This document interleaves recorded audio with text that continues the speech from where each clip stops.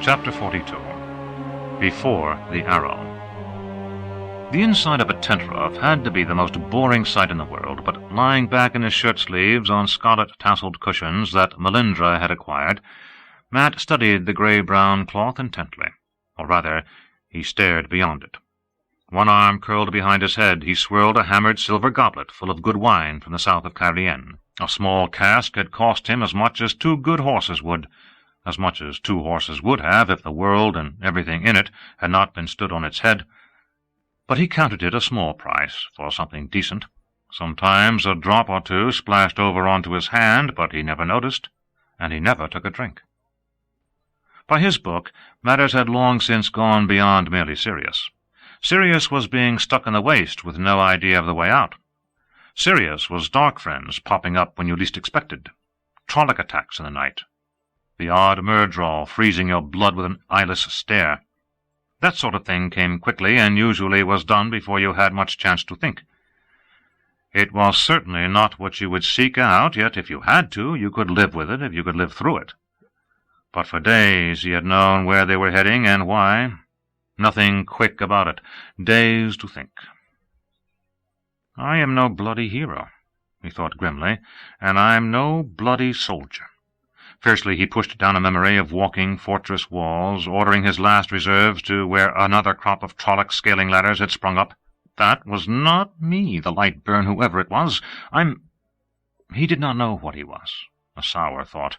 But whatever he was, it involved gambling and taverns, women and dancing. That he was sure of. It involved a good horse and every road in the world to choose from, not sitting and waiting for somebody to shoot arrows at him or try to stick a sword or a spear through his ribs. Any different would make him a fool, and he would not be that, not for Rand or Moiraine or anybody else. As he sat up, the silver fox-head medallion, hanging on its leather thong, slipped from the unlaced neck of his shirt. He tucked it back before taking a long swallow of wine. The medallion made him safe from Moiraine or any other Aes Sedai as long as they did not get it away from him. Surely one or another would try, sooner or later, but nothing except his own wits kept him safe from some fool killing him along with a few thousand other fools, or from Rand, or from being ta'veren. A man ought to be able to find a profit in something like that, having events twist themselves around him. Rand certainly had, in a way. He himself had never noticed anything twisting around him except the fall of dice. He would not turn away from some of the things that happened to ta'veren in stories. Wealth and fame dropped him into their pockets as if from the sky. Men who wanted to kill them decided to follow instead, and women with ice in their eyes decided to melt. Not that he was complaining at what he had, really, and certainly not that he wanted anything like Rand's bargain. The price to get into the game was too high. It was just that he seemed to be stuck with all the burdens of being ta'veren, and none of the pleasure. "It is time to go," he told the empty tent, then paused thoughtfully and sipped at the goblet. "It is time to get on pips and ride. Ride to Caemlyn, maybe. Not a bad city, so long as he avoided the royal palace. Or Lugard. He had heard rumors about Lugard. A fine place, that, for the likes of him. Time to leave Rand in my dust. He's got a bloody Aiel army and more maidens than he can count taking care of him. He doesn't need me." That last was not strictly true. In some strange way he was tied to Rand's success or failure and Tarmon Ghaedon. Him and Perrin both. 3 ta'veren all tangled together. The histories would probably only mention Rand. Small chance he or Perrin would find any place in the stories. And then there was the Horn of Valir, which he did not want to think about, and would not.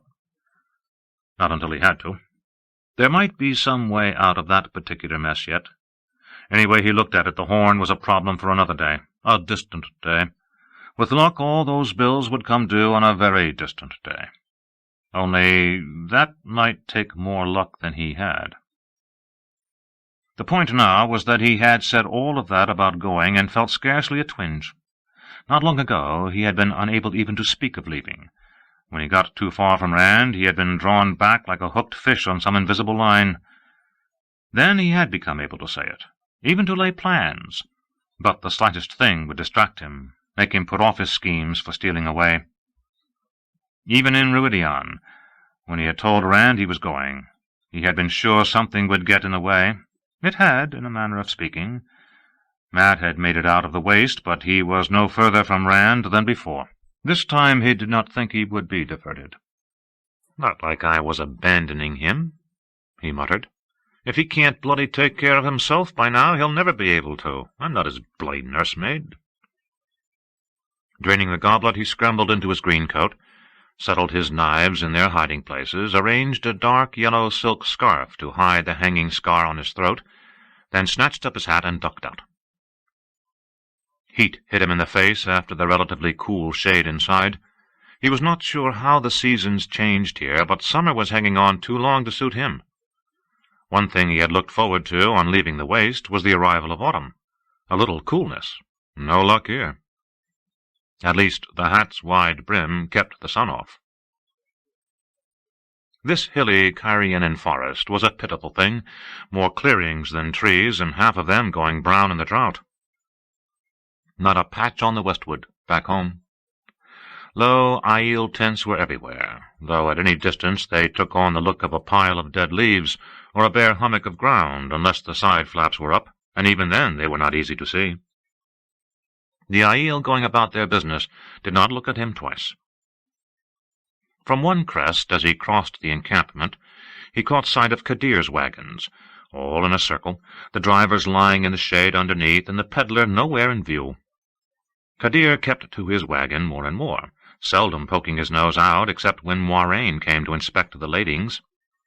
The Aiel ringing the wagons, small knots with spears and bucklers, bows and quivers, made little pretence of being anything but guards. Moiraine must think Kadir, or some of his men, would try to make off with what she had brought out of Ruidion. Mat wondered whether Rand realized that he was giving her anything and everything she asked. For a while Mat had thought Rand had gotten the upper hand there, but he was not so sure any longer, even if Moiraine did do everything but curtsy and fetch Rand's pipe. Rand's tent was on a hilltop by itself, naturally, that red banner on a staff at its front. It rippled in a light breeze, sometimes standing out enough to show the black and white disk. The thing made Mat's skin crawl, as much as the dragon banner had.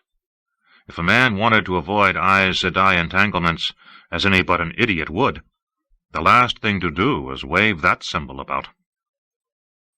The slopes of the hill were bare, but maidens' tents encircled the foot of the hill and spread through the trees up surrounding slopes and down the other side.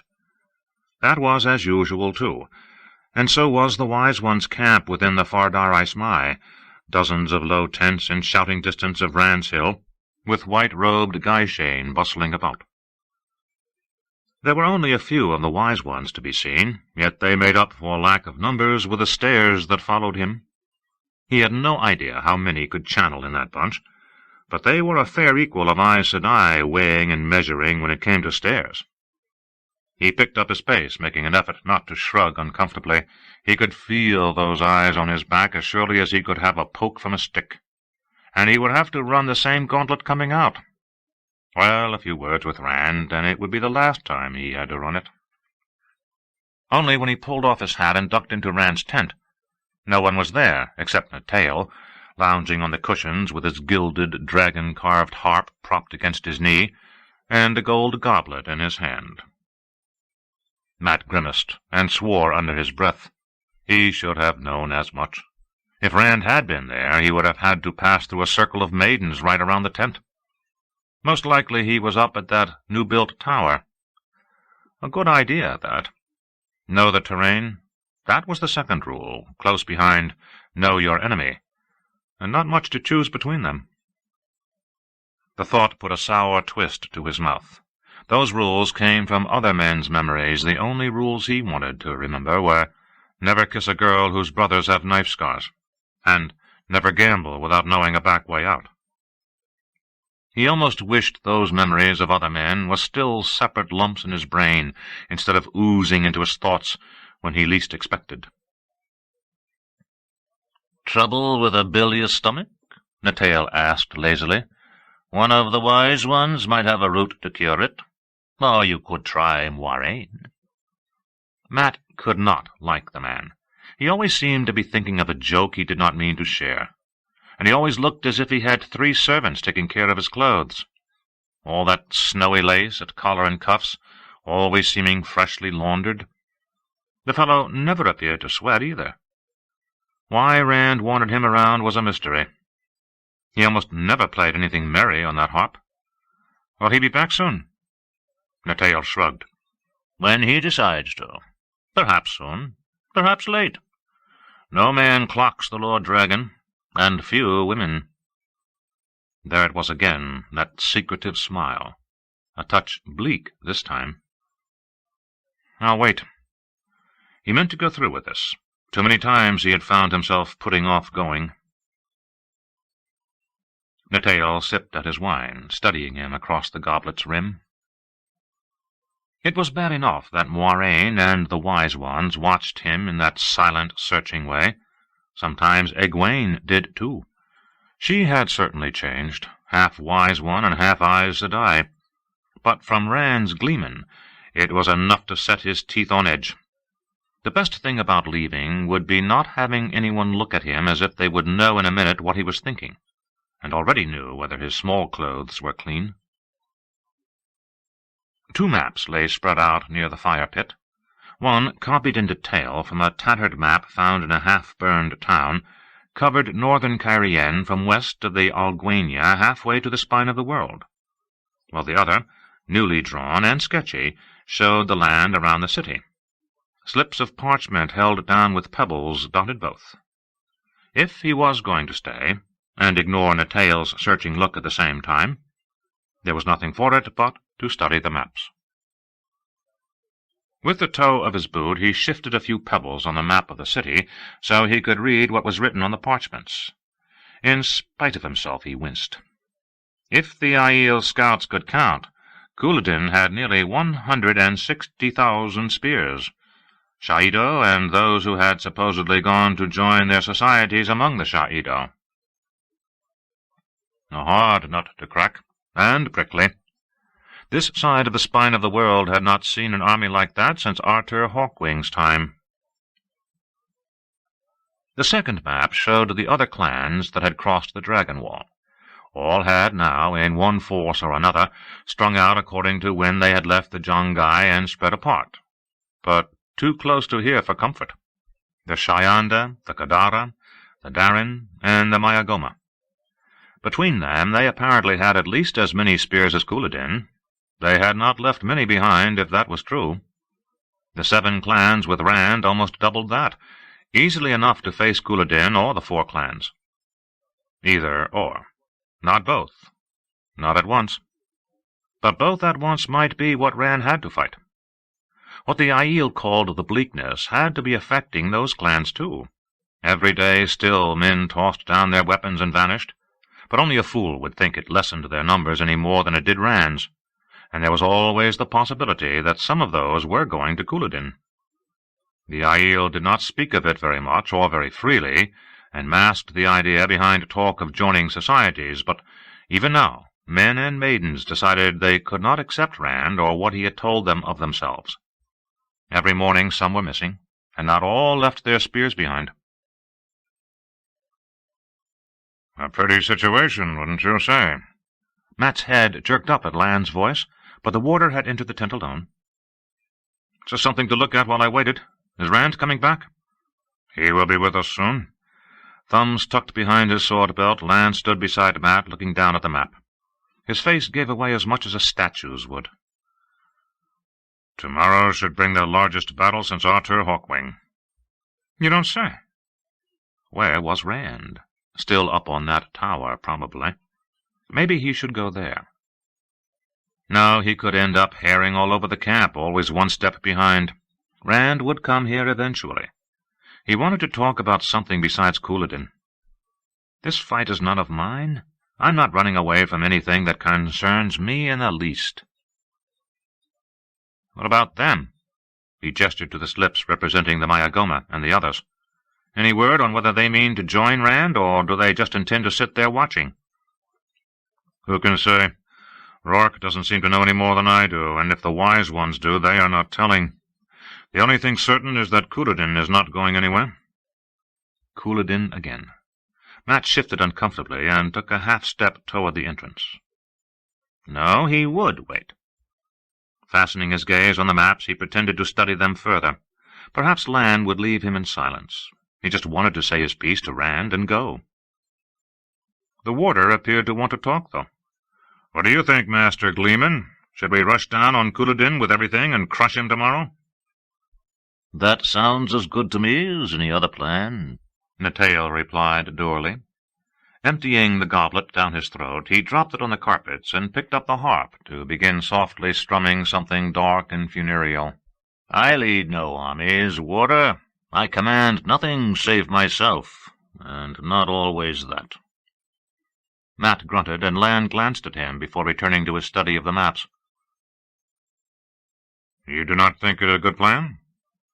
Why not?" He said it so casually that Matt answered without thinking. "2 reasons. If you surround Couloudin, trap him between you and the city, you might crush him against it. How long was Rand going to be? But you might push him right over the walls, too. From what I hear, he's nearly gotten over twice already, even without miners or siege engines, and the city is hanging on by its teeth. Say his piece and go, that was it. Press him enough, and you'll find yourself fighting inside Cairien. Nasty thing, fighting in a city. And the idea is to save the place, not finish ruining it. Those slips laid out on the maps themselves, made it all so clear." Frowning, he squatted with his elbows on his knees. Land got down with him, but he hardly noticed. A dicey problem, and fascinating. Best if you try to shove him away. Hit him from the south, mainly. He pointed to the river Galen. It joined the Alguenia some miles north of the city. There are bridges up here. Leave the Shaido a clear path to them. Always leave a way out, unless you really want to find out how hard a man can fight when he's nothing to lose. His finger slid east. Wooded hills for the most part, it seemed. Probably not much different from right around here. A blocking force here on this side of the river will make sure they go for the bridges, if it's big enough and positioned right. Once they are moving, Couloudin won't want to try fighting someone ahead of him while you're coming behind.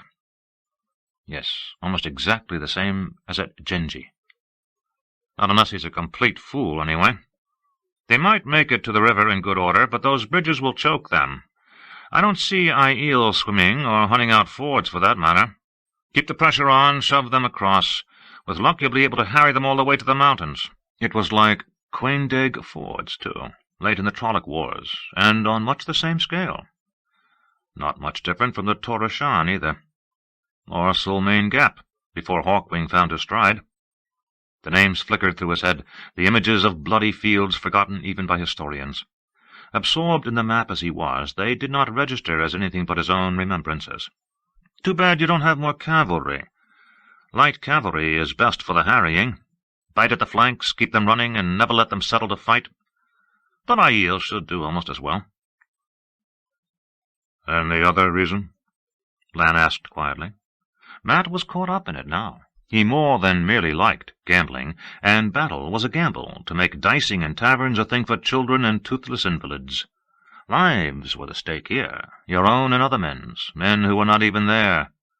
Make the wrong wager, a foolish bet, and cities died, or whole nations. Natail's somber music was fit accompaniment. At the same time, this was a game that set the blood racing. Without lifting his eyes from the map, he snorted. "You know as well as I. If even one of those 4 clans decides to side with Couloudin, they'll take you from behind while your hands are still full of Shaido. Couloudin will be the anvil and they the hammer, with you the nut between. Only take half of what you have against Couloudin. That makes it an even fight, but you have to settle for it." There was no such thing as fairness in war. You took your enemy from behind when he least expected it, when and where he was weakest. You still have an edge. He has to worry about a sortie from the city. The other half you split in 3 parts, one to funnel Couloudin to the river, the other 2 a few miles apart between the city and the 4 clans. "Very neat," Lan said, nodding. That slab-carved face never changed, but approval touched his voice, if lightly. "It would gain a clan nothing to attack either force, especially not when the other could take it in the rear, and none will try to interfere in what happens around the city for the same reason. Of course, all four could join. Not likely, if they haven't already, but if they do, everything changes. Matt laughed aloud. Everything always changes. The best plan lasts until the first arrow leaves the bow. That would be easy enough for a child to handle, except for Indirian and the rest not knowing their own minds. If they all decide to go over to Couloden, you toss the dice and hope, because the Dark One's in the game for sure.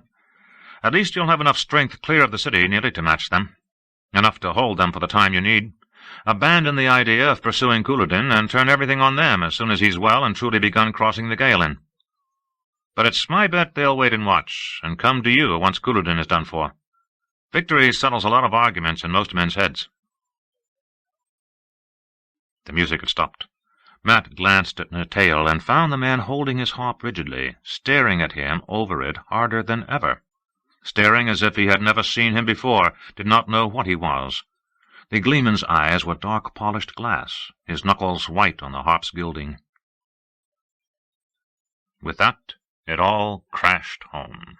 What he had been saying, the memories he had been embracing. Burn you for a fool for not guarding your tongue! Why had Lan had to take the conversation that way? Why could he not have talked about horses or the weather, or just kept his mouth shut?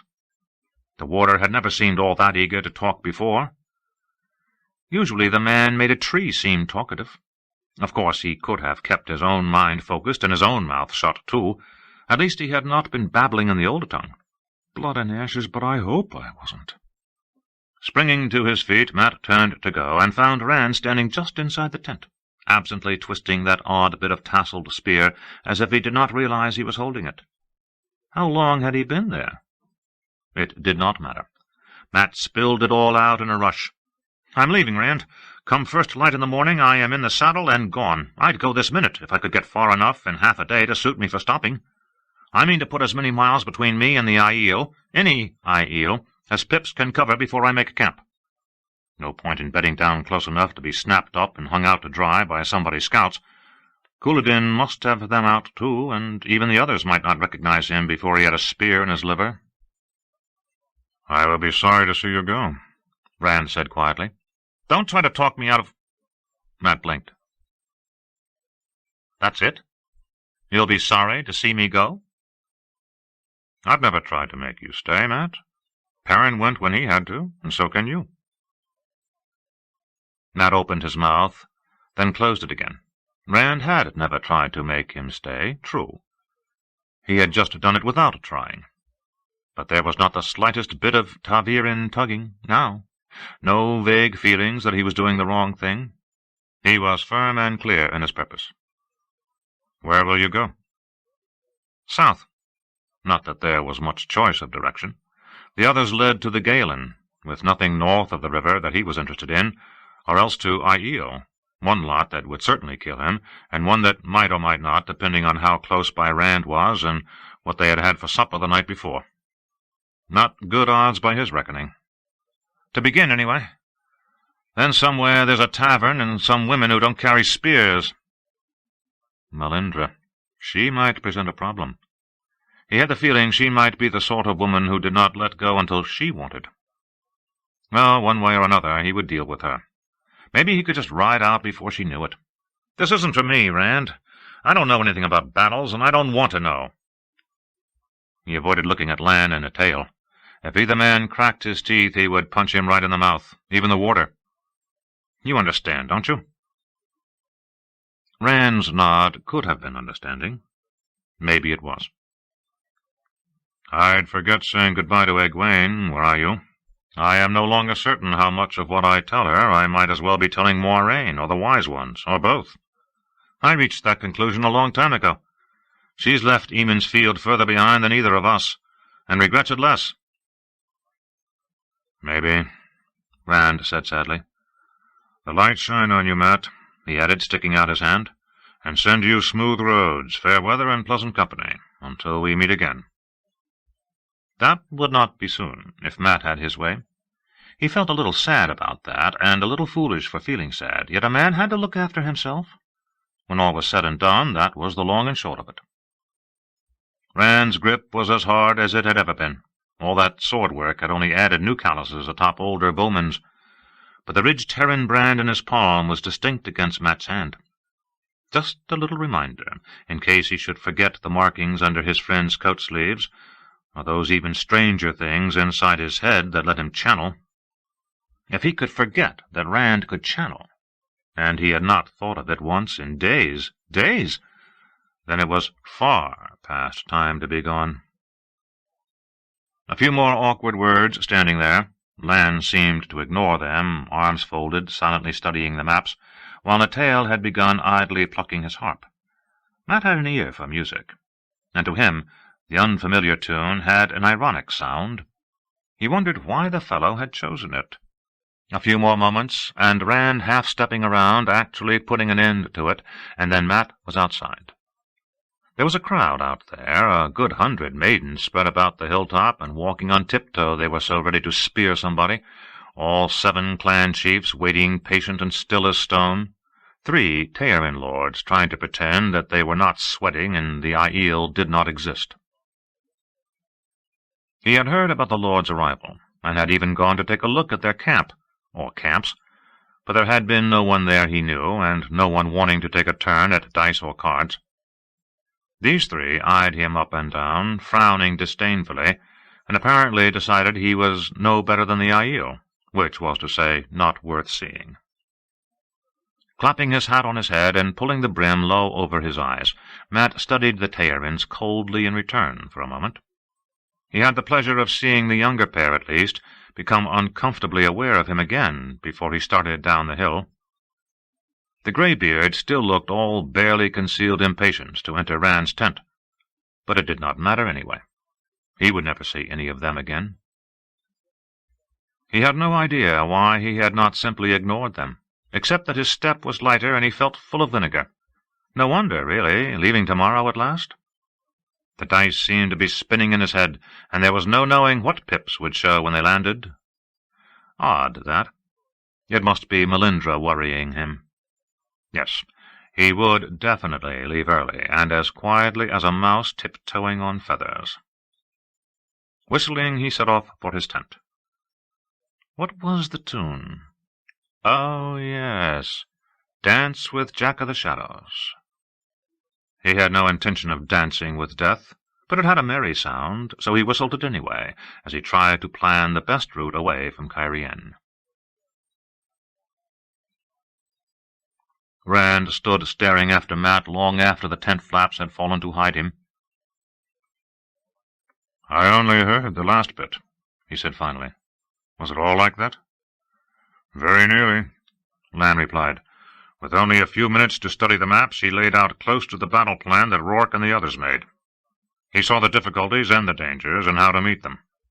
He knows about miners and siege engines, and using light cavalry to harry a defeated foe." Rand looked at him. The warder showed no surprise, not the twitch of an eyelash. Of course he was the one who had said Mat seemed surprisingly knowledgeable about military matters, and Lan was not going to ask the obvious question either, which was good. Rand had no right to give the little answer he had. He could have asked a few questions himself, such as, what did miners have to do with battles? Or maybe it was only sieges. Whatever the answer, there was not a mine closer than the Dragon's Dagger, and no certainty anyone was still digging ore. Well, this battle would be fought without. The important thing was that he knew Mat had gained more on the other side of that doorway, Tir on Griel, than a tendency to spout the old tongue when not thinking. And knowing that, Rand would surely make use of it. "You don't have to get any harder," he thought bitterly. He had seen Mat climbing toward this tent, and never hesitated in sending Lan in to discover what might come to the surface in idle conversation, alone. That had been deliberate. The rest might or might not be. But it would happen. He hoped Mat had a fine time while he was free. He hoped that Perrin was enjoying himself in the Two Rivers, showing off Fail to his mother and sisters, maybe marrying her. He hoped it because he knew he would draw them back. ta'Viren pulling at ta'Viren, and he the strongest. Moiraine had named it no coincidence. 3 such growing up in the same village, all nearly the same age. The wheel wove happenstance and coincidence into the pattern, but it did not lay down the likes of the three of them for no reason. Eventually he would pull his friends back to him, however far they went, and when they came, he would use them, however he could. However he had to, because he did have to, because whatever the prophecy of the dragon said, he was sure the only chance he had of winning Tarmon Gaydon lay in having all three of them, 3 Tavirin who had been tied together since infancy, tied together once more. No, he did not need to become hard. You're rank enough already to make a Sean Chan spew his supper. "Play March of Death," he commanded in a harsher voice than he wanted, and Natail looked at him blankly for a moment. The man had been listening to everything. He would have questions, but he would find no answers.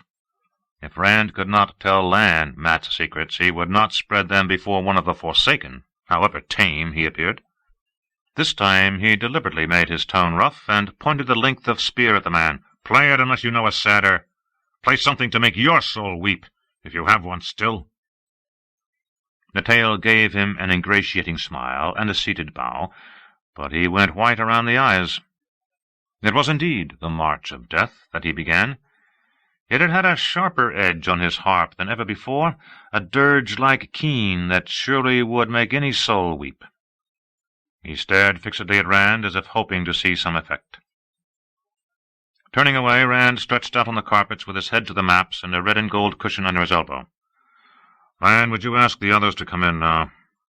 The warder made a formal bow before stepping outside. It was the first time that he had ever done that, but Rand noticed only absently. The battle would begin tomorrow. It was a polite fiction that he helped Rourke and the others plan. He was smart enough to know what he did not know, and despite all of his talks with Lan and Rourke, he knew he was not ready. "I've planned 100 battles this size or more and given orders that led to 10 times as many." Not his thought. Luz Theron knew war, had known war, but not Rand al'Thor, and that was him. He listened, asked questions, and nodded as if he understood when the chiefs said a thing should be done a certain way. Sometimes he did understand, and wished he did not, because he knew where that understanding came from. His only real contribution had been to say that Couladin had to be defeated without destroying the city. In any case, this meeting would only add a few touches at most to what had already been decided. Mat would have been useful, with his newfound knowledge. No, he would not think of his friends, of what he would do to them before it was all done. Even leaving the battle aside, there was plenty to occupy him, things he could do something about. The absence of Kyrianan flags above Kyrian marked a major problem, and the continued skirmishes with Andorrans another. What Samael was up to warranted thought, and the chiefs filed in no particular order. This time Dyrek came first, Rourke and Iram together at the rear with Lan. Bruin and Jeren took the places next to Rand. They did not concern themselves with precedence among themselves, and Analain they seemed to take as all but one of them. Wiraman entered last, his lordlings at his heels and a tight-mouthed scowl on his face. Precedence certainly mattered to him. Muttering into his oiled beard, he stalked his way around the fire-pit, taking up a place behind Rand, until the chief's flat stares finally broke through his shell at least. Among Aiel, a close kinsman or society brother might position himself so, if there was the possibility of a knife in the back. He still frowned at Jeren and Dyrek as though expecting one of them to make room. Finally, Bale gestured to the place beside him, across the maps from Rand, and after a pause Wiraman strode back, to sit cross-legged and rigid, staring straight ahead and looking like a man who had swallowed an unripe plum whole. The younger Teyrins stood almost as stiffly at his back, one with the grace to look embarrassed. Rand took note of him, but said not a word, only thumbed his pipe full of tobacco and seized Sa'idin long enough to light it. He had to do something about Wiraman. The man exacerbated old problems and made new ones. Not a flicker crossed Rourke's features, but the other chief's expressions ranged from Han's sour disgust to Iram's clear, cold-eyed readiness to dance spears there and then. Perhaps there was a way for Rand to rid himself of Wiraman and make a beginning on another of his worries at the same time. With Rand's example, Lan and the chiefs began filling pipes. I see only small changes necessary, Bale said, puffing his pipe alight and sparking a glower from Han as usual. Do these small changes concern the Goshian, or perhaps some other clan?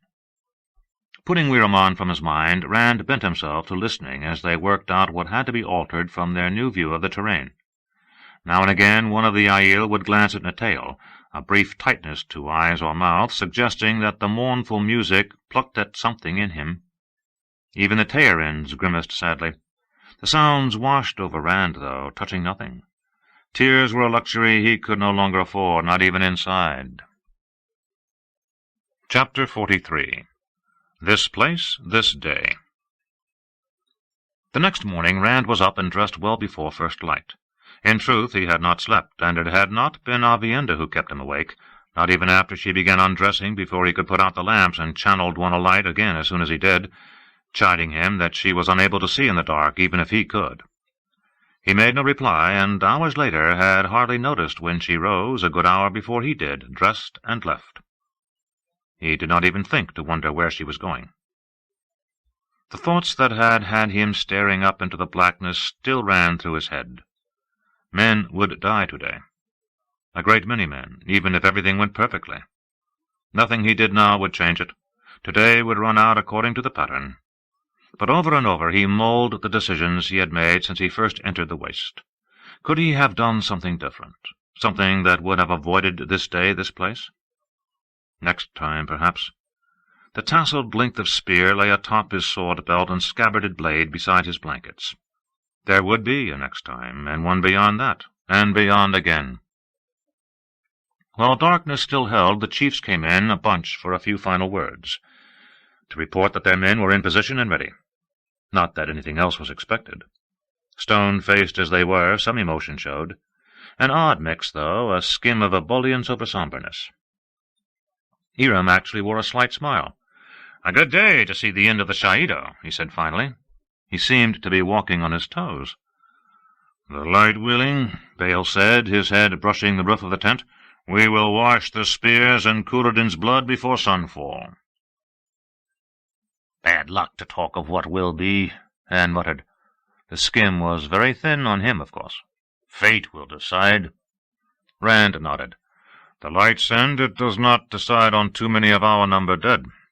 He wished his concern were only that few men should die, because men should not have their lives cut short. But there were many more days to come. He would need every spear to bring order to this side of the Dragon Wall. That was a bone between him and Couladin every bit as much as the rest. "Life is a dream," Rourke told him, and Han and the others nodded agreement. Life was only a dream, and all dreams had to end. Aiel did not run toward death, yet they did not run from it either. As they were departing, Bale paused. "Are you certain of what you want the maidens to do? Sulin has been speaking to the wise ones." So that was what Mullane had been at Bale about. The way Rourke stopped to listen, he had been hearing from Amis on the subject, too. "Everyone else is doing what they are supposed to, without complaining, Bale." That was unfair, but this was no game. If the maidens want special consideration, Sulin can come to me, not go running to the wise ones. Had they been anything but Aiel, Rourke and Bale would have been shaking their heads as they left. Rand supposed each would get an earful from his wife, but they would have to live with it. If Far Dar-Ice Mai carried his honor, this time they would carry it where he wanted. To Rand's surprise, Lan appeared just as he was ready to go out himself. The warder's cloak hung down his back, disturbing the vision as it rippled with his movements. "Is Moiraine with you?" Rand had expected Lan to be glued to her side. "She is fretting in her tent. She cannot possibly heal even all of the worst hurt today." That was her choice of how to help. She could not use the power as a weapon today, but she could heal. "Waste always angers her." "It angers us all," Rand snapped. His taking Egwene away probably upset her, too. As far as he could tell, Egwene was not very good at healing on her own, but she could have aided Moiraine. Well, he needed her to keep her promise. "Tell Moiraine if she needs help, ask some of the wise ones who can channel." But few wise ones had any knowledge of healing. She can link with them and use their strength. He hesitated. Had Moiraine ever spoken of linking to him? "You didn't come here to tell me Moiraine is brooding," he said irritably. It was difficult sometimes keeping straight what came from her, what from Asmodean, and what bubbled up from Lews Therin. "I came to ask why you've taken to wearing a sword again." "Moiraine asked already. Did she send—" Lan's face did not change, but he cut in roughly. "I want to know. You can make a sword from the power or kill without, but suddenly you are wearing steel on your hip again. Why?" Unconsciously, Rand ran one hand up the long hilt at his side. "It's hardly fair to use the power that way, especially against someone who can't channel. I might as well fight a child." The warder stood silent for a time, studying him. "You mean to kill Couladin yourself?" he said at last, in flat tones. "That sword against his spears." "I don't mean to seek him out, but who can say what will happen?" Rand shrugged uncomfortably. "Not to hunt for him. But if ever his twisting of chance was to favor him, let it be to bring him face to face with Couladin. Besides, I'd not put it past him to seek me. The threats I've heard from him have been personal, Lan." Raising one fist, he thrust his arm out of a crimson coat sleeve enough to make the golden-maned dragon's fore-end plainly visible. "Couladin won't rest while I live, not so long as we both wear these. And, truth to tell, he would not rest himself until only one living man bore the dragons. By rights he should lump Asmodean in with Couladin. Asmodean had marked the Shaido, but Couladin's unrestrained ambition had made it possible. His ambition and refusal to abide by Aiel law and custom had led inevitably to this place, this day. Beyond the bleakness and war between Aiel, there was Tayan to be laid at Couladin's feet, and Celian, and dozens of ruined towns and villages since, countless hundreds of burned farms. Unburied men and women and children had fed the vultures. If he was the dragon reborn, if he had any right to demand that any nation follow him, much less Cairhien, then he owed them justice. "And have him beheaded when he's taken," Lan said harshly. "Set 100 men or 1,000 with no purpose but to find and take him. But do not be fool enough to fight him. You are good with a blade now, very good. But Aiel men are all but born with spear and buckler in hand. A spear through your heart, and all has been for naught." "So I should avoid the fighting? Would you, if Moiraine had no claims on you? Will Rourke or Bale or any of them?" "I am not the dragon reborn. The fate of the world does not rest on me." But the momentary heat had gone from his voice. Without Moiraine he would have been wherever the fighting was hottest. If anything, he looked to be regretting those claims of the moment. "I'll not take needless risks, Lan, but I can't run from them all." The Seanchan spear would remain in the tent today. It would only get in his way if he did find Couladin. "Come, the Aiel will finish it without us if we stand here much longer." When he ducked outside, only a few stars remained, and a thin brightness outlined the eastern horizon sharply. That was not why he stopped, though, and Lan with him. Maidens made a ring around the tent, shoulder to shoulder, facing inward. A thick ring that spread down the dark, shrouded slopes. Cotton-sore-clad women jammed so a mouse could not have slipped through. Jayarian was nowhere in sight, though a Gaishane had been ordered to have him saddled and waiting. Not maidens alone. 2 women in the front rank wore bulky skirts and pale blouses, their hair bound back with folded scarves. It was too black yet to discern faces with any certainty, but there was something in the shape of those 2, in their folded-arm stance, that named Egwene and Avienda. Sudan stepped forward before he could open his mouth to ask what they were up to. "We have come to escort the Karakarn to the tower with Egwene Sedai and Avienda." "Who put you up to this?" Rand demanded. One glance at Lan showed it had not been him. Even in the darkness the warder looked startled. For a moment, anyway, his head jerking up. Nothing surprised Lan for long. "Egwene is supposed to be on her way to the tower now, and the maidens are supposed to be there to guard her. What she will do today is very important. She must be protected while she does it." "We will protect her." Sudan's voice was as flat as a planed board, and the Karakarn, who gave his honor to Fardar Esmai to carry. A murmur of approval rippled through the maidens. "It only makes sense, Rand," Egwene said from where she stood. "If one using the power as a weapon will make the battle shorter, 3 will shorten it even more. And you are stronger than Avienda and me together."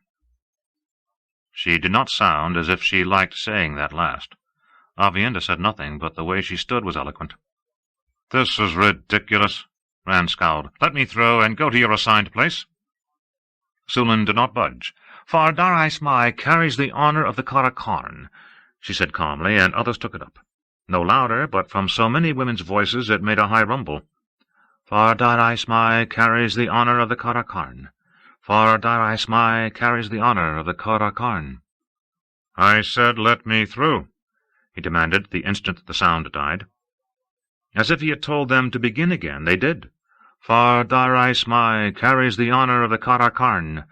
For Darais Mai carries the honour of the Karakarn." Sulin just stood there looking at him. After a moment, Lan leaned close to murmur dryly, "A woman is no less a woman because she carries a spear. Did you ever meet one who could be diverted from anything she really wanted? Give over, or we will stand here all day while you argue and they chant at you." The warder hesitated, then added, "Besides which, it does make sense." Egwene opened her mouth as the litany fell off once more, but Avienda put a hand on her arm and whispered a few words, and Egwene said nothing.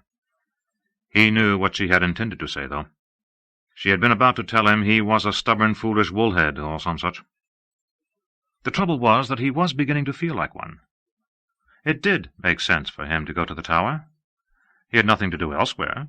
The battle was in the hands of the chiefs and fate now, and he would be of more use channeling than riding around hoping to meet with Couladin. If being Ta'virin could pull Couladin to him, it could draw him to the tower as easily as anywhere else. Not that he would have much chance of seeing the man, not after ordering every last maiden to defend the tower.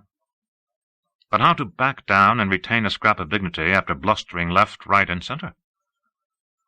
"I've decided I can do the most good from the tower," he said, his face going hot. "As the Karakarn commands," Sulin replied, without a hint of mockery, just as if it had been his idea from the first. Lan nodded, then slipped away, the maidens making narrow room for him. The gap closed up right behind Lan, though, and when they began to move, Rand had no choice except to go with them. He could have channeled, of course, flung fire about or knocked them down with air, but that was hardly the way to behave with people on his side, let alone women. Besides, he was not sure he could have made them leave him, short of killing, and maybe not then.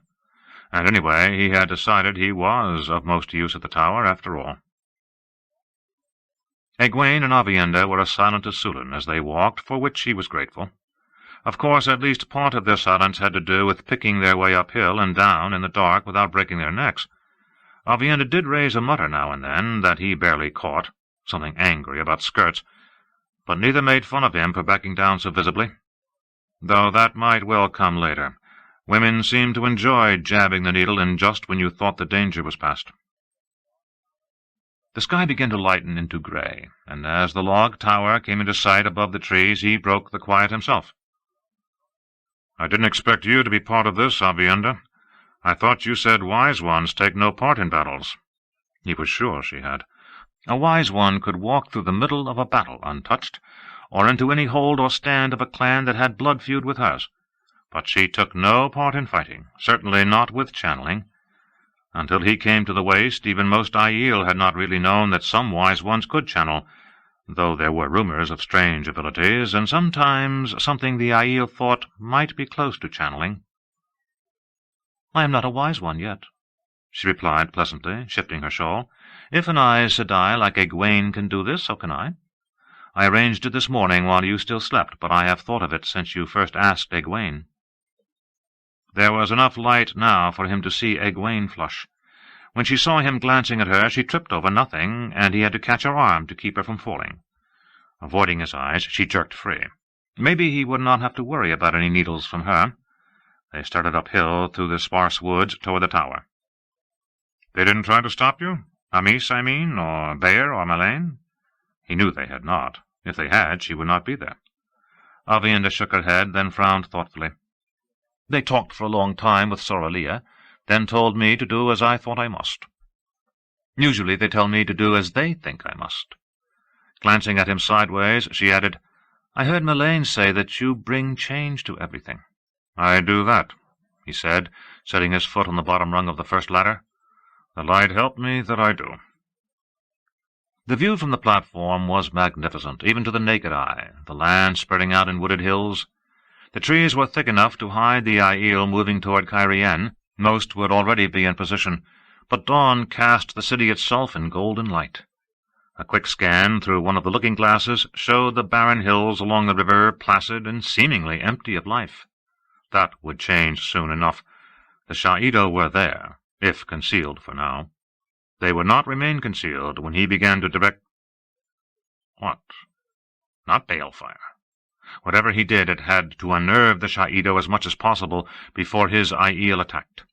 Egwene and Aviendha had been taking turns looking through the other long tube, with pauses for quiet discussion, but now they were simply talking softly. Exchanging nods, finally, they moved closer to the railing and stood with their hands on the rough-hewn timber, staring toward Cairien. Goosebumps suddenly dotted his skin. One of them was channeling. Maybe both. It was the wind that he noticed first, blowing toward the city, not a breeze. The first real wind he had felt in this country, and clouds were beginning to form above Cairien, heaviest to the south, growing thicker and blacker as he watched, roiling. Only there, over Cairien and the Shaido. Everywhere else, as far as he could see, the sky was a clear blue, with only a few high, thin white wisps. Yet thunder rolled, long and solid. Suddenly lightning stabbed down, a jagged silver streak that rent a hilltop below the city. Before the crack of the first bolt reached the tower, two more crackled earthward. Wild forks danced across the sky, but those single lances of brilliant white struck with the regularity of a heartbeat. Abruptly, ground exploded where no lightning had fallen, fountaining 50 feet, then again somewhere else, and again. Rand had no idea which woman was doing what, but they certainly looked set to harrow the Shaido out. Time to do his bit, or stand watching. Reaching out, he seized Saidin. Icy fire scoured the outside of the void that surrounded what was Rand, Althor. Coldly he ignored the oily filth seeping into him from the taint, juggled wild torrents of the power that threatened to engulf him. At this distance there were limits to what he could do. In fact, it was about as far as he could do anything, really, without Angreal or Sa'angreal. Very likely that was why the women were channeling one lightning bolt at a time, one explosion. If he was at his boundary, they must be stretching theirs. A memory slid across the emptiness. Not his.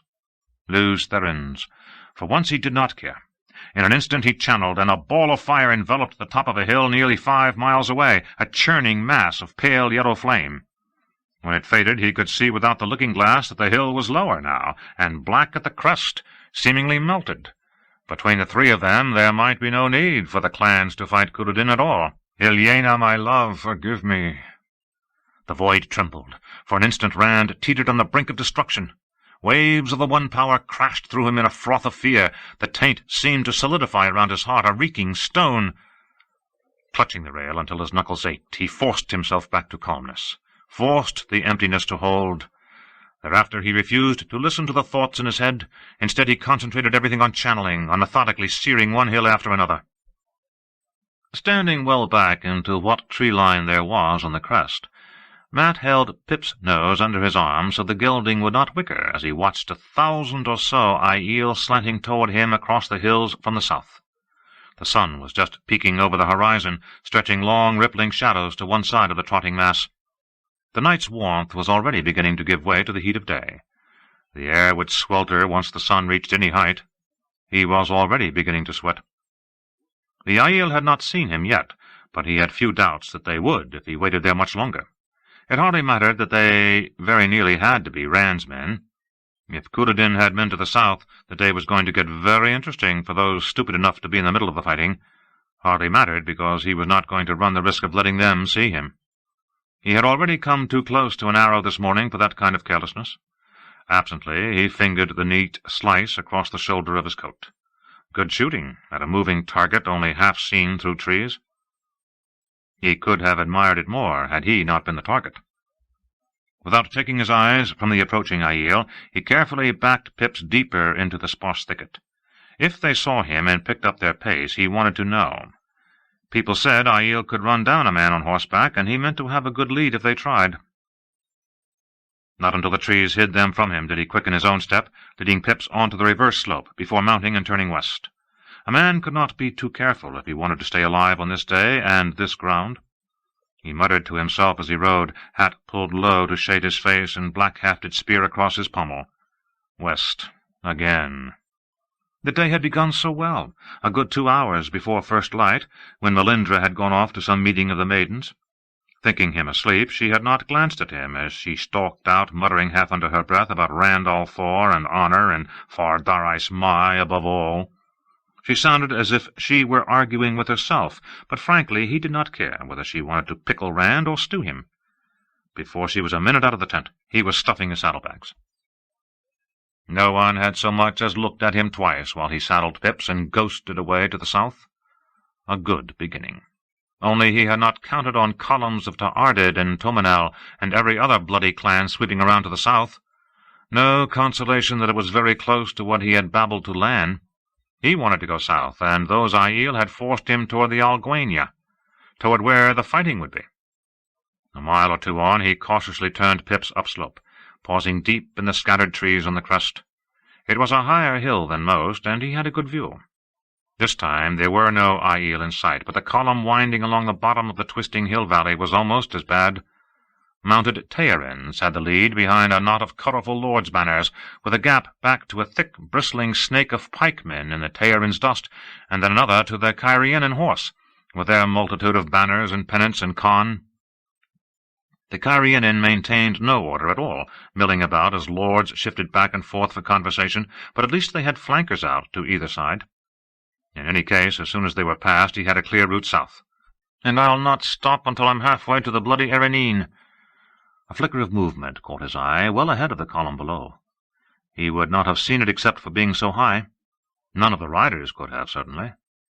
Digging his small looking-glass from his saddlebags, Kin Dovir liked the dice, he peered toward what he had seen, and whistled softly through his teeth. Aiel, at least as many as the men in the valley, and if they were not Couladins they meant to give a name-day surprise, for they were lying low among the dying bushes and dead leaves. For a moment he drummed fingers on his thigh. Shortly there were going to be some corpses down there, and not many of them Aiel. None of my affair. I am out of here, and heading south. He would wait a bit, then head off while they were all too busy to notice. This fellow Weiraman, he had heard the Greybeard's name yesterday, was a stone fool. No foreguard out, and no scouts, or he'd know what was bloody in store for him. For that matter, the way the hills lay, the way the valley twisted, the Aiel could not see the column either, only its thin dust rising skyward. They certainly had had scouts to get themselves in place. They could not just be waiting there on the off-chance. Idly whistling Dance with Jack of the Shadows, he put the looking-glass back to his eye and studied the hilltops. Yes, the Aiel commander had left a few men where they could signal a warning just before the column entered the killing ground. But even they could not possibly see anything yet. In a few minutes the first Tearins would come in sight, but until then— It came as a shock when he heeled Pips to a gallop downslope. What under the light am I doing? Well, he could not just stand by and let them all go their deaths like geese to the knife. He would warn them. That was all. Tell what lay in wait ahead. Then he was gone. The Cairienin outrider saw him coming before he reached the bottom of the slope, of course, heard Pip's dead-flat charge. 2 or 3 lowered their lances. Matt did not precisely enjoy having a 1.5 foot of steel pointed at him, and still less 3 times over, but obviously one man was no threat, even riding like a madman. They let him pass, and he swung in near the lead Cairienin lords long enough to shout, "Halt there! Now, by order of the Lord Dragon, else he'll channel your head into your belly and feed you your own feet for breakfast." His heels dug in, and Pips sprang ahead. He only glanced back to be sure they were doing what he said. They were, if showing some confusion over it. The hills hid them from the Aiel still, and once their dust settled, the Aiel would have no way of knowing they were there.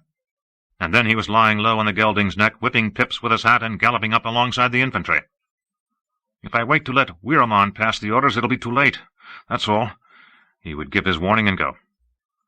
The foot marched in blocks of 200 or so pikemen, with 1 mounted officer in the front of each, and maybe 50 archers or crossbowmen at the rear. Most looked at him curiously as he dashed by, Pip's heels kicking up spurts of dust, but none broke stride. Some of the officers' mounts frisked, as if the riders wanted to come see what had him in such a hurry, but none of them left their places either. Good discipline. They would need it. Defenders of the stone brought up the tail end of the Tairins, in their breastplates and puffy black and gold-striped coat-sleeves, plumes of various colours on the rimmed helmets marking officers and under-officers. The rest were armoured the same, but bore the colours of various lords on their sleeves. The silk-coated lords themselves rode at the very front in ornate breastplates and large white plumes, their banners rippling behind them in a rising breeze toward the city.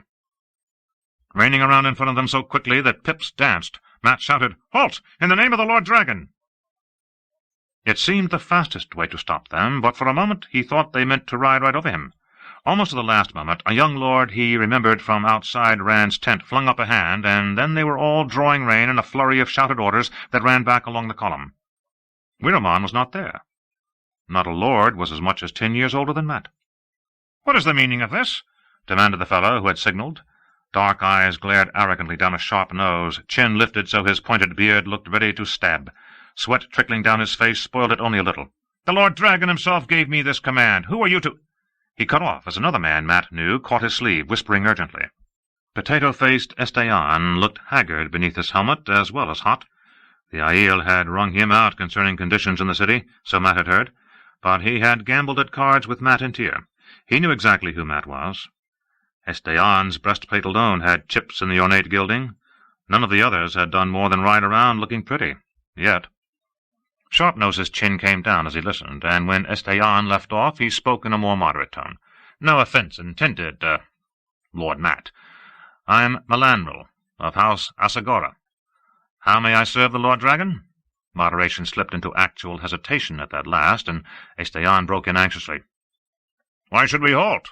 I know the Lord Dragon told us to hold back, Mat, but burn my soul, there's no honour in sitting and letting the Aiel do all the fighting. Why should we be saddled with chasing them after they're broken? Besides, my father is in the city, and—" He trailed off under Mat's stare. Mat shook his head, fanning himself with his hat. The fools were not even where they should be. There was no chance of turning them back, either.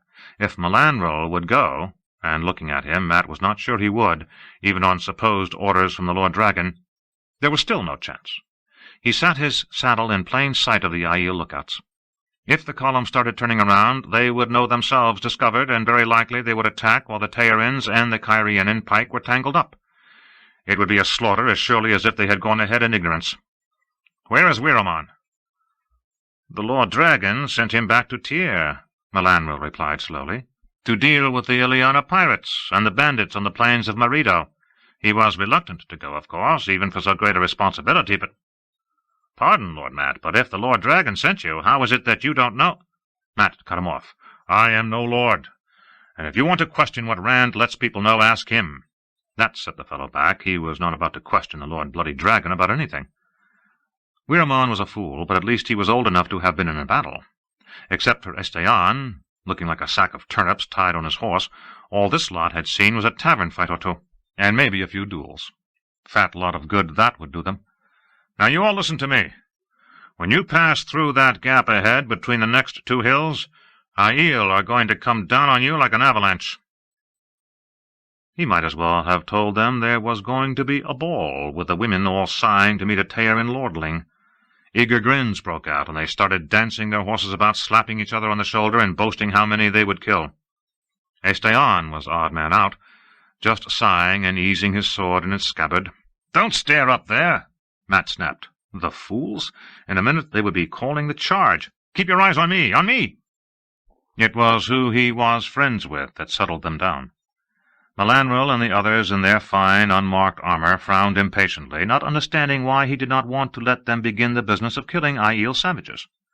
If he had not been Rand's friend, they probably would have trampled him and Pips both. He could let them go charging off. They would do it piecemeal, leaving the pikes and the Cairienin horse behind, though the Cairienin might join in once they realized what was happening. And they would all die. The smart thing would be to let them get on with it while he headed in the opposite direction. The only trouble was that once these idiots let the Aiel know they were discovered, those Aiel might decide to do something fancy, like swinging around to take the strung-out fools in the flank. If that happened, there was no certainty that he would get clear. "What the Lord Dragon wants you to do," he told them, "is to ride ahead slowly, just as if there wasn't an Aiel inside 100 miles. As soon as the pikes are through the gap, they'll form a hollow square, and you get yourselves inside it double quick."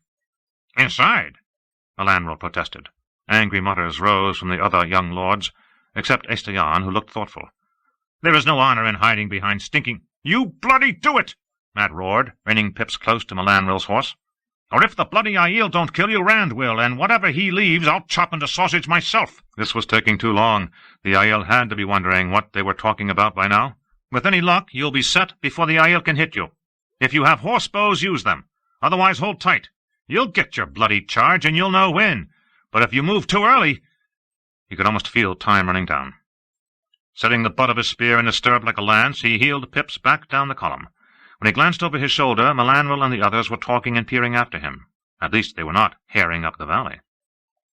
The commander of the pikemen proved to be a pale, slender Cairienin, half a head shorter than Mat, and mounted on a grey gelding that looked past ready for the pasture. Dairid had hard eyes, though, an oft-broken nose, and 3 white scars crisscrossing his face, one of them not very old. He took off his bell-shaped helmet while he talked with Mat. The front of his head was shaved. No lord he. Maybe he had been part of the army before the Civil War started. Yes, his men knew how to form a hedgehog. He had not faced Aiel, but he had faced brigands and Andoran cavalry. There was an implication that he had fought other Cairienin as well, for one of the houses contesting for the throne. Dairid sounded neither eager nor reluctant. He sounded like a man with a job of work to do. The column stepped off as Mat turned Pip's head the other way. They marched with a measured pace, and a quick look behind showed the Tearin's horses moving no faster. He let Pips go a little quicker than a walk, but not much. It seemed he could feel Aiel eyes on his back, feel them wondering what he had said and where he was going now and why. Just a messenger who's delivered his message and is going away. Nothing to worry about. He certainly hoped that was what the Aiel thought, but his shoulders did not untense until he was sure they could no longer see him. The Cairienin were still waiting where he had left them. They still had their flankers out, too. Banners and Khan made a thicket where the lords had gathered, 1 in 10 or better of the Cairienin's number. Most of them wore plain breastplates, and where there was gilt or silver work, it was battered as though a drunken blacksmith had been at it. Some of their mounts made Dairid's look like Land's war-horse. Could they even do what was needed? But the faces that turned to him were hard, the gazes harder. He was in the clear now, hidden from the Aiel. He could ride on, after telling this lot what was expected of them anyway. He had sent the others on into the Aiel trap. He could not simply abandon them. Talmanis, of House Delavendi, his Khan, 3 yellow stars on blue, and his banner a black fox, was even shorter than Dairid, and had 3 years on Mat at most. But he led these Cairienin, although there were older men and even grey hair present. His eyes held as little expression as Dairid's, and he looked like a coiled whip. His armor and sword were utterly plain. Once he had told Mat his name, the man listened quietly while Mat laid out his plan, leaning a little out of the saddle to cut lines in the ground with a sword-bladed spear. The other Cairienin lords gathered round on their horses, watching, but none so sharply as Talmanis. Talmanis studied the map he drew, and studied him from boots to hat, even his spear. When he was done, the fellow still did not speak, until Mat barked, "Well, I don't care whether you take it or leave it, but your friends will be hip-deep in Aiel in not much longer." "The Tearins are no friends of mine, and Dairid is useful, certainly not a friend." Dry chuckles ran through the onlooking lords at the suggestion. "But I will lead one half, if you lead the other." Talmanis pulled off one steel-backed gauntlet and put out his hand, but for a moment Mat only stared at it. Lead? Him? I'm a gambler, not a soldier. A lover. Memories of battles long gone spun through his head, but he forced them down. All he had to do was ride on. But then maybe Talmanis would leave Esteban and Dairid and the rest to roast. On the spit Mat had hung them from. Even so, it was a surprise to him when he grasped the other's hand and said, "You just be there when you're supposed to be." For reply, Talmanis began calling off names in a quick voice. Lords and lordlings reined toward Mat, each followed by a bannerman and perhaps a dozen retainers, until he had 400-odd of the Cairienin. Talmanis did not have much to say after either. He just led the remainder west at a trot, trailing a faint cloud of dust. "Keep together," Mat told his half. "Charge when I say charge, run when I say run, and don't make any noise you don't have to." There was the creak of saddles and the thud of hooves as they followed him, of course, but at least they did not talk, or ask questions. A last glimpse of the other bristle of bright banners and Khan, and then a twist in the shallow valley hid them. How had he gotten into this? It had all started so simply. Just give warning and go. Each step after had seemed so small, so necessary, and now he had waded waist-deep into the mud, and no choice but to keep on. He hoped Talmanas meant to show up. The man had not even asked who he was. The hill valley twisted and forked as he angled north, but he had a good sense of direction. For instance, he knew exactly which way lay south in safety, and it was not the way he was heading. Dark clouds were forming up there toward the city, the first he had seen so thick in a long time. Rain would break the drought, good for the farmers if any remained, and settle the dust, good for horsemen so they did not announce themselves too early. Maybe, if it rained, the Aiel would give up and go home. The wind was beginning to pick up too, bringing a little cool for a wonder. The sound of fighting drifted over the crests, men shouting, men screaming. It had begun. Nat turned Pips, raised his spear, and swung it right and left. He was almost surprised when the Carianan formed into one long line to either side of him, facing upslope. The gesture had been instinctive, from another time and place, but then these men had seen fighting. He started Pips up through the scattered trees at a slow walk, and they kept pace to the quiet jangle of bridles. His first thought on reaching the height was relief at seeing Talmanas and his men coming into sight on the crest across from him. His second was to curse. Deirid had formed the hedgehog, spiny thickets of pikes 4 deep interspersed with bowmen to make a large hollow square. Long pikes made it difficult for the Shaido to get close, however they rushed in, and the archers and crossbowmen were exchanging shots hot and fast with the Aiel. Men were falling on both sides, but the pikes simply closed in when one of their number went down, making the square tighter. Of course, the Shaido did not appear to slacken their assault either. The defenders were dismounted in the center, and maybe half the Tearin lords with their retainers. Half. That was what made him want to curse. The rest dashed about among the Aiel, slashing and stabbing with sword and lance in knots of 5 or 10, or alone. Dozens of riderless horses told how well they were doing. Melanro was off with only his bannerman, laying about with his blade. 2 Aiel darted in to neatly hamstring the lordling's horse. It fell, head flailing. Mat was sure it screamed, but the din swallowed it. And then Melanro vanished behind cotton-saw-clad figures, spears stabbing. The bannerman lasted a moment longer. Good riddance, Mat thought grimly. Standing in his stirrups, he raised the sword-bladed spear high, then swept it forward, shouting, "Los! Los Cabetrin!" He would have had the words back if he could, and not because they were old tongue. It was a boiling cauldron down in the valley. But whether or not any of the Carianan understood a command of "horsemen forward" in the old tongue, they understood the gesture, especially when he dropped back into his saddle and dug in his heels. Not that he really wanted to, but he could not see any choice now. He had put those men down there. Some might have gotten away if he had told them to turn and run. And he just did not have a choice. Banners and Khan waving, the Carianan charged downhill with him, shouting battle cries. In imitation of him, no doubt, though what he was shouting was, "Blood and bloody ashes!" Across the valley, Talmanas raced down just as hard. Sure that they had all the wetlanders penned, the Shaido never saw the others until crashed into from behind on both sides. It was then that the lightning began to fall, and after that, things really got hairy. Chapter 44. The Lesser Sadness. Rand's shirt clung to him with the sweat of effort, but he kept his coat on for protection from the wind gusting toward Carien. The sun had at least another hour to reach its noonday peak, yet already he felt as if he had run all morning and been beaten with a club at the finish. Wrapped in the void, he was only distantly aware of the weariness, dimly perceiving the ache in arms and shoulders, in the small of his back, a throb around the tender scar in his side. That he was aware of them, at all, told the story. With the power in him, he could make out individual leaves on the trees at 100 paces, but whatever happened to him physically should have been as if it were happening to someone else. He had long since taken to drawing on Saidin through the Angrial in his pocket, the stone carving of the fat little man. Even so, working the power was a strain now, weaving it at this distance of miles. But only the rancid threads streaking what he drew kept him from pulling more, from trying to pull it all to him. The power was that sweet, taint or no. After hours of channeling without rest, he was that tired. At the same time, he had to fight Saidin itself harder, to put more of his strength into keeping it from burning him to ash where he stood, from burning his mind to ash. It was ever more difficult to hold off Saidin's destruction, more difficult to resist the desire to draw more difficult to handle what he did draw. A nasty downward spiral, and hours to go before the battle was decided. Wiping sweat from his eyes, he gripped the platform's rough railing. He was near the brink, yet he was stronger than Egwene or Aviendha. The Aiel woman was standing, peering off toward Cairhien and the storm clouds, occasionally bending to stare through the long looking-glass. Egwene sat cross-legged, leaning back against an upright still covered in grey bark, her eyes closed.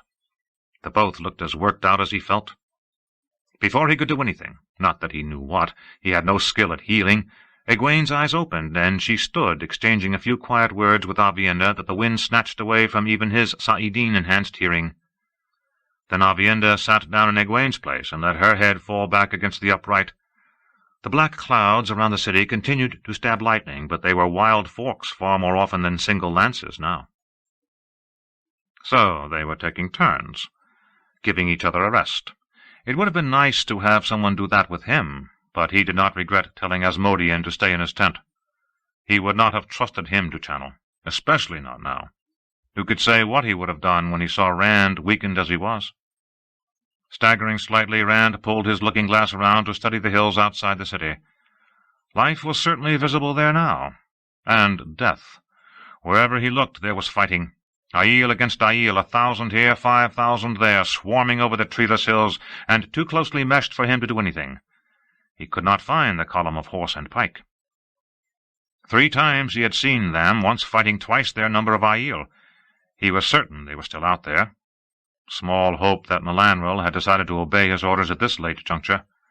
Choosing the man just because he had the grace to be embarrassed by Wiramon's behavior had been a mistake, but there had been little time to make a choice, and he had had to get rid of Wiramon.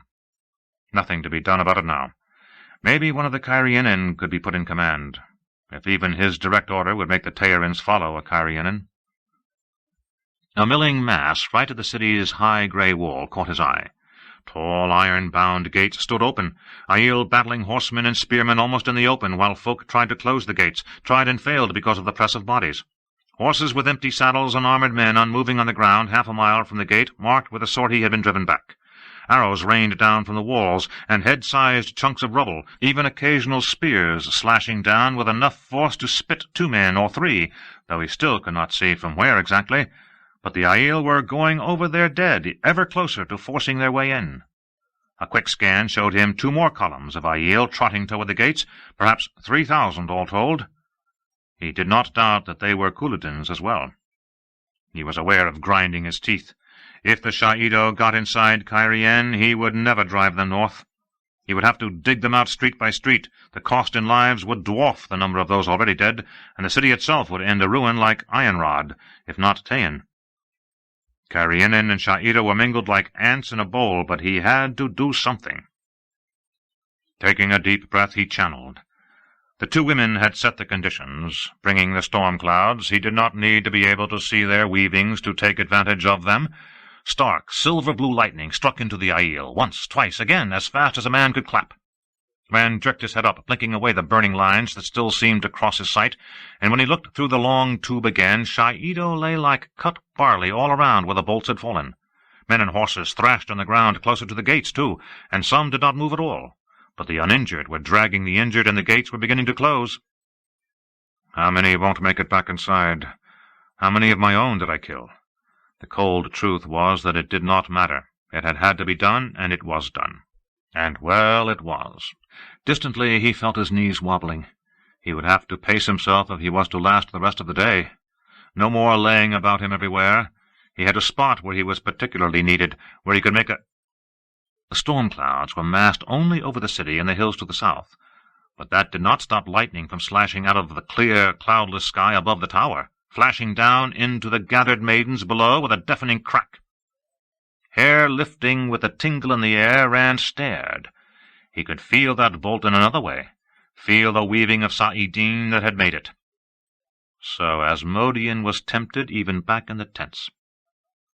There was no time for thought, though. Like rapid beats on a giant drum, bolt followed bolt, marching through the maidens until the last struck the base of the tower in an explosion of splinters the size of arms and legs. As the tower slowly began to slant over, Rand threw himself at Egwene and Aviendha. Somehow he managed to scoop them both into one arm, then wrap the other around an upright on what was now the upslope side of the platform. They stared at him wide-eyed, mouths coming open, but there was no more time for speaking than for thinking. The shattered log tower toppled, crashing through the branches of the trees. For an instant he believed they might cushion the fall. With a snap, the upright he clung to broke off. The ground came up and knocked all the breath out of him a heartbeat before the women came down on top of him. Darkness rolled in. He regained consciousness slowly. Hearing returned first. "Have dug us up like a boulder and sent us rolling downhill in the night." It was Aviendha's voice, low, as if she spoke for her own ears. There was something moving on his face. "You have taken away what we are, what we were. You must give us something in return, something to be. We need you." The moving thing slowed, touched more softly. "I need you. Not for myself, you will understand. For Elaine. What is between her and me now is between her and me, but I will hand you to her. I will. If you die, I will carry your corpse to her. If you die—" His eyes popped open, and for a moment they stared at each other, almost nose to nose. Her hair was all in disarray, her headscarf gone, and a purple lump marred her cheek. She straightened jerkily, folding a damp cloth stained with blood, and began dabbing at his forehead with considerably more force than before. "I've no intention of dying," he told her, though in truth he was not sure of that at all. The Void and Saidin were gone, of course. Just thinking of losing them, as he had, made him shiver. It was pure luck that Saidin had not scoured his mind blank in that last instant. Just thinking of seizing the source again made him groan. Without the Void for buffer, he felt every ache, every bruise and scrape, to the fullest. He was so tired he could have dropped off to sleep at once if he had not hurt so much. As well he did hurt, then, because he surely could not sleep, not for a long time yet. Sliding a hand beneath his coat, he touched his side, then surreptitiously wiped the blood off his fingers onto his shirt before bringing the hand out again. No wonder that a fall like that had broken open the half-healed, never-healed wound. He did not seem to be bleeding too badly, but if the maiden saw it, or Egwene, or even Aviendha, he might have a fight to keep from being hauled off to Moiraine for healing. He had too much to do yet for that. Being healed on top of everything else would act on him like a cudgel to the temple, and besides there must be far worse hurt than what he suffered for her to deal with. Grimacing, suppressing another groan, he got to his feet with only a little help from Aviendha, and promptly forgot about his injuries. Sulin sat on the ground nearby, with Egwene bandaging a bloody split in her scalp and muttering fiercely at herself because she did not know how to heal. But the white-haired maiden was not the only casualty, and not the worst by far. Everywhere, cotton-sore-clad women were covering the dead with blankets, and tending those who had merely been burned, if merely could be used for lightning burns. Except for Egwene's grumbling, the hilltop lay in near silence, even the injured women quiet, save for hoarse breathing.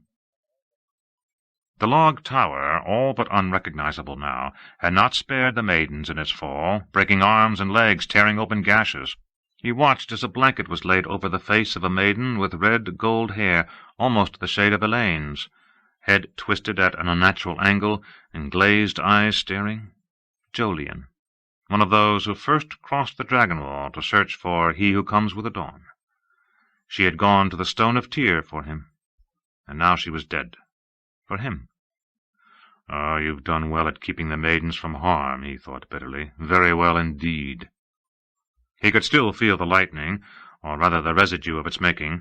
Almost like the after-image burned into his eyes earlier, he could trace the weave, though it was fading. To his surprise, it led west, not back toward the tents. Not Asmodean, then. Samael. He was sure of it. Samael had sent that attack in the Jongai. Samael was behind the pirates in the raids in Tyr, and Samael had done this. His lips peeled back in a snarl, and his voice was a harsh whisper. Samael. He did not realize he had taken a step until Aviendha seized his arm. A moment later, Egwene had the other, the pair of them clinging to him, as if they meant to root him to the spot. "Do not be a complete woolhead," Egwene said, giving a start at his glare, but not letting go. She had redone the brown scarf around her head, but combing with her fingers had not put her hair back in order, and dust still covered her blouse and skirt. "Whoever did this, why do you think he waited so long until you must be tired? Because if he missed killing you, and you went after him, you would be easy meat. You can barely stand on your own." Avienda was no readier to let go, meeting his stare with a flat one of her own. "You are needed here, Randolph Thor. Here, Karakarn. Does your honor lie with killing this man, or here with those you have brought to this land?" A young Aielmin came running up through the maidens, shufa around his shoulders, spears and buckler swinging easily. If he thought it odd to find two women holding Rand between them, he gave no hint of it. He eyed the shattered remnants of the tower and the dead and wounded with a slight curiosity, as though wondering how it might have happened and where the enemy dead might be. Grounding his spear points in front of Rand, he said, "I am Serin, of the Sharara sept of the Tomanel." "I see you, Serin," Rand replied just as formally. Not easy, with a pair of women holding him as if they thought he might run. "Han of the Tomanel sends word to the Karakarn. The clans to the east are moving toward each other, all four. Han means to join with Dirik, and he has sent to Iram to join them." Rand drew a measured breath, and hoped the women thought his grimace was for the news. His side burned, and he could feel blood spreading slowly down his shirt. So there would be nothing to force Couladin north when the Shaido broke. If they broke. They had given no evidence of it yet that he had seen. Why were the Mayagoma and the others joining together? If they meant to come against him, they were only giving warning. But if they meant to come against him, Han and Dirik and Iram would be outnumbered, and if the Shaido held long enough and the four clans broke through— Across the wooded hills he could see that it had begun to rain over the city now that Egwene and Avienda were not holding the clouds. That would hamper both sides. Unless the women were in better shape than they looked, they might be unable to regain control from this distance. "Tell Han to do what he must to keep them off our backs." Young as he was about Rand's age, come to that. Serin raised an eyebrow in surprise. Of course, Han would not do differently, and Serin knew it. He waited only long enough to make certain that Rand had no further message. Then he was off and running downhill, just as fast as he had come. No doubt he hoped to get back without missing any more of the fighting than he had to. For that matter, it might already have begun there to the east. "I need someone to fetch Jayarian," Rand said, as soon as Serin had dashed off. If he tried to walk that far, he really would need the women to hold him up. The two of them looked nothing alike, yet they managed practically identical suspicion. Those frowns must have been one of the things every girl was taught by her mother. "I am not going after Samael. Not yet. I have to get closer to the city, though." He nodded to the fallen tower. That was the only gesture available with them hanging on. Master Tovir might be able to salvage the lenses from the looking-glasses, but there were not 3 logs of the tower unbroken. No more observing everything from on high today. Egwene was plainly uncertain, but Avienda barely paused before asking a young maiden to go to the Gaishane. To fetch mist, too, which she had not counted on. Egwene began brushing herself off, muttering under her breath at the dust, and Avienda had found an ivory comb and another scarf somewhere. Despite the fall, somehow they already looked considerably less disheveled than he. Weariness still marked their faces, but as long as they could channel at all, they would be useful. That gave him pause. Did he ever think of anyone now except as to how useful they were? He should be able to keep them as safe as they had been atop the tower. Not that the tower had been very safe, as it turned out, but this time he would manage things better. Sulin stood as he approached, a pale cap of Algoda bandage covering the top of her head, her hair a white fringe below. "I am moving nearer the city," he told her, "where I can see what is happening, and maybe do something about it. Everyone who is injured is to remain here, along with enough others to protect them if need be. Make it a strong guard, Sulin. I only need a handful with me, and it's poor repayment for the honor the maidens have shown me if I let their wounded be slaughtered." That should hold the greater part of them away from the fighting. He himself would have to stay clear to keep the rest out, but the way he felt, that would be no burden.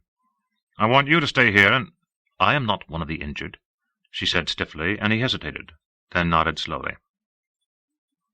Very well. He had no doubt that her injury was serious, but neither did he doubt that she was tough. and if she stayed, he might be stuck with someone like Enila leading his guard. Being treated like a brother was nowhere near as annoying as being treated like a son, and he was in no mood to put up with the latter. But I trust you to see that no one follows who is injured, Sulan. I will have to keep moving. I can't afford anyone who will slow me down or must be left behind. She nodded so quickly that he was convinced she would make any maiden with as much as a scratch remain behind. Except herself, of course. This was one time he felt no guilt over using someone. The maidens had chosen to carry the spear, but they had chosen to follow him too. Maybe follow was not precisely the word, considering some of the things they did, but that did not change anything to his mind. He would not, he could not, order a woman to her death, and that was that. In truth, he had expected some sort of protest before this. He was only grateful that it had not come. I must be more subtle than I think. 2 pale-robed Gaishain arrived, leading Jeadian and Mist, and behind them followed a crowd of others, arms full of bandages and ointments, and over their shoulders bulging water bags in layers, under the direction of Soralia and a dozen other wise ones whom he had met. At most he thought he might know the names of half. Soralia was very definitely in charge, and she quickly had Gaishain and other wise ones alike circulating among the maidens tending wounds. She eyed Rand and Egwene and Aviendha, frowning thoughtfully and pursing her thin lips, obviously thinking that all 3 looked tossed about enough to need their injuries bathed. That look was enough to send Egwene scrambling into the grey saddle with a smile and a nod for the aged wise one, though if Aiel had been more familiar with riding, Soralia would have realized that Egwene's awkward stiffness was not usual, and it was a measure of Aviendha's condition that she let Egwene pull her up behind the saddle without the slightest protest. She smiled at Soralia too. Gritting his teeth, Rand pulled himself into his own saddle in one smooth motion. Aching muscles' protests were buried under an avalanche of pain in his side, as though he had been stabbed anew, and it took a full minute before he could breathe again. But he let none of it show. Egwene reined Mist close to Jeadian, near enough to whisper, "If you cannot mount a horse any better than that, Randolph Thor, maybe you should forget about riding at all for a while." Aviendha wore one of those blank Aiel expressions, but her eyes were intent on his face. "I noticed you mounting too," he said quietly. "Maybe you ought to stay here and help Soralia until you feel better." That shut her up, even if it did tighten her mouth sourly. Aviendha gave Soralia another smile. The old wise one was still watching. Rand booted the dapple to a trot downhill. Every step sent a jolt up his side that had him breathing through his teeth, but he had ground to cover, and he could not do it at a walk. Besides, Soralia's stare had been starting to get on his nerves. Mist joined Jeadian before he was 50 paces down the overgrown slope, and another 50 brought Sudan and a stream of maidens, some running to position themselves ahead. More than he had hoped for, but it should not matter. What he had to do would not involve getting very close to the fighting. They could stay back in safety with him. Seizing Saidin was an effort in and of itself, even through the Angreal, and the sheer weight of it seemed to press down on him greater than ever, the taint stronger. At least the void shielded him from his own pain. Somewhat, anyway. And if Samael tried to play games with him again... He quickened Jeadian's pace. Whatever Samael did, he still had his own job to do. Rain dripped from the brim of Matt's hat, and periodically he had to lower his looking-glass and wipe off the end of the tube. The downpour had slackened in the last hour, but the sparse branches overhead gave no shelter at all. His coat was long since soaked, and Pip's ears were down. The horse stood as if not intending to move, however Matt thumped his heels. He did not know for sure what time of day it was. Somewhere in the middle of the afternoon, he thought, but the dark clouds had not thinned along with the rain, and they hid the sun where he was. On the other hand, it felt very much like 3 or 4 days since he had ridden down to warn the Tairans. He was still not sure why he had done that. It was southward that he peered, and a way out that he looked for. A way out for 3,000 men. Easily that many survived yet, though they had no idea what he was up to. They believed he was hunting another fight for them, but 3 so far were 3 too many by his book. He thought he could have escaped on his own now, so long as he kept his eyes open and his wits about him. 3,000 men, however, drew eyes whenever they moved, and they did not move quickly, what with more than half their number afoot.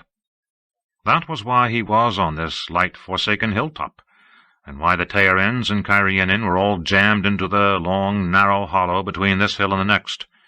If he simply made a break for it— Jamming the looking-glass back to his eye, he glared south at sparsely wooded hills.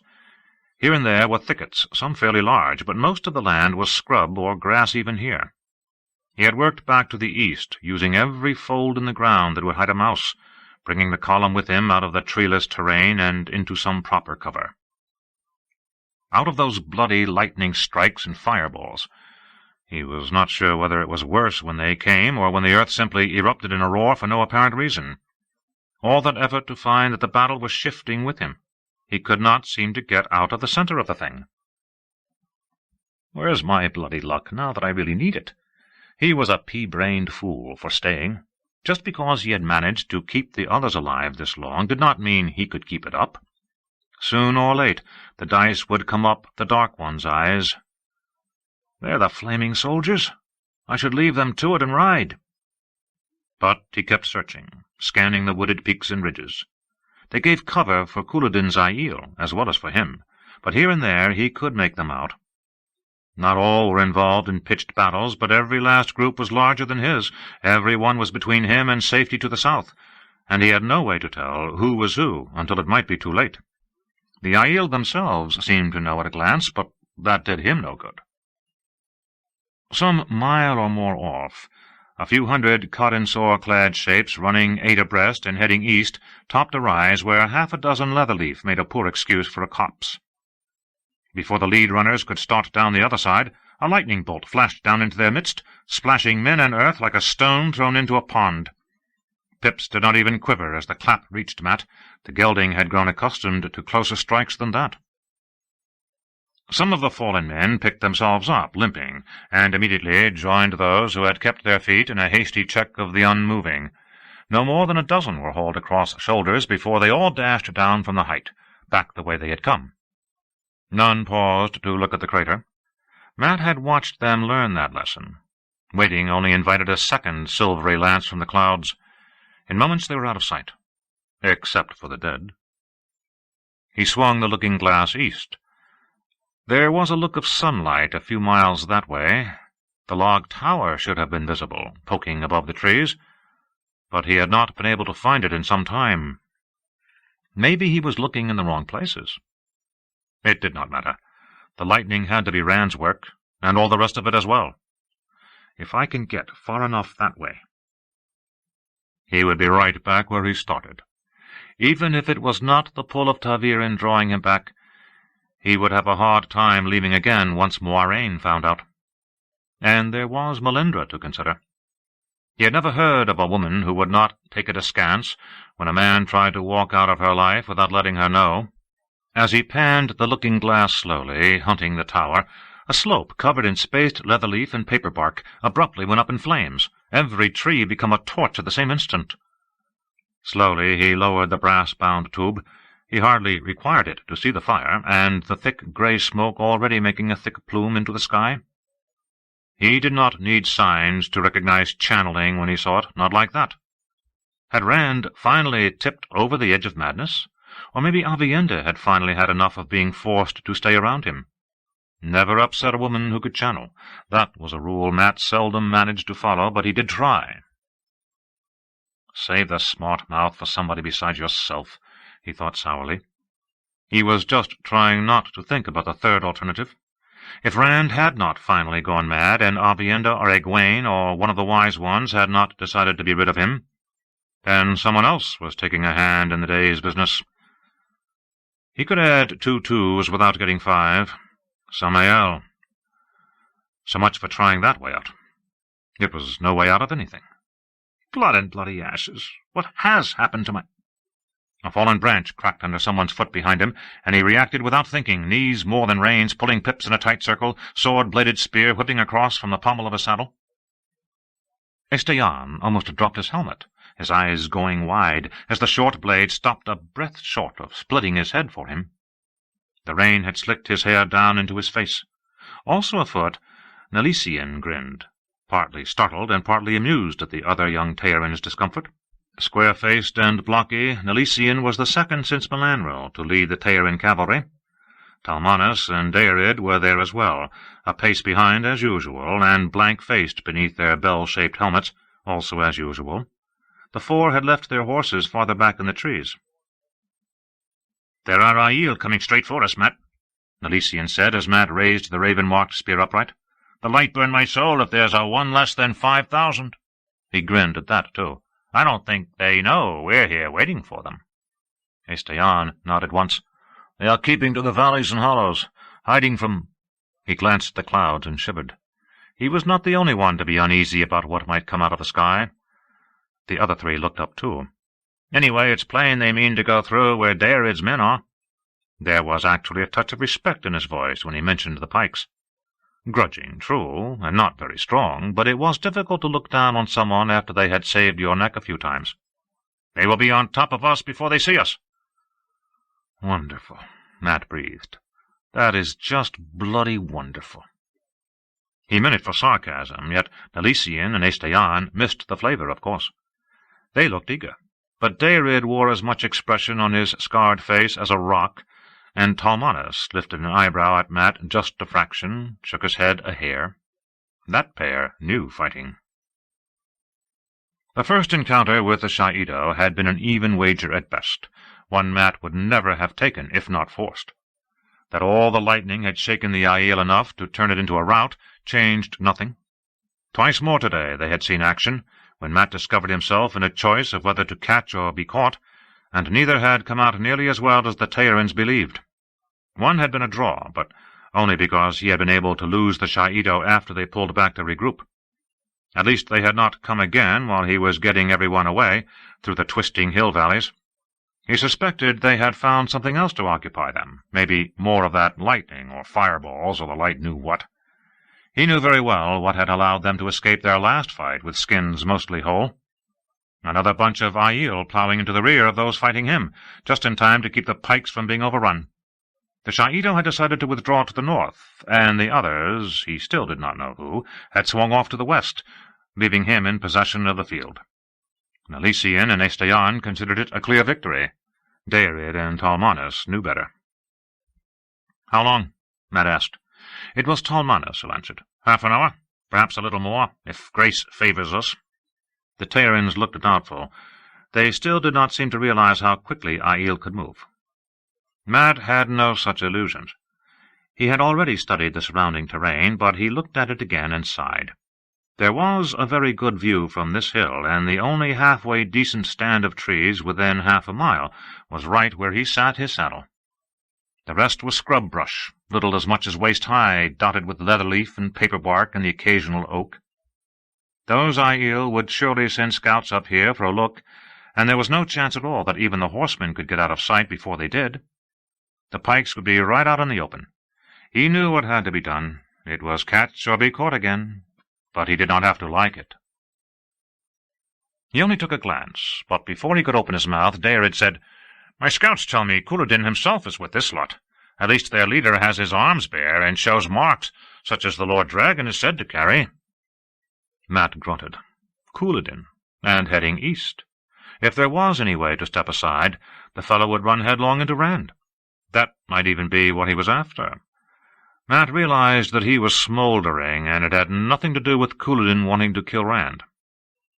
The Shaido chief, or whatever the man was, might remember Mat vaguely as somebody hanging about Rand, but Couladin was the reason he was stuck out here in the middle of a battle, trying to stay alive, wondering whether any minute it was going to turn into a personal fight between Rand and Samael, the kind of fight that might kill everything within 2 or 3 miles.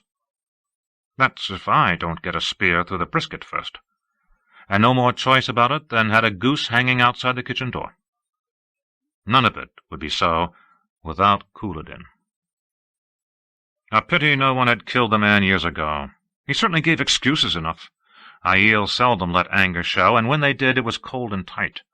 Couladin, on the other hand, seemed to flare up 2 or 3 times a day, losing his head in a fiery rage as quick as snap a straw. A miracle he was still alive, and the Dark One's own luck. "Nalisian," Mat said angrily, Swing your tail-ends wide to the north and come in on those fellows from behind. We will be holding their attention, so you ride hard and come down like a barn collapsing." "So he has the Dark One's luck, does he? Blood and ashes, but I hope mine is back in." "Talmanas, you do the same to the south. Move, both of you. We've little time, and it's wasting." The two tail-ends bowed hastily and dashed for their horses, clapping on their helmets. Talmanas' bow was more formal. "Grace favour your sword, Mat, or perhaps I should say your spear." Then he was gone, too. Looking up at Mat as the three vanished down the hill, Dairid slashed rain from his eyes with a finger. "So you will stay with the pikes this time. You must not let your anger at this Couladin overcome you. A battle is no place to try fighting a duel." Mat barely stopped from gaping. A duel? Him with Couladin? Was that why Dairid thought he was staying with the foot? He had chosen it because it was safer to be behind the pikes. That was his reason, the whole reason. "Not to worry. I can hold myself in rain." And he had thought Dairid the most sensible of the whole lot. The Carianan merely nodded. "I thought that you could. You have seen pikes pushed before and faced a charge or two, I vow. Talmanas gives praises when there are 2 moons, yet I heard him say aloud that he would follow wherever you led. Some day I would like to hear your story, Anderman. But you are young. Under the light, I mean no disrespect. And young men have hot blood."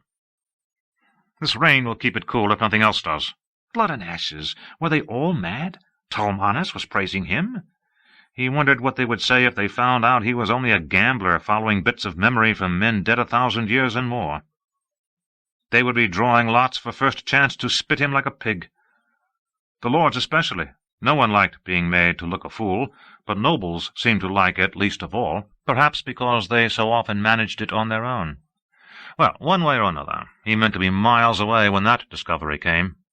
Bloody Couladin! I'd like to shove this spear down his throat. Hearing Pips, he started for the opposite slope, where the foot waited below.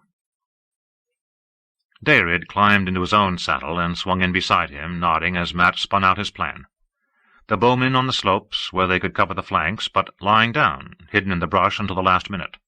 One man on the crest to signal the Aiel in sight, and the pikes to step off as soon as he did, marching straight out toward the approaching enemy. "As soon as we can see the Shaido, we'll retreat just as fast as we can, almost back to the gap between these 2 hills, then turn to face them. They will think we wanted to run, realized we could not, and turned at bay like a bear to the hounds. Seeing us less than half their number and fighting only because we must, they should think to roll over us. Can we but hold their attention until the horse comes down on them from behind—" The Carian actually grinned. "It is using the Aiel's own tactics against them." "We had better hold their bloody attention." Mat's tone was as dry as he was wet. "To make sure we do. To make sure they don't start putting loops around our flanks. I want a cry raised as soon as you stop the retreat. Protect the Lord Dragon." This time Dairid laughed aloud. That should bring the Shaido in right enough, especially if Couladin was leading. If Couladin really was leading, if he thought Rand was with the pikes, if the pikes could hold until the horse arrived— a lot of ifs. Mat could hear those dice rolling in his head again.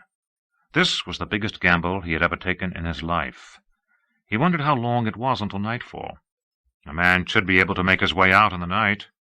He wished those dice would get out of his head, or else fall so he knew what they showed. Scowling into the rain, he booted Pips on down the hillside. Jayadian stopped on a crest where a dozen trees made a thin top-knot, and Rand hunched slightly against the pain in his side. The crescent moon, riding high, cast a pale light, yet even to his Sa'idin amplified vision, anything more than 100 paces distant was featureless shadow. Night swallowed the surrounding hills whole, and he was only intermittently aware of Sulin hovering nearby, and maidens all around him. But then he could not seem to keep his eyes more than half open. They felt grainy, and he thought the gnawing pain in his side might be all that held him awake. He did not think of it often. Thought was not only distant now, it was slow. Was it twice Samael had attempted his life today, or 3 times? More. It seemed that he should be able to remember how often someone had tried to kill him. No, not to kill. To bait. "Are you still so jealous of me, Tel Janin? When did I ever slight you, or give you one finger less than your due?" Swaying, Rand scrubbed a hand through his hair. There had been something odd about that thought, but he could not recall what. Samael— no. He could deal with him if— no matter. Later. Today, Samael was only a distraction from what was important. He might even be gone. Vaguely, it seemed that there had been no attack after what?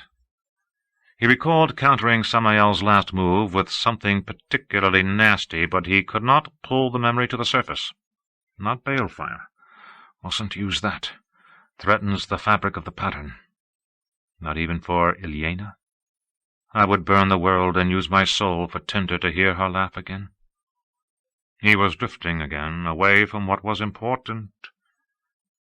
However long ago the sun had gone down, it had sunk on fighting, lengthening shadows gradually overwhelming the golden-red light, the men killing and dying.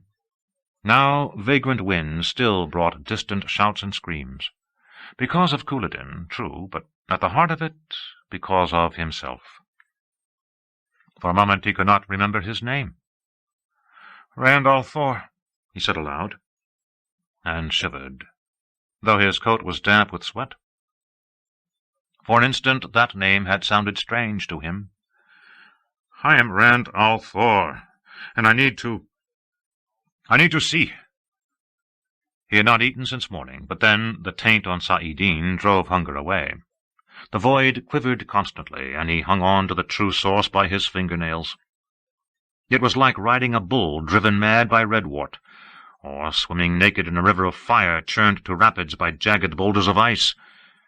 Yet when he was not on the brink of being gored or battered or drowned, it seemed that Saidin was the only strength left in him.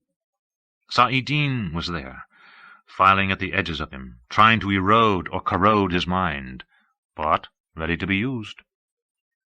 With a jerky nod he channeled, and something burned high in the sky. Something, a ball of bubbling blue flame that banished shadows and harsh light. Hills mounted up all around, trees black in the stark illumination. Nothing moved. A faint sound came to him on a gust of wind, cheering perhaps, or singing. Or maybe he was imagining things. It was so tiny he could well have been, and it died with the wind. Suddenly he became aware of the maidens around him, hundreds of them. Some, including Sulin, were staring at him, but many had their eyes squeezed shut. It took him a moment to realize they were trying to preserve night vision. He frowned, searching. Egwene and Aviendha were no longer there. Another long moment passed before he remembered to loose the weave of his channeling and let blackness reclaim the night. A deep blackness to his eyes now. Where are they? He was vaguely irritated when he had to say who he meant, and just as vaguely aware that he had no reason for it. They went to Moiraine Sedai and the Wise Ones at dusk, Karakarn, Sulin replied, moving closer to Jeyarien. Her short white hair shone in the moonlight. Now her head was bandaged. How could he have forgotten? A good 2 hours gone. They know that flesh is not stone. Even the strongest legs can run only so far. Rand frowned. Legs? They had been riding mist. The woman was making no sense. I have to find them. They are with Moiraine Sedai and the Wise Ones, Karakarn, she said slowly. He thought she was frowning, too, but it was hard to be sure. Not them, he muttered. I have to find my people. They're still out there, Sulin. Why was the stallion not moving? Can you hear them? Out there in the night. Still fighting. I need to help them. Of course, he had to dig his heels into the Dapple's ribs. But when he did, Jeyarien only shifted sideways, with Sulin holding on to his bridle. He did not remember that she had been holding the bridle. The Wise Ones must speak to you now, Rand al'Thor. Her voice had changed, but he was too weary to say how. Can't it wait? He must have missed the runner with the message. I must find them, Sulin. Enila seemed to spring up on the other side of the stallion's head. You have found your people, Rand al'Thor. The Wise Ones are waiting for you, Sulin added. She and Enila turned Jeyarien without waiting on his agreement. Maidens crowded in for some reason as they started along a winding way down the side of the hill, faces reflecting moonlight as they stared up at him, so close their shoulders brushed the horses' flanks. "Whatever they want," he grumbled. "They had best be quick." There was no need for them to be leading the dapple, but it was too much effort to make a fuss over it. He twisted to look back, grunting at the pain in his side. The crest was already swallowed in the night. "I have a lot to do yet. I need to find Couladin, Samael, the men who were fighting and dying for him. I need to find them." He was so tired, but he could not sleep yet. Lamps on poles lit the Wise One's encampment, and small fires where kettles of water were hauled away and replaced by white-robed men and women as soon as they began boiling. Gaishain scurried everywhere, and Wise Ones as well, tending the wounded whose numbers swelled the camp. Moiraine was moving slowly down the long lines of those who could not stand, only rarely pausing to lay hands on an Aiel, who then thrashed in the throes of being healed. She swayed whenever she straightened, and Lan hovered behind her, as if wanting to hold her up, or expecting to have to. Sudan exchanged words with Adeline and Anila, too low for Rand to make out, and the younger women ran to speak to the Aes Sedai. Despite the numbers of wounded, not all of the Wise Ones were looking after them. Inside a pavilion off to one side, perhaps 20 sat in a circle, listening to one standing in the center. When she sat, another took her place. Gaishain knelt around the outside of the pavilion, but none of the Wise Ones appeared to have any interest in wine, or anything except what they were hearing. Rand thought the speaker was Amis. To his surprise, Asmodean was also helping out with the wounded, the water-bag hanging from each shoulder, looking decidedly odd with his dark velvet coat and white lace. Straightening from giving a drink to a man stripped to the waist, except for bandages, he saw Rand, and hesitated. After a moment he handed the water-bags to one of the Gaishain and wove his way through the maidens toward Rand. They ignored him. They all seemed to be watching Adeline and Anila speaking to Moiraine, or else eyeing Rand, and his face was tight by the time he had to pause for the solid circle of Fardar Ismai around Jayarian. They were slow in parting, and did so just enough to let him through to Rand's stirrup. "I was sure you must be safe. I was sure." From his tone of voice he had been no such thing. When Rand did not speak, Asmodean shrugged uncomfortably. "Moiraine insisted I carry water. A forceful woman to not allow the Lord Dragon's bard to—" Trailing off, he licked his lips quickly. "What happened?" "Samael," Rand said, but not in answer. He was just speaking the thoughts that drifted through the void. "I remember when he was first named Destroyer of Hope, after he betrayed the gates of Heaven and carried the shadow down into the Rorn Medoy in the heart of Satel. Hope did seem to die that day." Kulin Kuhan wept. "What is wrong?"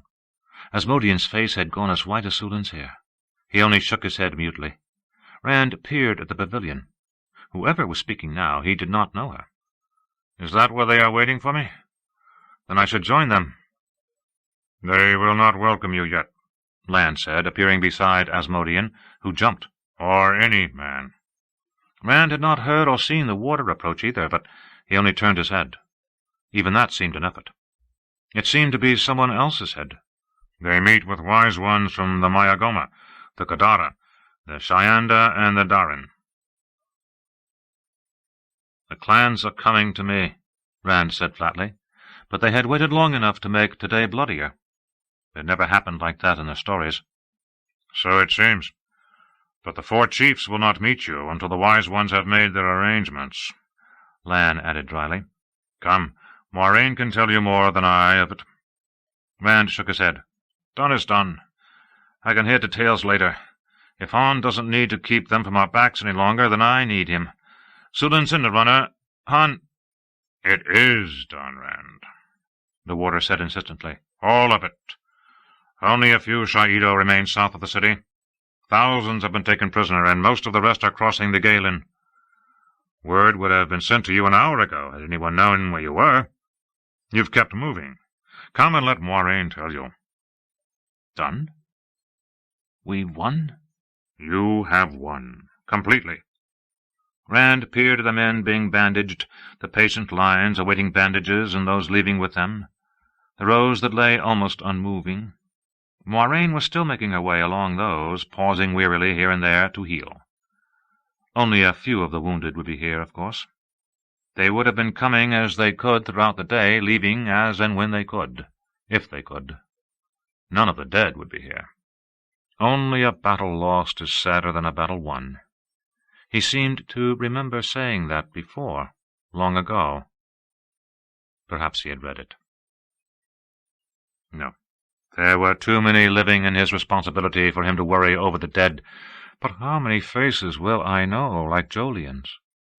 I will never forget Ilyena, not if all the world burns. Frowning, he raised a hand to his head. Those thoughts had seemed to come on top of one another from different places. He was so tired he could hardly think, but he needed thoughts that did not slide by almost beyond his reach. He released the source and the void, and convulsed as Saidin almost drove him under in that moment of retreat. He barely had time to realize his mistake. With the power gone, exhaustion and pain crashed down on him.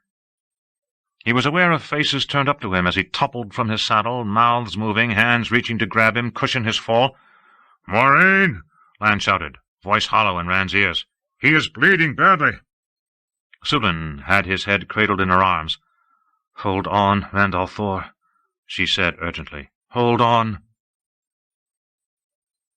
Asmodean said nothing, but his face was bleak, and Rand felt a trickle of Saidin flowing into him from the man. Darkness came. Chapter 45. After the Storm. Sitting on a small boulder jutting from the foot of the slope, Mat winced as he pulled his broad-brimmed hat lower against the mid-morning sun, partly to shield his eyes from the sun. There was another thing he did not want to see, though cuts and bruises reminded him, especially the arrow slash along his temple that the hat pressed against. An ointment from Daerid's saddlebags had stopped the bleeding there and elsewhere, yet everything still hurt, and most of it stung. That part would grow worse. The heat of the day was just beginning to take hold, but sweat was beading up on his face and already dampening his small clothes and shirt. Idly he wondered whether autumn would ever come to Cairhien. At least discomfort kept him from thinking how tired he was. Even after a night with no sleep he would have lain awake in a feather bed, much less blankets on the ground. Not that he wanted to be anywhere near his tent, in any case. A fine, bloody to-do. Nearly killed. I'm sweating like a pig. I can't find a comfortable place to stretch out, and I don't dare get drunk. Blood and bloody ashes. He stopped, fingering a slice across the chest of his coat. An inch difference in that spear would have gone through his heart. Light, but the man had been good, and put that part of it out of his mind. Not that it was easy, with what was going on all around him. For once the Teyrens and Cairhienin did not seem to mind seeing Aiel tents in every direction. There were even Aiel right in the camp, and almost as miraculously, Teyrens mingling with Cairhienin among the smoky cook-fires. Not that anyone was eating. The kettles had not been set on the fires, although he could smell meat burning somewhere. Instead, most were as drunk as they could manage on wine, brandy, or Aiel usquai, laughing and celebrating. Not far from where he sat, a dozen defenders of the stone, stripped to sweaty shirt-sleeves, were dancing to the claps of 10 times as many watchers. In a line, with arms around each other's shoulders, they stepped so quickly that it was a wonder none of them tripped or kicked the man next to them. For another circle of onlookers, near a 10-foot pole stuck in the ground, Mat hastily averted his eyes, as many Aiel men were doing some kicking of their own. Mat assumed it was a dance. Another Aiel was playing the pipes for them. They leaped as high as they could, flung 1 foot even higher, then landed on that foot, and immediately leaped upward again, faster and faster, sometimes spinning like horizontal tops at the height of their leaps, or turning somersaults or backflips. 7 or 8 Teyrens and Cairhienin sat nursing broken bones from trying it, all the while cheering and laughing like madmen, passing a stone crock of something back and forth. In other places other men were dancing, and maybe singing. It was hard to say in the din. Without stirring, he could count 10 flutes, not to mention twice as many tin whistles, and a skinny Carianan in a ragged coat was blowing something that looked part flute and part horn, with some odd bits tossed in. And there were countless drums, most of them pots being banged with spoons. In short, the camp was bedlam, and a ball rolled into one. He recognized it, mainly from those memories he could still assign to other men if he concentrated hard enough. A celebration of still being alive. One more time they had walked under the Dark One's nose and survived to tell the tale. One more dance along the razor's edge finished. Almost dead yesterday, maybe dead tomorrow, but alive, gloriously alive today. He did not feel like celebrating. What good was being alive if it meant living in a cage?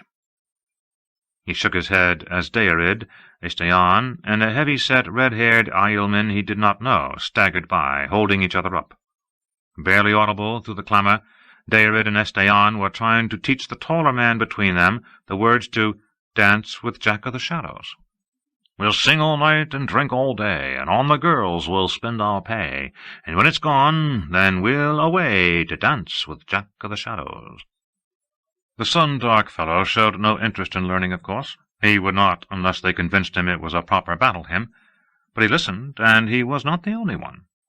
By the time the three passed out of sight in the milling crowd, they had acquired a tale of 20 more, waving dented pewter cups and tarred leather mugs, all bellowing the tune at the top of their lungs. There's some delight in ale and wine, and some in girls with ankles fine, but my delight, yes, always mine, is to dance with Jack of the Shadows. Mat wished he had never taught any of them the song.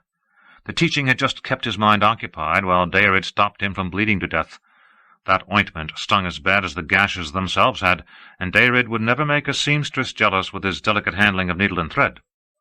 Only the song had spread from that first dozen like fire in dry grass.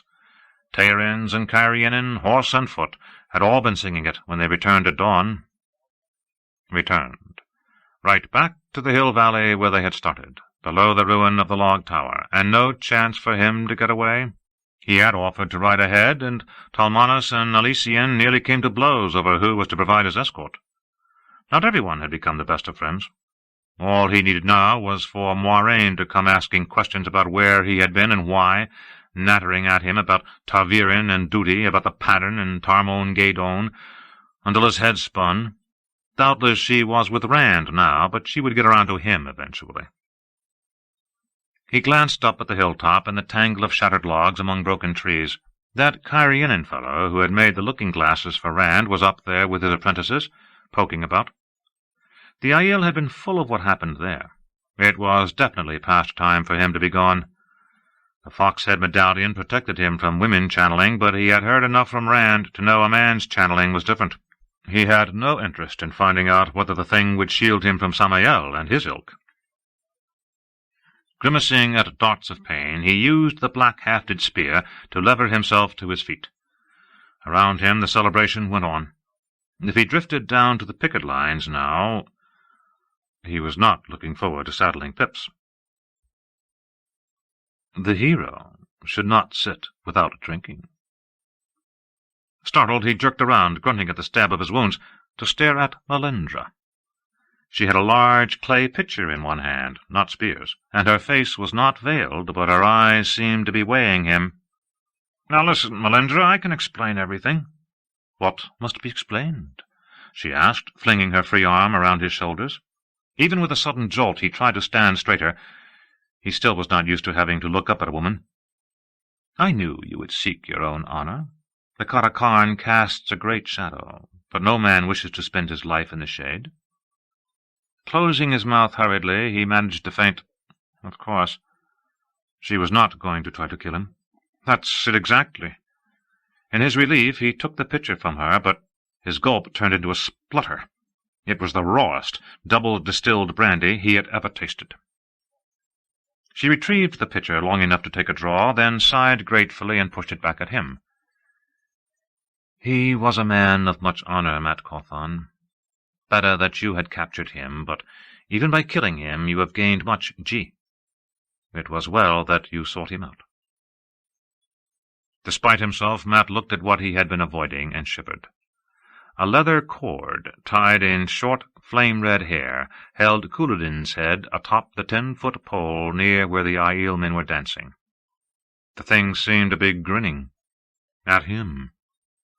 Sought Couladin out? He had done his best to keep the pikes between him and any of the Shaido. But that arrow had clipped the side of his head, and he was on the ground before he knew it, struggling to get to his feet with the fight raging all around him, laying about him with a raven-marked spear, trying to make it back to Pip's. Couladin had appeared as if springing out of air, veiled for killing, but there had been no mistaking those bare arms, entwined with dragons glittering golden red. The man had been cutting a swath into the pikemen with his spear, shouting for Rand to show himself, shouting that he was the true Karakarn. Maybe he really believed it by then. Mat still did not know whether Couladin had recognized him, but it had made no difference, not when the fellow decided to carve a hole through him to find Rand. He did not know who had cut off Couladin's head afterward, either. I was too busy trying to stay alive to watch, he thought sourly, and hoping he would not bleed to death. Back in the Two Rivers he had been as fine a hand with a quarterstaff as anyone, and a quarterstaff was not so different from a spear. But Couladin must have been born with the things in his hands. Of course, that skill had not availed the man much in the end. Maybe I still have a little bit of luck. Please, light, let it show itself now. He was thinking of how to get rid of Melindra, so he could saddle Pips, when Talmanas presented himself with a formal bow, hand to heart in the Kyrianan fashion. "Grace favor you, Mat." "And you," Mat said absently. She was not going to go because he asked. Asking would certainly put a fox in the henyard. Maybe if he told her he wanted to take a ride. They said Aiel could run down horses. "A delegation came from the city during the night. There will be a triumphal procession for the Lord Dragon, in gratitude from Kyrian." Well, there. She had to have duties of some sort. The maidens were always flocking around Rand. Maybe she would be called off for that. Glancing at her, though, he did not think he had better count on it. Her wide smile was proprietary. "The delegation was from the High Lord Mylan," Milesian said, joining them. His bow was just as correct, both hands sweeping wide but hasty. "It is he who offers the procession to the Lord Dragon." "Lord Dobrain, Lord Marangil, and Lady Colaviri, among others, also came to the Lord Dragon." Mat pulled his mind back to the moment. Each of the pair was trying to pretend the other of them did not exist, both looking right at him with never the flicker of an eye toward each other, but their faces were as tight as their voices from the strain, their hands white-knuckled on sword hilts. It would be a cap to everything if they came to blows, and him likely still trying to hobble out of reach when one of them ran him through by accident. What does it matter who sent a delegation, as long as Rand gets his procession? "It matters that you should ask him for our rightful place at the head," Talmanas said quickly. "You slew Couladin, and earned us that place." Milesian closed his mouth and scowled. Plainly, he had been about to say the same thing. "You two ask him," Mat said. "It's none of my affair." Melindra's hand tightened on the back of his neck, but he did not care. Moiraine would surely not be far from Rand. He was not about to put his neck in a second noose while still trying to think his way out of the first. Talmanas and Milesian gaped at him as if he were demented. "You are our battle leader," Milesian protested. "Our general." "My body servant will polish your boots," Talmanas put in with a small smile that he carefully did not direct at the square-faced Tairin, "and brush and mend your clothes, so you will appear at your best." Milesian gave his oiled beard a jerk. His eyes darted halfway to the other man before he could stop them. "If I may offer, I have a good coat I think will fit you well, gold satin and crimson." It was the Kyrianan's turn to glower. "General!" Mat exclaimed, holding himself up with a spear haft. "I'm no flaming— I wouldn't want to usurp your place." Let them figure out which one of them he meant. "Burn my soul," Milesian said. "It was your battle skill that won for us and kept us alive, not to mention your luck. I've heard how you always turn the right card, but it is more than that. I'd follow you if you had never met the Lord Dragon." "You are our leader," Talmanas said, right on top of him, in a voice more sober, if no less certain. "Until yesterday I have followed men of other lands because I must. You I will follow, because I want to. Perhaps you are not a lord in Andor, but here I say that you are, and I pledge myself your man." Carrianin and Teirin stared at one another as though startled at voicing the same sentiment, then slowly, reluctantly, exchanged brief nods. If they did not like each other, and only a fool would bet against that, they could meet on this point, after a fashion. "I will send my groom to prepare your horse for the procession," Talmanas said, and barely frowned when Elysian added, "Mine can share the work. Your mount must do us proud, and burn my soul we need a banner. Your banner." At that the Carrianin nodded emphatically. Matt was not sure whether to laugh hysterically or sit down and cry. Those bloody memories! If not for them, he would have ridden on. If not for Rand, he would not have the things.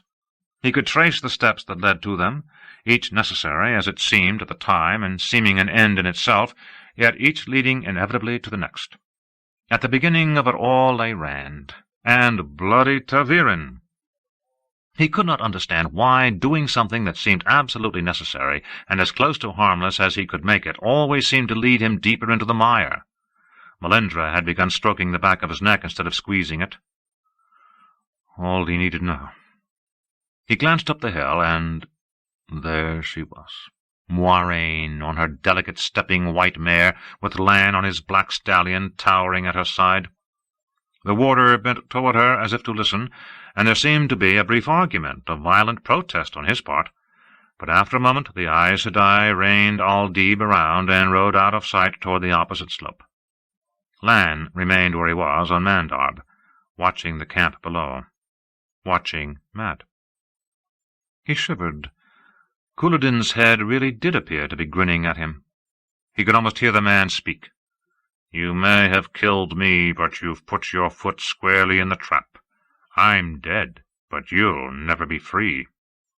"Just bloody wonderful," he muttered, and took a long, choking swallow of the rough brandy. Talmanas and Elysian seemed to think he meant it as said, and Melindra laughed agreement. Some 50 or so Tairins and Carrianin had gathered to watch the two lords speak to him, and they took his drinking as a signal to serenade him, beginning with a verse of their own. "We'll toss the dice however they fall, and snuggle the girls, be they short or tall. Then follow young Mat whenever he calls to dance with Jack of the Shadows." With a wheezing laugh he could not stop. Mat sank back down onto the boulder and set about emptying the pitcher. There had to be some way out of this. There just had to be. Rand's eyes opened slowly, staring up at the roof of his tent. He was naked beneath a single blanket. The absence of pain seemed almost startling, yet he felt even weaker than he remembered. And he did remember. He had said things, thought things. His skin went cold.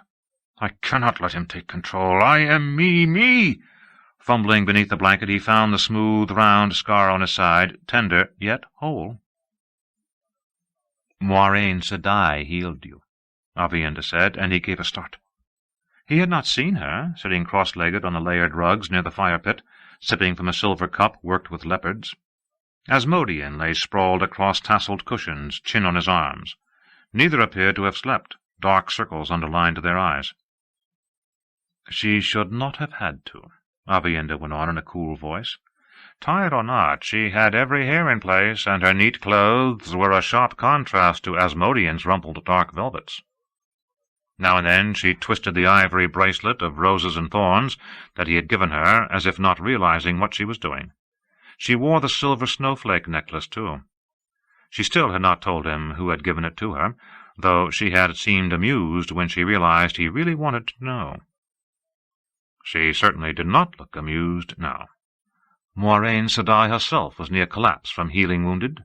Aunt Elaine had to carry her to a tent, because of you, Randall Thor, because healing you took the last of her strength.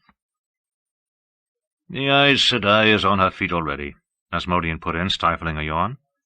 He ignored Aviendha's pointed stare. "She has been here twice since sunrise, though she said you would recover. I think she was not so certain last night. Nor was I." Pulling his gilded harp around in front of him, he fussed with it. speaking in an idle tone. "I did what I could for you, of course. My life and fortune are tied to yours. But my talents lie elsewhere than healing, you understand." He strummed a few notes to demonstrate. "I understand that a man can kill or gentle himself doing what you did. Strength in the power is useless if the body is exhausted. Saidin can easily kill if the body is exhausted, or so I have heard." "Are you finished sharing your wisdom, Jason Natale?" Arbienda's tone was chillier, if anything, and she did not wait for a reply before turning a gaze like blue-green ice back to Rand. The interruption, it seemed, was his fault. "A man may behave like a fool sometimes, and little is the worse for it. But a chief must be more than a man, and the chief of chiefs more still. You had no right to push yourself near to death. Egwene and I tried to make you come with us when we grew too tired to continue, but you would not listen. You may be as much stronger than we, as Egwene claims, yet you are still flesh. You are the Kara Karn, not a new Seia Dune seeking honor. You have obligation to the Aiel, Rand al'Thor, and you cannot fulfill it dead. You cannot do everything yourself." For a moment he could only gape at her. He had barely managed to do anything at all, had left the battle to others for all practical purposes, while he stumbled about trying to be useful. He had not even been able to stop Samael from striking where and as he chose, and she upbraided him for doing too much. "I will try to remember," he said finally. Even so, she looked ready to lecture more. "What news of the Mayagoma and the other 3 clans?" he asked, as much to divert her as because he wanted to know. Women seldom seemed willing to stop until they had hammered you into the ground, unless you managed to distract them. It worked. She was full of what she knew, of course, and as eager to instruct as to scold. Asmodean's soft strumming, for once something pleasant, even pastoral, made an odd background for her words. The Mayagoma, the Shayanda, the Darin, and the Kodara were camped within sight of one another, a few miles to the east. A steady stream of men and maidens moved between the camps, including Rand's, but only among societies, and Indirian and the other chiefs were not stirring. There was no doubt now that they would come to Rand eventually, but not until the Wise Ones finished their talks. "They are still talking?" Rand said. "What under the light do they have to discuss that takes so long? The chiefs are coming to follow me, not them." She gave him a flat look that would have done credit to Moiraine. "The Wise Ones' words are for the Wise Ones, Rand al'Thor." Hesitating, she added, as if making a concession, "Egwene may tell you something of it when it is done." Her tone implied that Egwene might not, too. She resisted his attempts to learn more, and finally he let it lie. Perhaps he would find out before it bit him, and perhaps not, but either way he was not going to pry one word out of her that she did not want to speak. Aes Sedai had nothing on Aiel Wise Ones when it came to guarding their secrets and surrounding themselves with mystery. Avienda was absorbing that particular lesson very well. Egwene's presence at the meeting of Wise Ones came as a surprise, and so did Moiraine's absence. He would have expected her to be in the middle, twitching strings to her plans. But it turned out that one grew from the other. The new-come Wise Ones had wanted to meet with one of the Aes Sedai who followed the Kara Karn, and although she was back on her feet after healing him, Moiraine claimed to have no time. Egwene had been routed from her blankets as a replacement. That made Arbienda laugh. She had been outside when Soralia and Bear practically dragged Egwene from her tent, trying to pull on her clothes while they hustled her along. I called to her that she would have to dig holes in the ground with her teeth this time if she had been caught in a misdeed, and she was so sleepy she believed me. She began protesting that she would not, so hard that Soralia began demanding what she had done to think she deserved to. You should have seen Egwene's face. She laughed so hard that she nearly toppled over. Asmodean actually looked at her askance, though why he should, being what and who he was beyond Rand. But Rand only waited patiently until she caught her breath. For Aiel humor this was mild. More the sort of thing he would have expected from Mat than from any woman, but mild even so. When she straightened, wiping her eyes, he said, "What of the Shaido, then? Or are there Wise Ones also at this conclave?" She answered, still giggling into her wine. She considered the Shaido finished. Hardly worth considering now. Thousands of prisoners had been taken, with a trickle still being brought in, and the fighting had died down except for a few small skirmishes here and there. Yet the more he got out of her, the less he could see them as done for. With the 4 clans keeping Han occupied, the bulk of Couladin's people had crossed the Galen in good order, even carrying away most of the Cairhien prisoners they had captured. Worse, they had destroyed the stone bridges behind them. That did not concern her, but it did him. Tens of thousands of Shaido north of the river, no way to get at them until the bridges were replaced, and even wooden spans would take time. It was time that he did not have. At the very end, when it seemed there was no more to say on the Shaido, she told him what made him forget worrying about the Shaido and what trouble they would cause. She just tossed it in, as if she had almost forgotten. "Mat killed Couladin?" he said incredulously when she was done. "Mat?" "Did I not say so?" The words were sharp but half-hearted. Peering at him over her wine-cup, she seemed more interested in how he would take the news than in whether he doubted her word. Asmodean plucked a few chords of something martial. The harp seemed to echo to drums and trumpets. "In some ways, a young man of as many surprises as you. I truly look forward to meeting the third of you, this Perrin, one day." Rand shook his head. So Mat had not escaped the pull of Tavirin to Tavirin after all. Or maybe it was the pattern that had caught him, and being Tavirin himself. Either way, he suspected Mat was not too happy right that moment. Mat had not learned the lesson that he had. Try to run away, and the pattern pulled you back, often roughly. Run in the direction the wheel wove you, and sometimes you could manage a little control over your life. Sometimes. With luck, maybe more than any expected, at least in the long haul. But he had more urgent concerns than Mat, or the Shaido. A glance at the entrance told him the sun was well up, though all he saw otherwise was 2 maidens squatting just outside, spears across their knees. A night and most of a morning with him unconscious, and Samael had either not tried to find him or had failed. He was careful to use that name, even to himself, though another floated in the back of his mind now.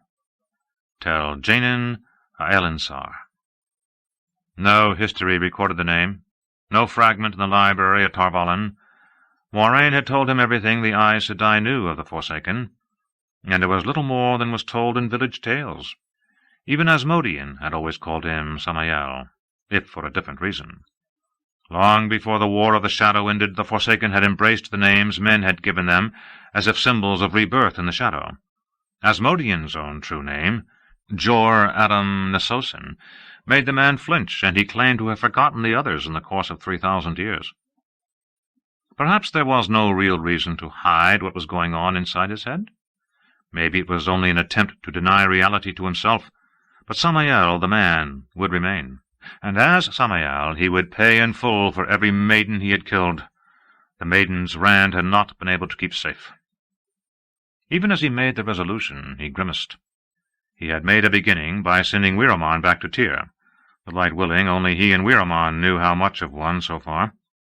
But he could not go chasing off after Samael, whatever he wanted or vowed, not yet. There were matters to be seen to here in Cairhien first. Avienda might think he did not understand Je'eto, and perhaps he did not, but he understood duty, and he had one to Cairhien. Besides, there were ways to tail it in with Wiraman. Sitting up, and trying not to show the effort of it, he covered himself as decently as he could in the blanket, and wondered where his clothes were. He did not see anything but his boots standing over behind Avienda. She probably knew. It might have been Gaishane who undressed him, but it could just as easily have been she. "I need to go into the city. Natail, have Jayadian saddled and brought up?"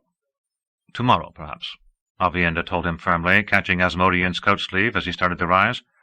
"Moiraine Sedai said you would need to rest for—" "Today, Avienda? No. I don't know why Mylan isn't here, if he's alive, but I mean to find out. Natail, my horse?" She put on a stubborn face, but Asmodean jerked his arm free, smoothing the wrinkled velvet, and said, "Mylan was here, and others." "He was not to be told," Avienda began angrily, then tightened her mouth before finishing. "He needs to rest." So the wise ones thought they could keep things from him. Well, he was not as weak as they believed. He tried to stand, holding the blanket close, and turned the motion into shifting his position when his legs refused to cooperate. Maybe he was as weak as they thought. But he did not intend to let that stop him. "I can rest when I'm dead," he said, and wished he had not when she flinched as if he had hit her. No, she would not have flinched at a blow.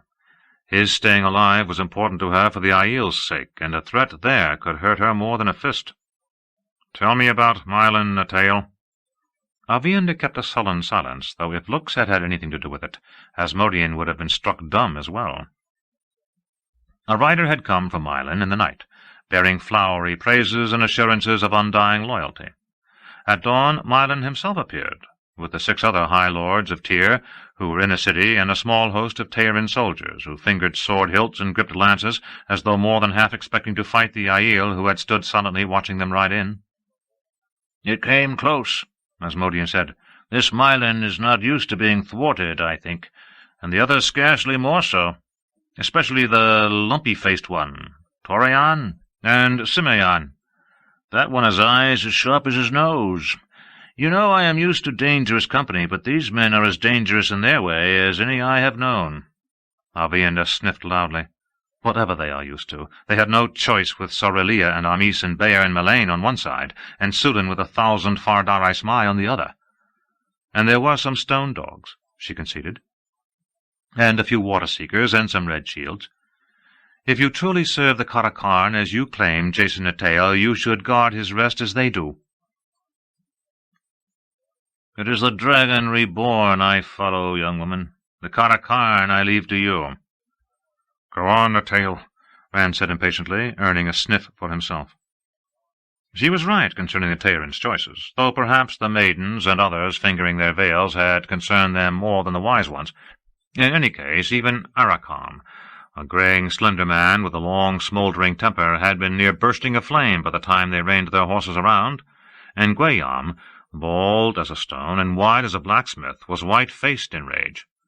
Asmodean was not sure whether it had been the certainty of being overwhelmed that stopped them drawing swords, or the realization that if they somehow managed to cut a path to Rand, he was unlikely to welcome them with his allies' blood on their blades.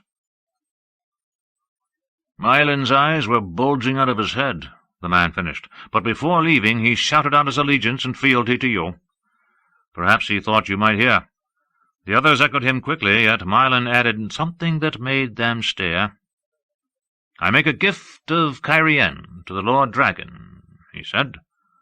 Then he announced that he would prepare a grand triumph for you when you are ready to enter the city."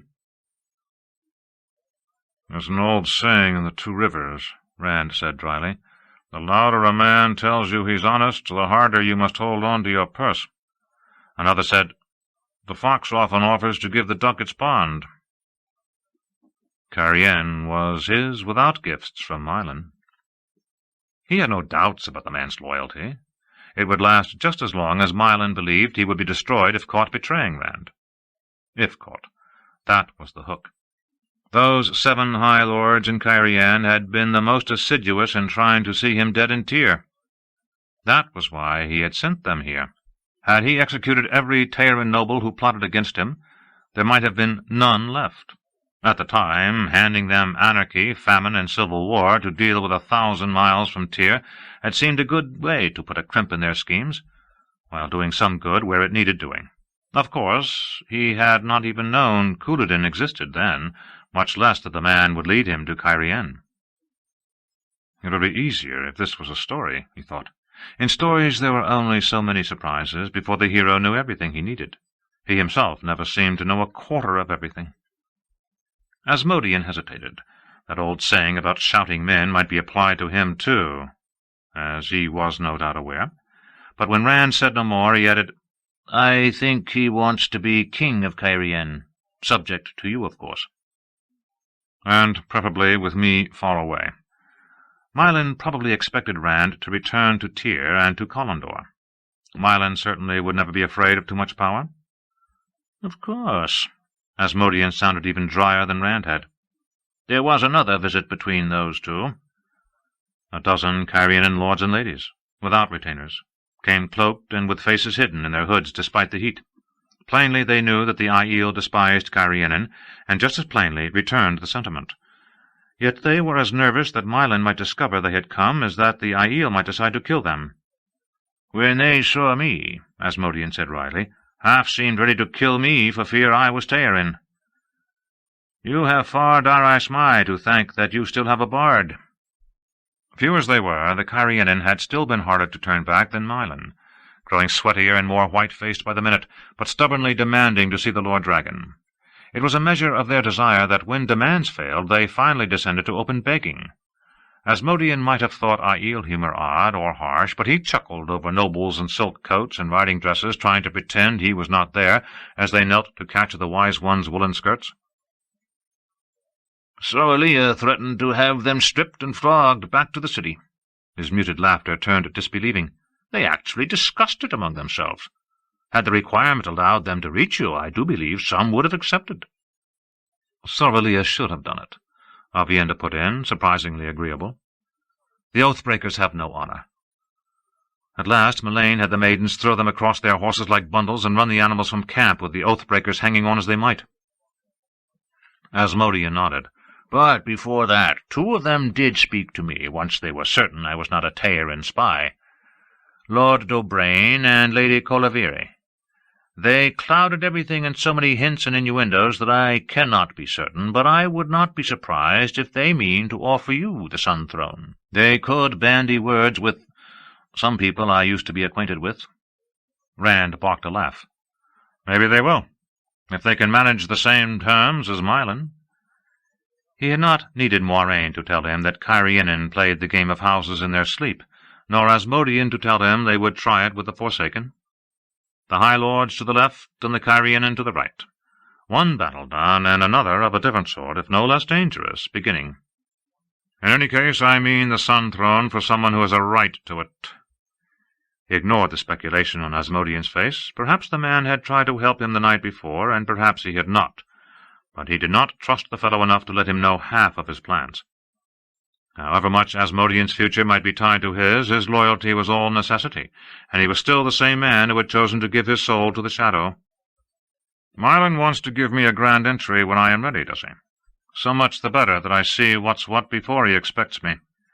It came to him why Aviendha had become so agreeable, even helping the talk along. As long as he sat here talking, he was doing exactly what she wanted. "Are you going to get my horse, Natail, or must I?" Asmodean's bow was deep, formal, and on the surface at least sincere. "I serve the Lord Dragon." Chapter 46. Other Battles, Other Weapons.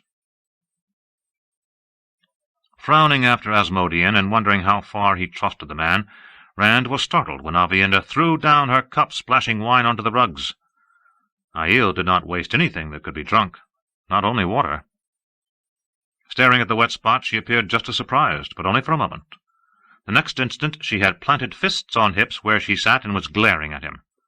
"So the Kara Karn will enter the city when he can barely sit up. I said the Kara Karn must be more than other men, but I did not know he was more than mortal."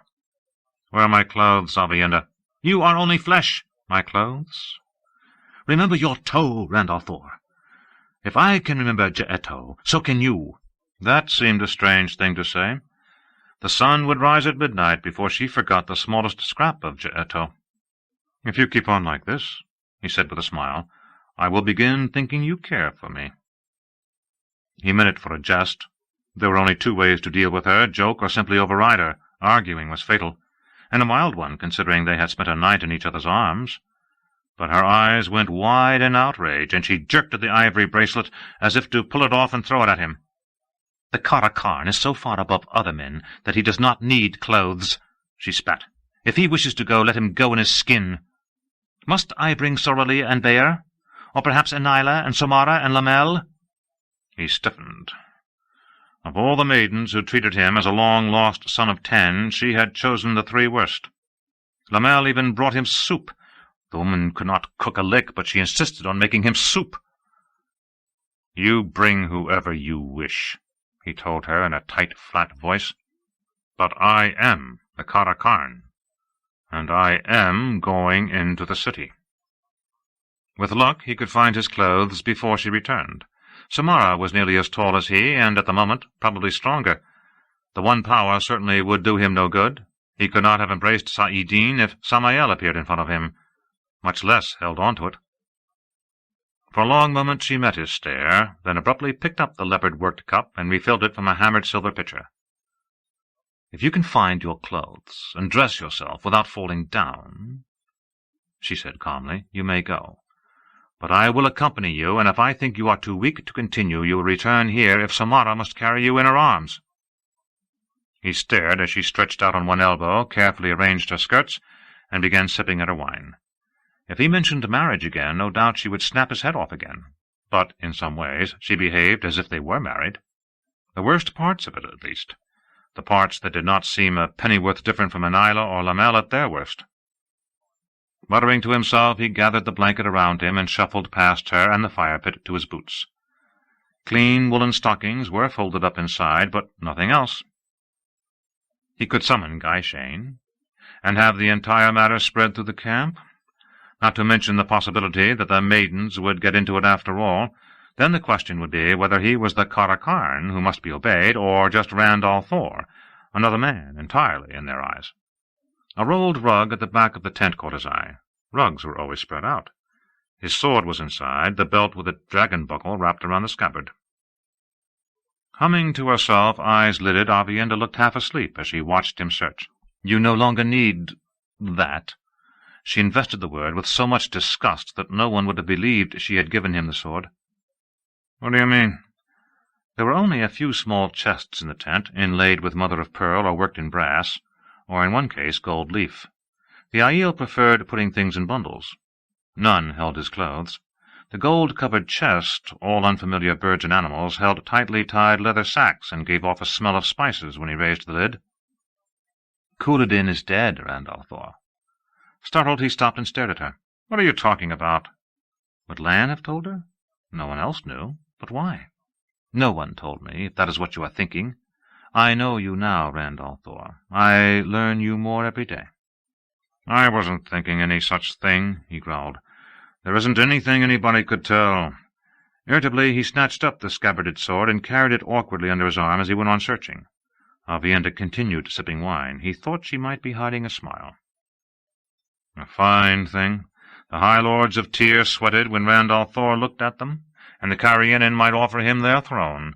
The greatest Aiel army the world had ever seen had crossed the Dragon Wall on the orders of the Karakarn, the chief of chiefs. Nations trembled at mention of the Dragon Reborn. Nations!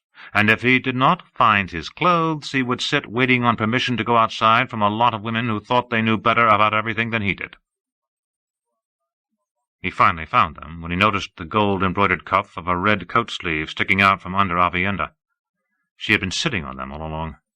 She grunted sourly when he asked her to move, but she did it, finally. As usual, she watched him shave and dress, channeling the water hot for him without comment, and without being asked. After the third time he nicked himself and muttered about cold water. In truth, this time he was bothered as much because she might see his unsteadiness as for any other cause. You can become used to anything if it goes on long enough, he thought wryly. She misunderstood his head-shaking. "Elaine will not mind if I look," Randall Thor. Pausing with the laces of his shirt half done, he stared at her. "Do you really believe that?" "Of course. You belong to her, but she cannot own the sight of you." Laughing silently, he went back to the laces. It was good to be reminded that her new-found mystery hid ignorance. Aside from anything else, he could not help smiling smugly as he finished dressing, buckled on his sword, and took up the tasseled Sean-Chan spearhead. That last turned the smile a touch toward grimness.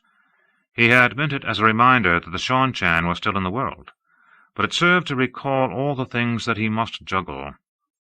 Carrienin and Teyrins, Samael and the other Forsaken, the Shaido and nations that did not know him yet, nations that would have to before Tarmon Gadon. Dealing with Avienda was really quite simple compared with that. Maidens leaped to their feet when he ducked out of the tent quickly to hide the unsteadiness of his legs. He was not sure how far he succeeded. Avienda kept to his side as though she not only intended to catch him if he fell over, but fully expected him to. It did nothing for his mood when Sulin, in her cap of bandages, looked questioningly at her, Not him, her, and waited for her nod before ordering the maidens to be ready to move. Asmodean came riding his mule up the hill, leading Jeadian by the reins. Somehow he had found time to don fresh clothes, all dark green silk, with spills of white lace, of course. The gilded harp hung on his back, but he had given up wearing the gleeman's cloak, and he no longer carried the crimson banner with its ancient symbol of the Aes Sedai. That office fell to a Cairhienin refugee named Peven, an expressionless fellow in a patched farmer's coat of rough dark grey wool, on a brown mule that should have been put out to grass from pulling a cart some years back. A long scar, still red, ran up the side of his narrow face from jaw to thinning hair. Peven had lost his wife and sister to the famine, his brother and a son to the Civil War. He had no idea which house's men had killed them, or who they had supported for the Sun Throne. Fleeing toward Andor had cost him a second son at the hands of Andoran soldiers, and a second brother to bandits, and returning had cost the last son, dead on a Shaido spear, and his daughter as well, carried off while Peven was left for dead. The man rarely spoke, but as near as Rand could make out, his beliefs had been winnowed down to a bare 3. The dragon had been reborn. The last battle was coming, and if he stayed close to Rand al'Thor, he would see his family avenged before the world was destroyed. The world would end, surely, but it did not matter. Nothing did, so long as he saw that vengeance. He bowed silently to Rand from his saddle as the mare reached the crest. His face was absolutely blank, but he held the banner straight and steady. Climbing on to Jeadian, Rand pulled Aviendha up behind him without letting her use a stirrup, just to show her that he could, and kicked the dapple into motion before she was settled. She flung both arms around his waist, grumbling only partly under her breath. He caught a few more snippets of her current opinion of Rand al'Thor, and of the Kara Karn, too. She made no move to let go, though, for which he was grateful. Not only was it pleasant having her pressed against his back, the support was welcome. With her halfway to the saddle, he had suddenly not been sure whether she was coming up or he down. He hoped she had not noticed. He hoped that was not why she was holding on to him so tightly. The crimson banner, with its large black and white disk, rippled behind Peven as they zigzagged down the hill and along the shallow valleys. As usual, the Aiel gave little attention to the party as it passed, though the banner marked his presence as surely as the encircling escort of several hundred Fardari Smai, easily keeping pace with Jeadian and the mules. They went on about their business among the tents covering the slopes, at most glancing up at the sound of hoofs. It had been startling to hear of the nearly 20,000 prisoners taken from Couladin's followers. Until leaving the 2 rivers, he had never really believed so many people could be in one place. But seeing them was twice the shock. In clusters of 40 or 50, they dotted the hillsides like cabbages, men and women alike sitting naked in the sun, each cluster under the eyes of one Gaishane, if that. Certainly no one else paid them much mind, though now and again a Codensor-clad figure approached one of the groups and ordered a man or woman off on an errand. Whoever was called out went at a run, unguarded, and Rand saw several returning to slip back into their places. For the rest, they sat quietly, almost looking bored, as if they had no reason to be elsewhere, or desire to be either. Perhaps they would put on white robes just as calmly. Yet he could not help remembering how easily these same people had violated their own laws and customs already.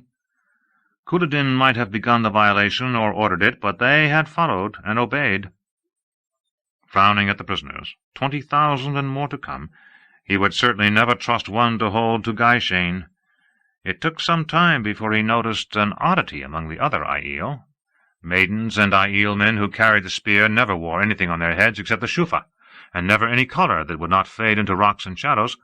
But now he saw men with a narrow scarlet headband. Perhaps 1 in 4 or 5 had a strip of cloth knotted around his temples, with a disk embroidered or painted above the brows, 2 joined teardrops, black and white. Perhaps most strangely of all, Gaishane wore it too. Most had their cowls up, but every last bare-headed one wore it, and Algai de Siswai and their Codensor saw and did nothing, whether wearing the headband or not. Gaishane were never to wear anything that those who could touch weapons did. Never. "I do not know," Aviendha said curtly into his back when he asked what it meant. He tried to sit up straighter. She really did seem to be holding to him more tightly than necessary. After a moment she went on so softly that he had to listen sharp to catch it all. Bear threatened to strike me if I mentioned it again, and Soralea hit me across the shoulders with a stick. But I think they are those who claim we are Siswai Aman. Rand opened his mouth to ask the meaning. He knew a scant few words of the old tongue, no more, when interpretation floated to the surface in his mind. Siswai Aman. Literally, the spear of the dragon. "Sometimes," Asmodean chuckled, "it is difficult to see the difference between oneself and one's enemies. They want to own the world, but it seems you already own a people." Turning his head, Rand stared at him until amusement faded, and, shrugging uncomfortably, he let his mule fall back beside Peven and the banner. The trouble was that the name did imply, more than implied, ownership. That was out of Lews Theron's memories, too. It did not seem possible to own people, but if it was, he did not want to. "All I want is to use them," he thought wryly. "I see you don't believe it," he said over his shoulder. None of the maidens had donned the thing. Avienda hesitated before saying, "I do not know what to believe." She spoke as quietly as before, yet she sounded angry and unsure. There are many beliefs, and the wise ones are often silent, as if they do not know the truth. Some say that in following you we expiate the sin of our ancestors in failing the Aes Sedai. The catch in her voice startled him. He had never considered that she might be as worried as any other Aiel about what he had revealed of their past. Ashamed might be a better word than worried. Shame was an important part of Je'eto. They were ashamed of what they had been, followers of the Way of the Leaf, and at the same time ashamed that they had abandoned their pledge to it. "Too many have heard some version of part of the prophecy of Ruidion now," she went on in a more controlled tone, for all the world as if she had heard a word of that prophecy herself, before she began training to become a wise one. "But it has been twisted. They know that you will destroy us." Her control faltered for the space of one deep breath. "But many believe that you will kill us all in endless dances of the spear, a sacrifice to atone for the sin. Others believe that the bleakness itself is a testing to wear away all but the hard core before the last battle. I have even heard some say that the Aiel are now your dream, and that when you wake from this life, we will be no more." A grim set of beliefs, that. Bad enough that he had revealed a past they saw as shaming. It was a wonder they had not all left him, or gone mad. "What do the wise ones believe?" he asked as quietly as she. "That what must be, will be. We will save what can be saved, Randolph. We do not hope to do more." "We." She included herself among the wise ones, just as Egwene and Elaine included themselves among Aes Sedai. "Well," he said lightly, "I expect Soralea at least believes I should have my ears boxed. Probably Bea does too, and certainly Melaine." "Among other things," she mumbled. To his disappointment, she pushed away from him, although keeping a hold on his coat. "They believe many things I could wish they did not." He grinned in spite of himself. So she did not believe he needed his ears boxed. That was a pleasant change since waking. Adnan Kadir's wagons lay a mile or so from his tent, circled in a broad depression between two hills where stone dogs kept watch. A cream-colored coat straining over his bulk, the hatchet-nosed dark friend looked up, mopping his face with the inevitable large handkerchief, as Rand rode past with his banner and loping escort. Moiraine was there as well, examining the wagon where the door-frame tier-on-grille was lashed under canvas behind the driver's seat. She did not even glance around until Kadir spoke to her. By his gestures he was plainly suggesting that she might want to accompany Rand. In fact, he appeared eager for her to go, and small wonder. He had to be congratulating himself on keeping his being a dark friend hidden so long. But the more he was in company with an Aes Sedai, the more he was in danger of discovery. Indeed, it was a surprise to Rand that the man was still there. At least half of the drivers who had entered the waste with him had slipped away since crossing the Dragon Wall, replaced by Carianan refugees chosen by Rand himself to make sure they were not of Kadir's sort. He expected every morning to find the fellow himself gone, too, especially since Isendra's escape. The maidens had nearly torn the wagons apart looking for the woman, while Kadir sweated his way through 3 handkerchiefs. Rand would not regret it if Kadir managed to sneak off in the night. The Aiel guards had orders to let him go, so long as he did not try to take Moiraine's precious wagons. More obviously every day, their loads were a treasure to her, and Rand would not see her lose them. He glanced over his shoulder, but Asmodean was staring straight ahead, ignoring the wagons altogether. He claimed to have had no contact with Kadir since Rand captured him, and Rand thought it might be true. Certainly the merchant never left his wagons, and was never out of sight of Aiel guards except when inside his own wagon. Opposite the wagons, Rand half drew rein without thinking. Surely Moiraine would want to accompany him into Cairhien. She might have crammed his head full, but it always seemed there was another piece she wanted to fit in, and this, once in particular, he could do with her presence and advice. But she merely looked at him for a long moment, then turned back to the wagon. Frowning, he heeled the dapple on. As well to remember she had other sheep to shear than he knew about. He had become too trusting. Best to be as wary of her as of Asmodean. Trust no one, he thought bleakly. For an instant he did not know whether it was his thought or Luz Theron's, but in the end he decided it did not matter. Everybody had their own goals, their own desires. Much the best to trust no one completely except himself. Yet, he wondered, with another man oozing through the back of his mind, how far could he trust himself? Vultures filled the sky around Cairhien in spiraling layers of black wings. On the ground they flapped about among clouds of buzzing flies, squawking hoarsely at glossy ravens that tried to usurp their rights to the dead. Where Aiel went across the treeless hills, recovering the bodies of their slain, the birds lumbered aloft fatly, screeching protests, then settled again as soon as the living humans were a few paces gone. Vultures and ravens and flies together could not really have made the sunlight dimmer, yet it seemed so. Stomach-twisting, trying not to see, Rand heeled Jayarian faster, until Avienda clung to his back once more and the maidens were running. No one protested, and he did not believe it was only because Aiel could maintain that speed for hours. Even Asmodean looked pale around the eyes. Peevin's face never changed, though the bright banner whipping above him appeared a mockery in that place. What lay ahead was little better. Rand remembered the foregate as a raucous beehive, a tangled warren of streets full of noise and colour. Now it was a still, thick band of ashes surrounding the square grey walls of Cairhien on 3 sides. Charred timbers lay crazily atop stone foundations, and here and there a soot-black chimney yet stood, sometimes tilting precariously. In places a chair lying somehow untouched in the dirt street, a hasty bundle dropped by someone fleeing, a rag doll, emphasized the desolation. Breezes stirred some of the banners on the city's towers and along the walls, a dragon standing out red and gold on white at one place, the crescents of Tyr, white on red and gold at another. The middle set of the Jongai gates stood open, 3 tall square arches in the grey stone guarded by Teirin soldiers in rimmed helmets. Some were mounted, but most afoot, and the variously coloured stripes on their wide sleeves showed they were retainers of several lords.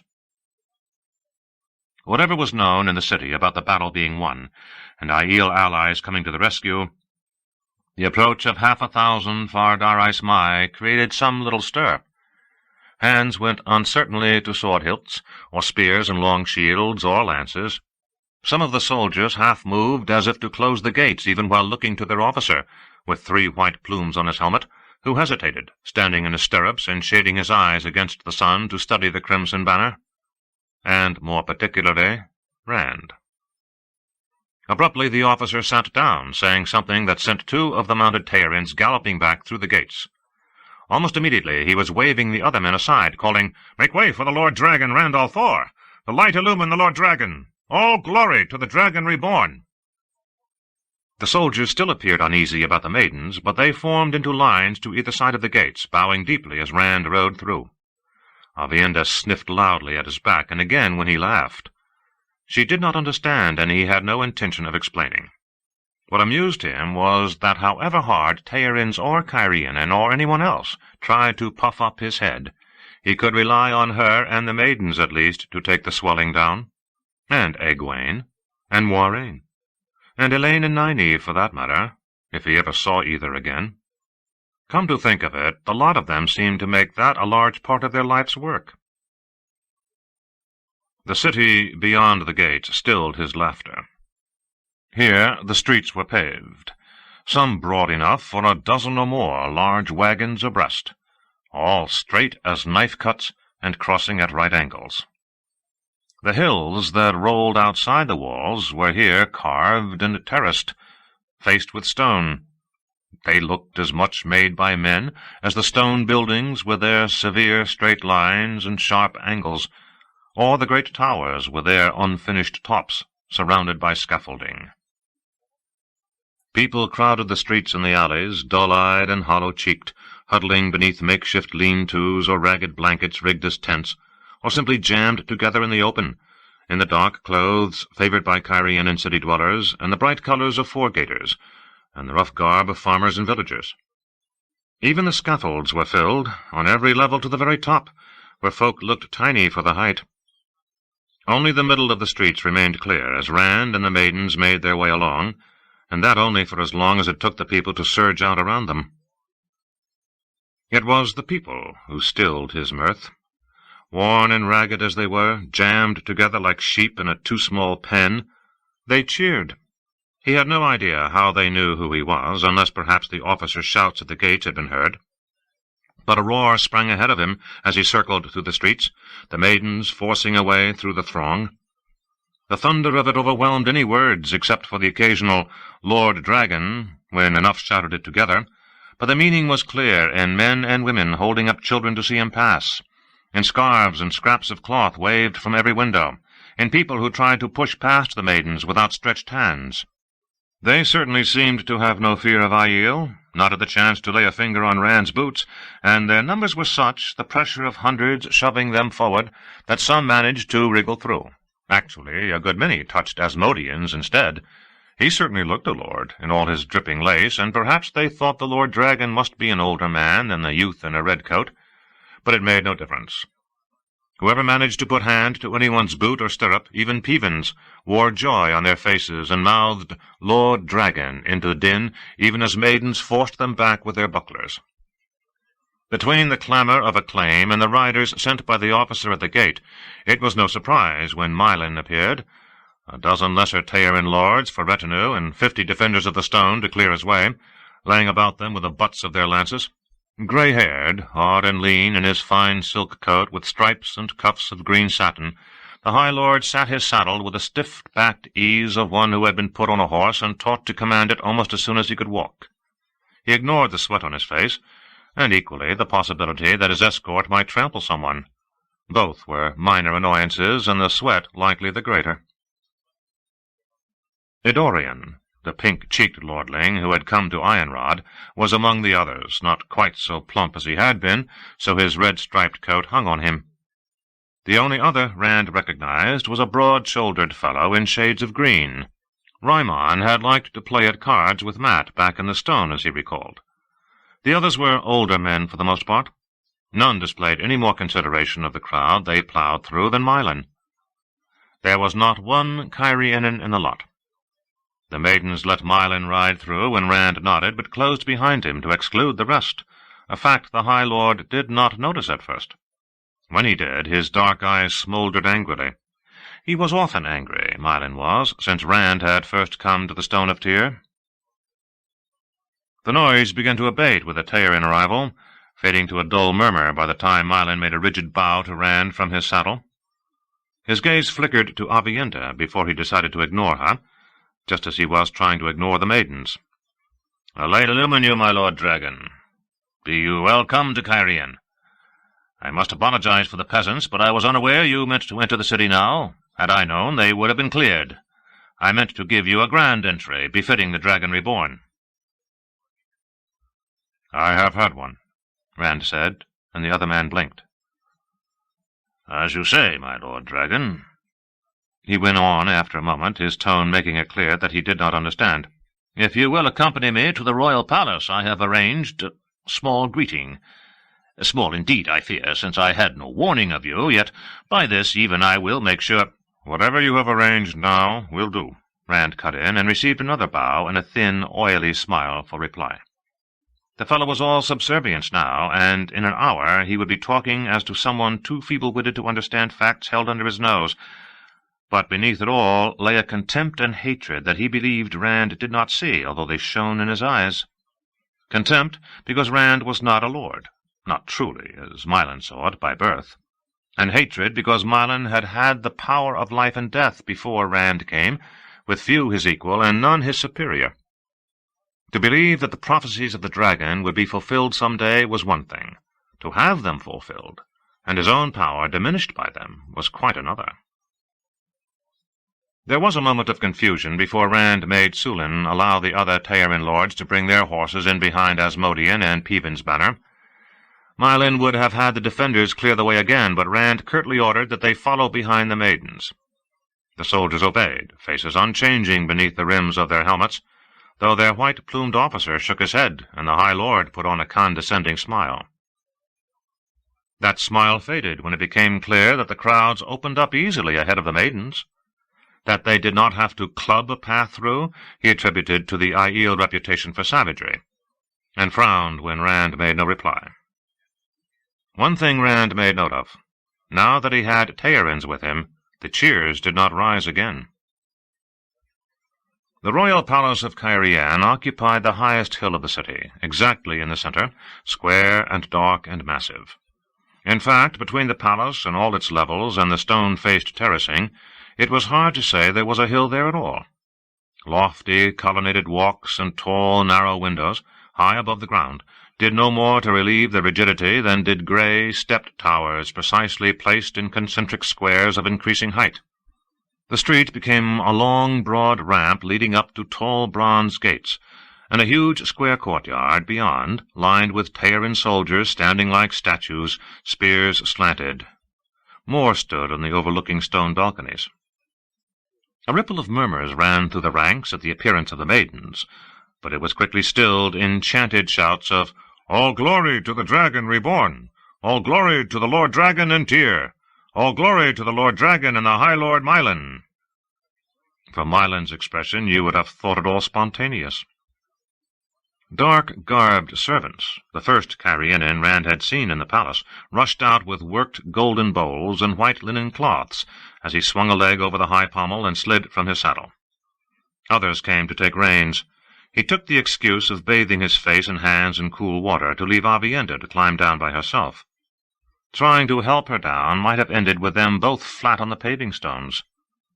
Unprompted, Sulin chose out 20 maidens besides herself to accompany him within. On the one hand, he was glad she did not want to keep every last spear around him.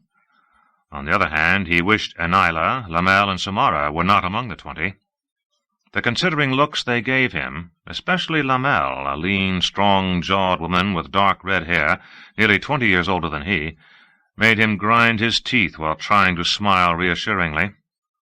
Somehow Avienda must have managed to speak to them and to Sulin behind his back. "I may not be able to do anything about the maidens," he thought grimly as he tossed a linen towel back to one of the serving men. "But burn me if there isn't one Aiel woman who'll learn I'm the Karakarn." The other High Lords greeted him at the foot of the broad grey stairs that led up from the courtyard, all in colourful silk coats and satin stripes and silver-worked boots. It was plain that none were aware Mylan had gone to meet him until after the fact. Potato-faced Torion, oddly languid for such a lumpy man, sniffed anxiously at a scented handkerchief. Guillaume, oiled beard making his head seem even balder, clenched fists the size of small hams and glared at Mylan even as he bowed to Rand. Simeon's sharp nose seemed to quiver in outrage. Marakan, with blue eyes rare in Tyr, compressed his thin lips until they almost disappeared, and while Hearn's narrow face was all smiles, he tugged unconsciously at one earlobe as he did when furious. Only blade-slender Arakam showed no outward emotion, but then he almost always kept his anger well-banked until ready to let it burst into flame. It was too good an opportunity to miss. Silently thanking Moiraine for her lessons, "It was easier to trip a fool than to knock him down," she said, Rand clasped Torreon's pudgy hand warmly, and clapped Guillaume on the point of a thick shoulder, returned Hearn's smile with one warm enough for a close companion, and nodded silently to Aracom with a seemingly significant glance. Simeon and Maracon he all but ignored after one look as flat and cool as a deep winter pond for each. That was all it needed for the moment, beyond watching their eyes shift and faces tighten in thought. They had played Da Es Daimar, the game of houses, their entire lives, and being among Cairienin, who could read volumes in a raised eyebrow or a cough, had only heightened their sensitivity. Each man knew Rand had no reason to be friendly toward him, but each had to wonder if his own greeting was only to cover something real with something else. Simeon and Maracon appeared the most worried, yet the others eyed those two perhaps the most suspiciously of all.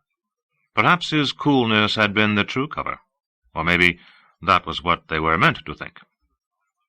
For himself, Rand thought that Moiraine would be proud of him, and so would Tom Merrilin.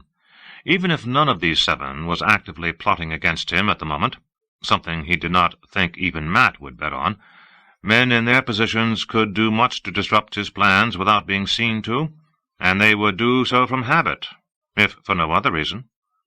Or they would have. He had them off balance now. If he could keep them that way, they would be too busy watching each other, and too afraid of being watched in turn to trouble him.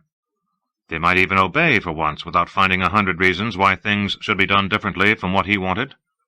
Well, that might be asking too much. His satisfaction slipped when he saw Asmodean's sardonic grin. Worse was Avienda's wondering stare. She had been in the Stone of Tyr. She knew who these men were and why he had sent them here. "I do what I must," he thought sourly, and wished it did not sound as if he were trying to excuse himself.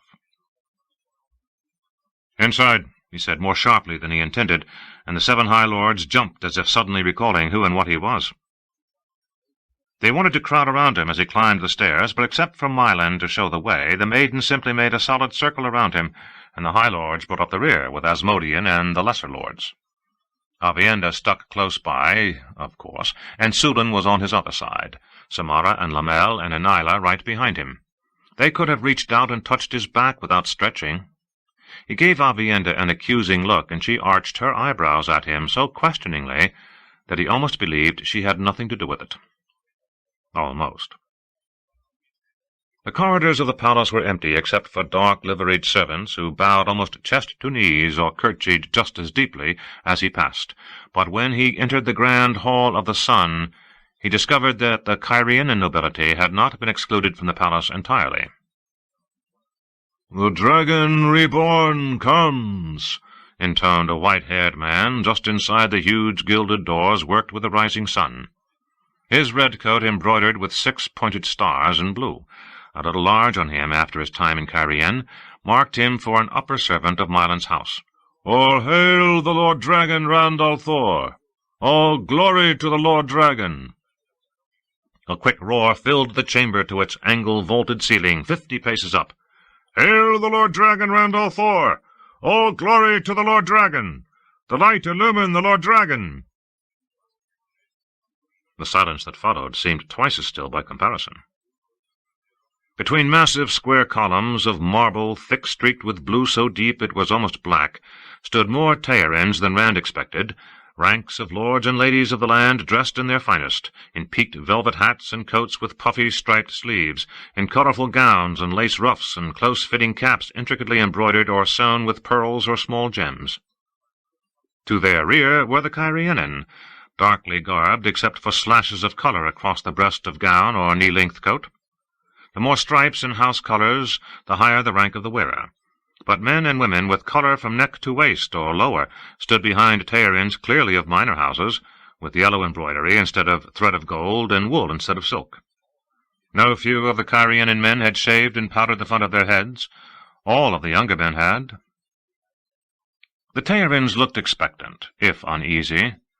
The Cairienin faces could have been chiseled from ice. There was no way to say who had cheered and who not, but Rand suspected most of those cries had come from the front rows. "A good many wished to serve you here," Mylan murmured as they made their way up the blue-tiled floor with its great golden mosaic of the rising sun. A ripple of silent curtsies and bows followed. Rand only grunted. They wished to serve him? He did not need Moiraine to know that these lesser nobles hoped to become greater on estates carved out of Cairhien. No doubt Mylan and the other 6 had already intimated, if not promised, which lands would be whose. At the far end of the grand hall, the Sun Throne itself stood centered atop a wide dais of deep blue marble. Even here Cairhienin restraint held, for a throne at any rate. The great heavy-armed chair glittered with gilt and golden silk, but somehow it seemed to be all plain vertical lines, except for the wavy rayed rising sun that would stand above the head of whoever sat on it. That was meant to be him, Rand realized long before reaching the 9 steps to the dais. Aviendha climbed up with him, and Asmodean, as his bard, was allowed up as well, but Sulin quickly arrayed the other maidens around the dais, their casually held spears blocking Mylan as well as the rest of the High Lords. Frustration painted those Tearin faces. The hall was so quiet that Rand could hear himself breathe. "This belongs to someone else," he said finally.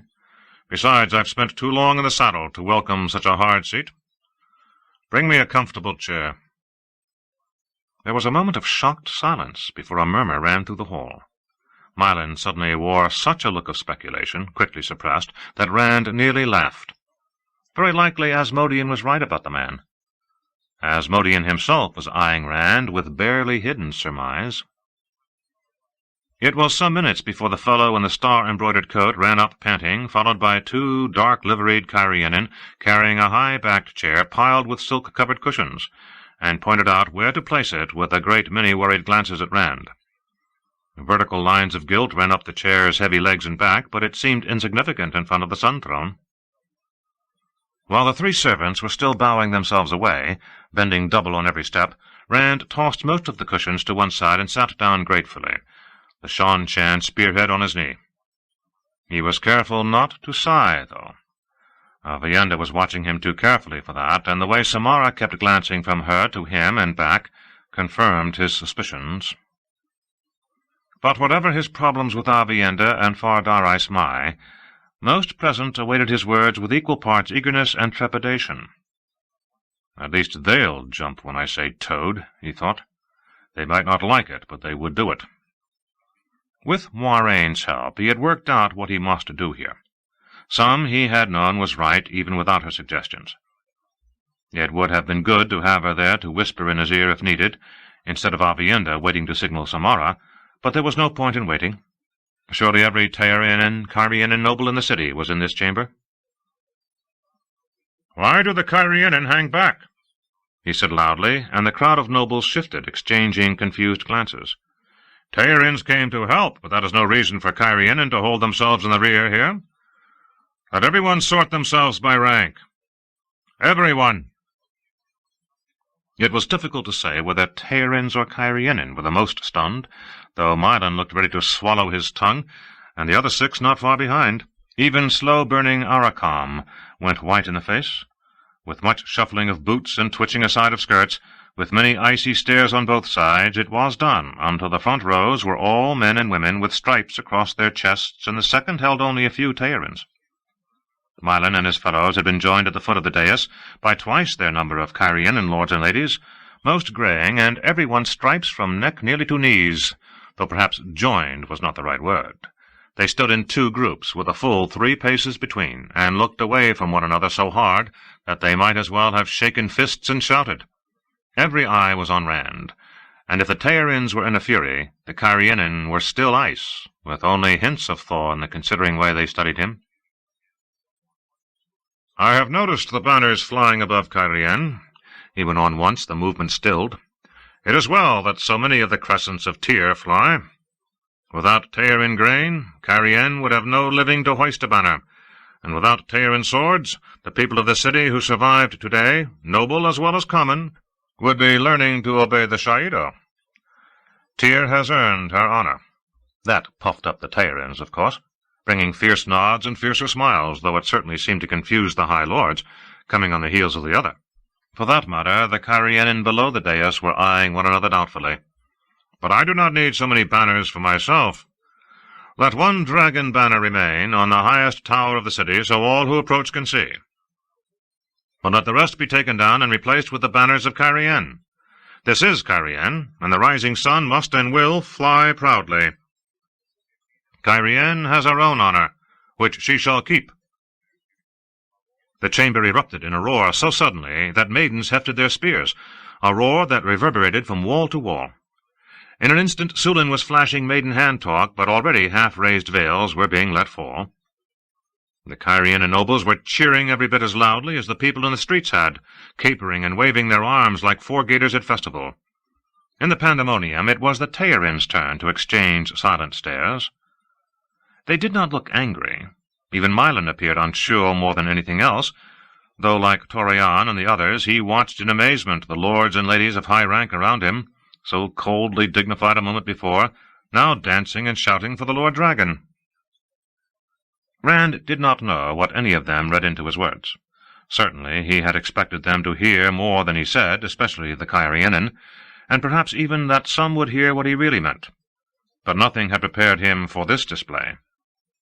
Carianin reserve was an odd thing, he well knew, mixed at times with unexpected boldness. Moiraine had been reticent on the matter, for all her insistence on trying to teach him everything. The most she had said was that if that reserve broke, it could do so to a surprising degree. Surprising indeed. When the cheering finally died down, the giving of oaths of fealty began. Mylan was the first to kneel, tight-faced as he pledged under the light and by his hope of salvation and rebirth to serve faithfully and obey. It was an old form, and Rand hoped it might actually constrain some to keep the oath. Once Mylan had kissed the tip of the Seanchan spearhead, trying to hide a sour grimace by stroking his beard, he was replaced by the Lady Colaviri. A more than handsome woman in her middle years, with dark ivory lace spilling over the hands she placed between Rand's, and horizontal slashes of color from high lace collar to her knees, she gave the oath in a clear, firm voice and the musical accent he was used to hearing from Moiraine. Her dark gaze had something of the weighing and measuring look of Moiraine as well, most especially when she eyed Avienda as she curtsied her way back down the steps. Torian replaced her, sweating as he swore, and Lord Dobraine replaced Torian, deep-set eyes probing, one of the few older men to have shaved the front of his long, mostly grey hair, then Arakam, and Rand felt impatience as the procession continued, one by one up to kneel before him, Carianin succeeding Tearin, succeeding Carianin, as he had decreed. This was all so necessary, so Moiraine said, and so agreed a voice in his head that he knew for Luz Therins. But to him it was part of the delay. He must have their loyalty, if only on the surface, in order to begin making Carien secure, and that beginning at least had to be made before he could move on Samael. And that I will do. I have too much to do yet to let him go on stabbing at my ankles from the bushes. He will find out what it means to rouse the dragon. He did not understand why those coming before him began to sweat and lick their lips as they knelt and stammered the words of fealty. But then he could not see the cold light burning in his own eyes. Chapter 47. The Price of a Ship. Finishing her morning wash, Nynaeve towelled herself dry and pulled on a fresh silk shift reluctantly. Silk was not as cool as linen, and even with the sun only just up, the heat in the wagon foretold another scorching day. Besides which, the thing was cut so she was half afraid it would fall in a puddle around her ankles if she breathed wrong. At least it was not damp with night sweat, as her discarded one was. Disturbing dreams had racked her sleep, dreams of Moghedien that woke her bolt upright, and those better than the ones she did not wake out of, dreams of Brigitte shooting arrows at her and not missing, dreams of the Prophet's followers rioting through the menagerie, of being stranded forever in Samara because no vessel ever came, of reaching Saladar and finding Elida in charge, or Moghedien again, there too. She had wakened weeping from that one. All just worry, of course, and natural enough. 3 nights camped here without a ship appearing, 3 sweltering days of standing blindfolded against that cursed piece of wall. That was enough to put anyone on edge, even without worrying whether Moghedien was closing in. But then, just because the woman knew they were with a menagerie did not mean she had to find them in Samara. There were other traveling menageries in the world besides those gathered here. Thinking up reasons not to worry was easier than not worrying, though. But why should I be anxious about Egwene? Dipping a split twig into a small dish of salt and soda on the washstand, she began scrubbing her teeth vigorously. Egwene had popped up in nearly every dream, yammering at her, but she could not see how Egwene came into them. In truth, anxiety and lack of sleep were only part of what made her mood vile this morning. The others were such minor things, but they were realities. A pebble in your shoe was small compared to having your head cut off, but if the pebble was there, and the chopping block might never be— It was not possible to avoid her own reflection, and her hair hanging loose about her shoulders instead of decently braided. Brush it how she would, the brassy red colour never became less loathsome. And she knew all too well that a blue dress was laid out on the bed behind her, a blue to make even a tinker woman blink, and cut as low as the original red gown hanging on a peg. That was why she had on this precariously clinging shift. One dress like that was not enough, not according to Val and Luca. Clarine was at work on another pair, and a virulent yellow, and there was talk of stripes. Nynaeve did not want to know about stripes. At least the man could let me choose the colors, she thought, working the split twig furiously, or Clarine. But no, he had his own ideas, and he never asked. Not Val and Luca. His color choices sometimes made her forget the necklines. I ought to throw it in his face. Yet she knew she would not. Birgitta flaunted herself in those dresses without the hint of a blush. The woman was certainly nothing like any of the stories about her. Not that she was going to wear the full dress without protest because Birgitta did. She was not competing with a woman in any way. It was just that, if you have to do a thing, she growled around the twig, best you get used to it. "What did you say?" Elaine asked. "If you're going to talk, please take that out of your mouth. The noise is disgusting otherwise." Wiping her chin, Nynaeve glared over her shoulder. Elaine was seated on her own narrow bed with the legs drawn up beside her, braiding her black-dyed hair. She already had on her white breeches, all sewn with spangles, and a snowy silk blouse with ruffles at the neck that was much too sheer. Her sequin-splattered white coat lay beside her. White. She also had 2 suits of clothes for performing, with a third in the making, all in white, if not exactly plain. "If you are going to dress in that fashion, Elaine, you should not sit so. It's indecent." The other woman glowered sullenly, but she did put her slippered feet on the floor, and raised her chin in that haughty way she had. "I think I may take a walk into the town this morning," she said coolly, still working at the braid. "This wagon is confining." Rinsing her mouth, Nynaeve spat into the washbowl, loudly.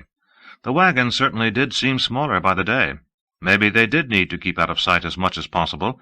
It had been her idea, one she was coming to regret, but this was becoming ridiculous.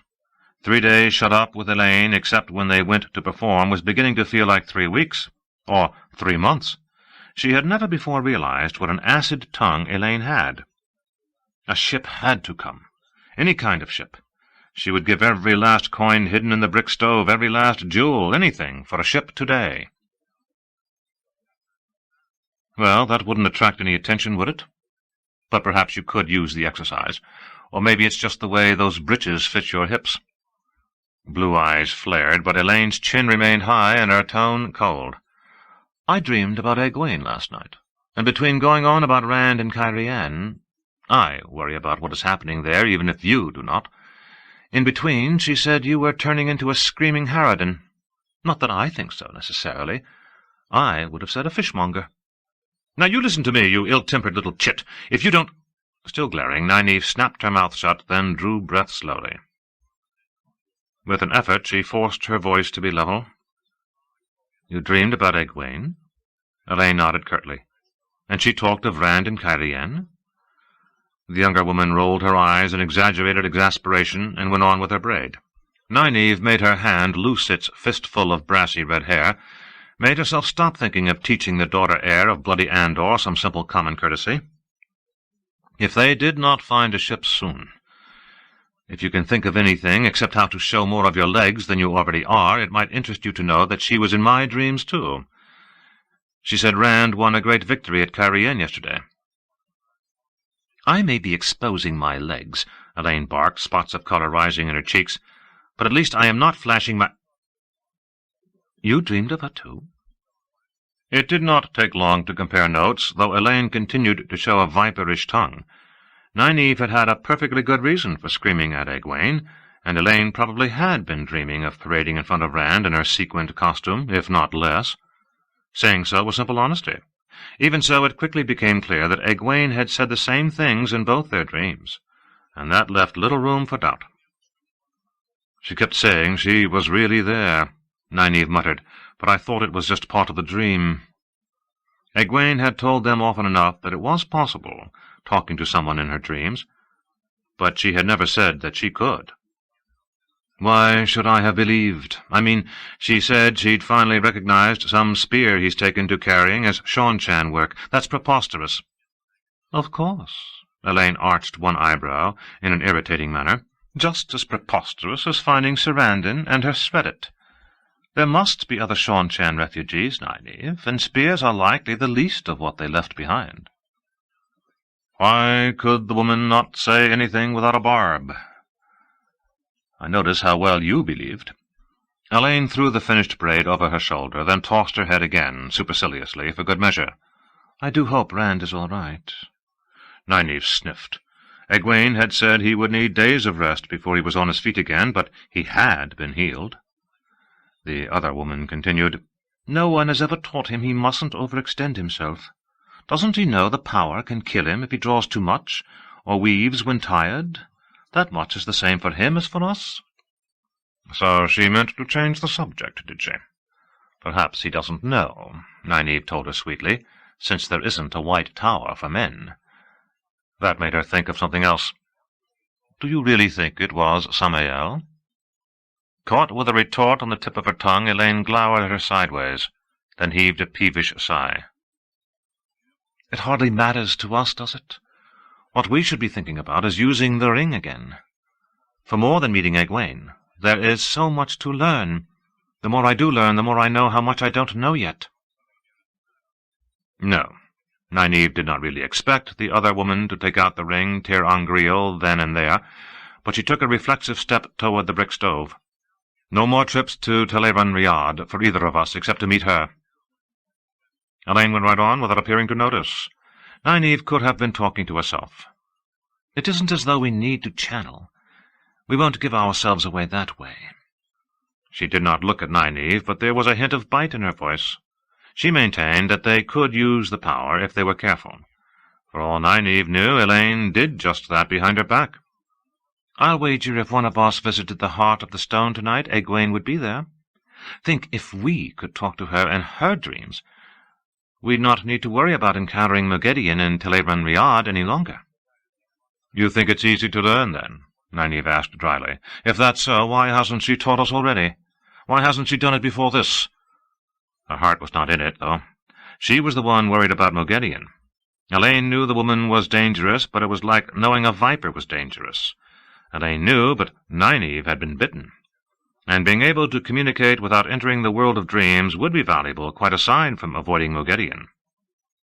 In any case, Elaine still was paying no attention to her. I wonder why she was so insistent we not tell anyone. That makes no sense. For a moment she worried her underlip with her teeth. There is another reason to talk to her as soon as we can. It didn't mean anything to me then, but the last time she spoke to me, she vanished in mid-sentence. What I remember now is that before she did, she suddenly looked surprised and frightened. Nynaeve took a deep breath and pressed both hands hard against her stomach in a vain effort to quiet sudden flutters. She managed to keep her voice flat, though. Moghedien? Light, you do have cheerful thoughts. No, if Moghedien could come into our dreams, I think we would know it by now. Elaine gave a small shiver. She did have some idea of how dangerous Moghedien was. Anyway, it wasn't that sort of look. She was frightened, but not enough for that. Then maybe she isn't in any danger. Maybe— Forcing her hands to her sides, Nynaeve compressed her lips angrily. Only she was not certain who she was angry with. Putting the ring away out of sight, except for meetings with Egwene, had been a good idea. It had. Any venture into the world of dreams could have found Moghedien, and keeping clear of her was better than a good idea. She already knew she was overmatched. That thought rankled, worse every time she had it, but it was the simple truth. Yet now there was the chance that Egwene needed help. A small chance. Just because she was properly wary of Moghedien did not mean she was underrating the possibility. And it might be that Rand had one of the Forsaken after him in the same personal way that Moghedien was after her and Elaine. What Egwene reported, both of Cairhien and of the mountains, smacked of one man daring another to knock a chip off his shoulder. Not that she could see anything to do about that. But Egwene— Sometimes it seemed to Nynaeve that she had forgotten why she had left the Two Rivers in the first place. To protect young people from her village who had been caught in Aes Sedai webs. Not that much younger than herself, only a few years, yet the gap seemed wider when you were the village wisdom. Of course, the Women's Circle and Eamon's Field had certainly chosen a new wisdom by now, but that did not make it less her village, or them less her people. In her heart of hearts it made her no less than the wisdom. Somehow, though, protecting Rand and Egwene and Mat and Perrin from Aes Sedai had become helping them survive, and finally, without her quite realizing when or how, even that goal had been submerged in other needs. Entering the White Tower to learn how better to pull down Moiraine had become a burning desire to learn how to heal. Even her hatred for Aes Sedai meddling in people's lives now coexisted with her desire to become one. Not that she really wanted to, but it was the only way to learn what she wanted to learn.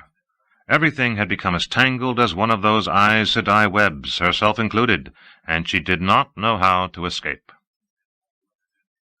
I am still who I always have been. I will help them, as much as I can. Tonight, she said aloud, I will use the ring. Sitting down on the bed, she began to pull on her stockings. Stout wool was hardly comfortable in this heat, but at least part of her would be decently clothed. Stout stockings and stout shoes. Birgitte wore brocaded slippers and gossamer silk stockings that surely looked cool. She put the thought firmly out of her head. Just to see if Egwene is in the stone. If she isn't, I will come back, and we won't use the ring again until the next scheduled meeting. Elaine watched her with an unblinking stare that made her tug at her stockings in increasing discomfort. The woman did not say a word, but her expressionless gaze implied that Nynaeve might be lying. To Nynaeve it did. It did not help that the thought had flittered on the edge of consciousness, that she could easily make sure the ring was not touching her skin when she went to sleep. There was no real reason to believe that Egwene would be waiting in the heart of the stone tonight. She had never really considered it. The thought had drifted up unbidden, but it had been there and made it hard to meet Elaine's eyes. What if she was afraid of Moghedien? It was only good sense, however it galled to admit it.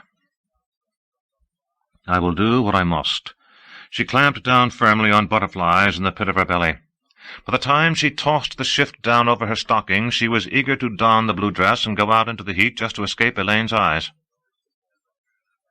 Elaine was just finishing helping her with a rows of small buttons up the back, and muttering that no one had helped her, as if anyone needed help with breeches, when the wagon door banged open, letting in a wave of hot air. Startled, Nynaeve jumped and covered her bosom with both hands before she could stop herself. When Birgitte climbed in instead of Valonluca, she tried to pretend she was adjusting the neckline.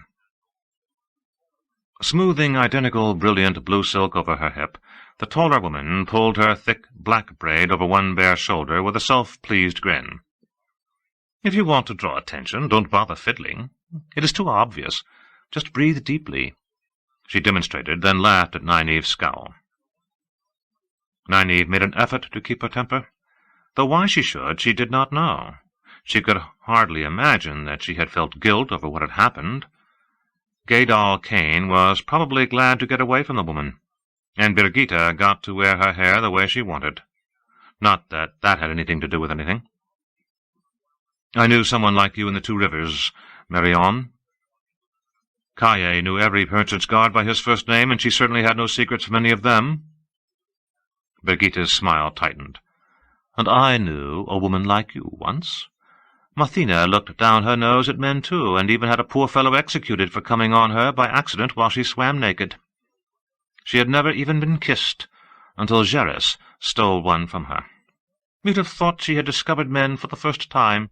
She became so besotted, Geras had to go live on a mountain to escape her. Watch out for the first man to kiss you. One has to come along sooner or later. Fists clenching, Nynaeve took a step toward her, or tried to. Somehow Elaine was in between them, hands upraised. "Both of you, stop it this minute," she said, eyeing them in turn with equal haughtiness. "Linny always said, waiting turns men into bears in a barn and women into cats in a sack, but you will stop clawing at one another right now. I will not put up with it any longer." To Nynaeve's surprise, Birgitta actually blushed and mumbled a sullen apology. To Elaine, of course, but the apology itself was the surprise. Birgitta had chosen to stay close to Elaine. There was no need for her to hide. But after 3 days the heat was apparently affecting her as badly as it did Elaine. For herself, Nynaeve gave the daughter heir her frostiest stare. She had managed to maintain an even disposition while they waited, cooped up together. She had, but Elaine certainly had no room to talk. "Now," Elaine said, still in that icy tone, "did you have some reason for barging in like a bull, or have you simply forgotten how to knock?" Nynaeve opened her mouth to say something about cats, just a gentle reminder, but Birgitta forestalled her, if in a tighter voice. "Tom and Julian are back from the town." "Back?" Nynaeve exclaimed, and Birgitta glanced at her before returning to Elaine. "You did not send them?" "I did not," Elaine said grimly. She was out of the door, Birgitta at her heels, before Nynaeve could say a word. There was nothing for it but to follow, grumbling to herself. Elaine had better not suddenly think she was the one giving orders. Nynaeve had still not forgiven her for revealing so much to the men. The dry heat seemed even worse outside, for all the sun still sat on the canvas wall around the menagerie. Sweat popped out on her brow before she reached the foot of the ladder, but for once she did not grimace. The 2 men sat on 3-legged stools beside the cook-fire, hair wild and coats looking as if they had rolled in the dirt. A trickle of red ran from beneath a wadded cloth Tom was pressing to his scalp, down across a fan of dried blood that covered his cheek and stained one long white moustache. A purple lump the size of a hen's egg stood out beside Julian's eye, and he held his thumb-thick staff of pale ridged wood in a hand roughly wrapped with a bloody bandage. That ridiculous conical red cap, sitting on the back of his head, appeared to have been trampled. From the noises inside the canvas walls, the horse-handlers were already at work, cleaning cages, and no doubt Sarandon was with her Sreddit. None of the men would go near them, but there was relatively little stir around the wagons as yet. Petra was smoking his long-stemmed pipe while he helped Clarine prepare their breakfast. 2 of the Chavanas were studying some piece of apparatus with Mulin, the contortionist, while the other pair were chatting with 2 of the 6 female acrobats Luca had hired away from Celia Serrano's show. They claimed to be sisters named Murasaka, despite being even more disparate in looks and coloring than the Chavanas. One of the pair, lounging in colorful silk robes with Brug and Terik, had blue eyes and almost white hair, the other skin nearly as dark as her eyes. Everyone else was already garbed for the day's first performance, the men bare-chested in colorful breeches, Mulin in gauzy red and a tight matching vest, Clarine in high-necked green sequins. Tom and Julian attracted a few looks, but fortunately no one thought it necessary to come inquire after their health. Perhaps it was the hang-dog way they sat, shoulders slumped, eyes on the ground under their boots. Doubtless they knew they were in for a tongue-lashing that would sear their hides. Nynaeve certainly intended to give them one. Elaine, though, gasped at the sight of them, and went running to kneel beside Tom, all the anger of a moment before taking wing. "What happened? Oh, Tom, your poor head! That must hurt so. This is beyond my abilities. Nynaeve will take you inside and see to it. Tom, you are too old to get yourself into scrapes like this." Indignantly, he fended her off as best he could while holding his compress in place.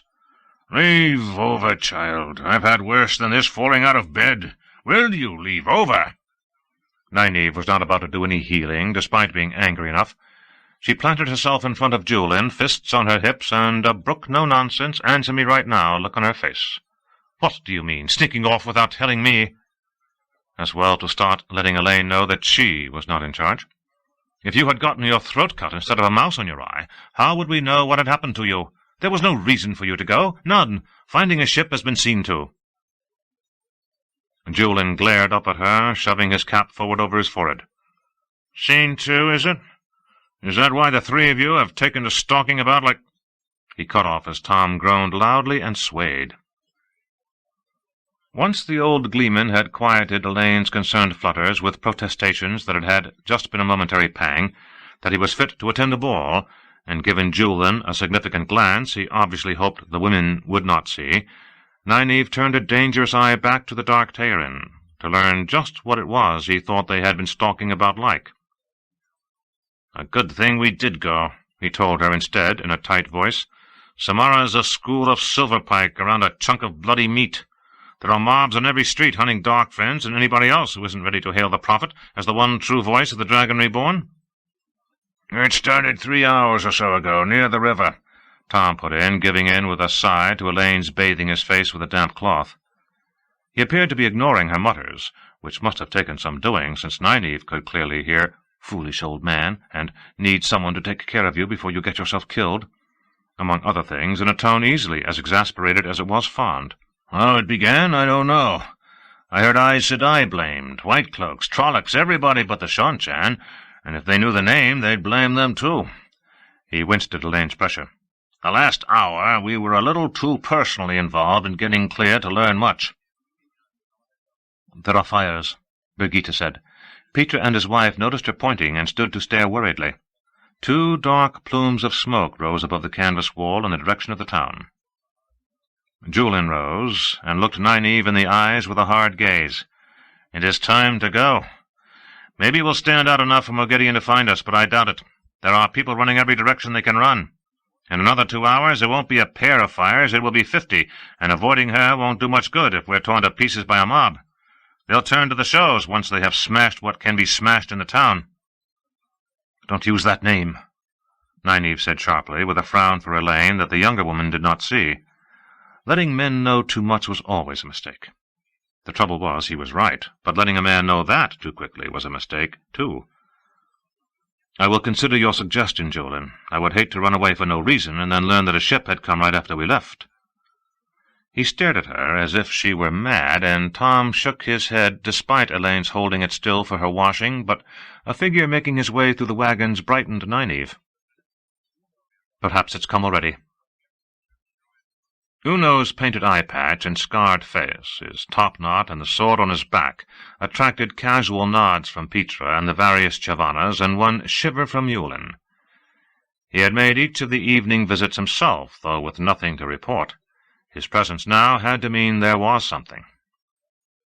As usual, he grinned at Birgitte as soon as he saw her, and rolled his lone eye in an ostentatious stare at her exposed bosom, and as usual she grinned back and eyed him up and down lazily. For once, though, Nynaeve did not care how reprehensibly they behaved. "Is there a ship?" Uno's grin faded. "There's a ship," he said grimly, "if I can get you to it whole." "We know all about the rioting. Surely 15 Shianarans can get us safely through." "You know about the rioting," he muttered, eyeing Tom and Julian. Do you know Massimi's people are fighting Whitecloaks in the streets? Do you know he's ordered his people to take Amadisia with fire and sword? There are thousands across the river already." "That's as may be," Nynaeve said firmly, "but I expect you to do as you said you would. You promised to obey me, if you recall." She put just a slight emphasis on the word and gave Elaine a meaning look.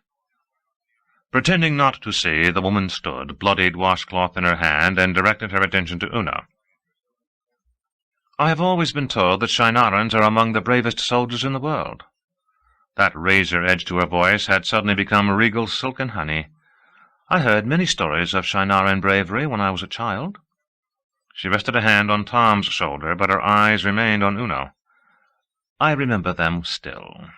I hope I shall always remember them." Birgitte stepped closer and began massaging the back of Uno's neck while she looked him straight in the eye. That glaring red eye on his eye patch did not seem to upset her at all. 3,000 years guarding the blight, she said gently. Gently, It had been 2 days since she had spoken to Nynaeve like that. 3,000 years, and never a step back, not paid for 10 times over in blood. This may not be Ankara or the Saral step, but I know what you will do.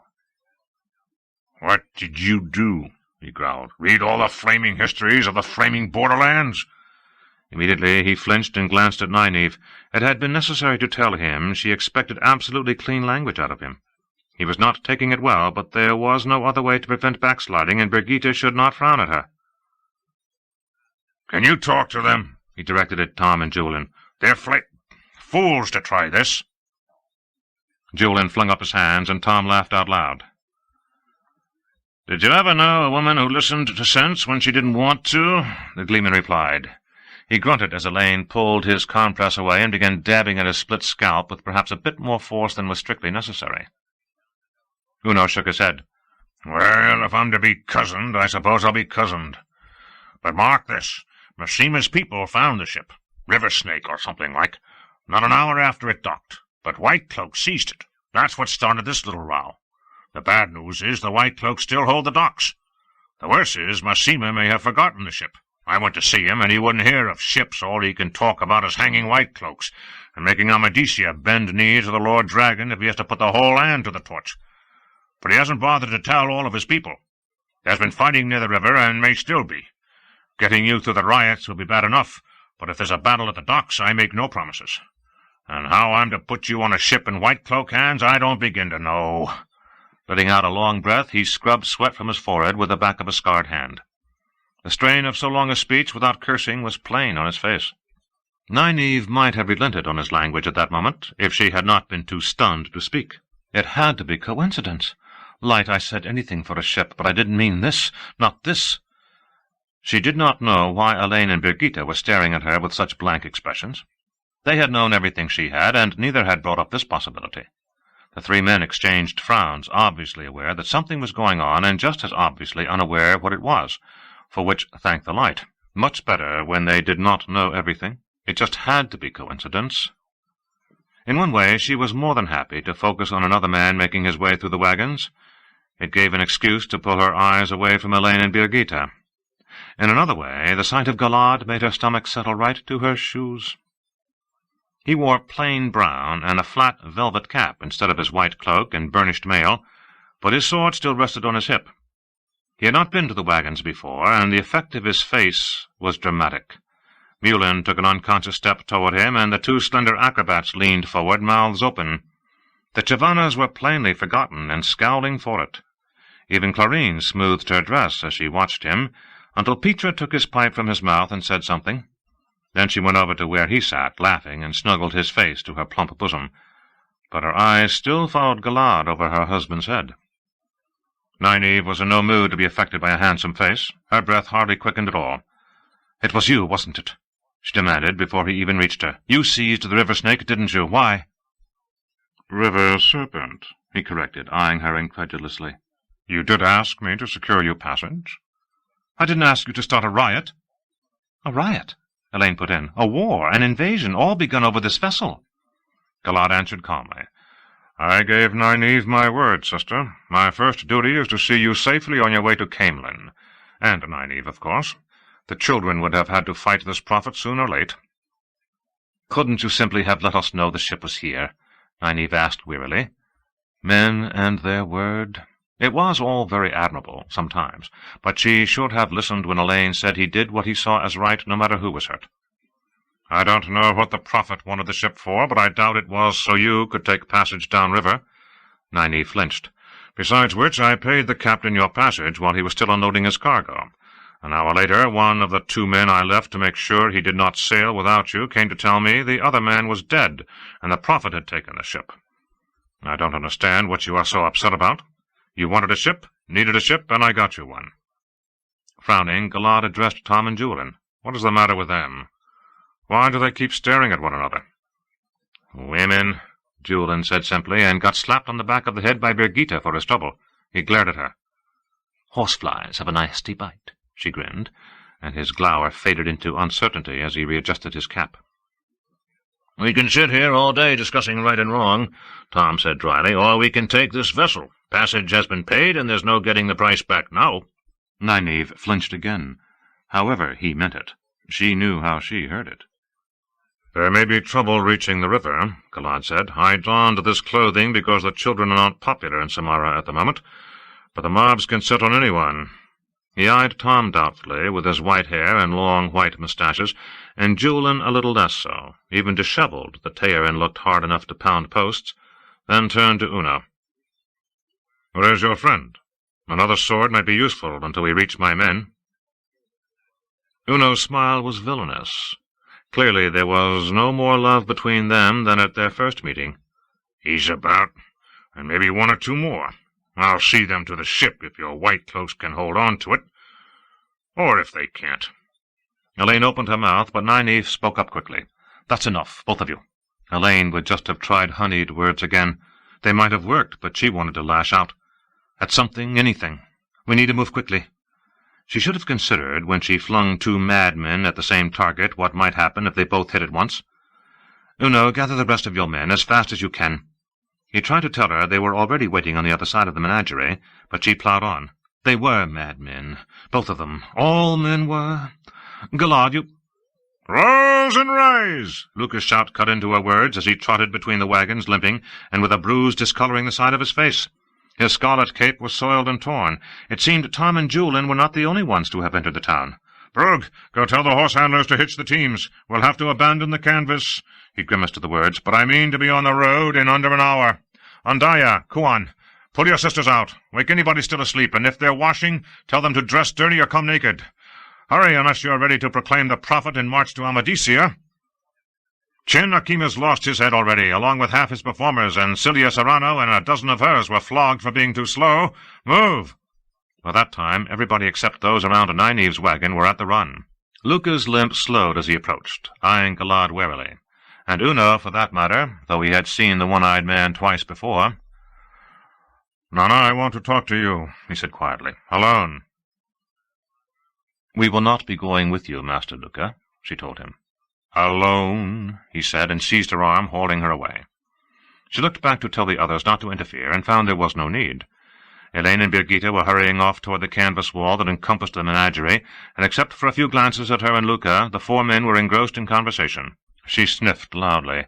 Fine men they were, to watch a woman manhandled and do nothing. Jerking her arm free, she strode along beside Luca, silk skirts swishing her displeasure. "I suppose you want your money now that we are going. Well, you shall have it, 100 gold marks, though I think you should allow something for the wagon and horses we're leaving behind, and for what we've brought in. We have certainly increased the number of your patrons, Morlin and Julian with their high-walking, me with the arrows, Tom—" "Do you think I want the gold, woman?" he demanded, rounding at her. "If I did, I'd have asked for it the day we crossed the river. Have I asked? Did you ever think why not?" In spite of herself, she took a step back, crossing her arms beneath her breasts sternly, and immediately wished she had not. That stance more than emphasized what she was exposing. Stubbornness kept her arms where they were. She was not about to let him think she was flustered, especially since she was. But surprisingly, his eyes remained on hers. Maybe he was ill. He had never avoided looking at her bosom before, and if Valan Luca was not interested in bosoms or gold— "If not about the gold, then why do you want to talk to me?" "All the way back here from the town," he said slowly, following her, "I kept thinking that now you would finally go." She refused to back away again, even when he was standing over her and staring down intently. At least he was still looking at her face. "I don't know what you are running from, Nana. Sometimes I almost believe your story.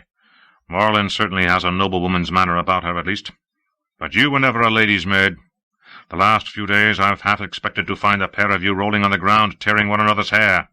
And maybe Marion in the pile." He must have seen something on her face, because he cleared his throat and hurried on. "The point is, I can find someone else for Marion to shoot at. You do scream so beautifully, anyone would think you were truly terrified, but—" He cleared his throat again, even more hastily, and drew back. "What I am trying to say is that I want you to stay. There's a wide world out there, 1,000 towns waiting for a show like mine, and whatever is chasing you will never find you with me. A few of Akima's people and some of Cilia's who haven't been marched off across the river, they're joining me.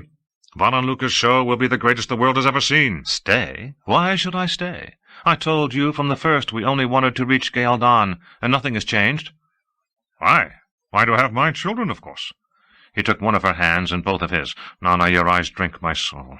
Your lips inflame my heart. Your shoulders make my pulse race." She cut in hurriedly. "You want to marry me?" she said incredulously. "Marry?" He blinked. "Well, yes, of course." His voice picked up strength again, and he pressed her fingers to his lips. "We will be wed at the first town where I can arrange it. I've never asked another woman to marry me." "I can quite believe it," she said faintly. It took some effort to pull her hand free. "I am sensible of the honor, Master Luca, but—" "Valen, Nana, Valen." "But I must decline. I am betrothed to another." Well, she was, in a way. Lan Mandragoran might think his signet ring just a gift, but she saw it differently. "And I am going." "I should bundle you up and carry you with me."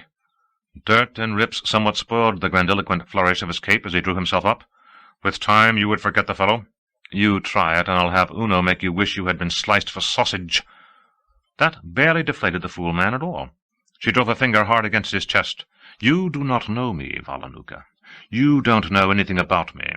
My enemies, the ones you dismiss so easily, would make you take off your skin and dance in your bones, and you would be grateful if that was all they did. Now, I am going, and I don't have time to listen to your drivel. No, don't say any more. My mind is set, and you will not change it, so you might as well stop blathering." Luca sighed heavily. "You are the only woman for me, Nana. Let other men choose boring flutterers with their shy sighs. A man would know he had to walk through fire and tame a lioness with his bare hands every time he approached you.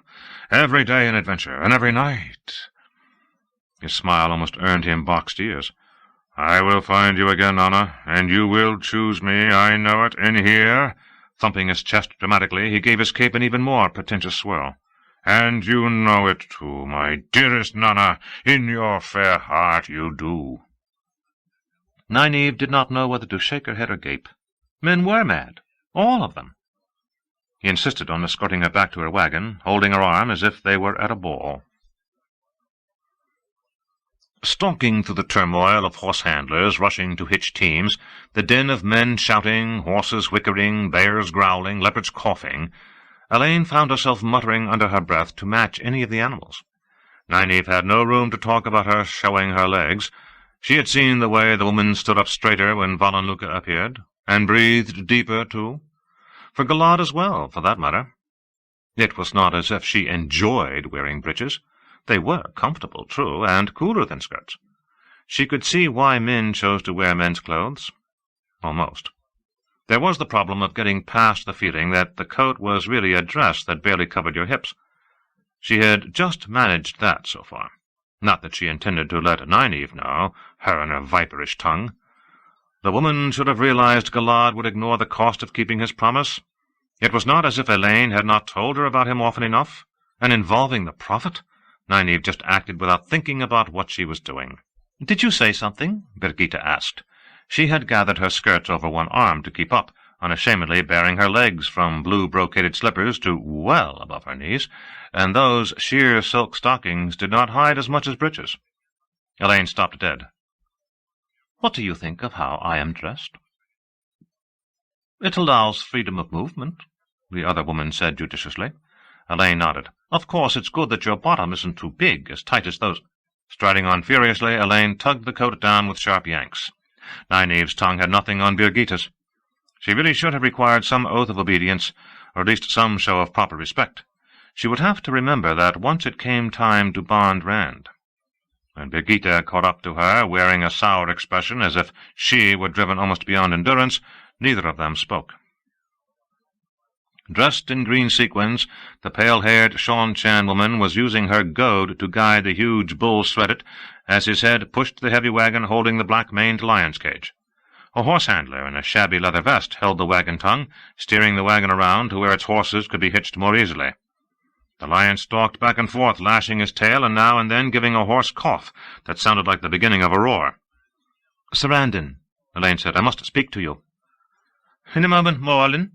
Fixed on the tusked grey animal as she was, her quick, slurred way of speaking made her nearly unintelligible. "Now, Sarandon, we have little time."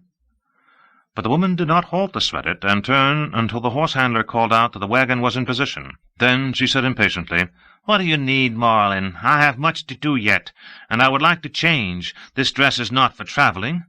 The animal stood waiting patiently behind her. Elaine's mouth tightened slightly. "We are leaving, Sarandon." "Yes, I know. The riots. Such things should not be allowed. If this prophet thinks to harm us, he will learn what Mare and Sanet can do." She twisted to scratch Mare's wrinkled shoulder with her goad, and he touched her shoulder with his long nose. "A trunk," Sarandon called it.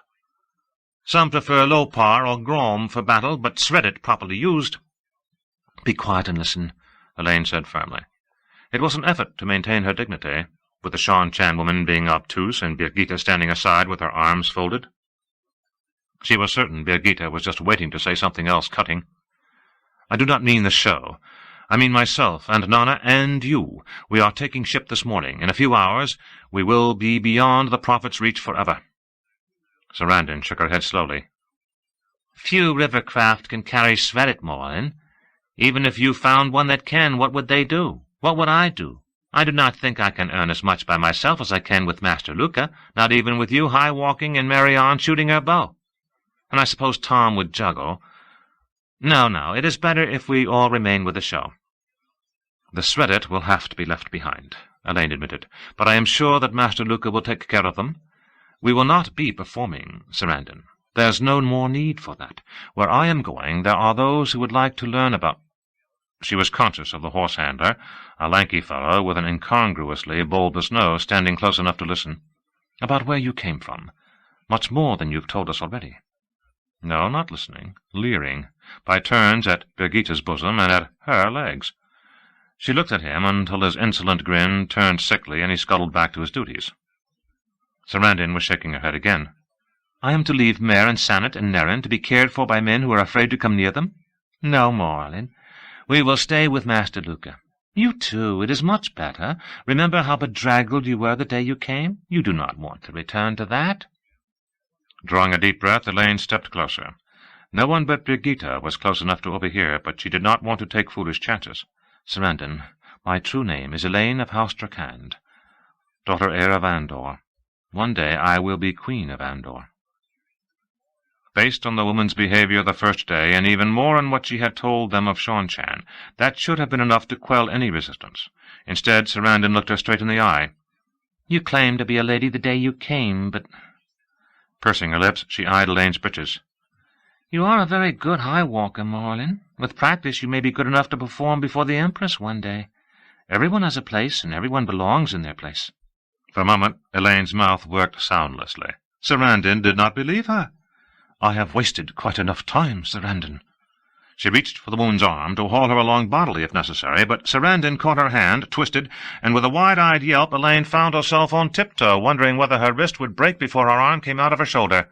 Birgitta just stood there, arms folded under her breasts, and had the nerve to raise an eyebrow questioningly.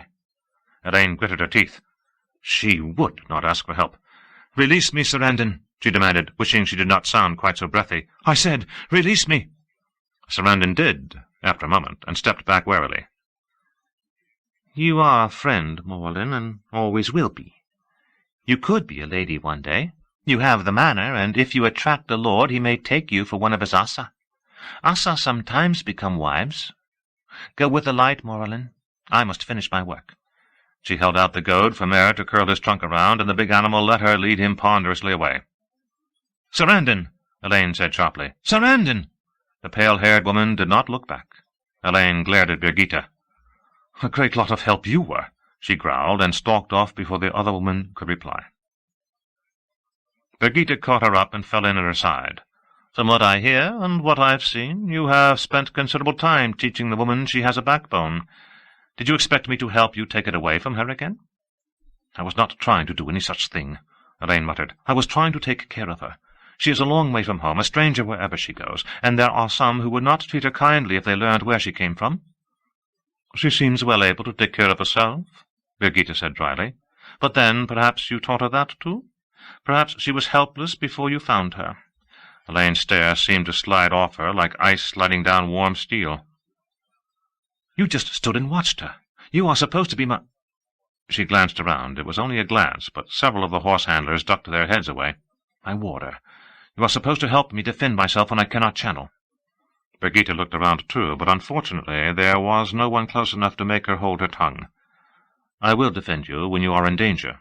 But if the danger is only of being turned over someone's knee because you behaved like a spoiled child, I will have to decide whether it's better to let you learn a lesson that might save you the same or worse another time." Telling her you were heir to a throne. "Really, if you are going to be Aes Sedai, you had better start practicing how to bend the truth, not break it into shards." Elaine gaped. It was not until she stumbled over her own feet that she managed to say, "But I am." "If you say so," Birgitta said, rolling her eyes at the spangled breeches. Elaine could not help herself. Nynaeve wielding her tongue like a needle, Sarand and stubborn as 2 mules, and now this. She threw back her head and screamed with frustration. When the sound died, it seemed as if the animals had quieted. Horse-handlers stood about staring at her. Coolly she ignored them. Nothing could worm its way under her skin now. She was as calm as ice, perfectly in control of herself. "Was that a cry for help?" Birgitta said, tilting her head. "Or are you hungry? I suppose I could find a wet nurse and—" Elaine strode away with a snarl that would have done any of the leopards proud. Chapter 48. Leave-takings. Once she was back in the wagon, Nynaeve changed into a decent dress, with a few exasperated mutters for having to undo one set of buttons and do up another by herself. The plain grey wool, fine and well cut, yet hardly elaborate, would pass without comment almost anywhere. But it was decidedly warmer. Still, it felt good to be decently garbed again, and somehow odd, as if she were wearing too many clothes. It must be the heat. Quickly she knelt in front of the small brick stove with its tin chimney and opened the iron door on their valuables. The twisted stone ring was fast nestled into her belt-pouch beside Lan's heavy signet ring and her gold great serpent. The small gilded coffer containing the gems Amathera had given her went into the leather scrip with the pouches of herbs taken from Rhonda Makura and Mardison, and the small mortar and pestle for preparing them. She fingered through the latter just to remind herself what each contained, from heel-all to that dreadful fork-tongue root. The letters of rights went in as well, and 3 of the 6 purses, none quite as fat as it had been after paying the menagerie's way to Gaeldan. Luca might not be interested in his 100 marks, but he had had no qualms about collecting his expenses. One of the letters authorizing the bearer to do whatever she wished in the name of the Amerlin seat joined the rings. No more than vague rumors of some sort of trouble in Tarvalin had reached Samara. She might find a use for it, even with Swan Sanche's signature. The dark wooden box she left where it sat, next to 3 of the purses, as well as the rough jute bag containing the Edam. That she certainly had no wish to touch, and the silver arrow Elaine had found the night of the calamitous encounter with Moghedien. For a moment she frowned at the arrow, contemplating Moghedien. It was best to do whatever was necessary to avoid her. It was. I bested her once, and had been hung up like a sausage in the kitchen the second time. If not for Birgitta, she made her own choice. The woman had said so, and it was true. I could defeat her again. I could. But if I failed— If she failed— She was only trying to avoid the washed leather purse stuffed right to the back, and she knew it, yet there was not a hair's difference for ugliness between the purse and the thought of losing to Moghedien again. Drawing a deep breath, she gingerly reached in and took it up by the drawstrings, and knew she had been wrong. Evil seemed to bathe her hand stronger than ever, as if the Dark One really was trying to break through the Quain-Diar seal inside. Better to dwell all day on defeat by Moghedien. There was a world of difference between thought and reality. It had to be imagination. There had been no such feeling in Tenchiko, but she wished she could let Elaine carry that too, or leave it there. "Stop being foolish," she told herself firmly. "It holds the Dark One's prison shut. You are just letting your fancies run wild."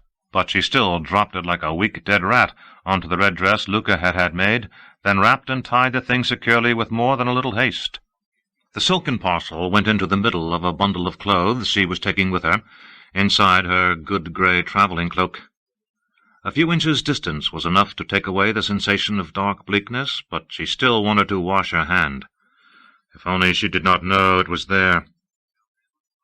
She was being foolish. Elaine would laugh at her, and Birgitta as well. And rightly. Actually, the clothes she wanted to keep made 2 packages, and she regretted every stitch she had to leave behind, even the low-cut blue silk. Not that she ever wanted to wear anything like it again. She did not intend to touch the red dress, certainly, until she handed the intact packet to an Aes Sedai in Saladar. But she could not help totting up the cost of clothes, horses, and wagons abandoned since leaving Tanchico, and the coach, and the barrels of dye. Even Elaine would have winced if she had ever thought of it. That young woman believed there would always be coin when she reached into her purse. She was still making the second bundle when Elaine returned and suddenly changed into a blue silk dress.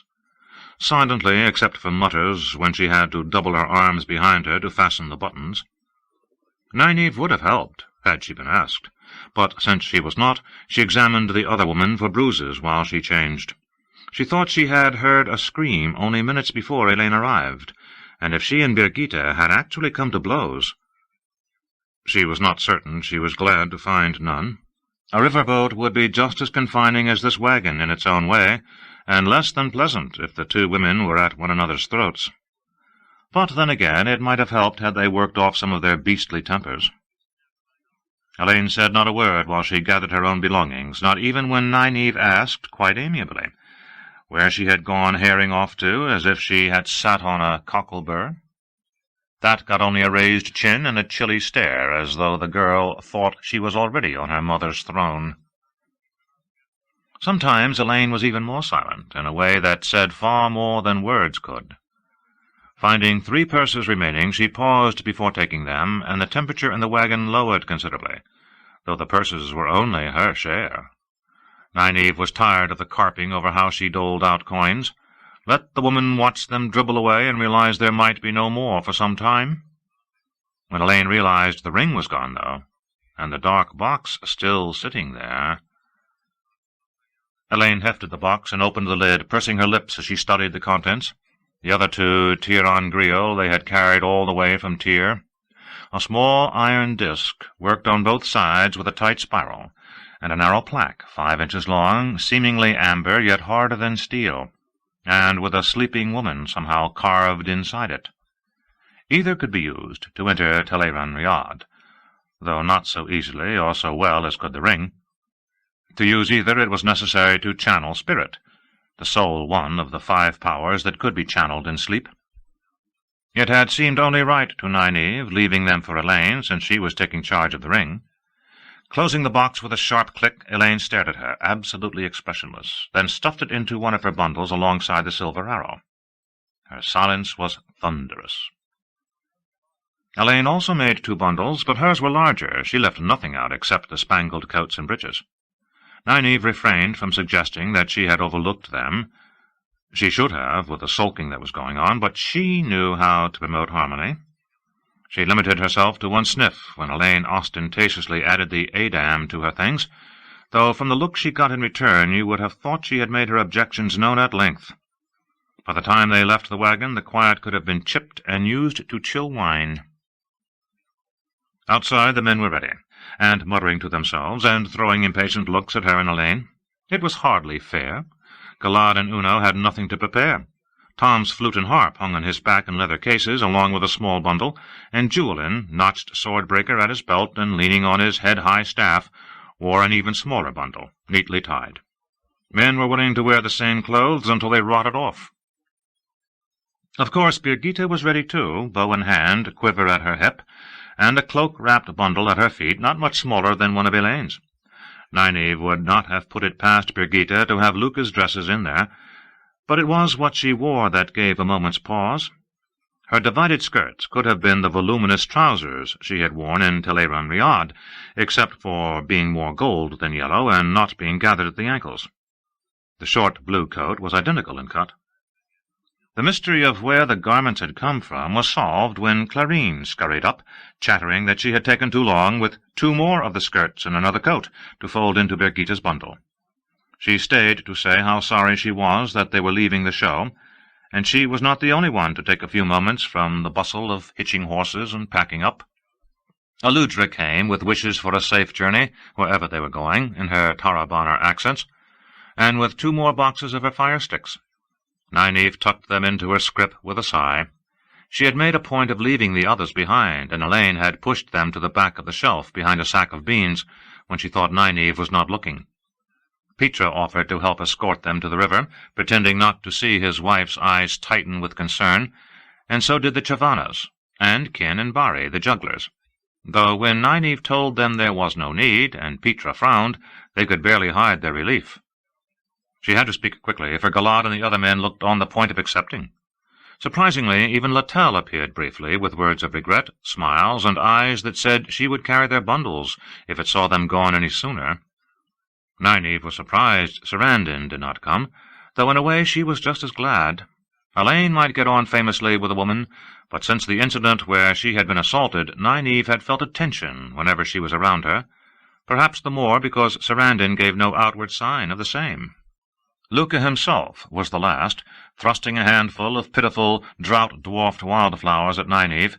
The light alone knew where he had found them, with protestations of undying love, extravagant praises for her beauty, and dramatic vows to find her again if he had to travel to the corners of the world. She was not sure which made her cheeks grow hotter, but her frosty stare wiped the grin from Julian's face and astonishment from Uno's. Whatever Tom and Galad thought, they had enough sense to keep their features smooth. She could not make herself look at Birgitta or Elaine. The worst was that she had to stand there and listen, wilted flowers drooping over her hand, her face growing redder. Trying to send him away with a flea in his ear would likely only have sparked him to greater efforts, and given the others more fodder than they already had. She very nearly heaved a sigh of relief when the idiot man finally bowed himself away in elaborate flourishes of his cape. She held on to the flowers, striding ahead of the others, so she did not have to see their faces, and angrily shoving bundles back into place when they shifted, until she was out of sight of the wagons around the canvas wall. Then she threw the bedraggled blossoms down so violently that Ragan and the rest of the rough-clad Shinarans, squatting halfway across the meadow to the road, exchanged glances. Each had a blanket-wrapped bundle on his back, small, of course, alongside his sword, but they were hung about with enough water bottles to last for days, and every third man had a pot or kettle dangling somewhere. Fine, if there was cooking to be done, let them do it. Not waiting for them to decide whether she was safe to approach, she stalked out to the dirt road alone. Valan Luca was the source of her fury, humiliating her that way. She should have thumped his head, and the Dark One take what anyone thought. But its target was Lan Mandragoran. Lan had never given her flowers. Not that that was of any account. He had expressed his feelings in words deeper and more heartfelt than Valan Luca could ever manage. She had meant every word to Luca. But if Lan said he was going to carry you off, threats would never stop him. Channeling would not stop him unless you managed it before he turned your brain and your knees to jelly with kisses. Still, flowers would have been nice. Nicer than another explanation of why their love could never be, certainly.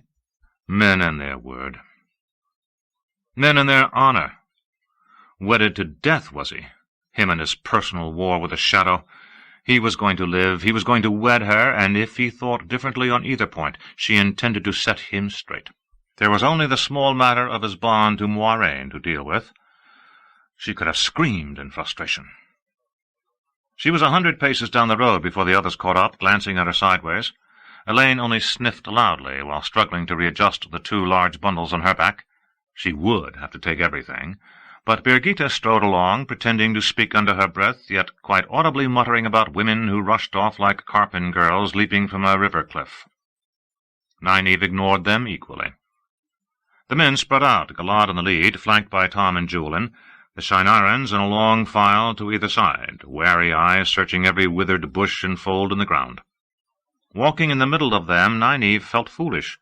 You would have thought they expected an army to rise up out of the ground. You would have thought she and the other 2 women were helpless, especially when the Shinarans silently followed Uno's lead and unlimbered their swords. Why, there was not a human being in sight. Even the shanty villages appeared abandoned.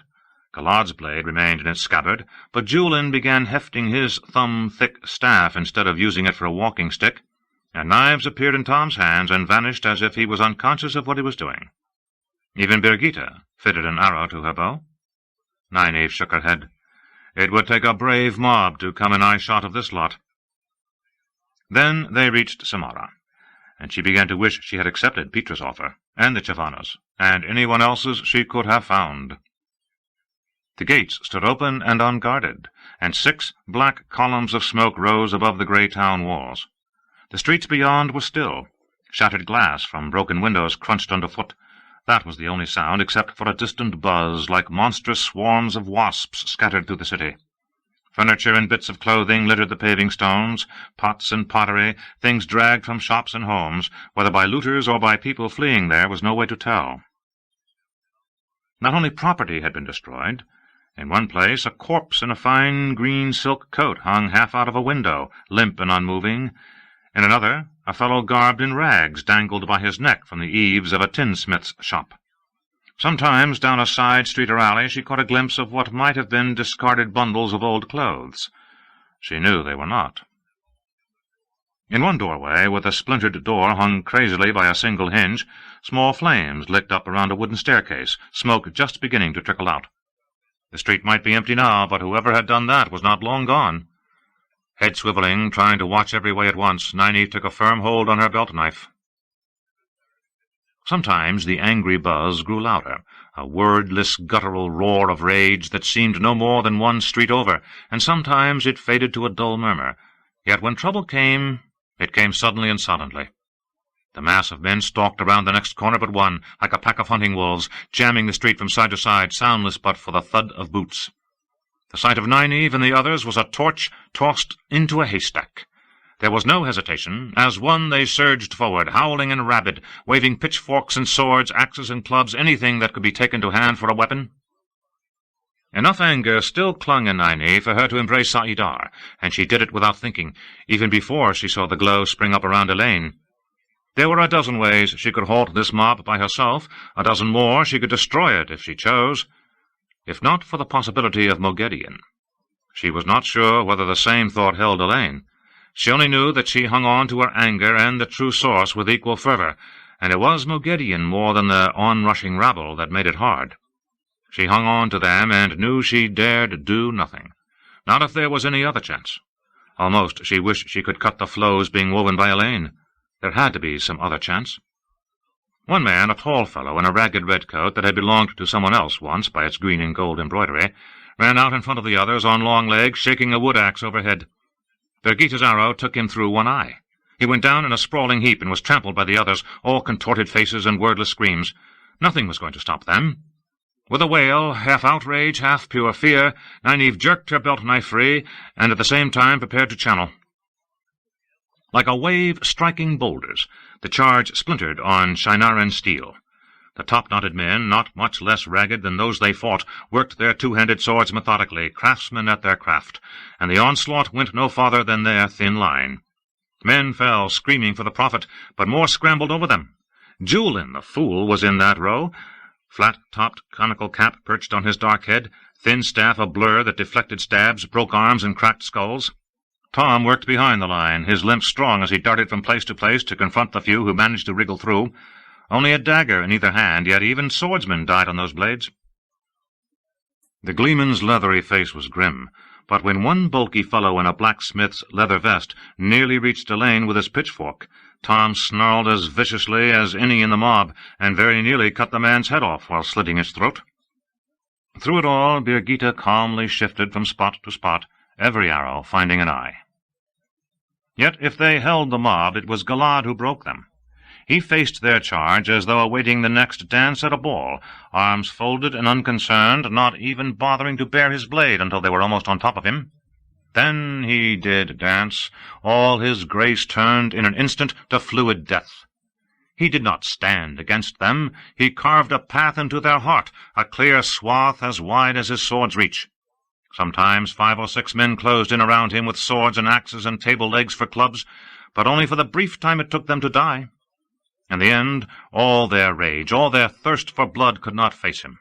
It was from him that the first ran, flinging away weapons, and when the rest fled, they divided around him. As they vanished back the way they had come, he stood 20 paces from anyone else, alone among the dead and the groans of the dying. Nynaeve shivered as he bent to clean his blade on a corpse's coat. He was graceful, even doing that. He was beautiful, even doing that. She thought she might sick up. She had no idea how long it had taken. Some of the Shinarans were leaning on their swords, panting, and eyeing Galad with a good deal of respect. Tom was bent over, with one hand on his knee, trying to fend Elaine off with the other, while telling her he just had to catch his breath. Minutes, an hour, it could have been either. For once, looking at the injured men lying on the pavement here and there, the one crawling away, she felt no desire to heal, no pity at all. Not far off was a pitchfork, where someone had flung it. A man's severed head was impaled on one tine, a woman's on the other.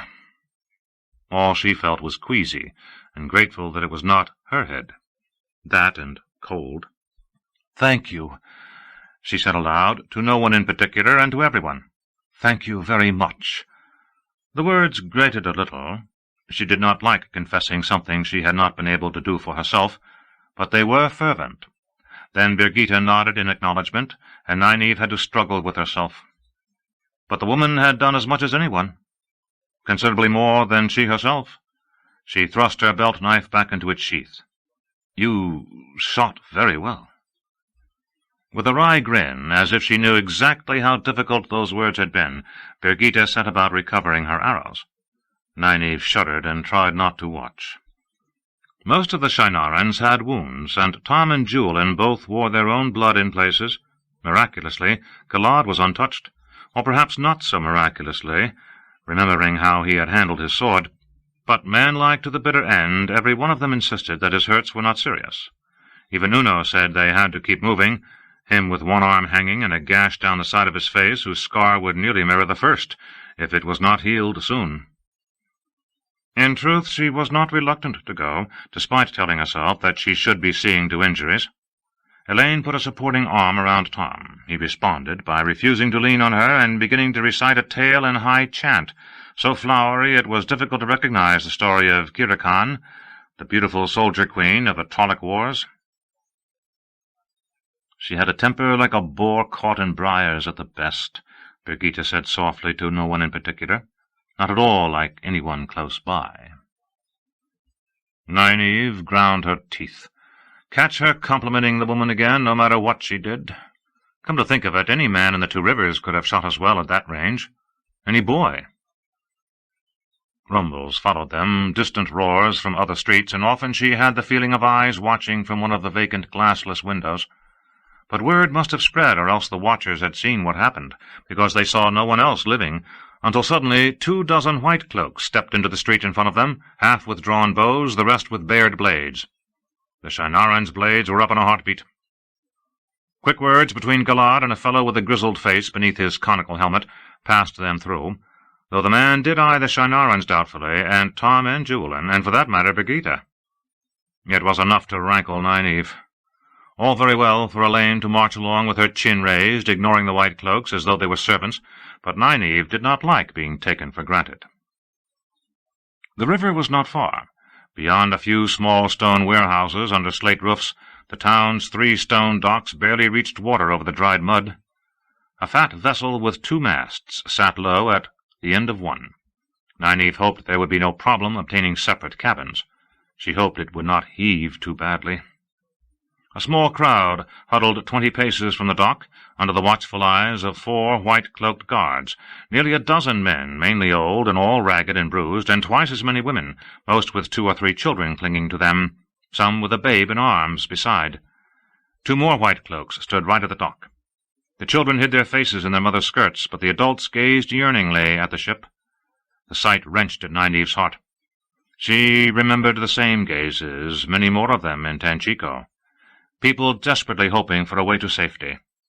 She had not been able to do anything for those.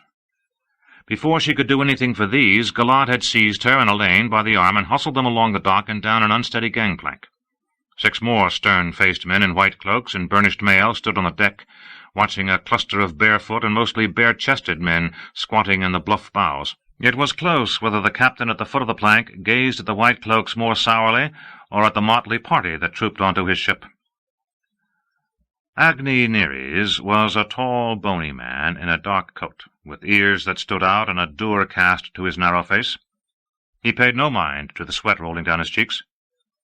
"You paid me passage for 2 women. I suppose you want me to take the other wench and the men for free?" Birgitta eyed him dangerously, but he seemed not to see. "You shall have your fare money, my good captain," Elaine told him coolly. "As long as it's reasonable," Nynaeve said, and ignored Elaine's sharp glance. Neri's mouth thinned, though it hardly seemed possible, and he addressed Galad again.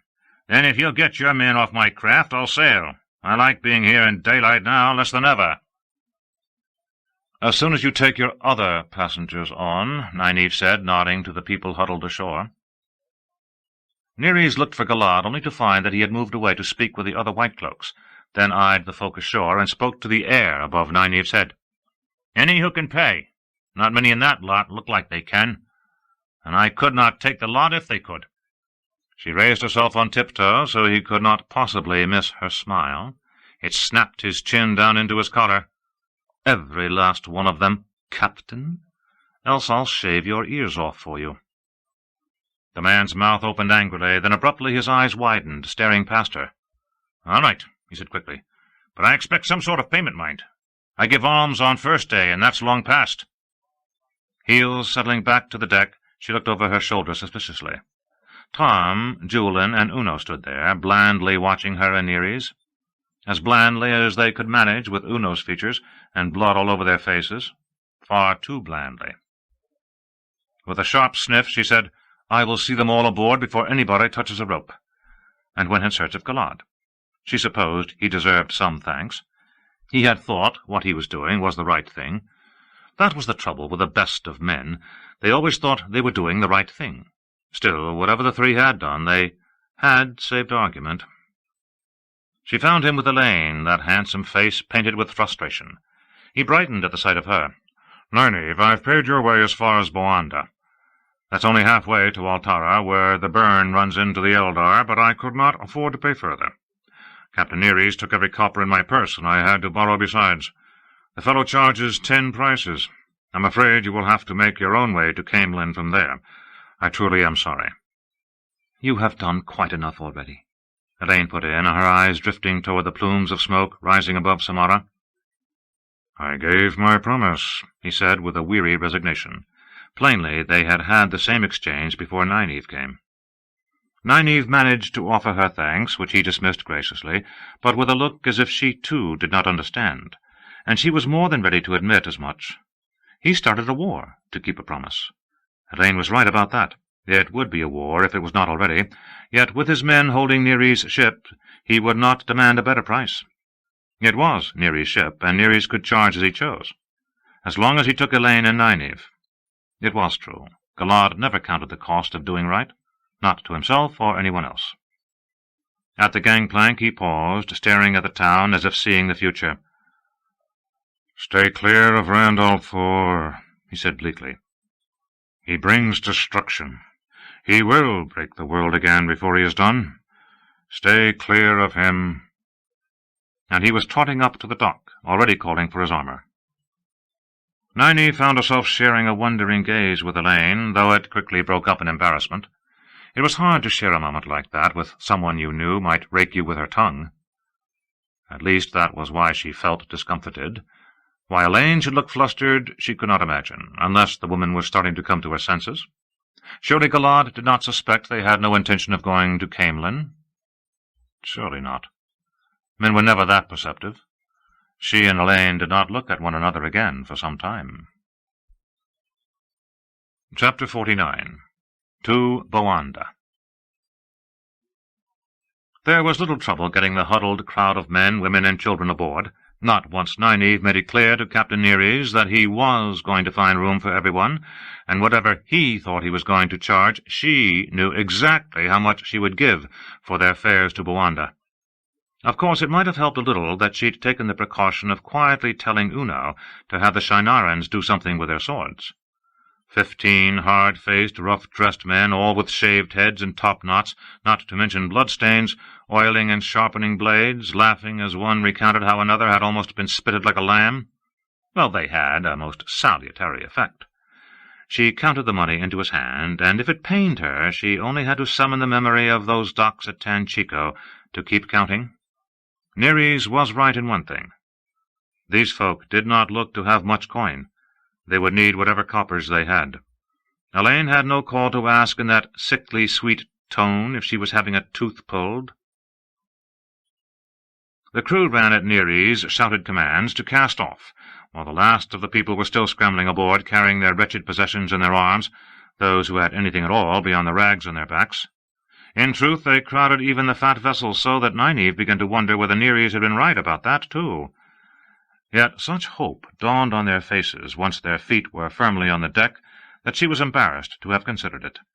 And when they learned she had paid their passage, they clustered around her, struggling to kiss her hands, the hem of her skirt, crying out thanks and blessings, some with tears streaming down dirty cheeks, men as well as women. She wished she could sink through the planks under her feet. The decks bustled as sweeps went out and sails rose, and Samara began to dwindle behind before she could put an end to the demonstration completely. If Elaine or Birgitta had said one word, she would have thumped them both twice around the ship for good measure. 5 days they were on River Serpent, 5 days running down the slowly winding Eldar through baking days and nights not much cooler. Some things changed for the better in that time, but the voyage did not begin well. The first real problem of the trip was Neary's cabin in the stern, the only accommodation on the ship, except the deck. Not that Neary's was reluctant about moving out. His haste, breeches and coats and shirts flung over his shoulders and dangling from a great wad in his arms, shaving mug clutched in one hand and razor in the other, made Nynaeve look hard at Tom and Jewel and Enuno. It was one thing for her to make use of them when she chose to, quite another for them to go looking after her behind her back. Their faces could not have been more open, or their eyes more innocent. Elaine brought up another of Linny's sayings. An open sack hides nothing, and an open door hides little, but an open man is surely hiding something. But whatever problem the men might prove to be, the problem now was the cabin itself. It smelled of must and mold even with a tiny window swung out, and they let little light into its dank confines. Confines was the word. The cabin was small, smaller than the wagon, and most of the space was taken by a heavy table and high-backed chair fastened to the floor, and the ladder leading up to the deck. A washstand built into the wall, with a grimy pitcher and bowl and a narrow dusty mirror, crowded the room still more, and completed the furnishings, except for a few empty shelves and pegs for hanging clothes. The ceiling beams crouched right overhead even for them, and there was only one bed, wider than what they had been sleeping on, yet hardly wide enough for two. Tall as he was, Neary's might as well have lived in a box.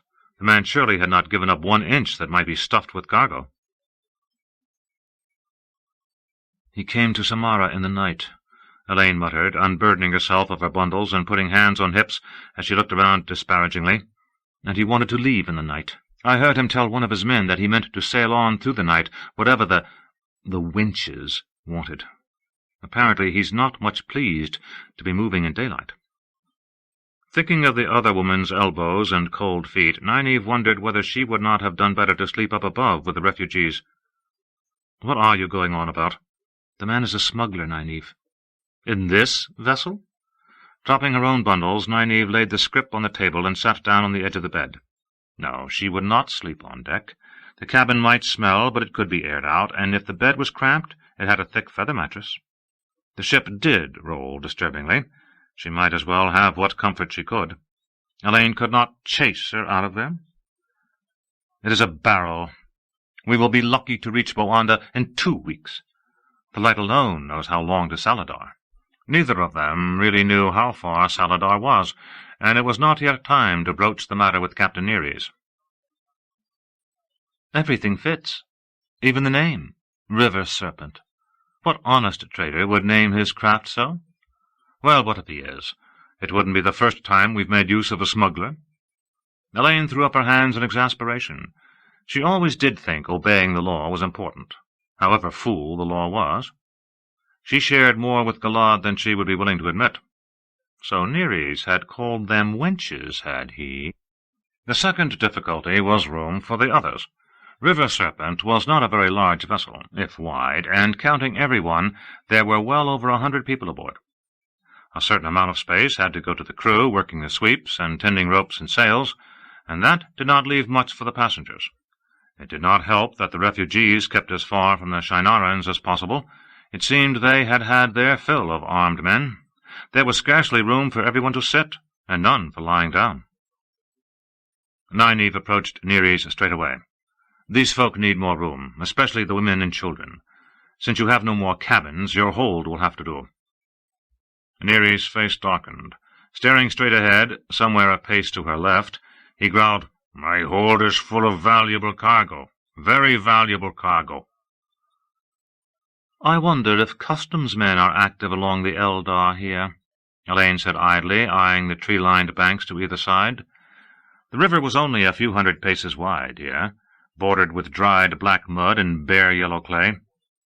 "Gaeldon to one side and Amadisia to the other. It might seem odd, your hold full of goods from the south and you heading south. Of course, you probably have all the documents showing where you've paid duties. And you could explain that you didn't unload because of the troubles in Samara. I have heard that excise men are quite understanding, really." The corners of his mouth turning down, he still did not look at either of them. Which was why he had a very good view when Tom fanned empty hands, made a flourish, and was suddenly twirling a pair of knives through his fingers before making one of them disappear.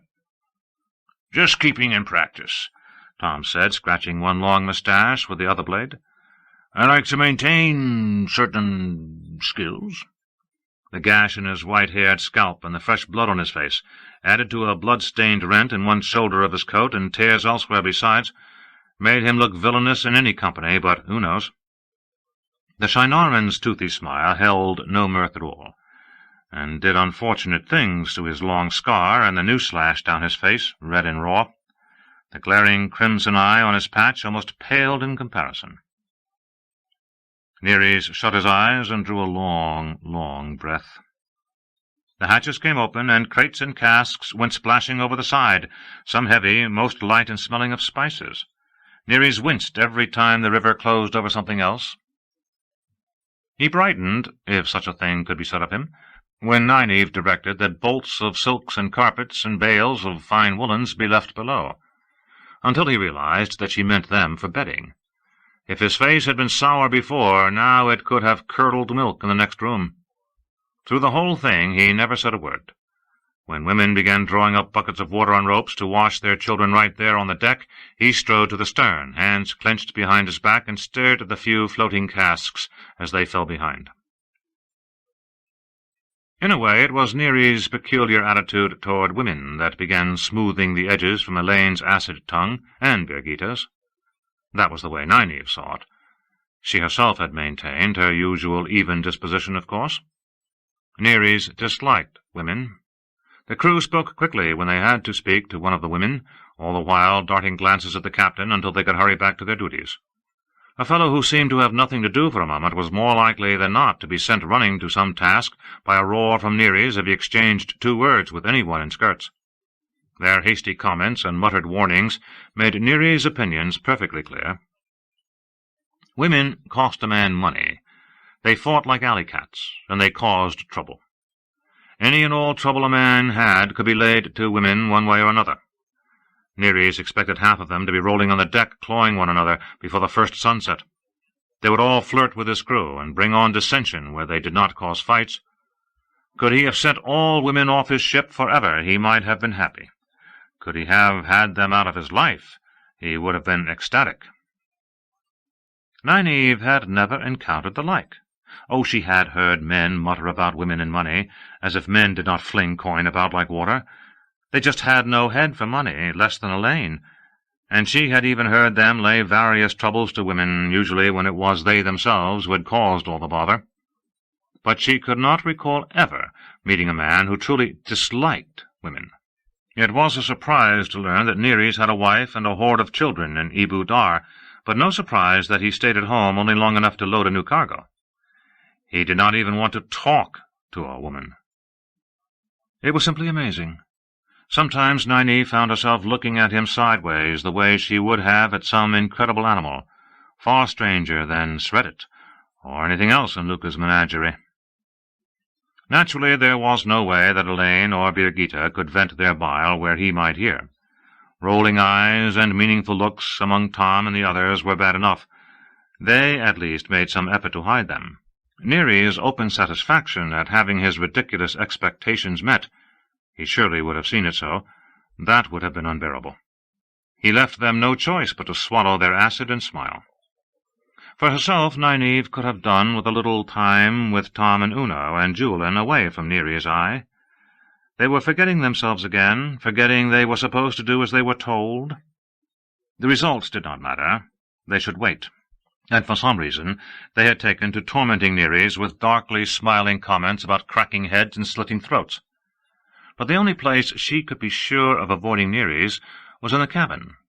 They were not particularly large men, though Tom was tall and Uno fairly wide, yet crowded in there they would have filled the tiny space to where they were looming over her. Hardly conducive to the tongue-lashing she wanted to hand out. Give a man the chance to loom, and he had the battle half won. So she put on a pleasant mask, ignored startled frowns from Tom and Julian, incredulous stares from Uno and Regan, and enjoyed the outward good temper the other women had been forced to adopt. She managed to keep smiling when she learned why the sails were so full, the undulating river banks rushing by under the afternoon as fast as a trotting horse. Neary's had had the sweeps pulled in and stored along the railings. He almost looked happy. Almost. A low clay bluff ran along the Amadisia bank. On the Gaeldan side lay a broad ribbon of reeds between river and trees, mainly brown where water had receded. Samara lay only a few hours upriver. "You channeled," she said to Elaine through her teeth. Wiping sweat from her brow with the back of her hand, she resisted the urge to dash it to the slowly heaving deck. The other passengers left a clear space for the two of them, and Birgitta a few paces across, but she still kept her voice low and as affable as she could manage. Her stomach seemed to move a heartbeat behind the ship's roll that hardly improved her temper. "This wind is your doing." She hoped there was enough red fennel in her scrip. From Elaine's damply glowing countenance and wide eyes, milk and honey should have fountained from her mouth. "You are turning into a frightened rabbit. Pull yourself together. Samara is miles behind us. No one could sense anything useful from that far. She would have to be on the ship with us to know. I was very quick." Nynaeve thought her own face might crack if she held her smile any longer, but out of the corner of her eye she could see Neary's, studying his passengers and shaking his head. Angry as she was at that moment, she could also see the almost faded residue of the other woman's weaving. Working weather was like rolling a stone downhill. It tended to keep going the way you started it. When it bounced away from the path, as it would sooner or later, you just had to twitch it back. Mogedion might have felt a weave of that size from Samara, maybe, but certainly not well enough to say where it had been done. She herself was a match for Mogedion in raw strength, and if she was not strong enough to do something, it seemed safe to say the Forsaken was not either. And she did want to travel as quickly as possible. Right then, one day more than necessary in close quarters with the other two held as much attraction for her as sharing the cabin with Neary's. For that matter, an extra day on water was nothing to look forward to. How could a ship move in such a fashion when the river looked so flat? Smiling was beginning to make her lips ache. "You should have asked, Elaine. You always go and do things without asking, without thinking. It's time you realized if you fall into a hole running blindly, your old nurse isn't going to come pick you up and wash your face." By the last word, Elaine's eyes were as round as teacups, and her bared teeth looked ready to bite. Birgitta put a hand on each of them, leaning close and beaming as though joy had her by the throat. "If you two don't stop this, I'm going to tip you both into the river to cool off. You are both acting like Shago barmaids with winter itch." Sweating faces, frozen in amiability, the three women stalked in different directions, just as far apart as the ship would allow. Near sunset, Nynaeve heard Regan say that she and the others must really be relieved to be away from Samara, the way they were all but laughing on one another's shoulder, and the other men seemed to be thinking much the same, but the rest of the women aboard watched them with faces much too smooth. They knew trouble when they saw it. Yet, bit by bit, that trouble oozed away. Nynaeve was not exactly sure how. Perhaps the pleasant exteriors Elaine and Birgitta put on just seeped inside in spite of them. Perhaps the ridiculousness of it all, trying to keep a friendly smile on your face while putting a proper bite into your words, struck them more and more. Whatever did it, she could not complain at the outcome. Slowly, day by day, words and tones began to match faces, and now and then one of them even looked embarrassed, plainly remembering how she had been behaving. Neither spoke one word of apology, of course, which Nynaeve quite understood. Had she been as foolish and vicious as they, she certainly would not want to remind anyone. The children played a part in restoring Elaine and Birgitte to equilibrium too, though it actually started with Nynaeve looking after the men's wounds that first morning on the river. She brought out her scrip full of herbs, making poultices and ointments, bandaging cuts. Those gashes made her angry enough to heal. Sickness and injury always made her angry, and she did so, for some of the worst, though she had to be careful. Wounds vanishing would have set people talking, and the Light knew what Nereus would do if he thought he had an Aes Sedai aboard. Very likely sneak a man ashore in Amadisia by night and try to have them arrested. For that matter, the news might have sent some of the refugees over the side. With Uno, for example, she rubbed a touch of stinging mardroot oil liniment into his heavily bruised shoulder, dabbed a bit of heal-all ointment on the fresh slash down his face, no point wasting either, and wrapped his head in bandages until he could hardly move his jaw, before healing him. When he gasped and flailed, she said briskly, "Don't be such a baby. I wouldn't have thought a little pain would bother a big, strong man. Now you leave those alone. If you even touch them in the next 3 days, I'll dose you with something you won't soon forget." He nodded slowly, staring at her so uncertainly that it was plain he did not know what she had done. If he realized, when he finally took the bandages off, with luck no one else would remember exactly how bad the gash had been, and he should have sense enough to keep his mouth shut. Once she began, it was only natural to go on to the rest of the passengers. Few of the refugees lacked bruises and scrapes, and some of the children were showing signs of fevers or worms. Those she could heal without worry. Children always made a fuss when they were dosed with anything that did not taste of honey. If they told their mothers it had felt odd, children always had fancies. She had never really been comfortable around children. True, she wanted to have Lan's babies. Part of her did. Children could make a mess from nothing. They seemed to have the habit of doing the opposite of what you told them as soon as your back was turned, just to see how you would react. Yet she found herself smoothing back the dark hair of a boy no higher than her waist, who stared up at her owlishly with bright blue eyes. They looked very like Lan's eyes. Elaine and Birgitte joined her, just to help keep order at first, but one way or another they gravitated to the children too.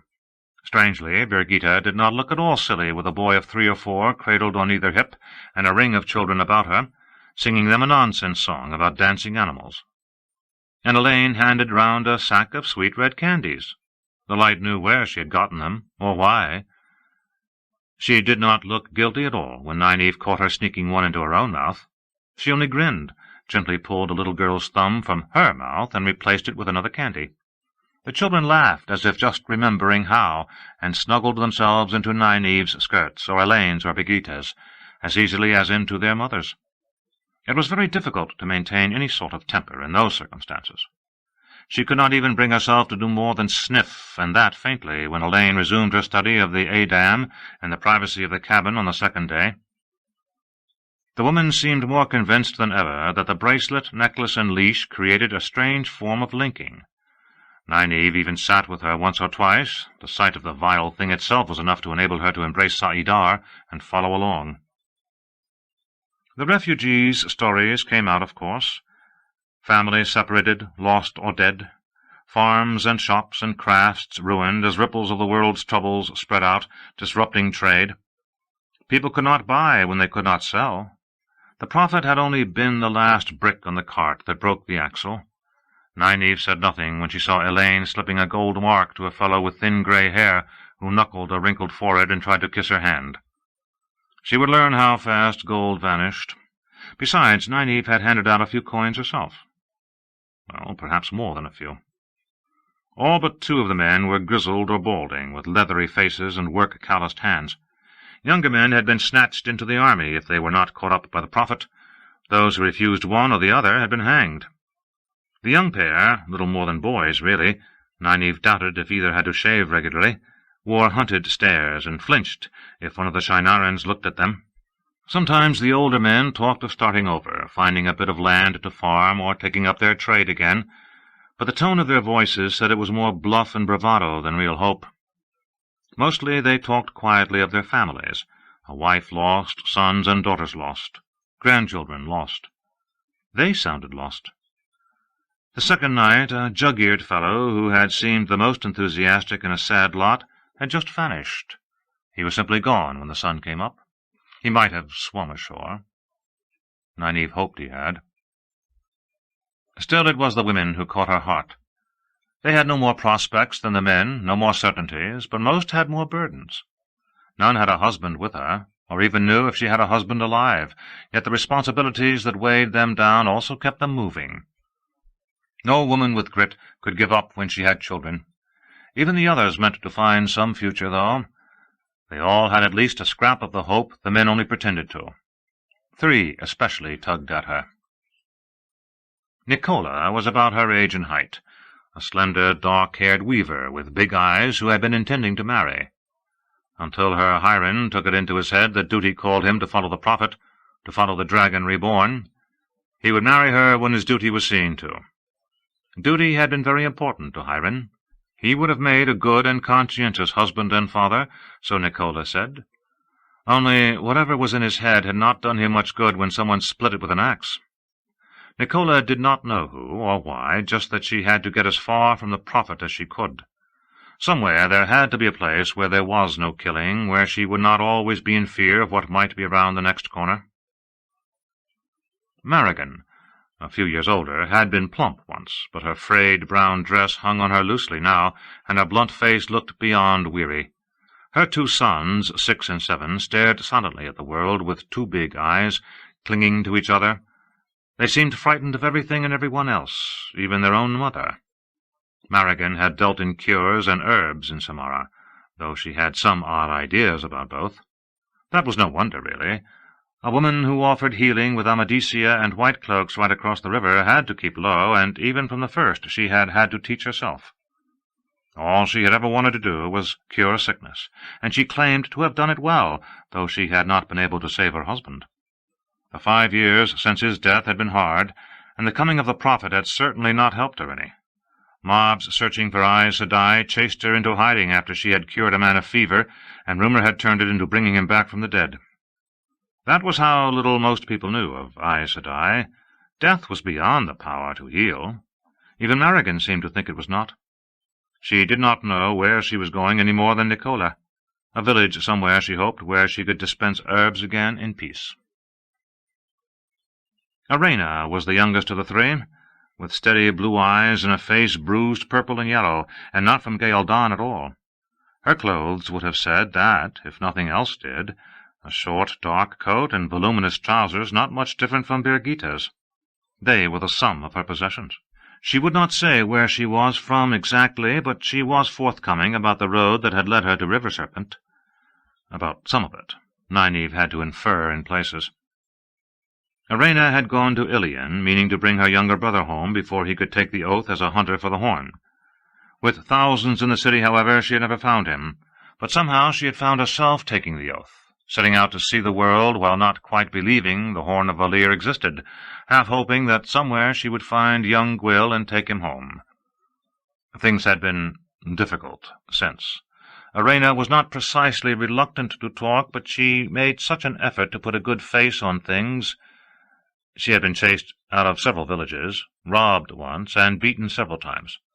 Even so, she had no intention of giving up or seeking sanctuary, or a peaceful village. The world was still out there, and Arena meant to wrestle it to the ground. Not that she put it that way, but Nynaeve knew it was what the woman meant. Nynaeve knew very well why they touched her most, too. Each story could have been the reflection of a thread in her own life. What she did not quite understand was why she liked Arena best. It was her opinion, putting this and that together, that nearly all of Arena's troubles came from having too free a tongue, telling people exactly what she thought. It could hardly be coincidence that she was harried out of one village so quickly she had to leave her horse behind after calling the mayor a pie-faced loon, and telling some village women that dry-bones kitchen-sweepers had no right to question why she was on the road alone. That was what she admitted to saying. Nynaeve thought a few days of herself, for example, would do Arena worlds of good. And there had to be something she could do for the other two as well. She could understand a desire for safety and peace very well. There was an odd exchange the morning of the second day, while tempers were still tender and tongues, some people's tongues, still rough. Nynaeve said something, quite mildly, about Elaine's not being in her mother's palace, so she need not think Nynaeve was going to sleep shoved against the wall every night. Elaine tilted up her chin, but before she could open her mouth, Birgitta blurted, "You are the daughter-heir of Andor?" She hardly looked around to make sure no one was close enough to hear. "I am." Elaine sounded more dignified than Nynaeve remembered in some time, but there was a hint of— could it be satisfaction? Face completely blank, Birgitta simply turned away, walking up into the bow where she sat on a coil of rope, staring at the river ahead. Elaine frowned after her, then finally went to sit beside her. They sat talking softly for some time. Nynaeve would not have joined them even had she been asked. Whatever they discussed, Elaine seemed slightly disgruntled, as if she had expected some other result. But after that there was hardly a cross word between them. Birgitta resumed her own name later that same day, though it was a last flare of temper that did it. With Moghedien safely behind them, she and Elaine washed the black out of their hair with poke-leaf, and Nereis, seeing one with red gold curls about her shoulders, and the other yellow gold in an intricate braid, and that one with bow and quiver, muttered acridly about Birgitta stepping out of the bloody stories. It was his misfortune that she overheard. That was her name, she told him sharply, and if he did not like it, she would pin his ears to either mast he chose, blindfolded. He stalked off, red-faced, and shouting for lines to be tightened that could not have been made any tighter without popping. At that point, Nynaeve would not have cared whether Birgitta actually carried out the threat.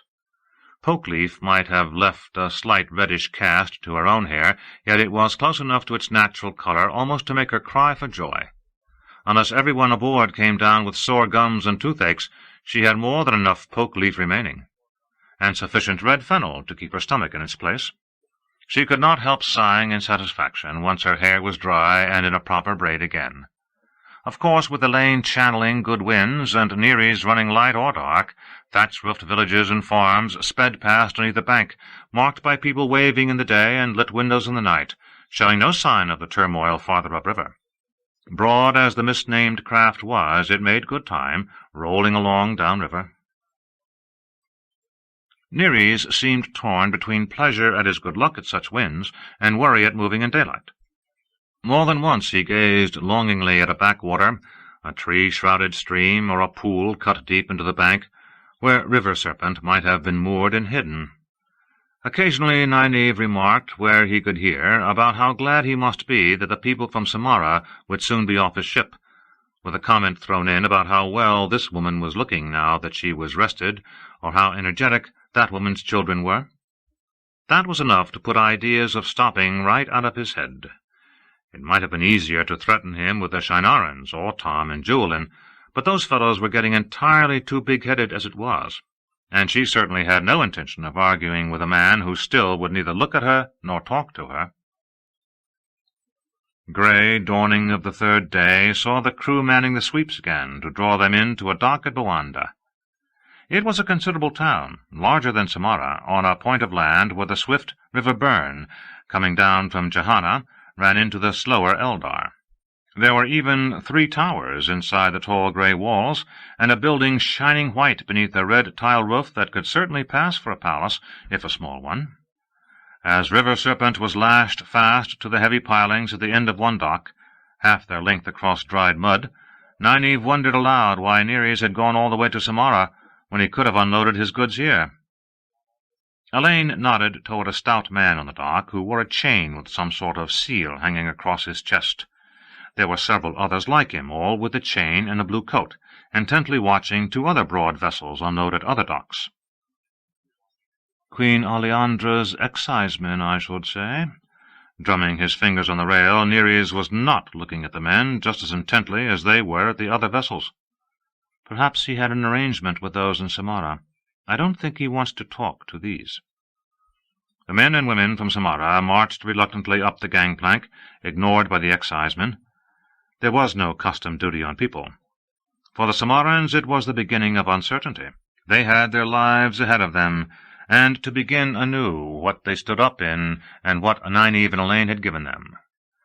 Before they were halfway down the dock, still huddling together, some of the women were beginning to look as disheartened as the men. Some even began to cry. Vexation painted Elaine's face. She always wanted to take care of everyone. Nynaeve hoped Elaine did not discover that she had slipped a few more silvers to some of the women. Not all left the ship. Arena remained, and Nicola, and Marigan, tightly clutching her sons, who gazed in anxious silence after the other children vanishing toward the town. The two lads had not said a word since Samara that Nynaeve had heard. "I want to go with you," Nicola told Nynaeve, unconsciously wringing her hands. "I feel safe near you."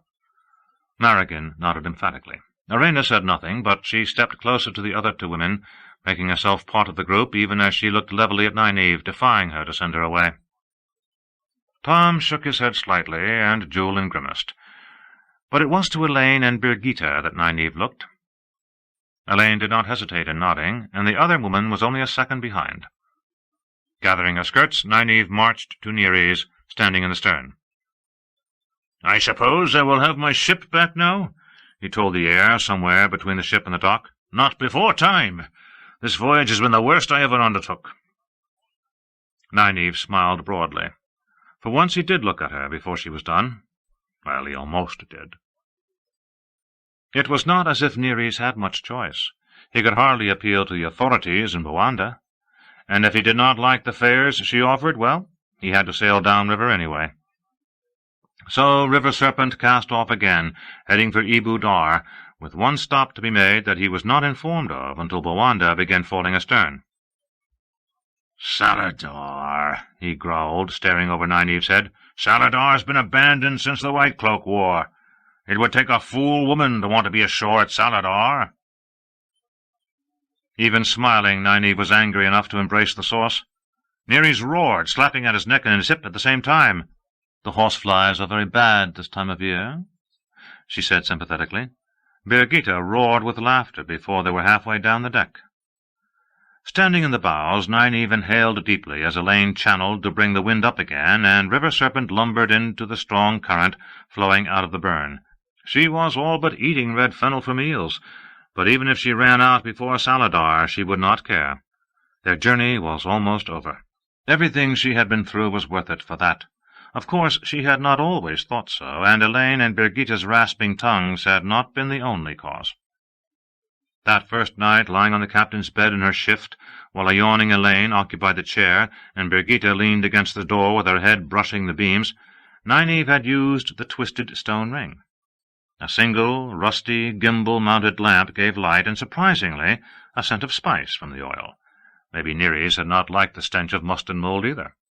If she was ostentatious about nestling the ring between her breasts, and making sure the others knew it touched skin, well, she had cause. A few hours of superficially reasonable behavior on their parts had not made her less wary. The heart of the stone was exactly as it had been every time before, pale light coming from everywhere and nowhere, the glittering crystal sword column door thrust into the floor stones beneath the great dome, rows of huge polished redstone columns running off into shadow, and that sensation of being watched that was so common in Talleyrand-Riad. It was all Nynaeve could do not to flee, or set off on a frantic search through the columns. She forced herself to stand in one place beside Colindor, counting slowly to 1,000 and pausing every 100 to call Egwene's name. Truly it was all she could do. The control she was so proud of vanished. Her clothes flickered with her worries about herself and Moghedien, Egwene and Rand and Lan.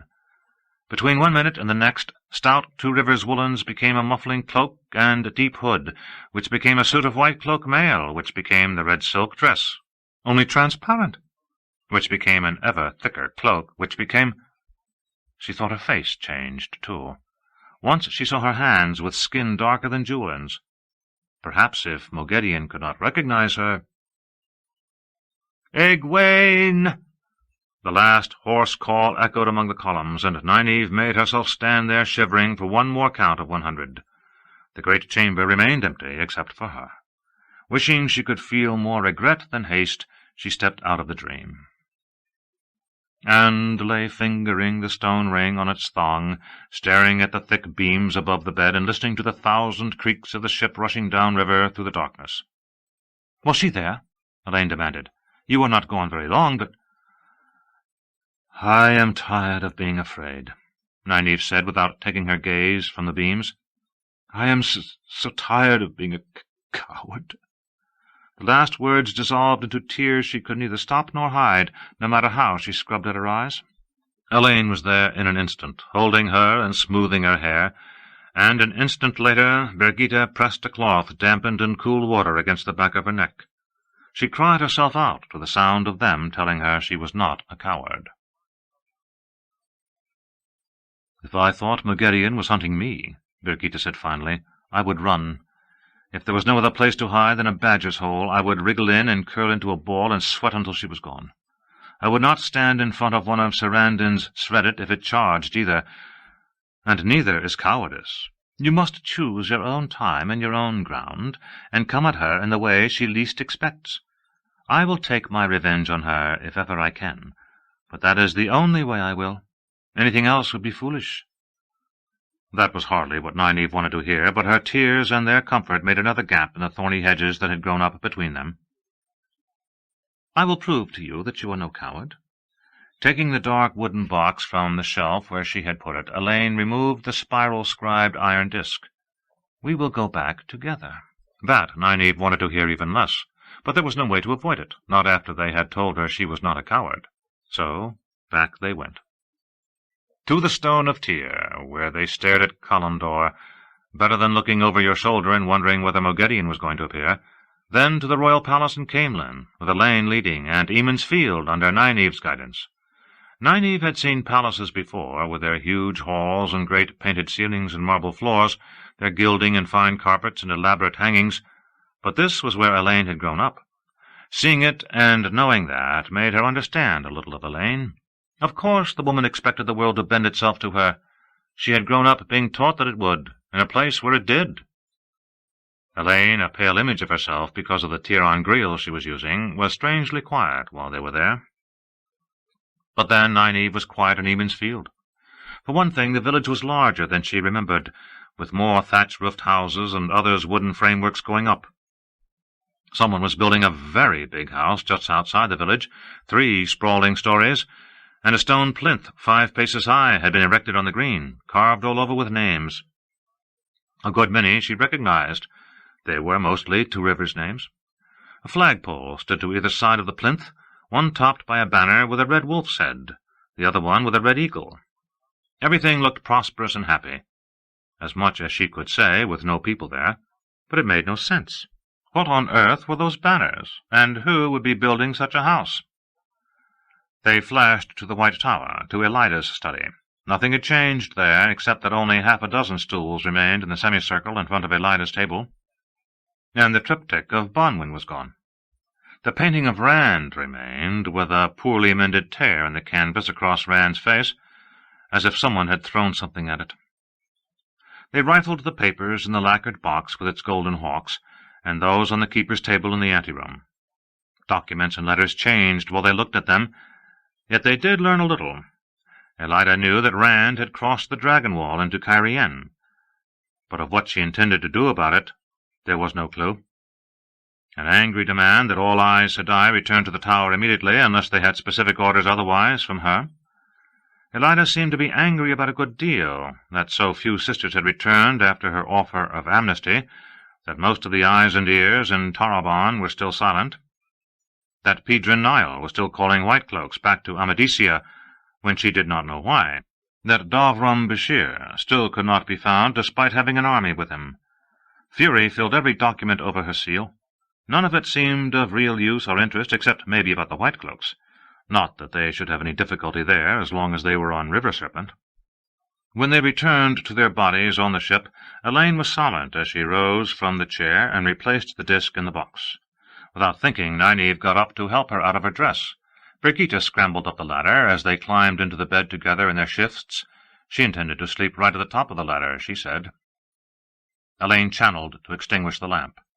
After a time, lying in the dark, she said, "The palace seemed so empty, Nynaeve. It felt so empty." Nynaeve did not know what else a place was supposed to be in Teleran-Riad. "It was the tir an grill you used. You looked almost foggy to me." "Well, I looked just fine to me." There was only a touch of asperity in Elaine's voice, though, and they settled down to sleep.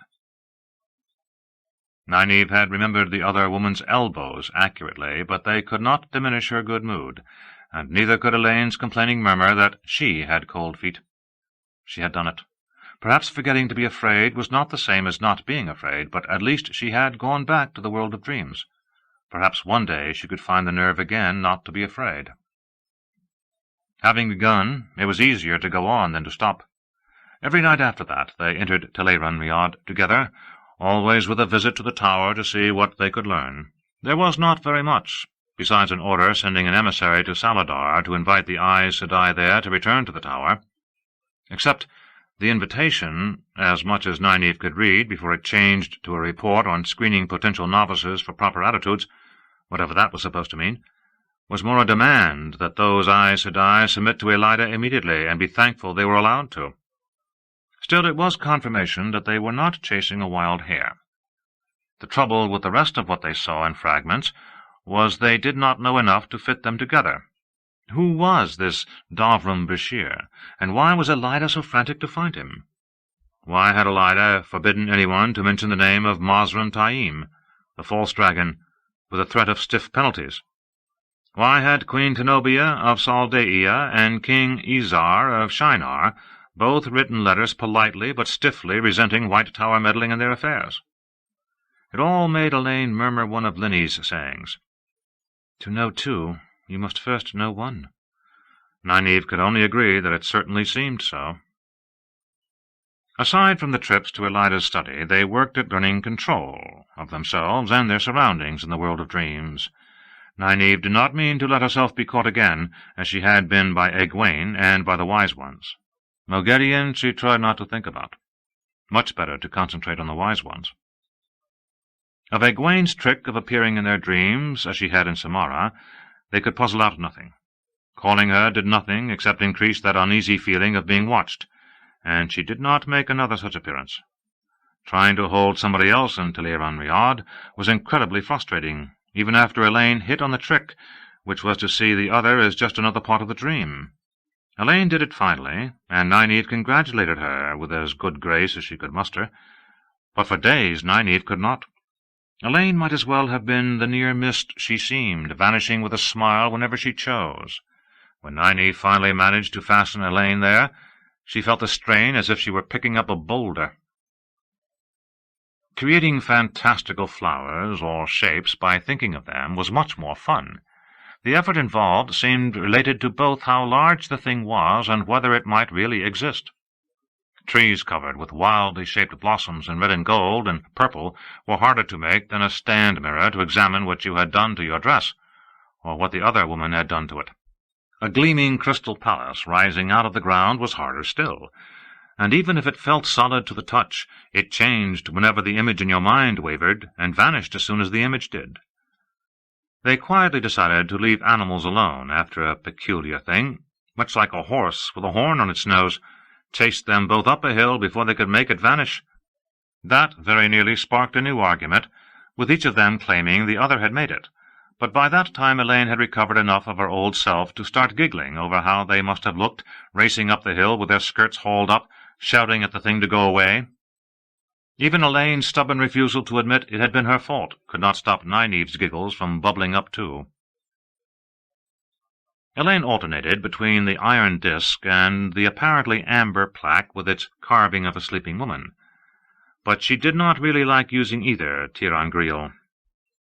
As hard as she worked with them, she did not feel as fully in Teleran-Riad as with the ring. And each did have to be worked.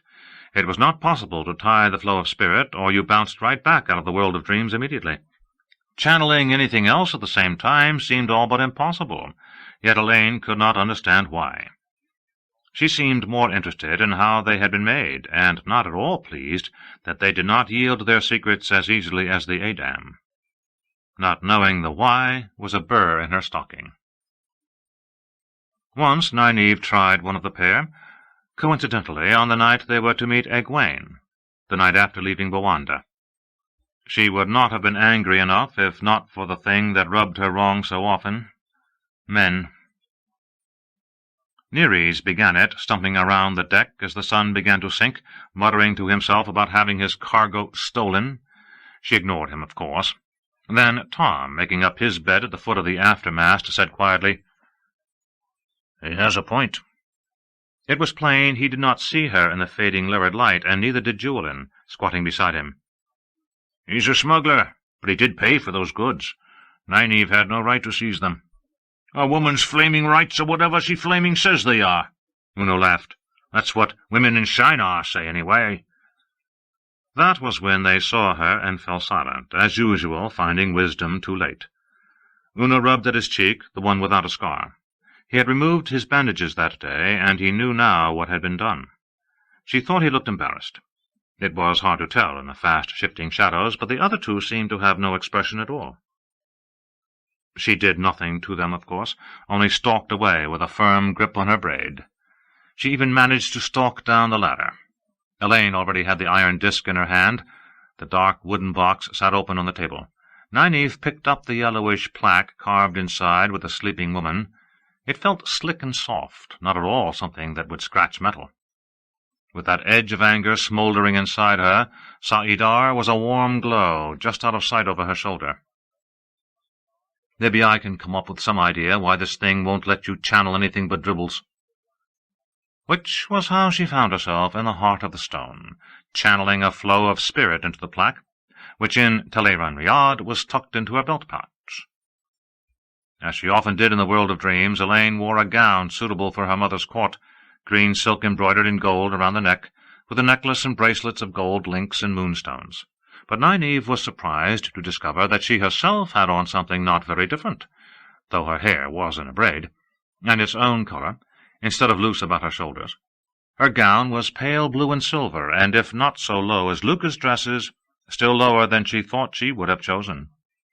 Still, she liked the way the single fire-drop on its silver chain looked gleaming between her breasts.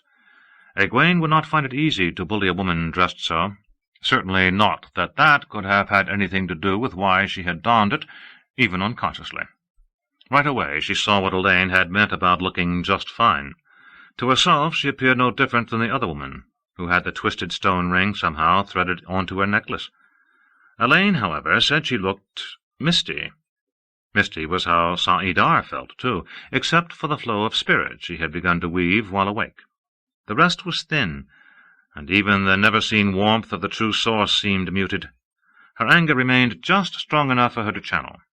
If irritation at the men faded before the puzzle, that puzzle was its own irritant. Steeling herself to confront Egwene had no part in it. She was not steeling herself at all, and there was no reason for the faint taste of boiled cat-fern and powdered maven's leaf on her tongue.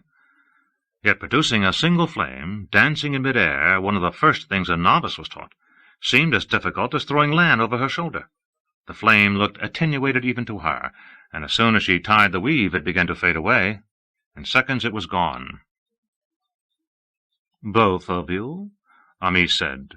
She and Egwene were just there, on the other side of Kalendor, both in Aiel skirts and blouses and shawls. At least Egwene had not donned so many necklaces and bracelets. "Why do you appear so strange, Nynaeve? Have you learned to come waking?" Nynaeve gave a little jump. She did so hate people sneaking up on her. "Egwene, how did you—" she began, smoothing her skirts, at the same time that Elaine said, "Egwene, we can't understand how you—" Egwene broke in. "Rand and the Aiel have won a great victory at Cairien." Out it all came in a torrent, everything she had told them in their dreams, from Samael to the Seanchan spearhead. Each word almost tripped over the next, and she drove every one home with an intent stare. Nynaeve exchanged confused glances with Elaine. Surely she had told them. They could not have imagined it, not with every word confirmed now. Even Amis, long white hair only emphasizing the not quite Aes Sedai agelessness of her face, looked amazed at the flood.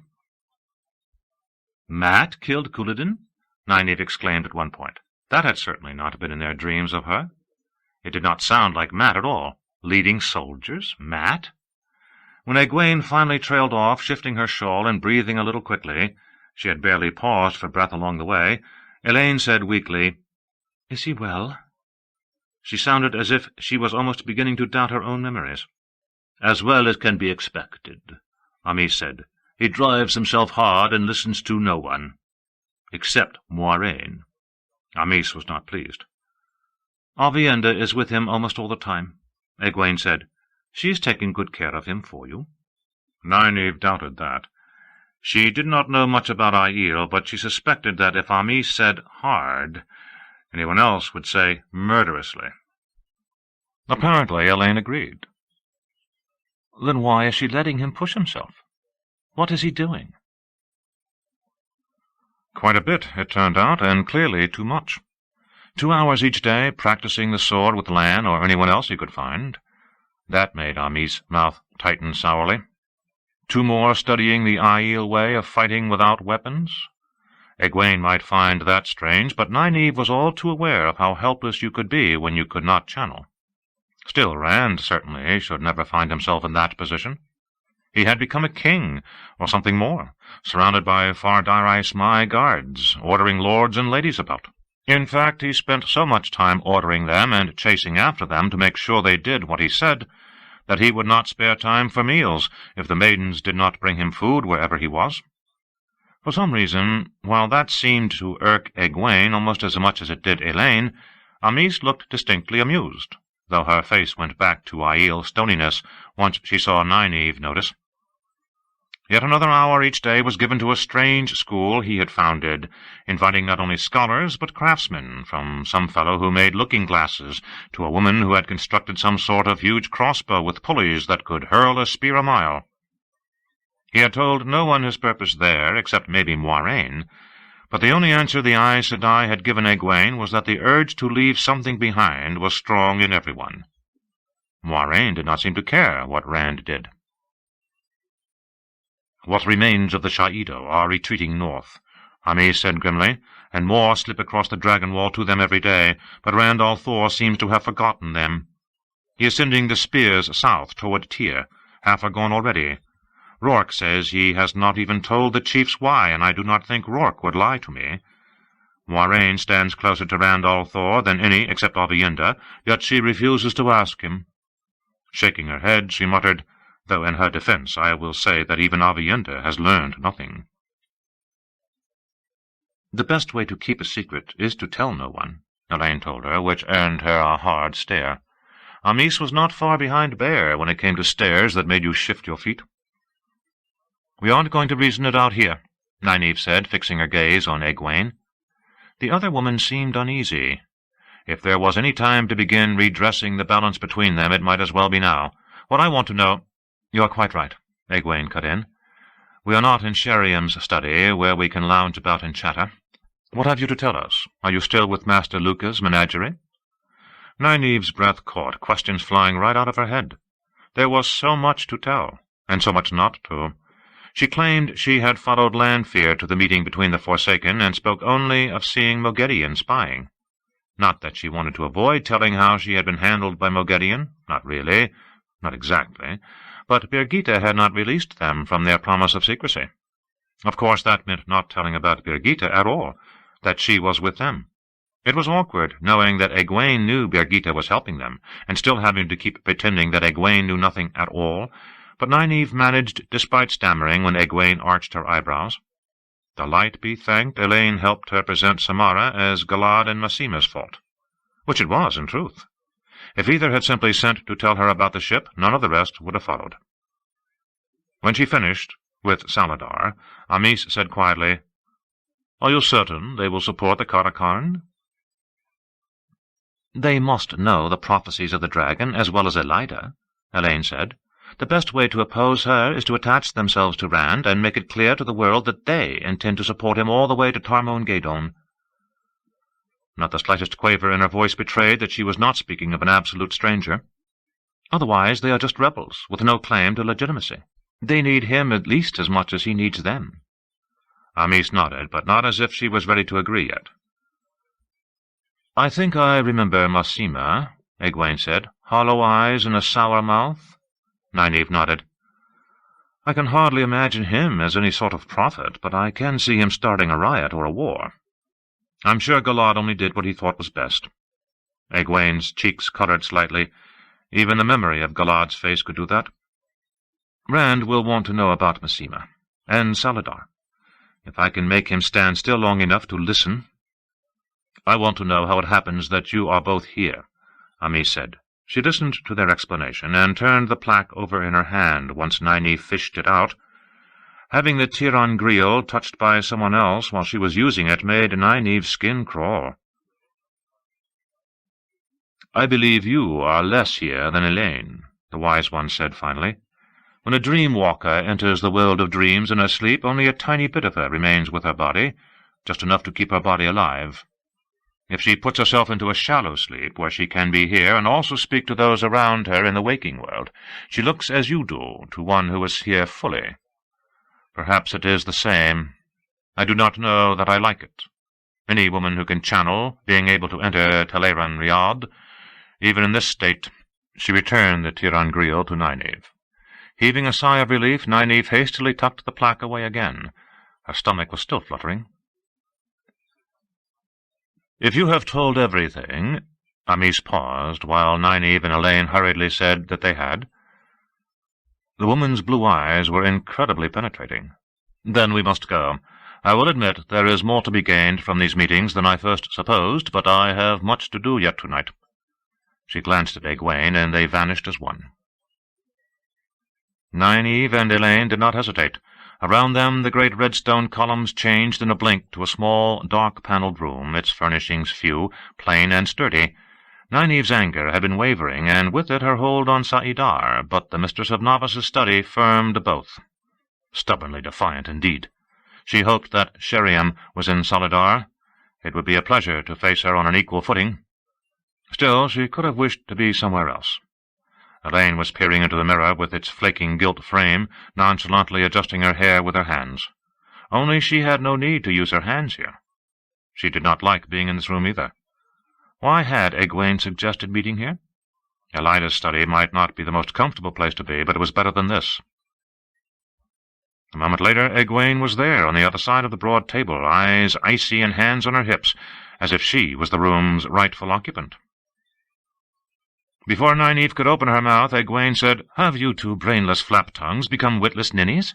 If I ask you to keep something to yourselves, do you immediately tell the first person you meet? Did it never occur to you that you don't have to tell everyone everything? I thought you two were good at keeping secrets."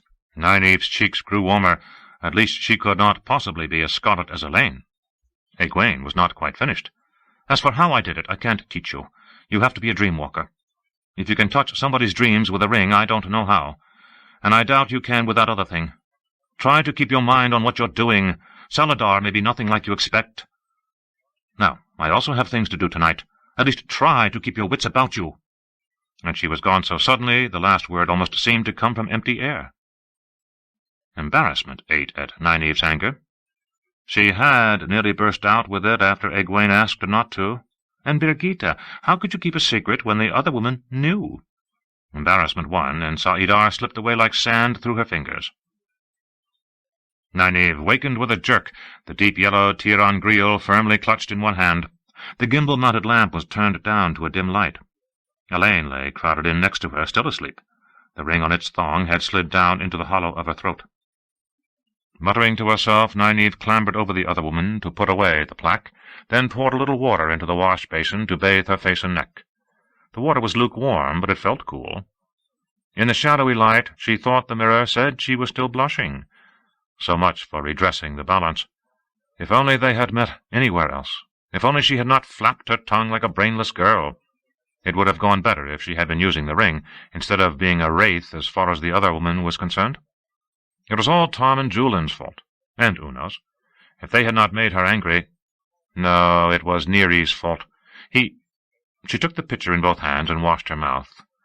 It was only the taste of sleep she was trying to get rid of. Nothing like boiled cat-fern and powdered maven's leaf, nothing at all. When she turned from the washstand, Elaine was just sitting up, untying the leather cord that held the ring. "I saw you losing Sahidar, so I went by Elida's study, but I didn't think I should stay long in case you worried. I didn't learn anything, except that Shemarin is to be arrested and reduced to accepted." She got up and tucked the ring into the box. "They can do that? Demote an Aes Sedai? I don't know. I think Elida is doing anything she wants. Egwene shouldn't wear those Aiel clothes. They are not very becoming." Nynaeve let out the breath she had been holding. Obviously, Elaine wanted to ignore what Egwene had said. Nynaeve was willing to let her. "No, they certainly aren't." Climbing onto the bed, she scrunched over against the wall. They took turns sleeping on the outside. "I did not even have a chance to send a message to Rand." Elaine got in after, and the lamp winked out. The small windows let in only dribbles of moonlight. "And one to Avienda. If she is taking care of him for me, then she ought to take care of him." "He isn't a horse, Elaine. You don't own him." "I never said I did." "How will you feel if Lan takes up with some Cairienan woman? Don't be silly. Go to sleep." Nynaeve burrowed fiercely into her small pillow.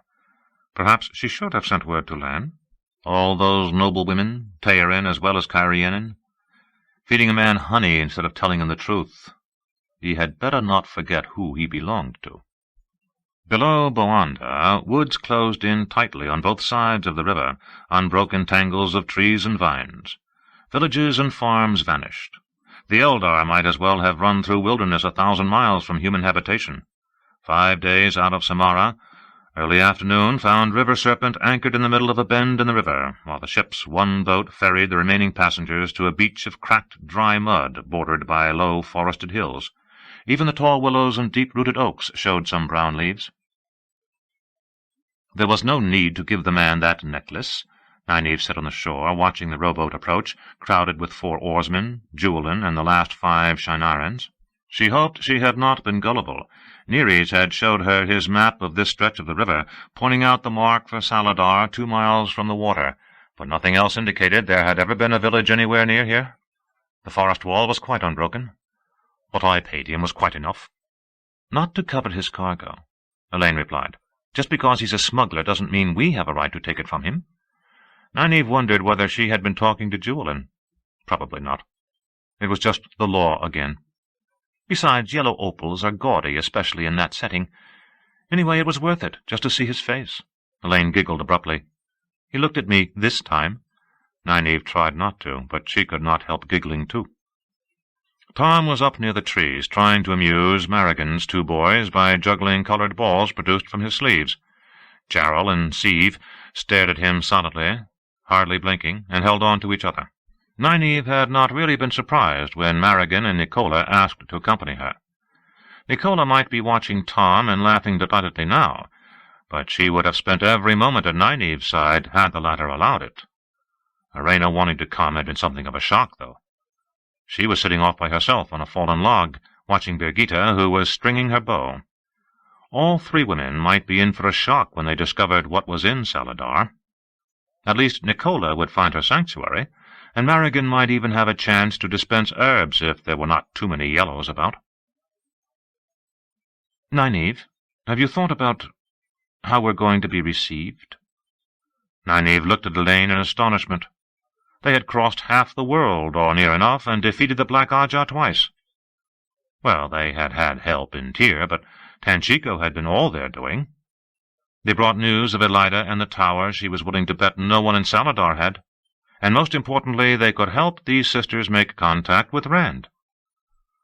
"Elaine, I won't say they will greet us as heroes, but it wouldn't surprise me if they kissed us before today is done."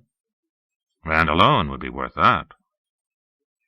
2 of the barefoot sailors leaped out to hold the rowboat against the current, and Juilin and the Shinarans splashed ashore as the sailors scrambled back aboard. On River Serpent, men were already hauling in the anchor. "Clear us a path, Uno," Nynaeve said. "I mean to be there before dark." From the look of the forest, all vines and dusty undergrowth, 2 miles might take that long. If Neres had not managed to gull her, that worried her more than anything else. Chapter 50. To Teach and Learn.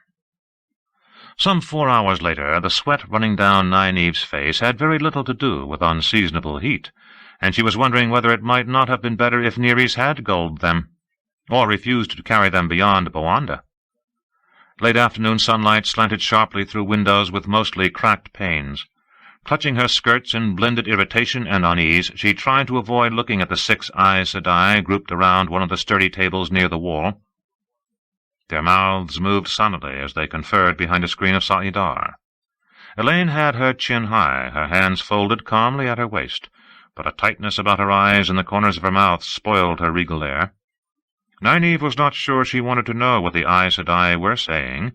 One stunning blow after another had knocked all her expectations into a daze. One more shock, and she thought she might scream, and she did not know whether from fury or pure hysteria. Very nearly everything, except their clothes, was laid out on that table, from Birgitte's silver arrow in front of stout Morvin, to the 3 Tiran Griel before Sheriam, to the gilded coffers in front of dark-eyed Myrel. Not one of the women looked pleased. Carlinia's face might have been carved from snow. Even motherly Anaya wore a stern mask, and Baonin's look of constant wide-eyed startlement had a distinctly annoyed cast. Annoyed and something more. Sometimes Baonin made as if to touch the white cloth spread neatly over the Quaindiar seal, but her hand always stopped and retreated. Nynaeve's eyes jerked away from the cloth. She knew exactly when things had begun to go wrong. The warders who surrounded them in the woods had been proper, if cool. Once she made Uno and the Shinarans put up their swords, anyway. And Min's warm greetings had been all laughter and hugs. But the Aes Sedai and others in the streets, caught up in their own errands, had scurried along with hardly a glance for the party being escorted in. Saladar was quite crowded, with armed men drilling in nearly every open space. The first person aside from the warders and Min to pay any attention to them at all had been the lean brown sister they were taken to, in what had once been the common room of this inn. She and Elaine had told the story they had agreed on to Phaedrine Sedai, or tried to. 5 minutes into it, they were left standing with strict orders not to move a foot or speak a word even to each other. 10 more minutes, staring at one another in confusion, while all around them accepted and white-clad novices, warders and servants and soldiers bustled between tables where Aes Sedai pored over papers and briskly handed out orders, and then they had been hustled before Sheriam and the others so quickly Nynaeve did not think her shoes had touched the floor twice. That was when the grilling had begun, more suitable for captured prisoners than returning heroes. Nynaeve dabbed at the perspiration on her face, but as soon as she tucked the handkerchief back up her sleeve, her hands returned to their grip on her skirts. She and Elaine were not alone standing on the colorful silk carpet. Swan, in a plain dress of fine blue wool, might have been there by choice if Nynaeve had not known better, her face cool, utterly composed. She seemed lost in untroubled thought. Lyanna at least watched the Aes Sedai, yet she appeared equally confident. In fact, somehow more self-confident than Nynaeve remembered. The copper-skinned woman looked even more willowy, too, more supple in some fashion. Perhaps it was her scandalous dress. That pale green silk was every bit as high-necked as Swan's, but it clung to every curve of her, and the material only managed to be opaque by a thin hair. It was their faces that truly stunned Nynaeve, though. She had never expected to find either alive, and certainly never looking so very young. No more than a few years older than she, if that. They did not so much as glance at one another. In truth, she thought she detected a distinct chill between them. There was another difference about them, one that Nynaeve was just beginning to recognize. If everyone, including men, had been ginger about it, no one made any real secret of the fact that they had been stilled. Nynaeve could feel that lack. Perhaps it was being in a room where all the other women could channel, or perhaps it was knowing they had been stilled, but for the first time she was truly conscious of the ability in Elaine and the others, and its absence from Swan and Lyanna. Something had been taken from them, cut away. It was like a wound, perhaps the worst wound a woman could suffer. Curiosity overcame her. What sort of wound would it be? What had been cut away? She might as well make use of the waiting and the irritation that larded itself through her nervousness. She reached out to Sa'idar. "Did anyone grant you permission to channel here? Accepted?" Sheriam asked, and Nynaeve gave a start, hurriedly releasing the true source. The green-eyed Aes Sedai led the others back to their mismatched chairs, arranged on the carpet in a semicircle that had the 4 standing women as its focus. Some of them carried things from the table. They sat staring at Nynaeve, earlier emotions swallowed in Aes Sedai calm. None of those ageless faces acknowledged the heat by so much as a single bead of moisture. Finally, Anaya said in a gently chiding voice, "You have been very long from us, child. Whatever you have learned in the interval, you have apparently forgotten much." Blushing, Nynaeve curtsied. "Forgive me, Aes Sedai, I did not mean to overstep." She hoped they thought it was shame that heated her cheeks. She had been away from them a long time. Just one day ago, she had given the orders, and people jumped when she spoke. Now she was the one expected to jump. It galled. "You tell an interesting story." Carlinia obviously believed little of it. The White Sister turned Birgitte's silver arrow over in long, slender hands.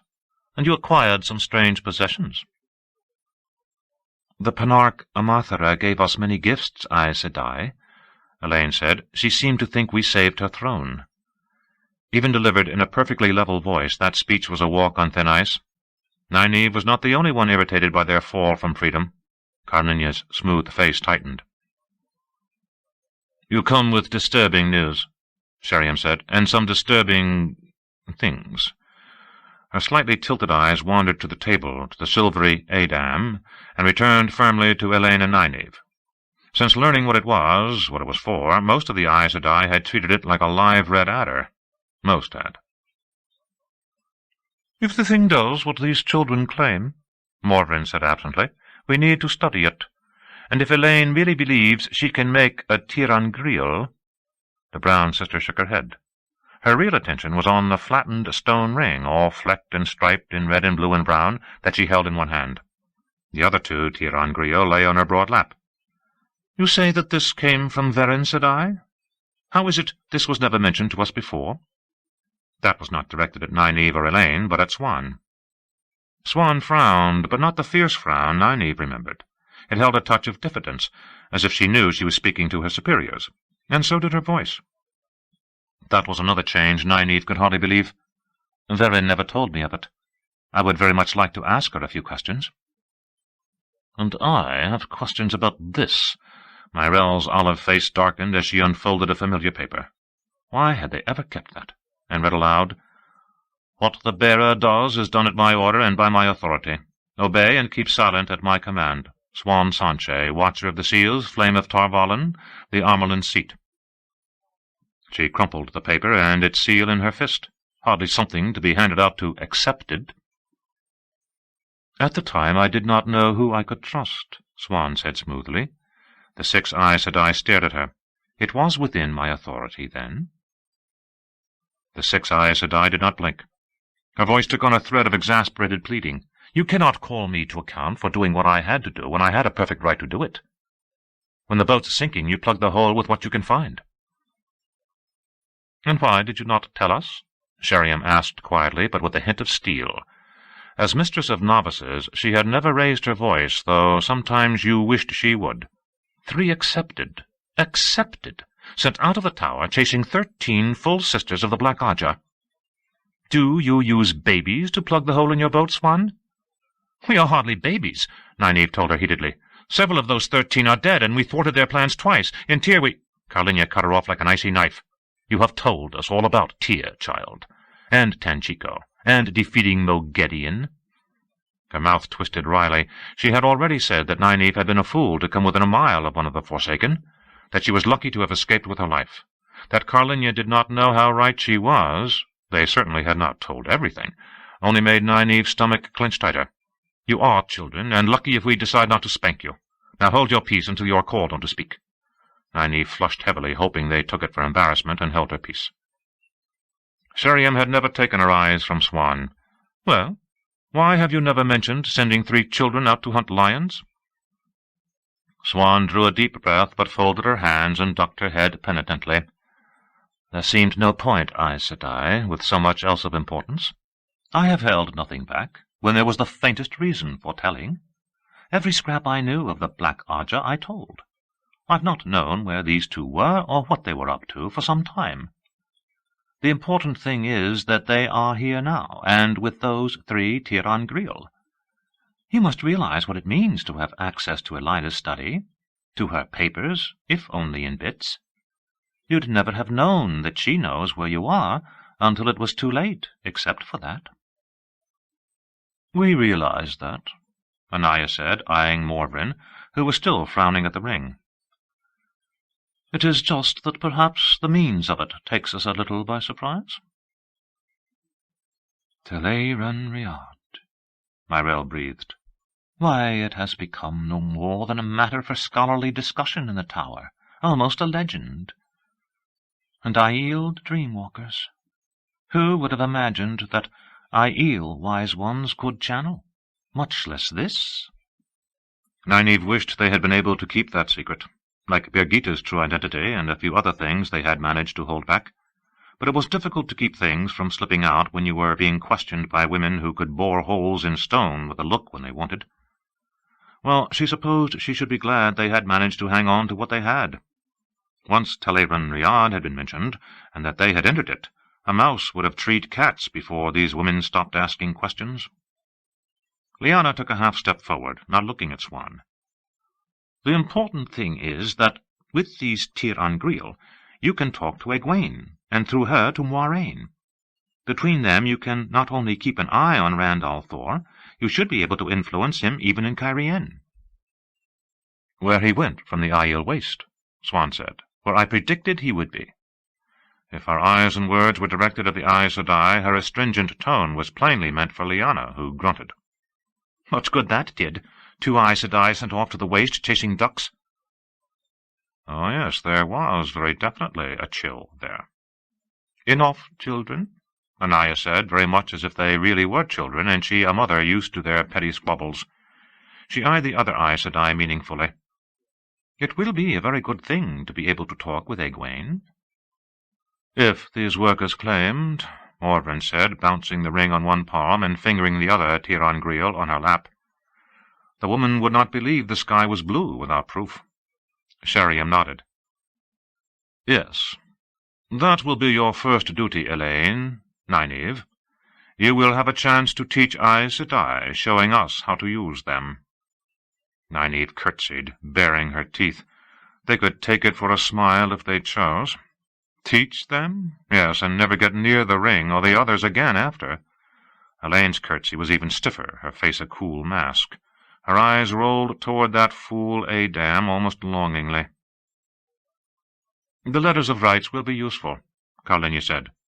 With all that white Aja coolness and logic, testiness still showed in the way she clipped her words.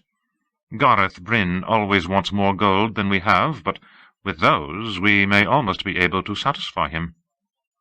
Yes, Sheriam said, and we must take most of the coin, too. There are more mouths to feed and more backs to clothe every day here and elsewhere. Elaine gave a gracious nod, just as if they would not take the money, whatever she said, but Nynaeve simply waited. Gold and letters of rights and even Tiran Griel were only a part. For the rest, Sheriam went on, we are agreed that you left the tower by command, however erroneous it was, and you cannot be held to account for it. Now that you are safely back with us, you will resume your studies. Nynaeve only breathed out slowly. It was no more than she had expected since the questioning began. Not that she liked it, but for once no one was going to be able to accuse her of having a temper. Not when in all probability it would do no good. Elaine, though, burst out with a sharp, "But just that," before Sheriam cut in just as sharply. "You will resume your studies. You are both very strong, but you are not Aes Sedai yet." Those green eyes held them until she was sure they had taken it, and then she spoke again, her voice milder. Milder, but still firm. "You are returned to us, and if Saladar is not the White Tower, you may still consider it so. From what you have told us in the last hour, there is considerably more you have yet to tell." Nynaeve's breath caught, but Sheriam's eyes slid back to the Adam. "A pity you did not bring the Sean-Chan woman with you. That you really should have done." For some reason, Elaine blushed bright red and looked angry at the same time. For herself, Nynaeve was only relieved it was the Seanchan the woman meant. But accepted cannot be called to account for not thinking as Aes Sedai. Sheriam went on. Swan and Lyanna will have many questions for you. You will cooperate with them and answer to the best of your abilities. I trust I do not have to remind you not to take advantage of their present condition. Some accepted, and even some novices, have thought to lay blame for events, and even take punishments into their own hands. That mild tone became cold steel. Those young women are now extremely sorry for themselves. Need I say more? Nynaeve was no more hasty than Elaine to let her know she did not, which was to say they both almost stammered in their haste to get it out. Nynaeve had not thought of assigning blame. To her thinking, Aes Sedai were all to blame, but she did not want Sheriam angry with her. Realizing that fact drove the truth home bitterly. The days of freedom certainly were gone. Good. Now you may take the jewels the Panarch gave you, and the arrow. When there is time, you must tell me why she made you a gift like that, and go. One of the other accepted will find you places to sleep. Proper dresses may be harder to come by, but they will be found. I expect you to put your adventures behind you, and fit smoothly back into your proper place. Plain, although unspoken, was the promise that if they did not fit back in smoothly, they would be smoothed until they did. Sheriam gave a satisfied nod when she saw they understood. Bayanin had not said a word, since the shield of Saidar was lowered, but as Nynaeve and Elaine made their curtsies, the Grey Sister rose and strode to the table where their things were laid out. "And what of this?" she demanded in heavy Tarabana accents, whipping aside the white cloth that covered the seal in the Dark One's prison. For a change, her large blue-grey eyes looked more angry than startled. "Are there to be no more questions about this? Do you all mean to ignore it?" The black-and-white disc lay there next to the wash-leather purse, in a dozen or more pieces, fitted back together as neatly as they could be. "It was whole when we put it in the purse." Nynaeve paused to work moisture back into her mouth. As much as her eyes had avoided the covering cloth before, they could not leave the seal now. Lyanna had smirked when she saw the red dress unwrapped from around its cargo, and said, no, she would not run away from it, even in her head. "Why should we have thought to take special care? It's Quaindiar." "We didn't look at it," Elaine said breathlessly, "or touch it more than we had to. It felt filthy evil." It no longer did. Carlinia had made them each hold a piece, demanding to know what evil feeling they were talking about. They had said the same things before, more than once, and no one paid them any heed now. Sheriam rose and went to stand beside the honey-haired Grey. "We are ignoring nothing, Bayanin. Asking these girls more questions will do no good. They have told us what they know." "More questions are always good," Morven said, but she had stopped fiddling with the Tiran Griel to stare at the broken seal as hard as anyone else. It might be Quaindiar. She and Bayanin had each tested it and said it was, yet she had broken one fragment with her hands. "How many of the 7 still hold?" Myrelle asked softly, as if speaking to herself. "How long until the Dark One breaks free and the last battle comes?" Every Aes Sedai did some of almost everything according to her talents and inclinations, yet each Aja had its own reason for being.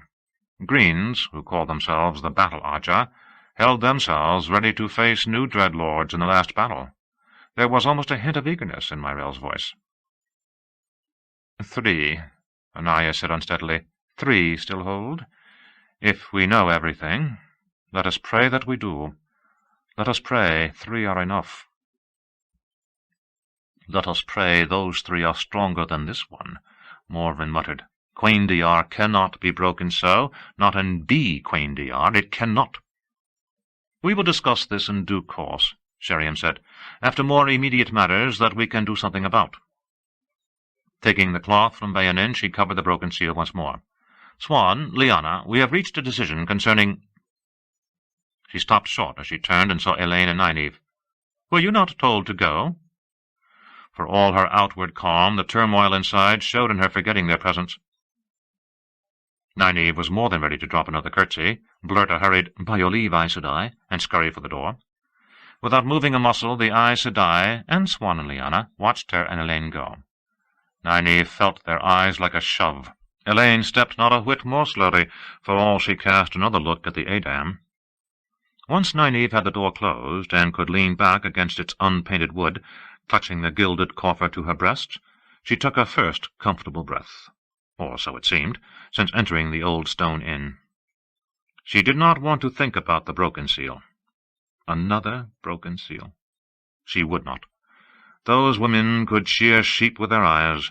She could almost look forward to watching their first meeting with the wise ones, if she was not likely to be squarely in the middle. It had been more than difficult when she first went to the tower, learning to do as she was told by others, to bend her neck. After long months, when she gave the orders, well, once she had consulted Elaine, usually, she did not know how she was going to learn to pull wool and scratch gravel all over again. The common room, with its ill-patched plaster ceiling and cold stone fireplaces near collapsing, was the same beehive it had been when she first entered. No one gave her more than a glance now, and she gave them less. A small crowd awaited her and Elaine.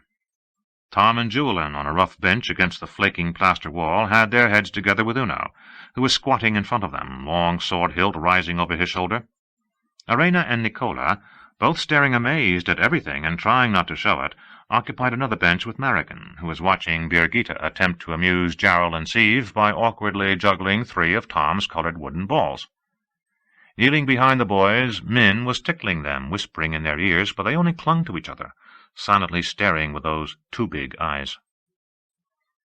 Only 2 others in the entire room were not scurrying about.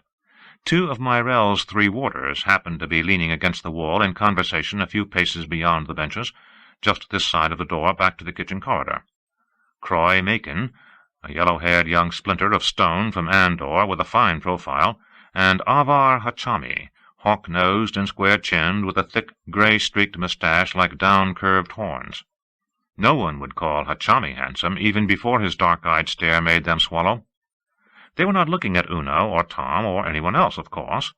It was only happenstance that they alone had nothing to do and had chosen just that spot to do it. Of course. Birgitta dropped one of the balls when she saw Nynaeve and Elaine. "What did you tell them?" she asked quietly, barely glancing at the silver arrow in Elaine's hand. The quiver hung at her belt, but her bow was propped against the wall. Moving closer, Nynaeve carefully did not look toward Macon and Hachami. Just as carefully, she lowered her voice and was sparing with emphasis. "We told them everything they asked for." Elaine touched Birgitta's arm.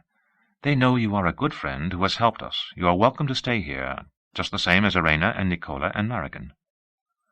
Only when some of Birgitta's tension melted did Nynaeve realize how much had been there. The blue-eyed woman scooped up the fallen yellow ball and smoothly tossed all 3 back to Tom, who snagged them with one hand and made them vanish in a single motion. She wore the faintest of relieved grins. "I can't tell you how glad I am to see the pair of you," Min said for at least the 4th or 5th time. Her hair was longer than it had been, though still a dark cap around her head, and she looked different in some other way that Nynaeve could not put a finger on. Surprisingly, freshly embroidered flowers climbed the lapels of her coat. She had always worn quite plain clothes before. "A friendly face is rare around here." Her eyes flickered just a fraction toward the 2 warders. "We have to settle down alone and have a long talk. I can't wait to hear what you've been up to since you left Tarvalin." Or to tell what she had been up to as well, else Nynaeve missed her guess. "I would like very much to talk to you, too," Elaine said, quite seriously. Min looked at her, then sighed and nodded, not as eager as a moment before. Tom and Julian and Uno came up behind Birgitta and Min, their faces set in that way men took on when they meant to say things they thought a woman might not like to hear. Before they could open their mouths, though, a curly-haired woman in an accepted's dress pushed between Julian and Uno, glowering at them, and planted herself in front of Nynaeve. Fowlane's dress, with its 7 bands of colour at the hem for the Ajahs, was not quite as white as it should have been, and her dark face wore a scowl. "I am surprised to see you here, Wilder. I thought you had gone running back to your village, and our fine daughter heir to her mother." "Are you still souring milk for a hobby, Fowlane?" Elaine asked. Nynaeve kept her face pleasant, just barely. Twice in the tower Fowlane had been set to teach her something. To put her in her place was her own opinion. Even when teacher and pupil were both accepted, the teacher had the status of Aes Sedai, so long as the lesson lasted, and Fowlane took full advantage. The curly-haired woman had spent 8 years as a novice and 5 more as accepted. She was not best pleased that Nynaeve had never had to be a novice at all, or that Elaine had worn pure white for less than a year. 2 lessons from Fowlane, and 2 trips to Sheriam's study for Nynaeve, for stubbornness, temper, a list as long as her arm. She made her voice light. "I heard Swan and Lyanna have been badly treated by someone. I think Sheriam means to make an example to end it once and for all." She kept her eyes steady on the other woman's, and Fowlane's widened in alarm. "I've done nothing since Sheriam—" Fowlane's mouth snapped shut, and her face coloured heavily. Min hid her mouth behind her hand, and Fowlane jerked her head around, studying the other women, from Birgitta to Marigan. She motioned brusquely to Nicola and Arena. "You 2 will do, I suppose. Come with me. Now, no dawdling."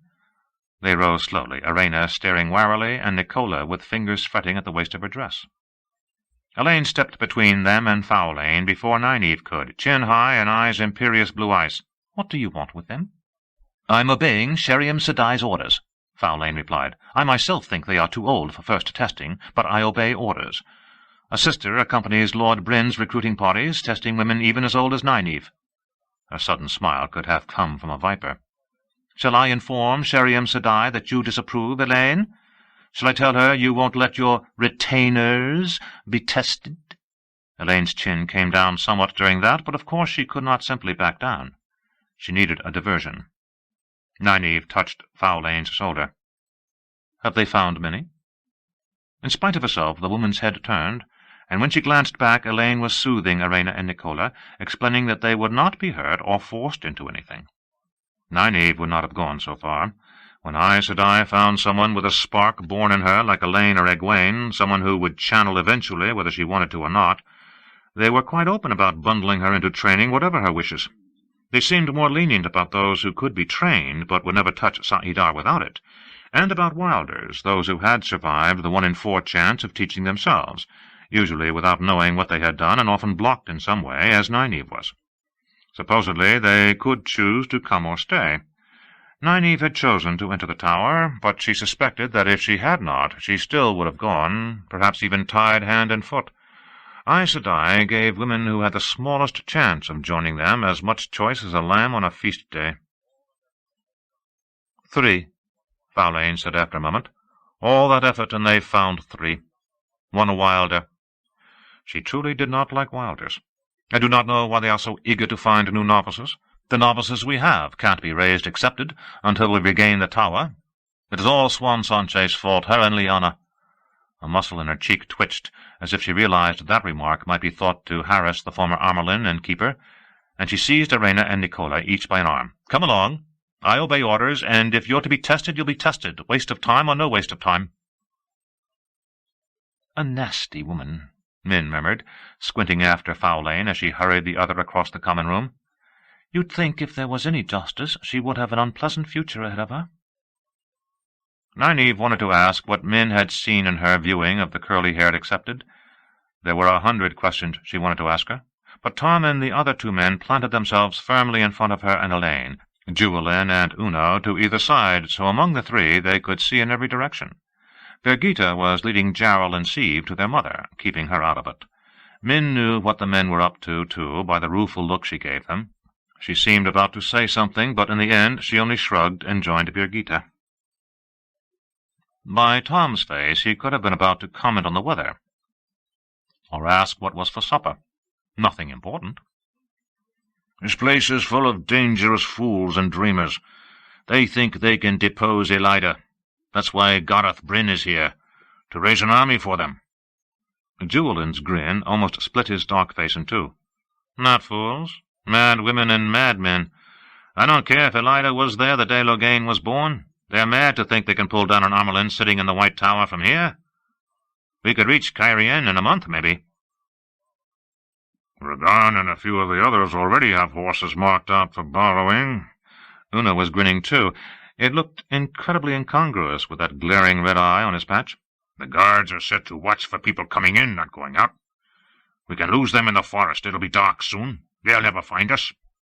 The women's donning their great serpent rings back by the river had had a remarkable effect on his language, though he did seem to make up for it when he thought they could not hear. Nynaeve looked at Elaine, who shook her head slightly. Elaine would put up with anything to be Aes Sedai. And herself? Small chance that they could influence these Aes Sedai to support Rand if they had decided to try controlling him instead. Make that no chance. She might as well be realistic. And yet there was healing. She would learn nothing of it in Cairhien, but here, not 10 paces from her, Thurver Marisis, a slender yellow with a long nose, was methodically ticking off points on a parchment with her pen. A bald-headed warder with a black beard stood conferring with Nassau Dachin near the door, head and shoulders above her despite being no taller than average, while Dagdara Finchi, as wide as any man in the room and taller than most, addressed a group of novices in front of one of the unlit fireplaces, briskly sending them off, one by one, on errands. Nassau and Dagdara were Yellow Ajah, too. It was said that Dagdara, her greying hair marking considerable age on an Aes Sedai, knew more of healing than any 2 others. It was not as if Nynaeve would be able to do anything useful if she did go to Rand. Just watch him go mad. If she could progress with healing, maybe she could find a way to hold that madness off. There was too much that Aes Sedai were willing to call hopeless and let go at that to suit her. All of that flashed through her head in the time it took to look at Elaine and turn back to the men. "We will be staying here. Uno, if you and the others want to go to Rand, you are free to, as far as I'm concerned. I fear I no longer have money to help you." The gold the Aes Sedai had taken was needed just as they said, but she could not help wincing at the few silvers left in her purse. These men had followed her, and Elaine, of course, for all the wrong reasons, but that did not lessen her responsibility for them. Their loyalties were to Rand. They had no reason to enter a struggle for the White Tower. With a glance at the gilded coffer, she added reluctantly, "But I do have some things you can sell along the way." "You must go too, Tom," Elaine said. "And you, Julian. There's no point in remaining. We have no need of you now, but Rand will." She tried to press her casket of jewels into Tom's hands, but he refused to take it. The 3 men exchanged looks in that irritating way they had, Uno going so far as to roll his eye. Nynaeve thought she heard Julian mutter something under his breath about having said they would be stubborn. "Perhaps in a few days," Tom said. "A few days," Julian agreed. Uno nodded. "I could do with a little rest if I'm going to be running from warders halfway to Cairhien." Nynaeve gave them her flattest stare, and deliberately tugged her braid. Elaine had her chin as high as it had ever been, her blue eyes haughty enough to chip ice. Tom and the others surely knew the signs by now. Their nonsense was not going to be allowed. "If you think you are still following Randall Thor's orders to look after us," Elaine began in frosty tones at the same time that Nynaeve said heatedly, "You promised to do as you were told, and I mean to see—" "Nothing like that," Tom broke in, brushing back a strand of Elaine's hair with a gnarled finger. "Nothing at all like. Can't an old man with a limp want a little rest?" "To tell the truth," Julian said, "I am just staying because Tom owes me money. Dice." "Do you expect us to steal 20 horses from warders like falling out of bed?" Uno growled. He seemed to have forgotten just offering to do exactly that. Elaine stared, at a loss for words, and Nynaeve was having difficulty finding them herself. How far they had fallen. Not so much as a shifted foot in the 3 of them. The trouble was that she was torn. She had determined to send them away. She had, and not because she didn't want them around watching her curtsy and scrape right and left, not at all. Yet with almost nothing in Saladar as she had expected, she had to admit, however reluctantly, that it would be comforting to know she and Elaine had more than Birgitta to depend on. Not that she would take up the offer of escape, of course, if that was what it should be called, not under any circumstances. Their presence would just be comforting. Certainly not that she would let them know that. She would not have to, since they were going, whatever they thought. Rand could find use for them, very probably, and they would only get in the way here. Except— The unpainted door opened, and Swan stalked out, followed by Lyanna. They stared at each other coldly before Lyanna sniffed and glided away, startlingly sinuous as she vanished around Croy and Avar into the corridor that led to the kitchens. Nynaeve frowned slightly. In the midst of all that iciness there had been one instant, a brief flicker she almost missed with it right in front of her. Swan swung toward her, then abruptly stopped short, her face going blank. Someone else had joined the small gathering. Gareth Bryn, dented breastplate buckled over his plain buff-coloured coat and steel-backed gauntlets tucked behind his sword-belt, radiated command. Mostly grey hair and a bluff face gave him the appearance of a man who had seen everything, endured everything, a man who could endure anything. Elaine smiled, nodding graciously. A far cry from her astonished stares coming into Saladar when she had first recognized him at the length of the street. "I will not say it is entirely good to see you, Lord Gareth. I have heard of some difficulty between Mother and you, but I am sure it can be mended. You know Mother is hasty sometimes. She will come round and ask you back to your proper place in Camelin, you may be certain of it." "Done is done, Elaine." Ignoring her astonishment, Nynaeve doubted anyone who knew Elaine's rank had ever been so curt to her. He turned to Uno. "Have you thought on what I said? Shynarans are the finest heavy cavalry in the world, and I have lads who are just right for proper training." Uno frowned, his one eye sliding to Elaine and Nynaeve. Slowly he nodded. "I've nothing better to do. I'll ask the others." Bryn clapped him on the shoulder. "Well enough. And you, Tom Merlin?" Tom had half turned away at the other man's approach, knuckling his moustaches and staring at the floor as if to obscure his face. Now he met Bryn's level stare with one of his own. "I once knew a fellow with a name much like yours," Bryn said. "A skilled player of a certain game." "I once knew a fellow who looked much like you," Tom replied.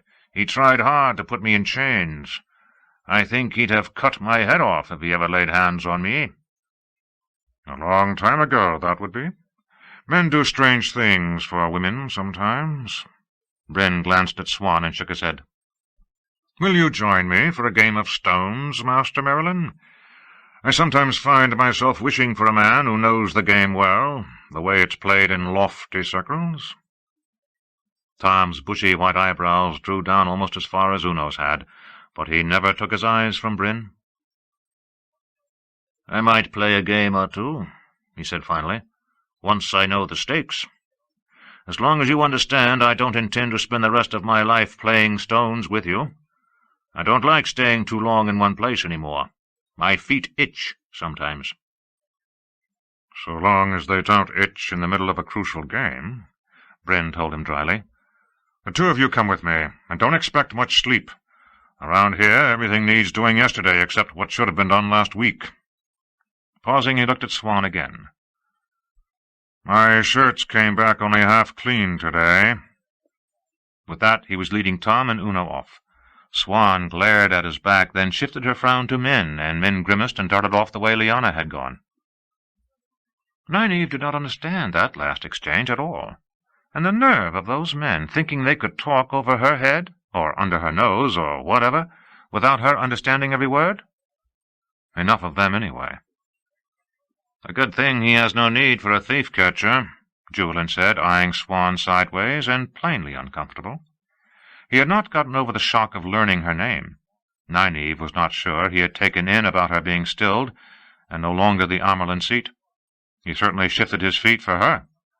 "This way I can sit and talk. I've seen a lot of fellows who look like they might unwind over a mug of ale."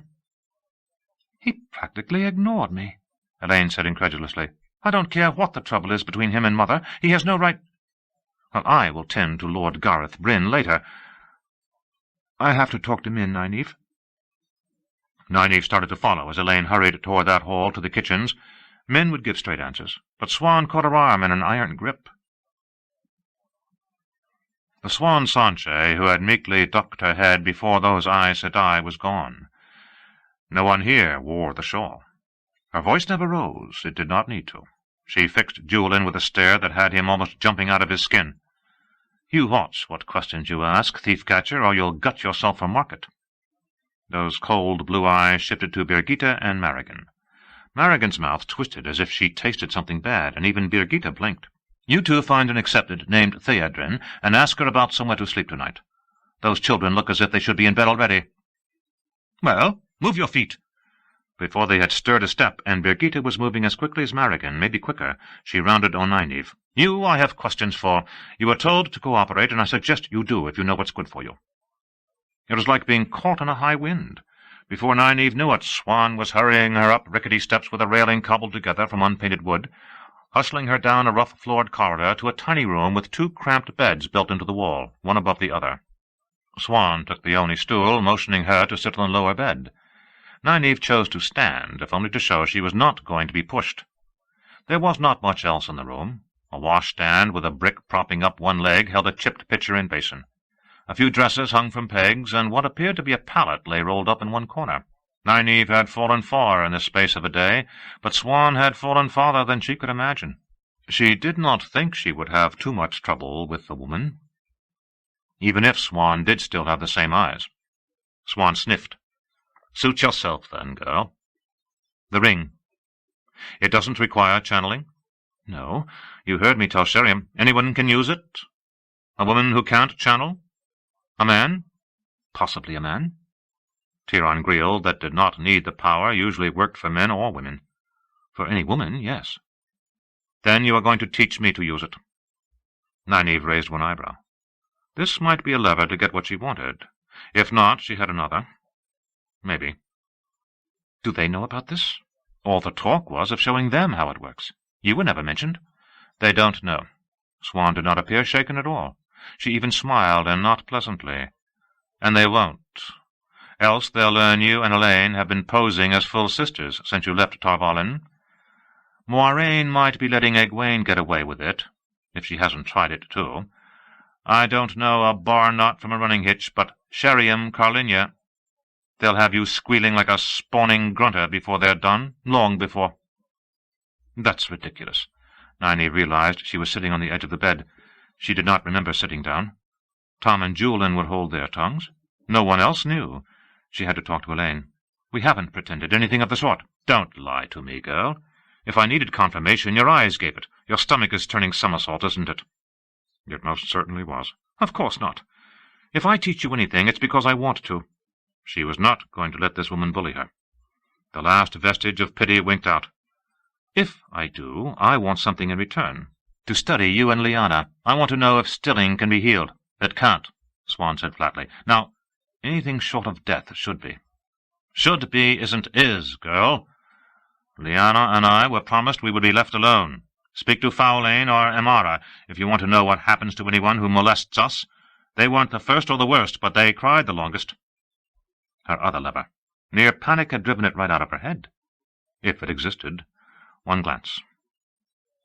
"What would Sheriam say if she knew you and Lyanna weren't ready to tear out each other's hair at all?" Swan just looked at her. "They think you're tamed, don't they? The more you snap at anybody who can't snap back, the more they take it for proof when you leap to obey every time an Aes Sedai coughs. Was a little cringing all it took to make them forget the two of you had worked hand in hand for years? Or did you convince them stilling had changed everything about you, not just your face? When they find out you've been scheming behind their backs, manipulating them, you'll howl louder than any grunter, whatever that is." Not so much as a blink. Swan was not going to lose her temper and let any admissions slip out. Yet there had been something in that brief look. Nynaeve was sure of it. "I want to study you, and Lyanna, whenever I want. And Logain. Perhaps she could learn something there as well. Men were different. It would be like looking at the problem from another angle. Not that she would heal him, even if she discovered how. Rand's channeling was necessary. She was not about to loose another man in the world who could wield the power. If not, then you can forget about the ring and Teleran Riad. What was Swan after there? Probably just to revisit something that at least seemed like being Aes Sedai. Nynaeve stamped firmly on momentarily rekindled pity. "And if you make any claims about us pretending to be Aes Sedai, then I'll have no choice but to tell about you and Lyanna. Elaine and I might be uncomfortable until the truth comes out, but it will, and the truth will make you weep as long as Fowlane and Amara together." Silence stretched. How did the other woman manage to look so cool? Nynaeve had always thought it had to do with being Aes Sedai. Her lips felt dry, the only part of her that did. If she was wrong, if Swan was willing to put it to the test, she knew who would be weeping. Finally Swan muttered, "I hope Moiraine has managed to keep Egwene's backbone more supple than this." Nynaeve did not understand, but she hardly had time to consider it. The next instant the other woman was leaning forward, hand outstretched. "You keep my secrets. and I will keep yours. Teach me the ring, and you can study stilling and gentling to your heart's content." Nynaeve barely managed to hold in a relieved sigh as she clasped the offered hand. She had done it. For the first time in what seemed forever, someone had tried to bully her and failed. She almost felt ready to face Moghedien. Almost. Elaine caught up with Min just outside the back door of the inn and fell in beside her. Min had what looked like 2 or 3 white shirts wadded under one arm. The sun sat on the tree-tops, and in the fading light the stable-yard had the soft look of dirt not long turned, with a huge stump that might have belonged to an oak right in the middle. The thatch-roofed stone stable had no doors, allowing a good look at men moving among filled stalls. Surprisingly, Lyanna was talking to a large man on the edge of the stable's shadow. Roughly dressed, he looked a blacksmith or a brawler. What was surprising was how close Lyanna stood, head tilted as she stared up at him, and then she actually patted his cheek before turning away and hurrying back into the inn. The big man stared after her a moment, then melted into the shadows. "Don't ask me what she's up to," Min said. "Strange people come to see Swan or her, and some of the men well, you saw." Elaine did not really care what Lyanna did, but now that she had Min alone, she did not know how to bring up what she wanted. "What are you doing?" "Laundry," Min muttered, shifting the shirts irritably. "I can't tell you how good it is to see Swan the mouse for once. She doesn't know whether the eagle is going to eat her or make her a pet, but she has the same choice she gives everybody else. None." Elaine quickened her pace to keep up as they crossed the stable-yard. Whatever that was about, it gave no opening. "Did you know what Tom was going to suggest?" "We are staying." "I told them you would. Not a viewing." Min's steps slowed again as they started between the stable and a crumbling stone wall, down a dim alley of brush stubble and trampled weeds. "I just didn't think you would give up the chance to study again. You were always eager, Nynaeve too, even if she won't admit it. I wish I'd been wrong. I'd go with you. At least She muttered something furious-sounding under her breath. "Those 3 you brought with you are trouble, and that is a viewing." There it was, the crack she needed. But instead of asking what she had intended, she said, "You mean Marrigan and Nicola and Arena? How can they be trouble?"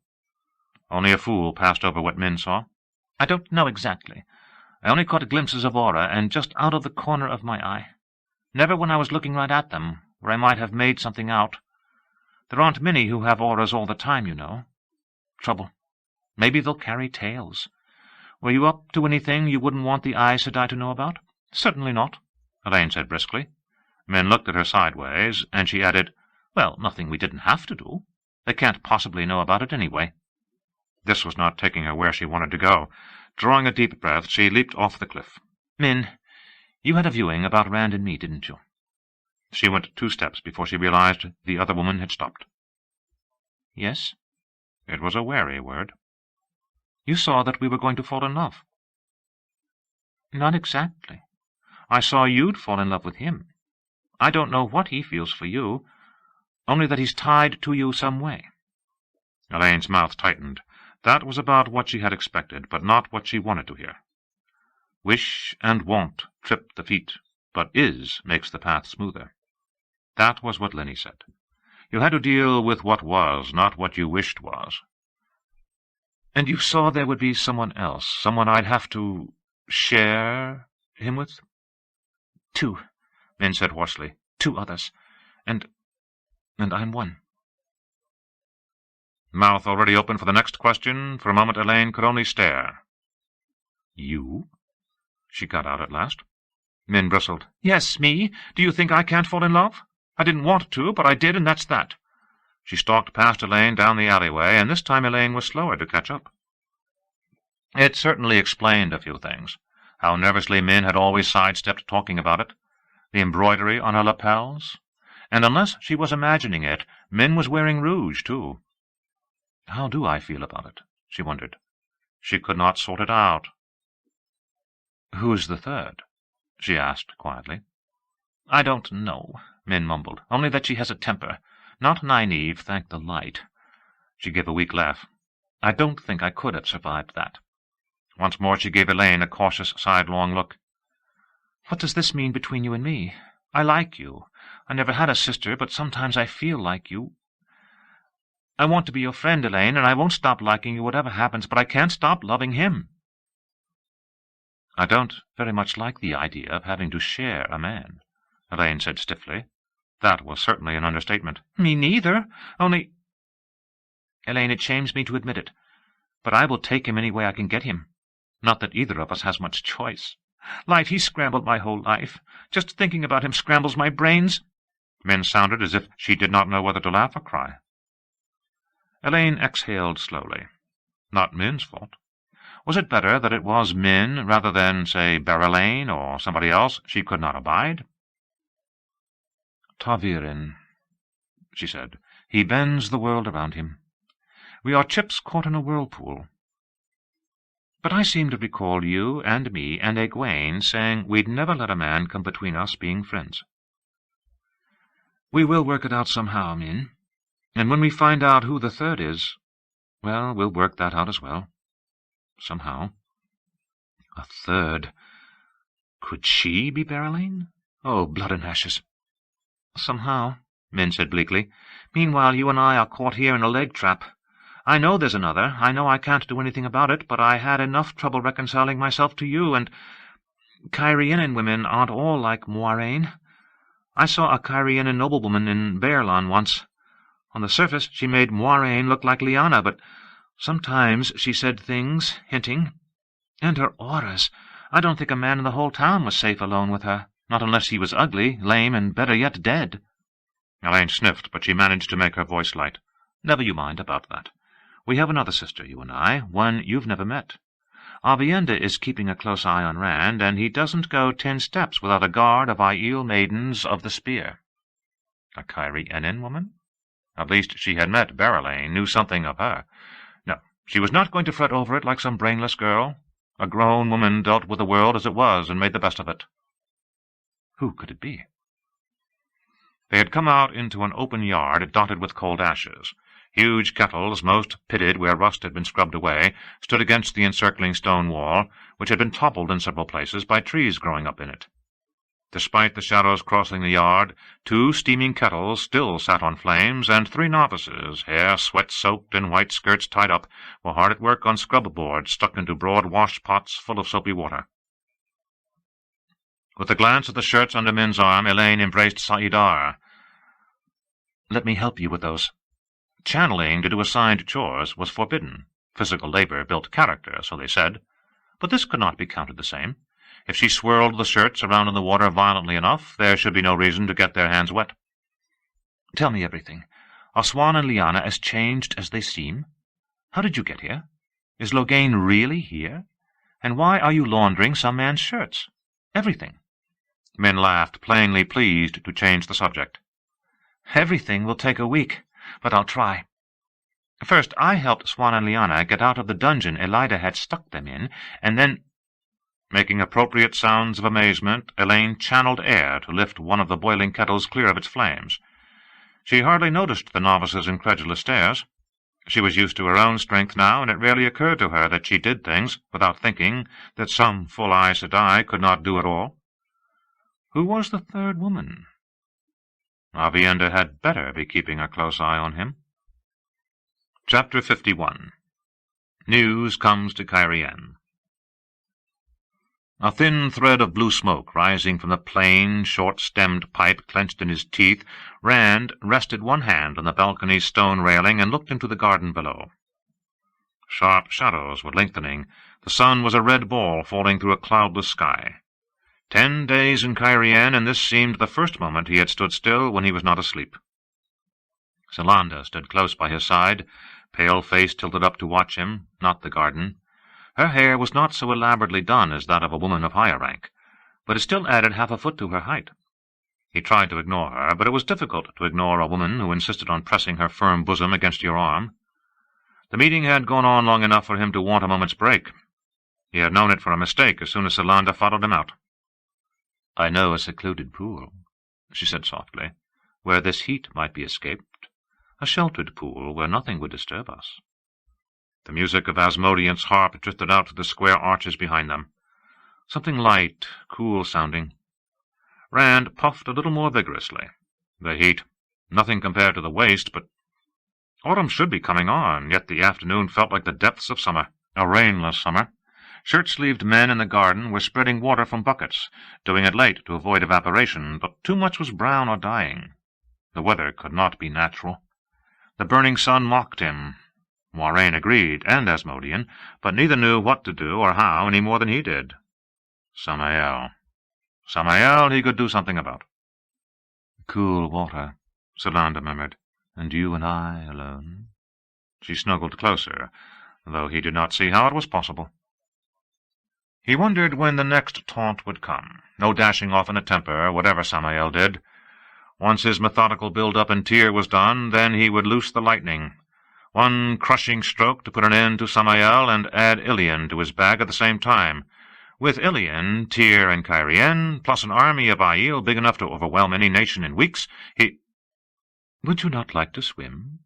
I do not swim well myself, but surely you will teach me." Rand sighed. For a moment he wished Aviendha was there. No, the last thing he wanted was a bruised Solander running screaming with her clothes half torn off. Hooding his eyes, he looked down at her and spoke quietly round his pipe. "I can channel." She blinked, drawing back without moving a muscle. They never understood why he would bring that up. For them it was something to be glossed over, ignored if possible. "They say I'll go mad, but I'm not mad yet. Not yet." He chuckled from deep in his chest, then cut it off abruptly, made his face blank. "Teach you to swim? I'll hold you up in the water with the power. Saidin is tainted, you know, the Dark One's touch. You won't feel it, though. All around you, but you'll not feel a thing." Another chuckle, with a hint of a wheeze. Her dark eyes were as wide and round as they would go, her smile a sickly rictus. "Later, then. I want to be alone, to think about—" He bent as if to kiss her, and with a squeak she dropped a curtsy so sudden that at first he thought her legs had collapsed. Backing away, curtsying hurriedly at every other step, she babbled about the honor of serving him, her deepest wish to serve him, all in a voice on the brink of hysteria, until she bumped into one of the square arches. A final half-bend of her knees, and she darted inside. With a grimace, he turned back to the railing. Frightening women. She would have made excuses had he asked her to leave him, would have taken a command as only a temporary setback, unless it was to stay out of his sight, and even then— Maybe word would spread this time. He had to keep a short rein on his temper. It ran away too easily of late.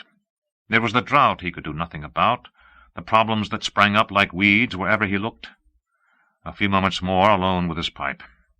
Who would rule a nation when he could have easier work, such as carrying water uphill in a sieve? Across the garden, between two of the royal palace's stepped towers, he had a view of Cairhien, harshly lit and shadowed, mastering the hills more than flowing over them. His crimson flag, with the ancient Aes Sedai symbol, hung limply above one of those two towers, a long copy of the dragon banner over the other. That one flew a dozen places in the city, including the tallest of the great unfinished towers, right in front of him. Shouting had done as little as orders there. Neither Tairins nor Cairhienin could believe he really meant that he only wanted one, and Aiel did not care about banners one way or another. Even now, deep inside the palace, he could hear the murmur of a city jammed to bursting. Refugees from every corner of the land, more afraid to return to their homes than they were to have the dragon reborn in their midst. Merchants seeping in, selling whatever people could afford to buy, and buying whatever people could not afford to keep. Lords and armed men rallying to his banner, or to someone's. Hunters for the horn, thinking it must be found near him. A dozen four-gaters, or 100, were ready to sell it to any of them. Ogier stone-masons down from Stedding Tsofu to see if there was work for their fabled skills. Adventurers, some of whom might have been bandits a week gone, come to see what they could pick up. There had even been 100 or so white cloaks, though they had galloped out as soon as it was clear the siege had been lifted. Did Pedro Niles' ingathering of the white cloaks concern him? Egwene gave him hints of things, but she saw matters from the White Tower, wherever she stood. The Aes Sedai point of view was not his. At least the wagon trains full of grain were beginning to arrive from Tyr with some regularity. Hungry people could riot. He wished he could have simply left it at being glad they were not so hungry any more, but There it was. The bandits were fewer, and the Civil War had not resumed. Yet. More good news. He had to make certain it stayed that way before he could leave. 100 things to take care of before he could go after Samael. Only Rourke and Bale remained of the chiefs he really trusted, those who had marched from Ruidion with him. But if the 4 clans who had joined him late could not be trusted on the march to Tyr, could he trust them loose in Cairien? Indirion and the others had acknowledged him as Caracarn, but they knew him as little as he knew them. The message that morning might be a problem. Berylane, first of Mayenne, was only a few 100 miles south of the city. On her way to join him with a small army, he had no idea how she had led it across Tyr. Oddly, her letter had asked if Perrin was with him. No doubt she feared Rand might forget her small country if she did not remind him. It might almost be a pleasure to watch her spar with the Cairienin, the latest in a long line of firsts who had managed to keep Tyr from swallowing their country by playing the game of houses.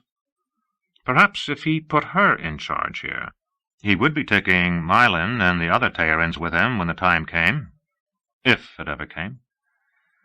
This was no better than what was waiting inside.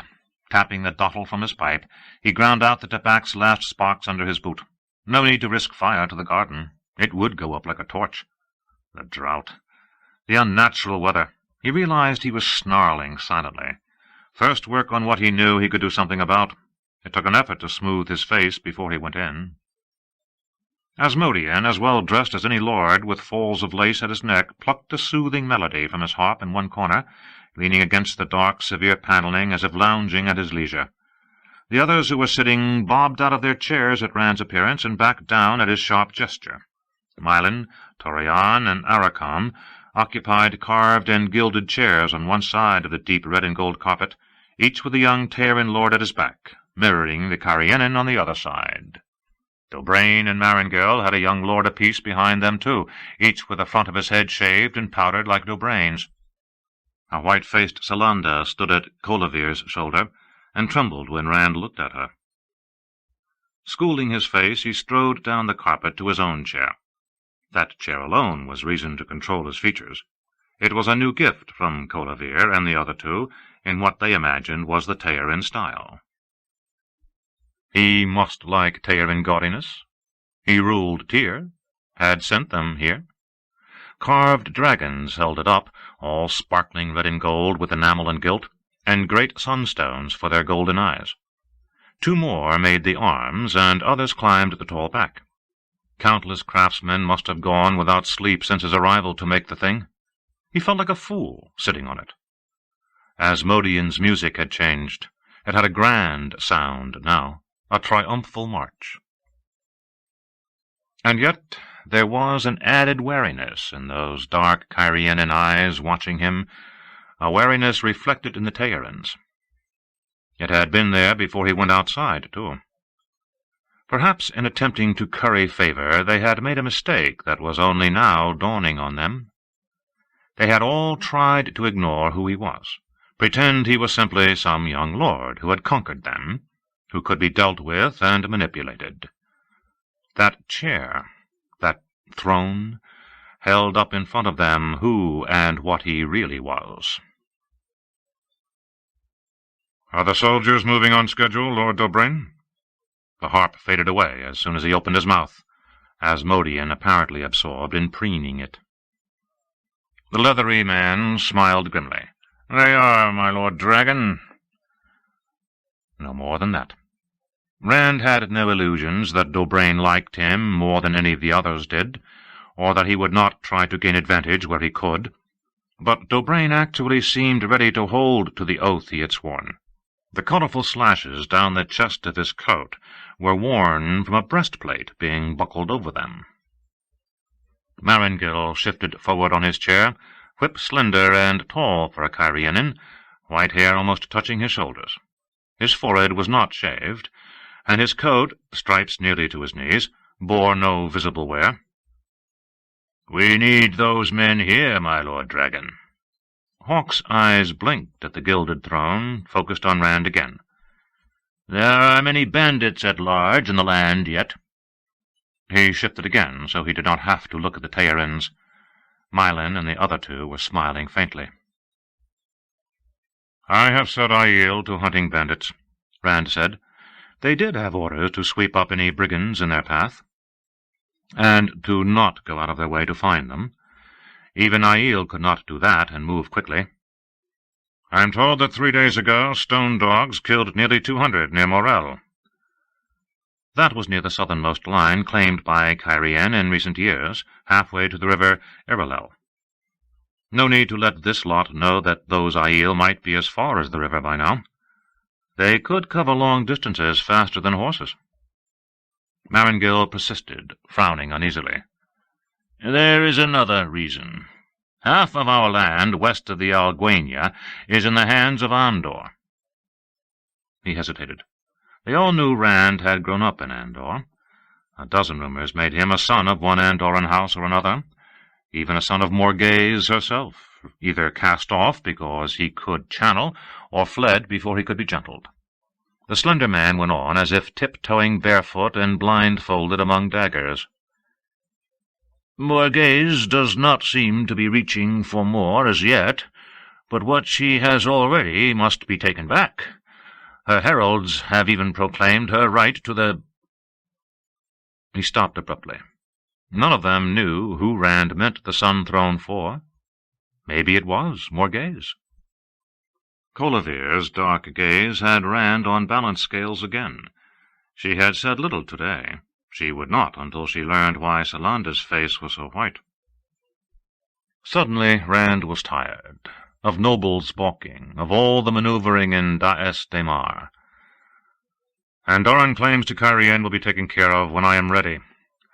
Those soldiers will go to Tyr. You will follow the High Lord Mylon's good example of obedience, and I'll hear no more on it." He swung toward the Teyrans. "Your example is a good one, Mylon, isn't it? And yours, Arakam? If I ride out tomorrow, I won't find 1,000 defenders of the stone camped 10 miles south who were supposed to be on their way to Tyr 2 days ago, will I? Or 2,000 armsmen from Teyran houses?" Those faint smiles faded with each word.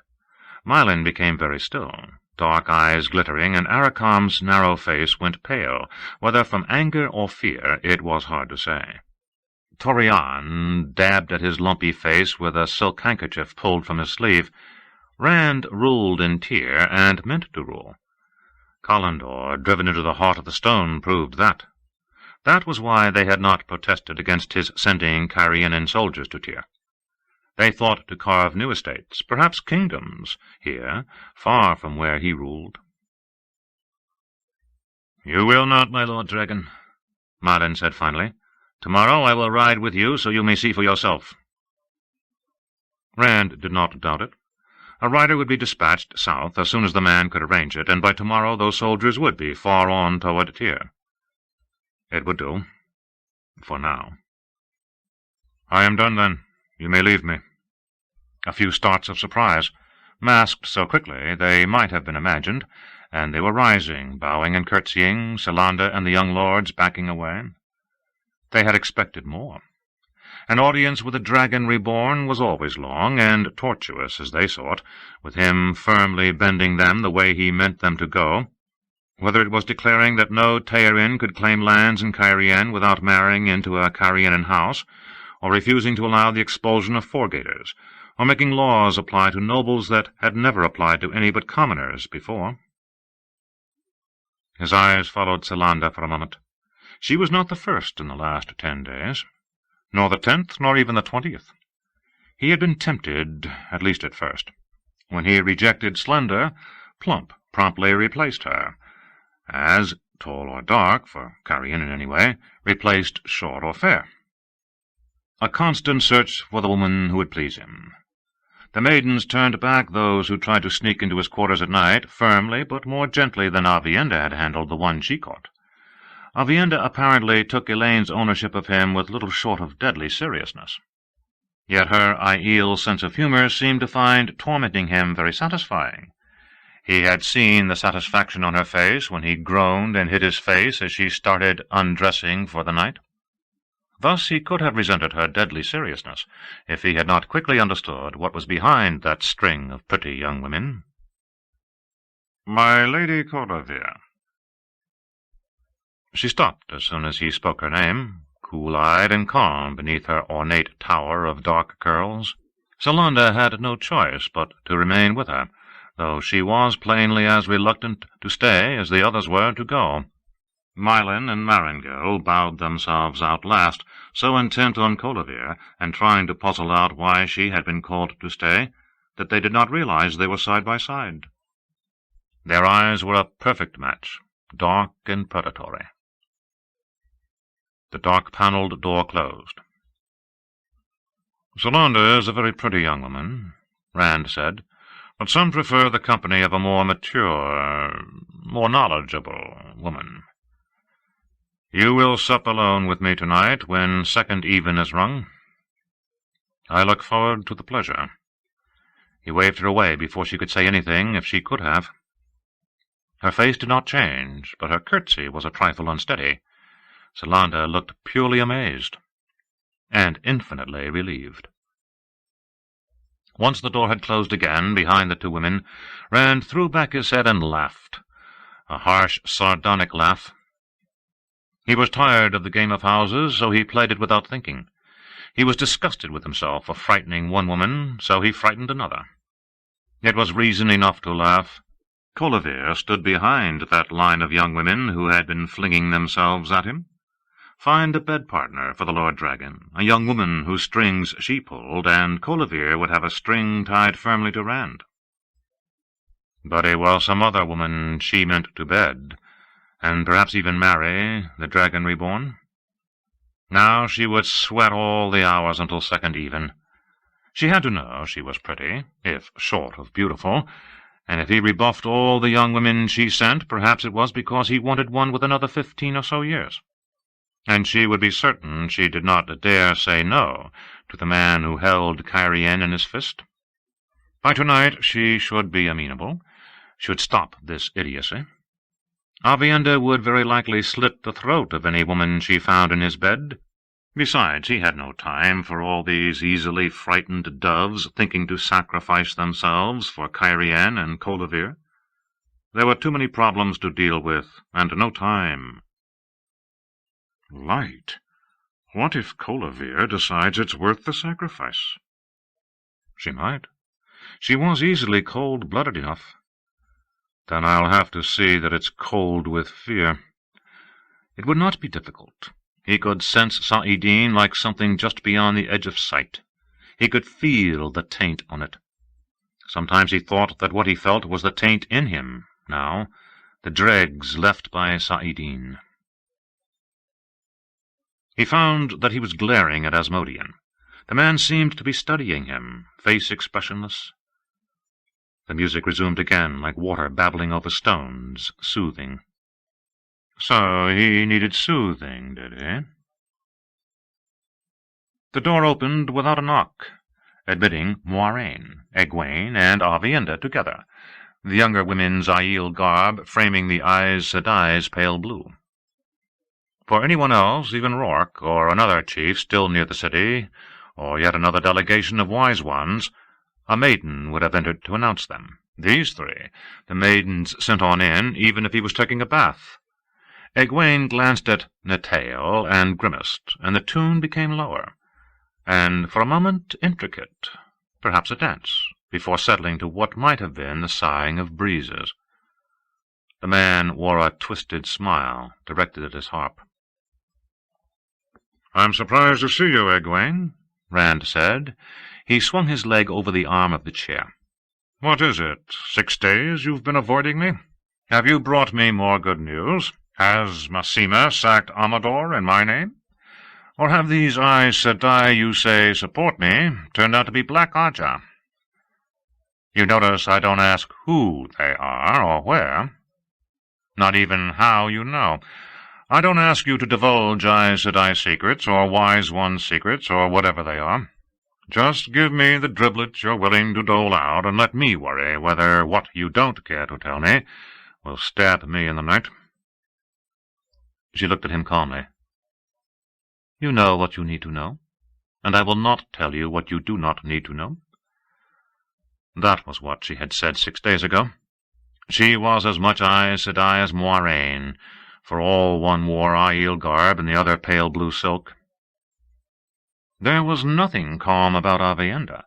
She moved to stand shoulder to shoulder with Egwene, green eyes flashing, back so straight it might have been iron. He was half surprised Moiraine did not join them, so they could all three glare at him. Her vow of obedience left a startling amount of room, it seemed, and the three seemed to have become close since his argument with Egwene. Not that it had been much of an argument. You could not argue very well with a woman who watched with cool eyes, never raised her voice, and after one refusal to answer, declined even to acknowledge your question again. "What do you want?" he said. "These came for you in the last hour," Moiraine said, extending 2 folded letters. Her voice seemed to fit Asmodean's chime-like tune. Rand rose to take them suspiciously. "If they're for me, how did they come into your hands?" One was addressed to Randall Thor, in an exact angular hand, the other to the Lord Dragon Reborn, in script flowing yet no less precise. The seals were unbroken.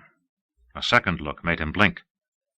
The 2 seals seemed to be the same red wax, and one bore the impression of the flame of Tarvalon, the other a tower overlaid on what he recognized as the island of Tarvalon. "Perhaps because of where they came from," Moiraine replied. "And from whom?" It was no explanation, but it was much as he would get unless he demanded more. Even then he would have to prod her through every step. She kept her vow, but in her own way. "There are no poison needles in the seals, and no traps woven." He paused with his thumb against the flame of Tarvalon. He had not thought of either, then broke it. Another flame in red wax stood beside the signature, Elida do Avrini Aroyhan, in a hasty scrawl above her titles. The rest was in the angular hand.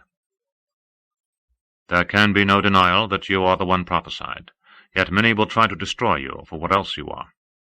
For the sake of the world, this cannot be allowed. 2 nations have bent knee to you, and the savage Aiel as well, but the power of thrones is as dust beside the one power. The White Tower will shelter and protect you against those who refuse to see what must be. The White Tower will see that you live to see Tarmon Gaidon. None else can do this. An escort of Aes Sedai will come to bring you to Tarvalon with the honor and respect you deserve. This I pledge to you." "She doesn't even ask," he said wryly. He remembered Elida well for having met her only once. A woman hard enough to make Moiraine seem a kitten. The honor and respect he deserved. He would wager that the escort of Aes Sedai just happened to number 13. Passing Elida's letter back to Moiraine, he opened the other. The page was covered in the same hand that had addressed it. "With respect, I humbly beg to make myself known to the great Lord Dragon Reborn, whom the light blesses as Saviour of the world. All the world must stand in awe of you, who has conquered Cairhien in one day, as you did Tyr. Yet be wary, I beseech you, for your splendor will inspire jealousy, even in those not toiled in the shadow. Even here in the White Tower are the blind who cannot see your true radiance, which will illumine us all. Yet know that some rejoice in your coming, and will delight to serve your glory. We are not those who would steal your lustre for ourselves, but rather those who would kneel to bask in your brilliance. You shall save the world, according to the prophecies, and the world shall be yours. To my shame, I must beg you to let no one see these words, and to destroy them when once read. I stand, naked of your protection, among some who would usurp your power, and I cannot know who around you is as faithful as I. I am told that Moiraine Domidrid may be with you. She may serve you devotedly, obeying your words as law, as I will. Yet I cannot know, for I remember her as a secretive woman, much given to plotting as Cairhienin are. Yet even if you believe she is your creature, as I beg you to keep this missive secret even from her. My life lies beneath your fingers, my lord dragon reborn, and I am your servant. Alviarin Friedhen. He read it through again, blinking, then handed it to Moiraine. She barely scanned the page before giving it to Egwene, who had her head over the other letter with Aviendha. Perhaps Moiraine already knew what they contained? "A good thing you gave your oath," he said. "The way you used to be, keeping everything back, I might have been ready to suspect you by now. A good thing you're more open now." She did not react. "What do you make of it?" "She must have heard about your swelled head," Egwene said softly. He did not think he had been meant to hear. Shaking her head, she said more loudly, "This doesn't sound like Alviarin at all." "It is her hand," Moiraine said. "What do you make of it, Rand?" "I think there's a rift in the tower, whether Elaida knows it or not. I assume an Aes Sedai can't write a lie more easily than she can speak one." He did not wait for her nod.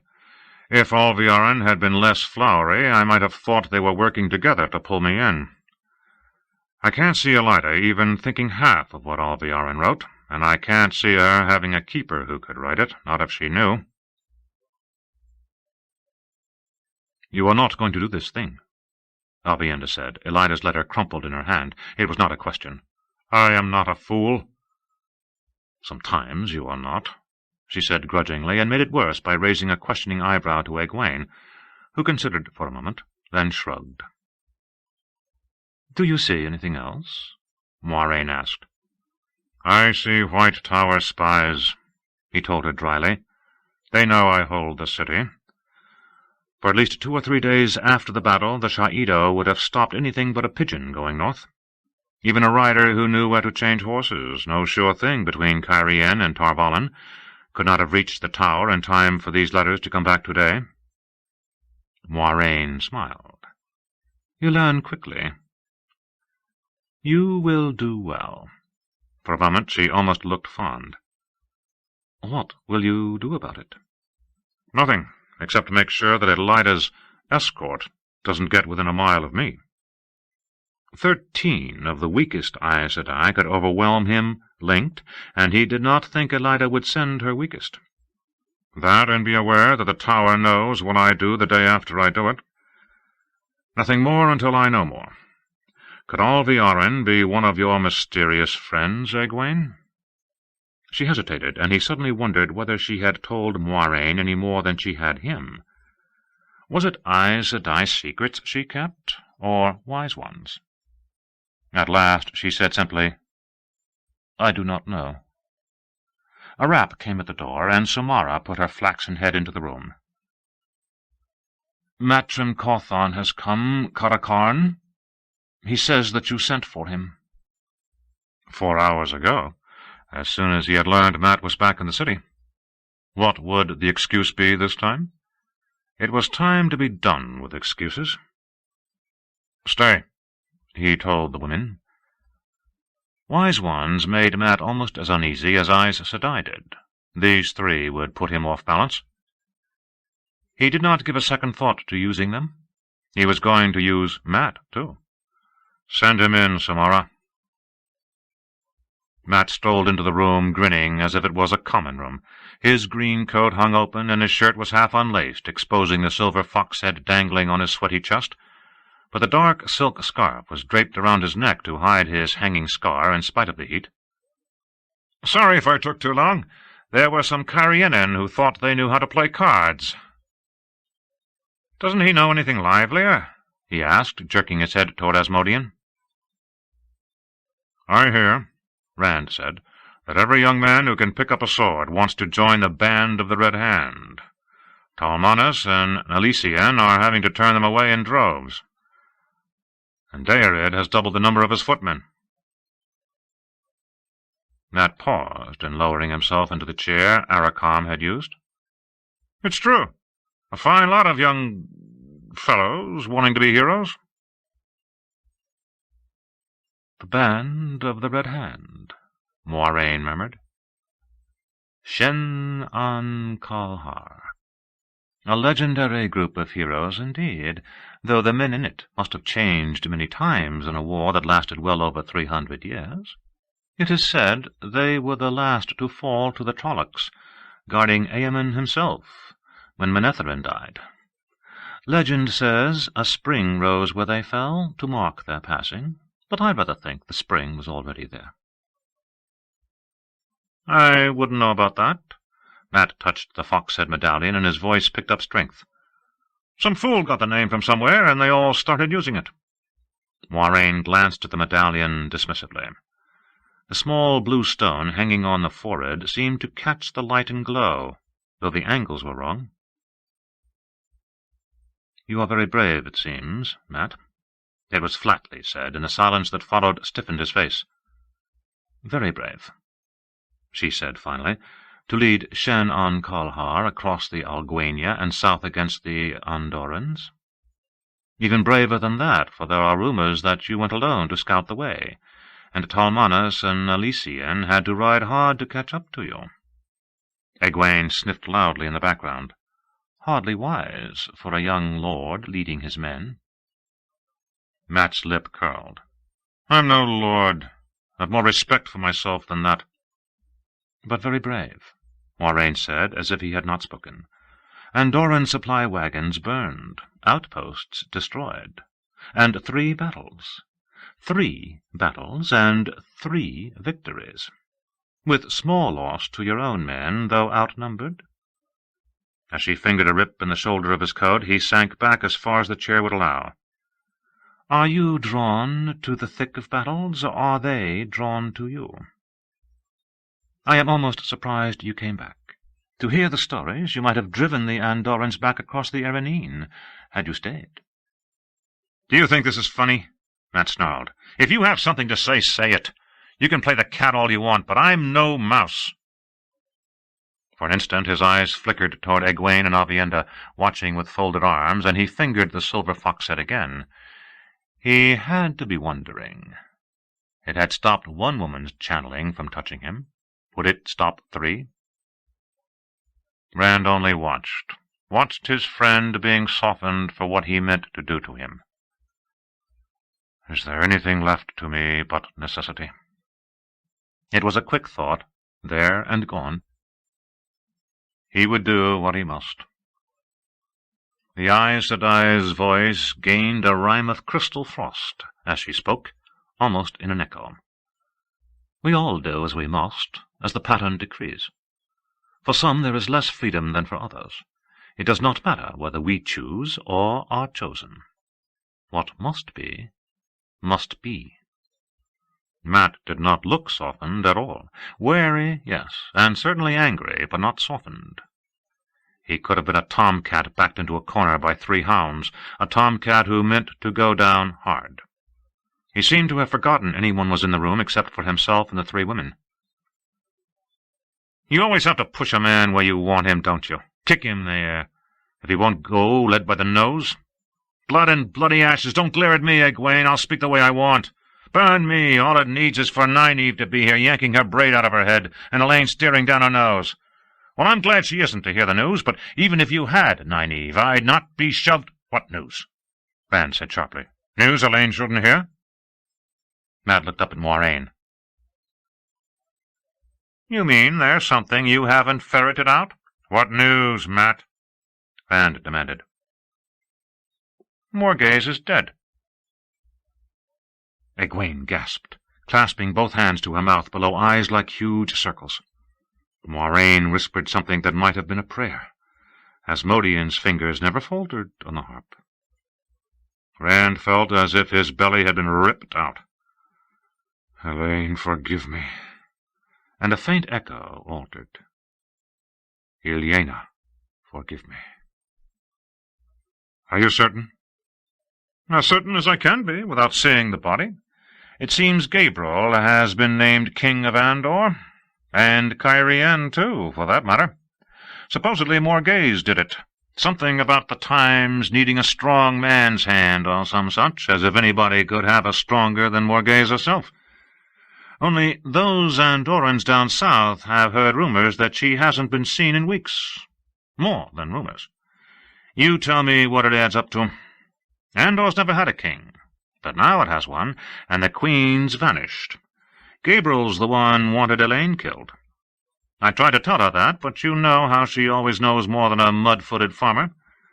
I don't think he'd balk a second at slitting a queen's throat."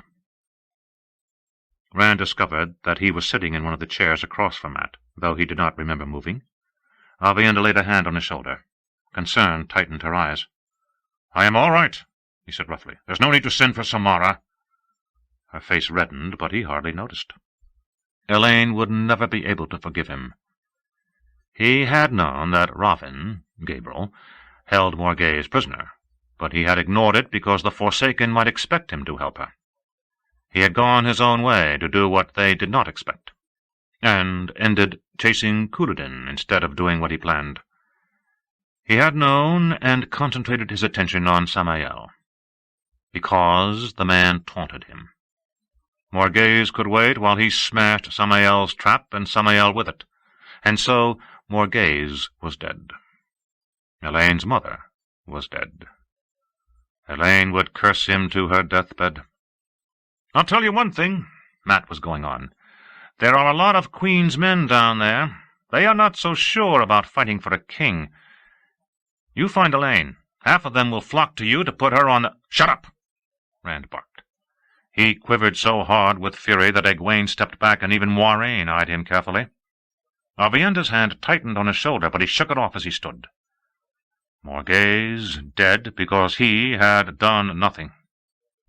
His own hand had been on the knife as surely as Robin's. Elaine, she will be avenged. Robin, Matt, not Gabriel. Robin. I'll lay him by the heels if I never do another thing. "Oh, blood and bloody ashes!" Matt groaned. "This is madness." Egwene flinched as if realizing what she had said, but she kept that firm, calm voice. "You have your hands full with Cairhien yet, not to mention the Shaido to the north and whatever it is you're planning in Tyr. Do you mean to start another war, with 2 on your plate already, and a ruined land besides?" "Not a war. Me. I can be in Caemlyn in an hour. A raid. Right, Matt? A raid, not a war. I'll rip Robin's heart out." His voice was a hammer. He felt as if acid filled his veins. "I could wish I had Elida's 13 sisters to take with me, to smother him and bring him to justice. Tried and hung for murder. That would be justice. But he'll just have to die however I can kill him." "Tomorrow," Moiraine said softly. Rand glared at her, but she was right. Tomorrow would be better. A night to let his rage cool. He needed to be cold when he faced Robin. Now he wanted to seize Sahidin and lay about him destroying. Asmodean's music had changed again to a tune that street musicians in the city had played during the Civil War. You could still hear it sometimes when a Cairhien noble passed. The fool who thought he was king. "Get out, Natael! Get out!" Asmodean straightened smoothly, bowing, but his face could have done for snow, and he crossed the room quickly, as if uncertain what 1 second more might bring. He always pushed, but perhaps this time he had pushed too far. As he opened the door, Rand spoke again. "I will see you tonight, or I will see you dead." Asmodean's bow was not so graceful this time. "As my Lord Dragon commands," he said hoarsely, and hurriedly pulled the door shut with him on the other side. The 3 women looked at Rand, expressionless, not blinking. "The rest of you go to—" Matt practically bounded toward the door. "Not you. I have things to say to you yet." Matt stopped short, sighing loudly and fiddling with his medallion. He was the only one who had moved. "You do not have 13 eyes, Sedai," Avienda said, "but you have 2, and myself. I may not know as much as Moiraine, Sedai, but I am as strong as Egwene, and I am no stranger to the dance." She meant the dance of spears, what the Aiel called battle. "Robin is mine," he told her quietly. Maybe Elaine could forgive him a little if he at least avenged her mother. Probably not, but maybe he could forgive himself. A little. He forced his hands to stay at his sides, to not make fists. "Will you draw a line on the ground for him to step over?" Egwene asked. "Put a chip on your shoulder? Have you considered that Robin might not be alone if he calls himself King of Andor now? Much good it will do when you appear if one of his guards puts an arrow through your heart." He could remember wishing she would not shout at him, but it had been so much easier then. "Did you think I meant to go alone?" He had. He had never thought of anyone to guard his back, though now he could hear a small whisper. "He likes to come from behind, or at your flanks." He could hardly think clearly at all. His anger seemed to have a life of its own, stoking the fires that kept it boiling. "But not you. This is dangerous. Moiraine can come if she wishes." Egwene and Aviendha did not look at one another before stepping forward, but they moved as one, not stopping until they were so close even Aviendha had to tilt her head back to look up at him. "Moiraine can come if she wishes," Egwene said. If her voice was smooth ice, Aviendha's was molten stone. "But it is too dangerous for us." "Have you become my father? Is your name Bran Al'Vir?" "If you have 3 spears, do you put 2 aside because they are newer made?" "I do not want to risk you," he said stiffly. Egwene arched her eyebrows. "Oh?" That was all. "I am not Guy Shane to you." Aviendha bared her teeth. "You will never choose what risks I take, Rand al'Thor, never. Know it now." He could... what? Wrap them in Sa'idin and leave them? He still could not shield them. So they might well snare him in return. A fine mess, all because they wanted to be stubborn. "You have thought of guards," Moiraine said. "But what if who is with Robin is Semirhage, or Grendel, or Lanfear? These 2 might overwhelm one such, but could you face her and Robin together, alone?" There had been something in her voice when she said Lanfear's name. Was she afraid that if Lanfear was there, he might finally join her? What would he do if she was there? What could he do? "They can come," he said through clenched teeth. "Now, will you go?" "As you command," Moiraine said, but they were in no hurry about it. Aviendha and Egwene took ostentatious care in rearranging their shawls before they started for the door. Lords and ladies might dart at his word, but never them. "You did not try to talk me out of it," he said abruptly. He meant it for Moiraine, but Egwene spoke first, though to Aviendha, and with a smile. "Stopping a man from what he wants to do is like taking a sweet from a child. Sometimes you have to do it, but sometimes it just isn't worth the trouble." Aviendha nodded. "The wheel weaves as the wheel wills," was Moiraine's reply. She stood in the doorway, looking more Aes Sedai than he ever remembered her. Ageless, with dark eyes that seemed ready to swallow him, slight and slender, yet so regal she could have commanded a roomful of queens if she could not channel a spark. That blue stone on her forehead was catching the light again. "You will do well, Rand." He stared at the door long after it closed behind them. It was a scuff of boots that recalled him to Mat's presence. Mat was trying to slide toward the door, moving slowly so as not to be seen. "I need to talk to you, Mat." Mat grimaced. Touching the fox head like a talisman, he spun to face Rand. "If you think I'm going to put my head on the block just because those fool women did, you can forget it now. I'm no bloody hero, and I don't want to be one. Morghese was a pretty woman. I even liked her as much as you can like a queen. But Robin is Robin, burn you, and I—" "Shut up and listen. You have to stop running." "Burn me if I will. This is no game I chose, and I won't—" "I said shut up." Rand drove the fox head against Mat's chest with a hard finger. "I know where you got this. I was there, remember? I cut the rope you were hanging from."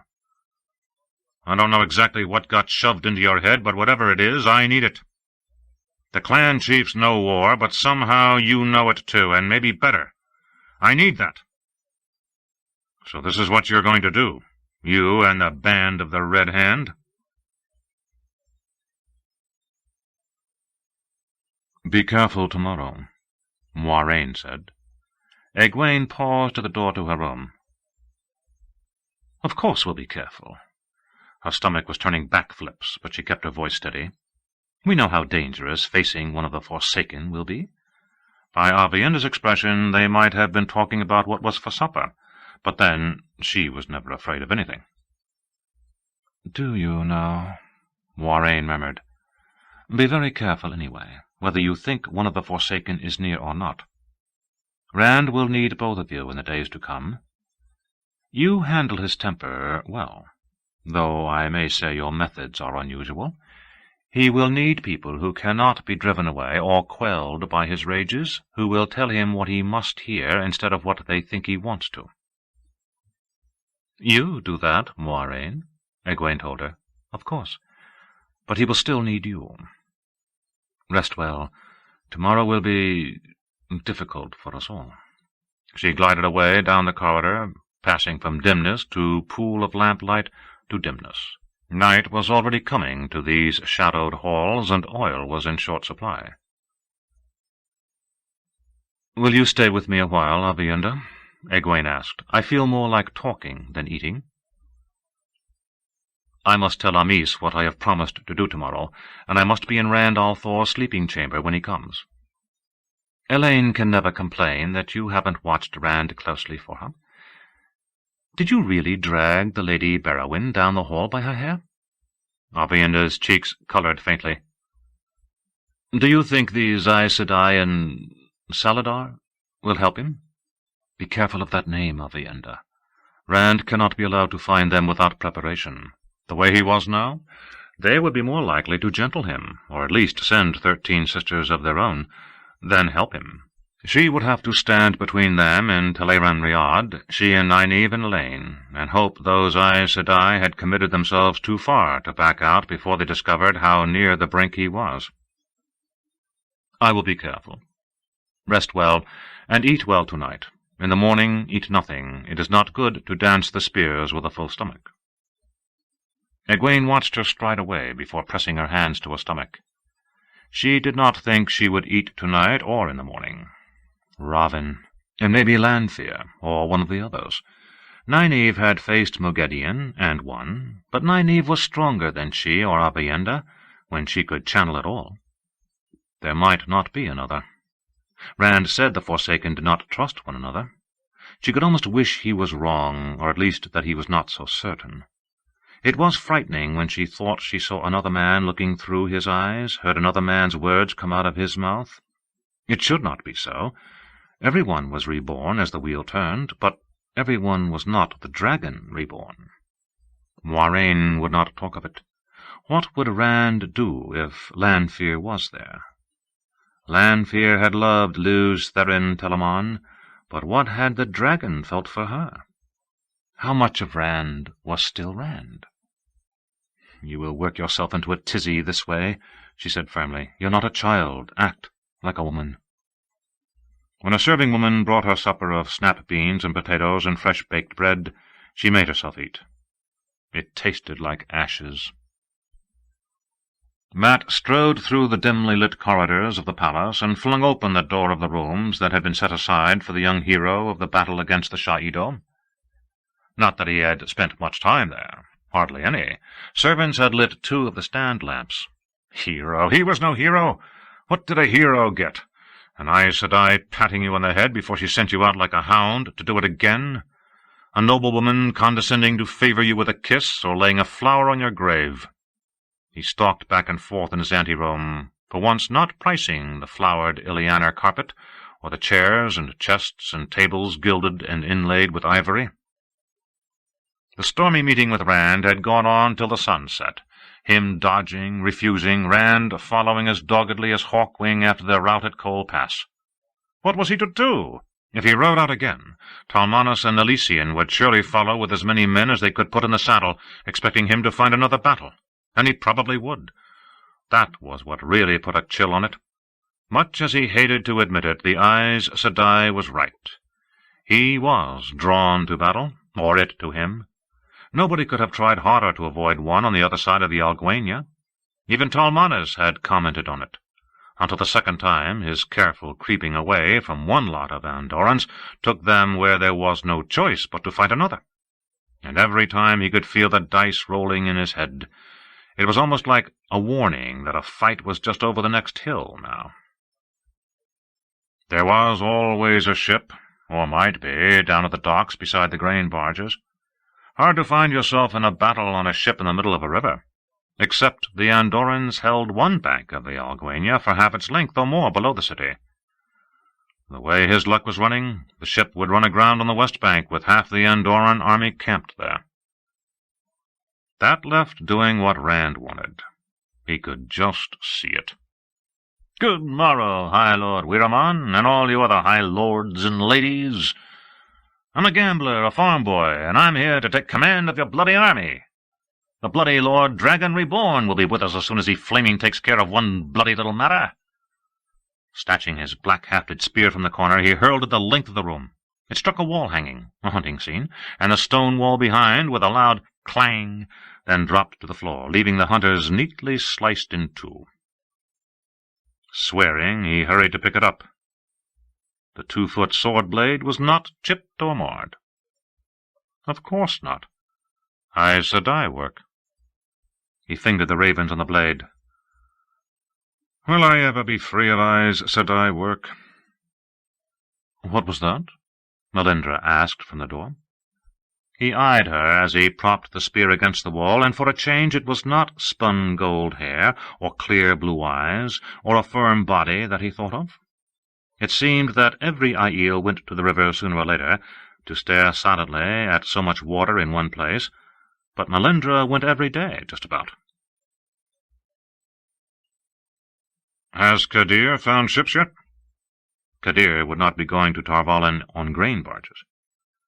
"The peddlers' wagons are still there. I do not know about ships." She pronounced the unfamiliar word awkwardly. "Why do you wish to know?" "I'm going away for a while. For Rand," he added hastily. Her face was too still. "I'd take you with me if I could, but you wouldn't want to leave the maidens." A ship or his own horse? And to where? That was the question. He could reach Tyr quicker on a fast river ship than on Pip's, if he was fool enough to make that choice. If he had any choice. Melindra's mouth tightened briefly. To his surprise, it was not over his leaving her. "So you slip back into Rand al'Thor's shadow. You have gained much honor of your own among the Aiel as well as the Wetlanders. Your honor, not honor reflected from the Karakarn. He can keep his honor and take it to Camelin or the Pit of Doom for all I care. Don't you worry, I'll find plenty of honor. I will write you about it. From Tyr." Tyr?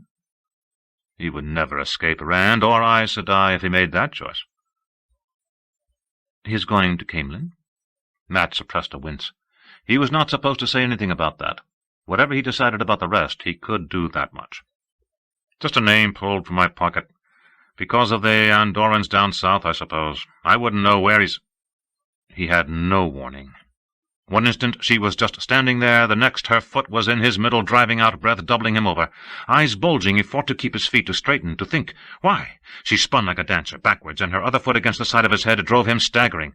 Without a pause, she leaped straight up, kicking out, her soft boot sole taking him hard, flush in the face.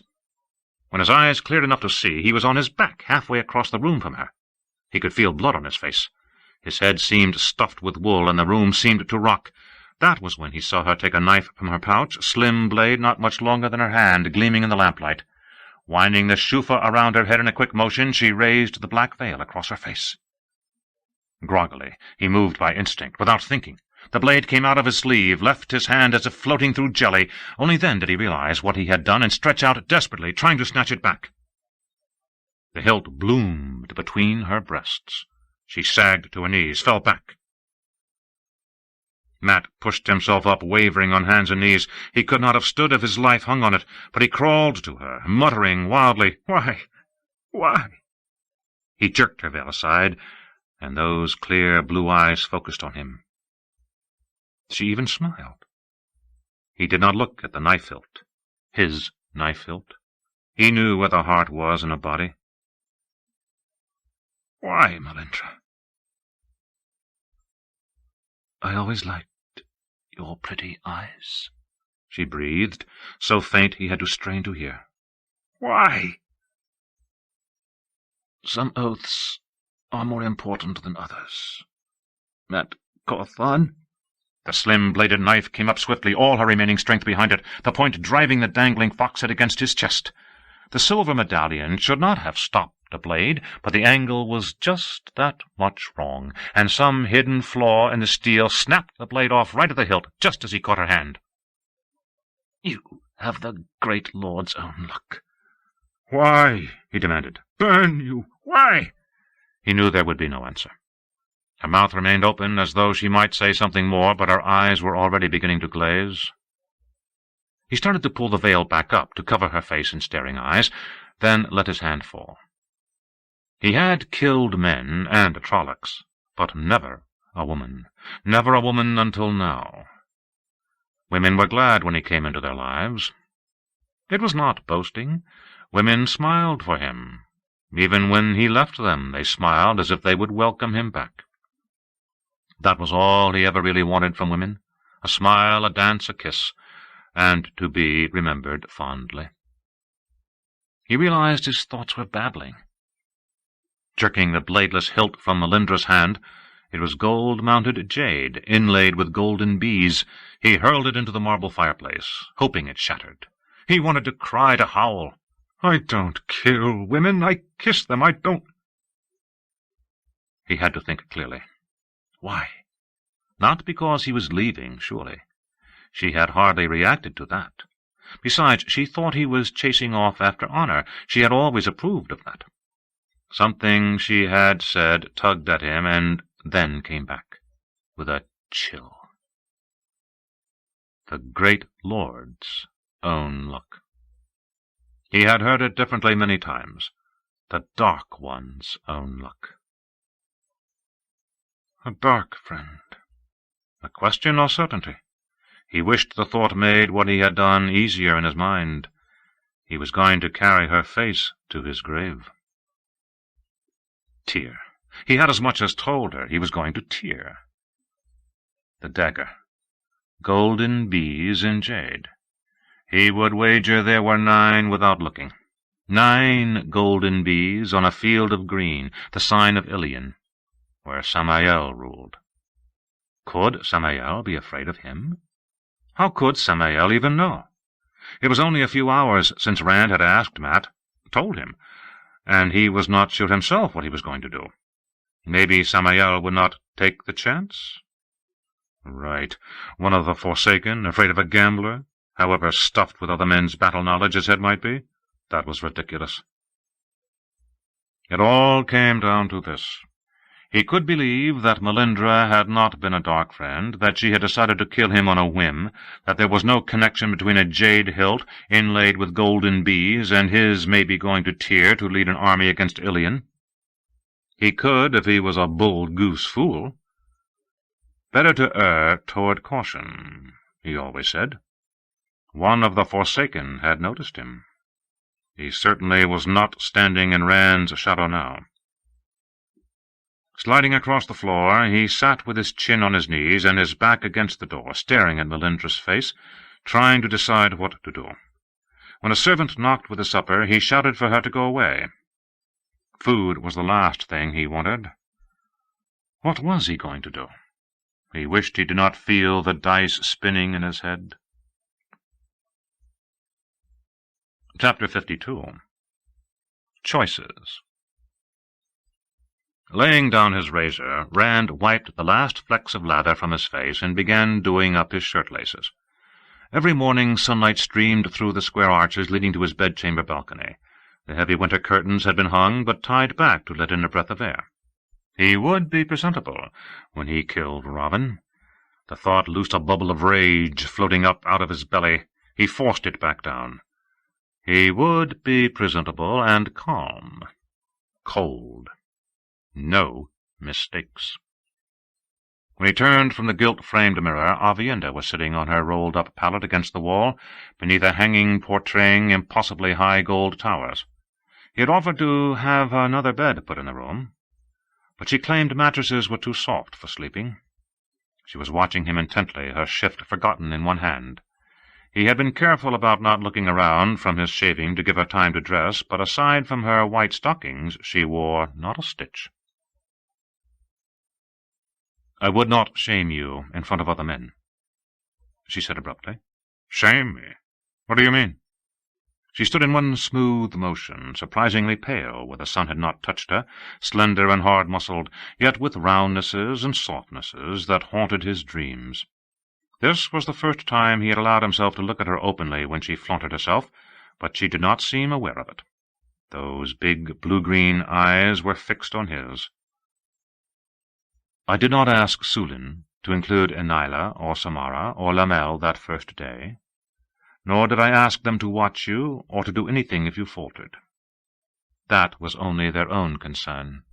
"You just let me think they would try to carry me off like a babe if I wavered. A fine distinction." His wry tone flew right past her. "It made you take care when you needed to."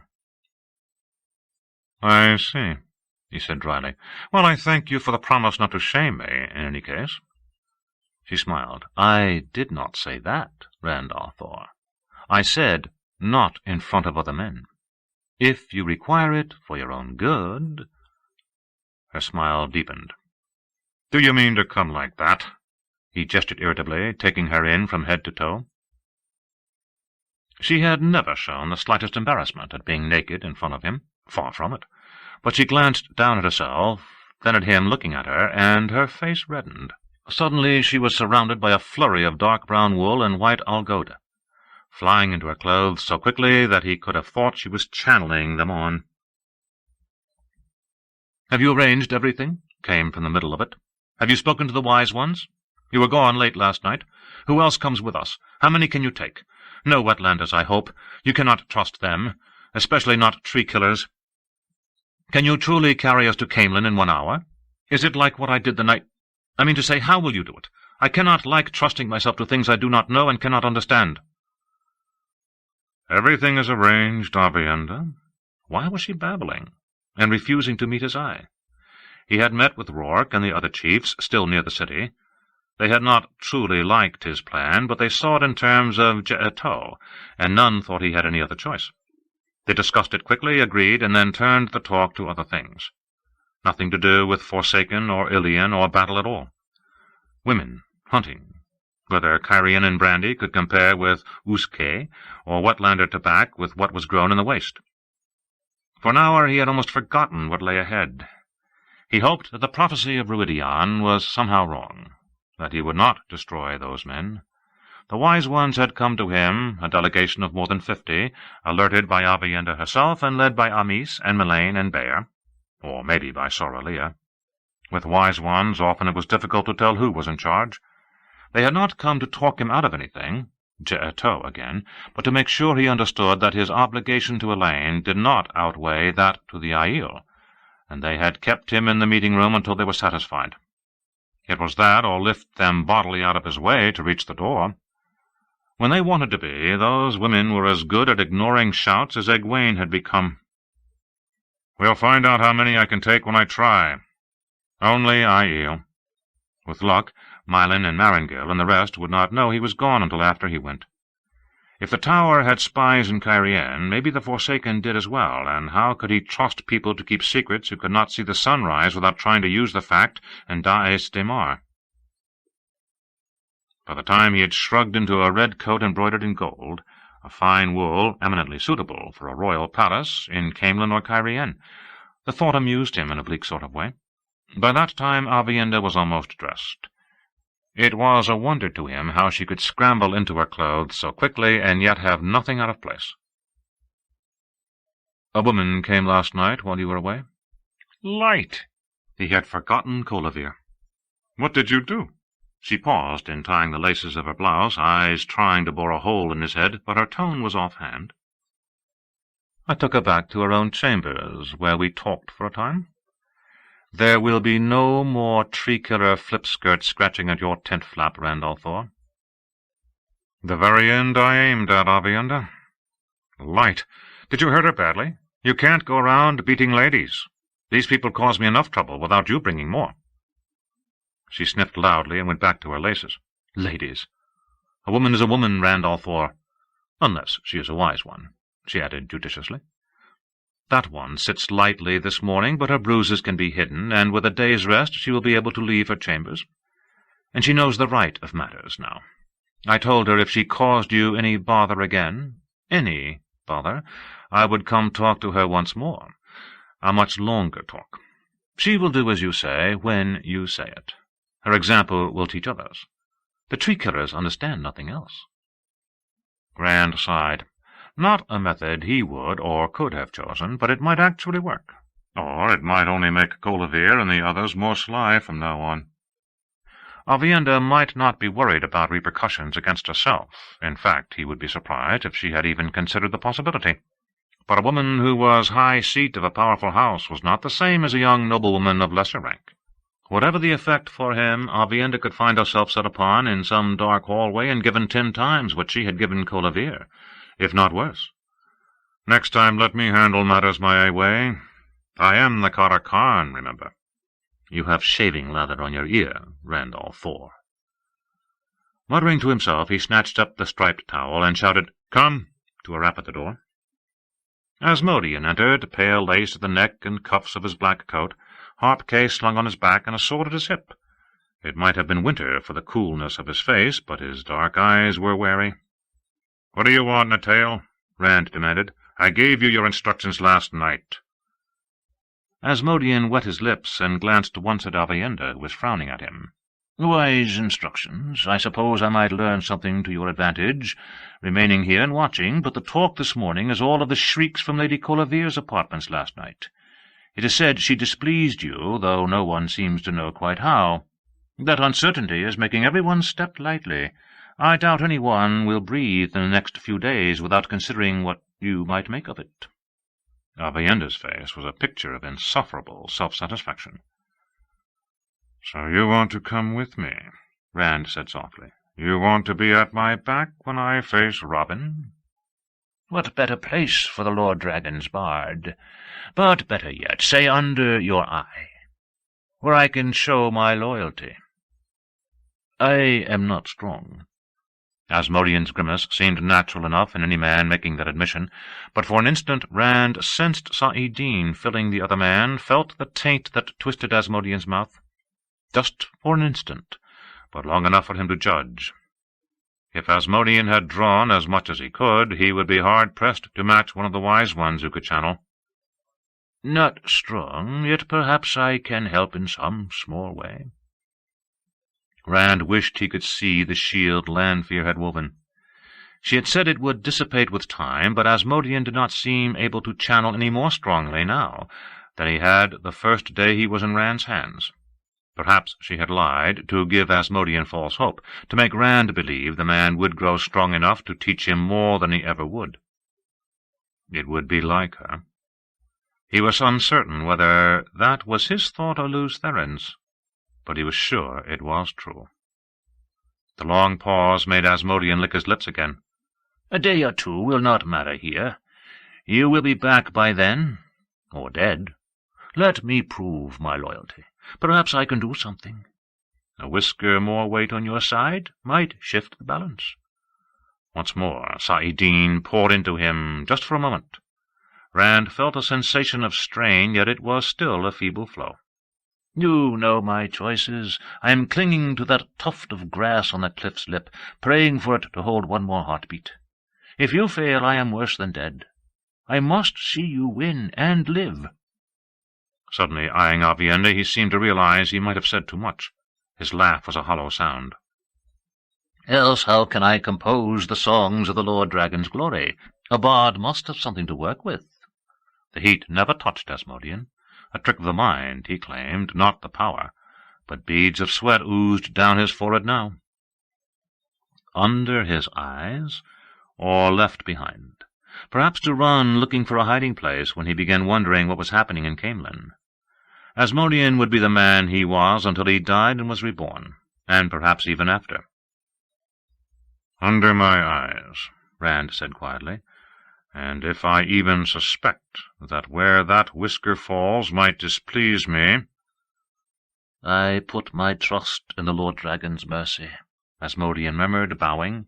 "With the Lord Dragon's permission, I will wait outside." Rand glanced around the room as the man departed, backing away, still half-bowed.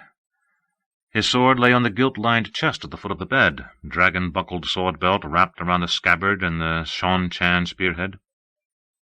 The killing today would not be with steel, not on his part.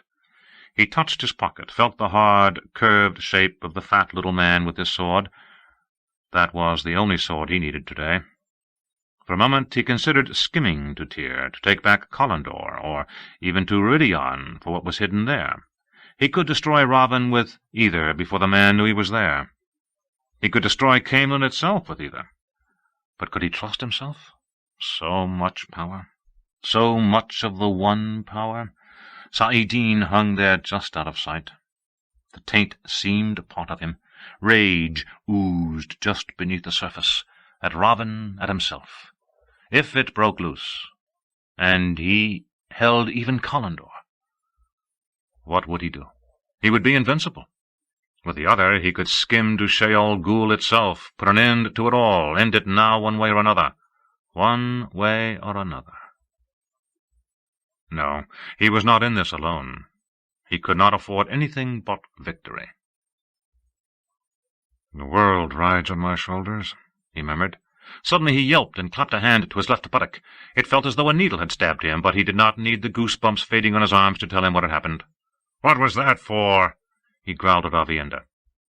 "Just to see whether the Lord Dragon was still made of flesh like the rest of us mortals." "I am," he said flatly, and seized Saidin, all the sweetness, all the filth, just long enough to channel briefly. Her eyes widened, but she did not flinch, only looked at him, as if nothing had occurred at all. Still, as they crossed the anteroom, she rubbed furtively at her bottom when she thought he was looking the other way. It seemed she was ordinary flesh, too. Burn me, I thought I'd taught her a few manners. Pulling open the door, he stepped out and stood staring. Mat was leaning on his odd spear, with that broad-brimmed hat pulled low, a little apart from Asmodean. But that was not took him aback. There were no maidens. He should have known something was wrong when Asmodean came in unannounced. Avienda was looking around in amazement, as if she expected to find them behind one of the tapestries. "Melinda tried to kill me last night," Mat said, and Rand stopped thinking about maidens. "One minute we were talking, the next she was trying to kick my head off." Mat told the story in short sentences. The dagger with the golden bees, his conclusions. He closed his eyes when he told how he had ended it. A simple, stark, "I killed her," and opened them again quickly, as if he saw something behind his eyelids he did not care to see. "I'm sorry you had to do that," Rand said quietly, and Mat gave a bleak shrug. "Better her than me, I suppose. She was a dark friend." He did not sound as if it made much difference. "I will settle Samael, just as soon as I'm ready." "And how many will that leave?" "The Forsaken are not here," Avienda snapped, "and neither are the Maidens of the Spear. Where are they? What have you done, Rand al'Thor?" "Me? There were 20 right here when I came to bed last night, and I haven't seen one since." "Perhaps it is because Mat—" Asmodean began, and stopped when Mat looked at him, a tight-mouthed blend of pain and readiness to hit something. "Do not be fools," Avienda said in a firm voice. "Far Darais Mai would not claim tow against Mat Cawthon for this. She tried to kill him, and he killed her. Even her near sisters would not if she had had any. And no one would claim tow against Rand al'Thor for what another did unless he ordered it done. You have done something, Rand al'Thor, something great and dark, or they would be here." "I've done nothing," he told her sharply, "and I don't intend to stand here discussing it. Are you dressed for the ride south, Mat?" Mat shoved a hand into his coat pocket, fingering something. He usually kept his dice and dice cup in there. "Camelin, I'm tired of them sneaking up on me. I want to sneak up on one of them for a change. I just hope I get the bloody pat on the head instead of the bloody flower," he added with a grimace. Rand did not ask him what he meant. Another Taviran. Two together to twist chance, perhaps? No way to tell how, or even if. But "It seems like we'll be together a little longer." Matt looked more resigned than anything else. Before they had gone far down the tapestry-lined corridor, Moiraine and Egwene met them, gliding along together as if the day held no more ahead than a walk in one of the gardens. Egwene, cool-eyed and calm, golden great serpent on her finger, really could have been Aes Sedai, despite her Aiel clothes and shawl and the folded scarf around her temples, while Moiraine— gold threads caught the light, faintly streaking Moiraine's gown of shimmering blue silk. The small blue stone on her forehead, hanging from its gold chain fastened in her waves of dark hair, shone as brightly as the large gold-set sapphires around her neck. Hardly suitable garb for what they intended. Yet in his red coat Rand could not comment. Perhaps it was being here, where House Damodred had once held the Sun Throne, but Moiraine's graceful carriage was more regal than he remembered ever seeing it. Not even the presence of Jason Natale could spoil that queenly serenity with surprise, but amazingly she gave Matt a warm smile. "So you are going too, Matt. Learn to trust the pattern. Do not waste your life attempting to change what cannot be changed." From Matt's face he might have been considering changing his mind about being there at all, but the Aes Sedai turned from him without a trace of worry. "These are for you, Rand." "More letters?" he said. One bore his name in an elegant hand that he recognized immediately. "From you, Moiraine?" The other carried Tom Merrilin's name. Both had been sealed with blue wax, apparently with her great serpent ring impressed with the image of the snake biting its own tail. "Why write me a letter? And sealed? You've never been afraid to say whatever you wanted to say to my face. If I ever forgot it, Avienda has been reminding me that I'm only flesh and blood." "You have changed from the boy I first saw outside the Wine Spring Inn." Her voice was a soft silver chiming. "You are hardly the same at all. I pray you have changed enough." Egwene murmured something low. Rand thought it was, "I pray you have not changed too much." She was frowning at the letters as if she too wondered what was in them. So was Avienda. Moiraine went on more brightly, even briskly. "Seals ensure privacy. That contains things I wish you to think on, not now, when you have time for thinking. As for Tom's letter, I know no safer hands than yours in which to place it. Give it to him when you see him again. Now, there is something you must see at the docks." "The docks?" Rand said. "Moiraine, this morning of all mornings I've no time for—" But she was already moving down the corridor as if sure he would follow. "I have had horses readied, even one for you, Matt, just in case." Egwene hesitated only a moment, then followed. Rand opened his mouth to call Moiraine back. She had sworn to obey. Whatever she had to show him, he could see it another day. "What could an hour hurt?" Matt muttered. Perhaps he was reconsidering. "It would not be amiss for you to be seen this morning," Asmodean said. "Ravin might just know of it as soon as it happens. If he has any suspicions, if he has any spies who may have listened at keyholes, it might allay them for today." Rand looked at Avienda. "Do you also counsel delay?" "I counsel that you listen to Moiraine Sedai. Only fools ignore Aes Sedai." "What could be at the docks more important than Ravin?" he growled, then shook his head. There was a saying in the Two Rivers, not that anybody said it where women could hear. "The Creator made women to please the eye and trouble the mind." Aes Sedai was certainly no different in one respect. 1 hour. The sun was not yet high enough to lift the city wall's long shadow from the stone quay where Kadir's wagons were lined up, but he still mopped his face with a large handkerchief. It was only partly the heat that made him sweat. Great grey curtain walls stretching into the river at either end of the row of docks made the quay seem a dim box, with him caught in it. There were nothing but broad, round-bowed grain barges docked here, and the same anchored in the river, waiting their turn to unload. He had considered slipping onto one when it cast off, but it meant abandoning most of what he still possessed. Yet, had he thought the slow passage down-river would take him anywhere except to his death, he would have. Lanfear had not returned to his dreams, but he had the burns on his chest to remind him of her commands. Just the thought of disobeying one of the chosen made him shiver, even with sweat rolling down his face. If only he knew who to trust, to the extent it was possible to trust any of his fellow dark friends. The last of his drivers, who had sworn the oaths, had vanished 2 days ago, very likely on one of the grain barges. He still did not know which Aiel woman had slipped that note under his wagon door. "You are not alone among strangers. A way has been chosen." Though he had several possibilities in mind. The docks held almost as many Aiel as they did workmen, come to stare at the river. He had seen a few of those faces more often than seemed reasonable, and some had looked at him consideringly. A few Cairhienin had as well, and a Teirin lord. That meant nothing by itself, of course, but if he could find a few men to work with— A mounted party appeared in one of the gateways. Moiraine and Randolph Thor leading the way, with the Aes Sedai's warder as they threaded through the carts hauling grain sacks away.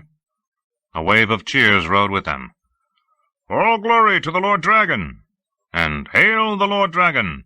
and now and again, "Glory to Lord Matrim! Glory to the Red Hand!" For once the Aes Sedai turned down toward the tail end of the line of wagons without so much as a glance at Kadir. He was just as glad. Even if she had not been Aes Sedai, even if she had not looked at him as if she knew every black corner of his mind, he would as soon not have looked too closely at some of the things she had filled his wagons with. Yesterday evening she had made him strip the canvas off that oddly twisted red stone door-frame in the wagon just behind his. She seemed to take a perverse delight in making him help her himself with whatever she wanted to study. He would have covered the thing up again if he could bear to go near it, or could make any of his drivers do so. None with him now had seen Herod fall half through it in Ruidion and half disappear. Herod had been the first to run away once they cleared the Jungai. The man had not been entirely right in the head after the warder hauled him back. But they could look at it, see the way the corners did not meet properly, how you could not follow it around with your eyes without blinking and growing dizzy. Kadir ignored the first 3 riders as much as the Aes Sedai had ignored him, and Mat Cawthon almost as much.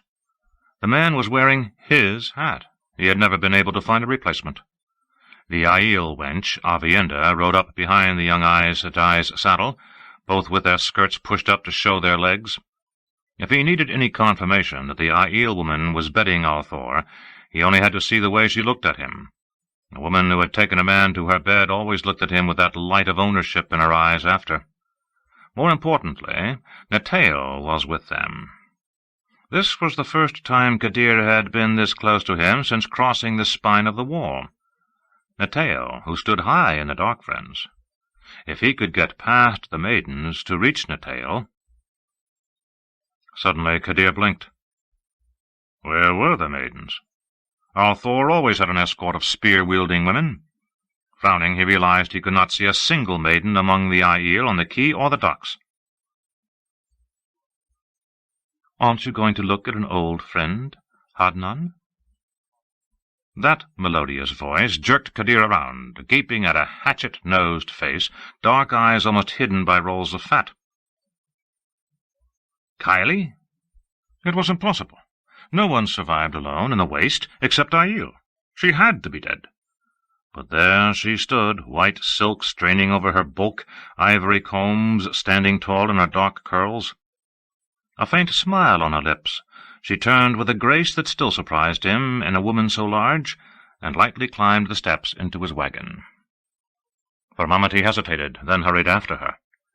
He would as soon Kylie Sha'ogi really had died in the waste. The woman was bossy and obnoxious. She need not think she was getting a penny of the little he had managed to salvage, but she stood as high as Jason Natail. Perhaps she would answer a few questions. At the least, he would have someone to work with. At the worst, someone to put blame on. Power went with standing high, but so did blame for the failures of those beneath you. More than once he had fed his superiors to those still higher up in order to cover himself. Carefully closing the door, he turned, and would have screamed if his throat had not clenched too tight for sound. The woman who stood there wore white silk, but she was not fat. She was the most beautiful woman he had ever seen, eyes like dark, bottomless mountain pools, woven silver belting her narrow waist, silver crescents in her shimmering black hair. Kadir knew that face from his dreams. His knees thudding to the floor shook breath loose. "Great mistress," he said hoarsely, "how may I serve?" Lanfear might have been looking at an insect, one she might crush beneath her slipper or might not. "By showing your obedience to my commands. I have been too busy to watch Randall Thor myself. Tell me what he has done, aside from conquering Cairien, what he plans to do." "It is difficult, great mistress. One such as myself cannot come close to such as he." An insect, those cool eyes said, allowed to live so long as it was useful. Kadir racked his brain for everything he had seen or heard or imagined. "He is sending Aiel south in huge numbers, great mistress, though I do not know why. The Teyrans and Cairienin do not seem to notice, but I don't think they can tell one Aiel from another." Neither could he. He would not dare lie to her, but if she thought he had more use than he did— "He has founded a school of some sort in a city palace that belonged to a house with no survivors." At first there was no way to tell whether she liked what she was hearing, but as he went on, her face began to darken. "What is it you want me to see, Moiraine?" Rand said impatiently, tying Je'Arian's reins to one wheel of the last wagon in line. She was standing on tiptoe to peer over the side of the wagon bed at a pair of casks that seemed familiar. Unless he was mistaken, they held the two Quaindiar seals, packed in wool for protection now that they were no longer unbreakable. He felt the Dark One's taint strongly here. It almost seemed to come from the casks, a faint miasma, as from something rotting in a hidden place. "It will be safe here," Moiraine murmured. Lifting her skirts gracefully, she started up the line of wagons. Lan heeled her, a half-tame wolf, the cloak hanging down his back, all disturbing ripples of color and nothingness. Rand glared. "Did she tell you what it was, Egwene?" "Just that you had to see something. That you had to come here, anyway." "You must trust Aes Sedai," Aviendha said, almost as levelly, but with a hint of doubt. Mat snorted. "Well, I mean to find out now. Natail, go tell Baal I'll be with him in—" At the other end of the line, the side of Kadir's wagon exploded, splinters scything down Aiel and townsfolk. Rand knew. He did not need goosebumps prickling his skin to know.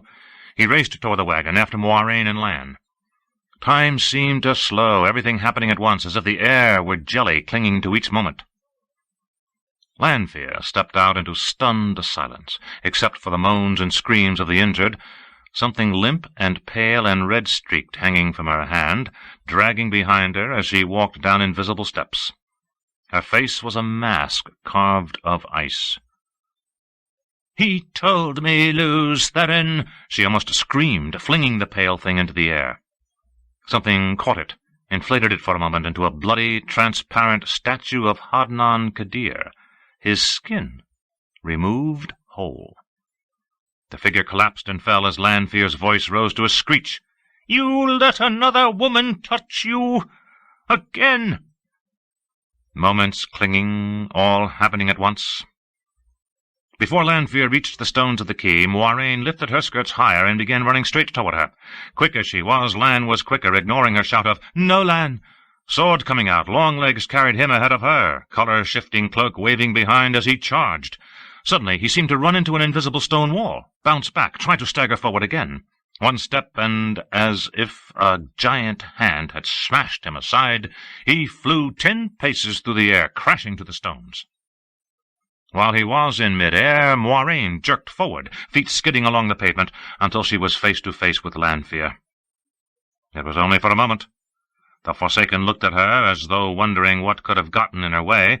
Then Moiraine was flung to one side so hard she rolled over and over until she disappeared beneath one of the wagons. The quayside was in turmoil. Just moments since Kadir's wagon erupted, yet only the blind could not know the one power was being wielded by the woman in white. Along the docks, axes flashed cutting ropes, freeing barges as their crews desperately fended the craft toward open water and flight. Bare-chested dockmen and dark-clothed townsfolk struggled to jump aboard. In the other direction, men and women milled and screamed as they fought to pass through the gates into the city. And among them, cotton-sore-clad figures veiled themselves and rushed at Lanfear with spears or knives or bare hands. There could be no doubt she was the source of the attack. No doubt she fought with the power. They ran to dance the spears regardless. Fire rolled over them in waves. Arrows of it pierced those who came on with their clothes in flames. It was not as if Lanfear battled them, or even paid them any real mind. She might have been brushing aside gnats or bite-me's. Those who fled burned as well as those who tried to fight. She moved toward Rand as if nothing else existed. Heartbeats only. 3 steps she had taken when Rand seized the male half of the true source, molten steel and steel-shattering ice, sweet honey and midden heap. Deep in the void, the fight for survival was distant, the battle before him scarcely less. As Moiraine vanished beneath the wagon, he channeled, pulling the heat from Lanfear's fires, sinking it into the river. Flames that a moment before engulfed human forms vanished. In the same instant he wove the flows again, and a misty grey dome came into being, a long oval enclosing him and Lanfear and most of the wagons, an almost transparent wall that shut out all not already within. Even as he tied the weave, he was not sure what it was or where it had come from. Some memory of Lews Therin's, perhaps, but Lanfear's fire struck it and stopped. He could see people outside dimly, too many thrashing and flailing. He had taken the flames, not the searing of flesh. That stench still hung in the air, but none would burn now that had not already. Bodies lay inside, too. Mounds of charred cloth, some stirring feebly, moaning. She did not care. Her channeled flames winked out. The gnats were dispelled. She never glanced aside. Heartbeats. He was cold in the emptiness of the void, and if he felt sorrow for the dead and dying and scarred, the feeling was so far off it might not have been. He was cold itself, emptiness itself. Only the rage of Saidin filled him. Movement to either side. Aviendha and Egwene, eyes concentrated on Lanfear. He had meant to shut them out from this. They must have raced with him. Mat and Asmodean. Outside, the wall missed the few final wagons. In icy calm, he channeled air to snare Lanfear. Egwene and Aviendha could shield her while he distracted her. Something severed his flows. They snapped back so hard that he grunted. "One of them?" Lanfear snarled. "Which is Aviendha?" Egwene threw her head back and wailed, eyes bulging, the world's agony shrieking from her mouth. "Which?" Aviendha rose on tiptoes, shuddering, howls chasing Egwene's as they climbed higher and higher. The thought was suddenly there in the emptiness. Spirit woven so, with fire and earth. There.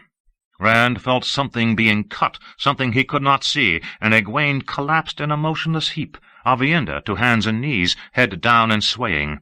Lanfear staggered, her eyes going from the women to him, dark pools of black fire. "You are mine, Lews Therin. Mine." "No." Rand's voice seemed to come to his ears down a mile-long tunnel. Distract her from the girls. He kept moving forward, did not look back. "I was never yours, Meerrin. I will always belong to Ilyena." The void quivered with sorrow and loss, and with desperation as he fought something besides the scouring of Saidin. For a moment he hung balanced. "I am Rand al'Thor, and Ilyena ever and always my heart." Balanced on a razor edge. "I am Rand al'Thor." Other thoughts tried to well up, a fountain of them, of Ilyena, of Meerrin, of what he could do to defeat her. He forced them down, even the last. If he came down on the wrong side, "I am Rand al'Thor. Your name is Lanfear, and I'll die before I love one of the Forsaken." Something that might have been anguish crossed her face. Then it was a marble mask once more. "If you are not mine," she said coldly, "then you are dead." Agony in his chest, as if his heart was about to explode. In his head, white-hot nails driving into his brain, pain so strong that inside the void he wanted to scream. Death was there, and he knew it. Frantically, even in the void, frantic. Emptiness shimmered, dwindled. He wove spirit and fire and earth, flailing it wildly. His heart was no longer beating, fingers of dark pain crushing the void, grey veil falling over his eyes. He felt his weave slice raggedly through hers, the burn of breath in empty lungs, lurch of heart beginning to pump again. He could see again. Silver and black flecks floated between him and a stone-faced Lanfear, still catching her balance from the rebound of her flows. The pain was there in head and chest like wounds, but the void firmed, and bodily pain was remote. Well, that it was distant, for he had no time to recover. Forcing himself to move forward, he struck at her with air, a club to knock her senseless. She slashed the weave, and he struck again, each time that she sliced through his last weave, a furious rain of blows she somehow saw and countered, always moving closer. If he could keep her occupied for a moment more, if one of those invisible cudgels landed on her head, if he could get close enough to strike her with his fist, unconscious she would be as helpless as anyone else. Suddenly she seemed to realize what he was doing. Still blocking his blows as easily as if she could see everyone, she danced backwards until her shoulders hit the wagon behind her, and she smiled like winter's heart. "You will die slowly, and beg me to let you love me before you die," she said. It was not at him directly that she struck this time. It was at his link to Saidin. Panic rang the void like a gong at the first knife-sharp touch, the power diminishing as it slid deeper between him and the source. With spirit and fire and earth he cut at the knife-blade. He knew where to find it. He knew where his link was, could feel that first nick. Her attempted shield vanished, reappeared, returned as fast as he could cut it, but always with that momentary ebbing of Saidin, moments when it almost failed, leaving his counterstroke barely enough to foil her attack. Handling 2 weaves at once should have been easy. He could handle 10 or more, but not when one was a desperate defense against something he could not know was there until it was almost too late. Not when another man's thoughts kept trying to surface inside the void, trying to tell him how to defeat her.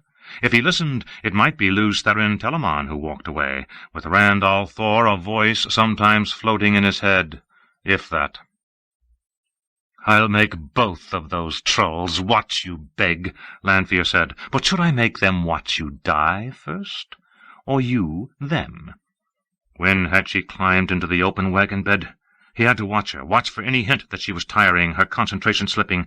It was a vain hope. Standing beside the twisted door-frame, tear on grille, she looked down at him, a queen about to pass sentence, yet she could spare time for chill smiles at a dark ivory bracelet that she turned over and over in her fingers. "Which will hurt you most, Luz Therin? I want you to hurt. I want you to know pain such as no man has ever known." The thicker the flow to him from the source, the harder it would be to cut. His hand tightened on his coat pocket, the fat little stone man with the sword hard against the heron branded into his palm. He drew on Saidin as deeply as he could, till the taint floated in the emptiness with him like misting rain. Pain, Luz Therin. And there was pain. The world swallowed in agony. Not heart or head this time, but everywhere, every part of him, hot needles stabbing into the void. He almost thought he could hear a quenching hiss at each thrust, and each came deeper than the last. Her attempts to shield him did not slow. They came faster, stronger. He could not believe she was so strong. Clinging to the void, to searing, freezing Saidin, he defended himself wildly. He could end it, finish her. He could call down lightning or wrap her in the fire she herself had used to kill. Images darted through the pain. A woman in a dark merchant's dress toppling from her horse, the fire-red sword light in his hands. She had come to kill him with a fistful of other dark friends. Matt's bleak eyes. I killed her. A golden-haired woman lying in a ruined hallway where, it seemed, the very walls had melted and flowed. "Ilyena, forgive me!" It was a despairing cry. He could end it. Only he could not. He was going to die. Perhaps the world would die. but he could not make himself kill another woman. Somehow it seemed the richest joke the world had ever seen. Wiping the blood from her mouth, Moiraine crawled out from beneath the tail of the wagon and rose unsteadily to her feet, the sound of a man's laughter in her ears. In spite of herself, her eyes darted, searching for Lan, found him lying almost against the foggy grey wall of the dome that stretched overhead. He twitched, perhaps trying to find strength to rise, perhaps dying. She forced him out of her mind. He had saved her life so many times that by rights it should have belonged to him, but she had long since done what she could to see that he survived his lone war with the Shadow. Now he must live or die without her. It was Rand laughing, on his knees in the stones of the quay, laughing with tears streaming down a face twisted like a man being put to the question. Moiraine felt a chill. If the madness had him, it was beyond her. She could only do what she could do, what she must do. The sight of Lanfear hit her like a blow. Not surprise, but the shock of seeing what had been in her dreams so often since Ruidion. Lanfear standing on the wagon bed, blazing bright as the sun with Saidar, framed by the twisted redstone Tir-an-Griel, as she stared down at Rand, a pitiless smile on her lips. She was turning a bracelet in her hands. An Angreal. Unless Rand had his own Angreal, she should be able to crush him with that. Either he did, or Lanfear was toying with him. It did not matter. Moiraine did not like that circle of carved, age-dark ivory. At first glance it seemed to be an acrobat bending backwards to grip his ankles. Only a closer look would show that his wrists and ankles were bound together. She did not like it, but she had brought it out of Ruidion. Yesterday she had taken the bracelet from a sack of odds and ends and left it lying there at the foot of the doorframe. Moiraine was slight, a small woman.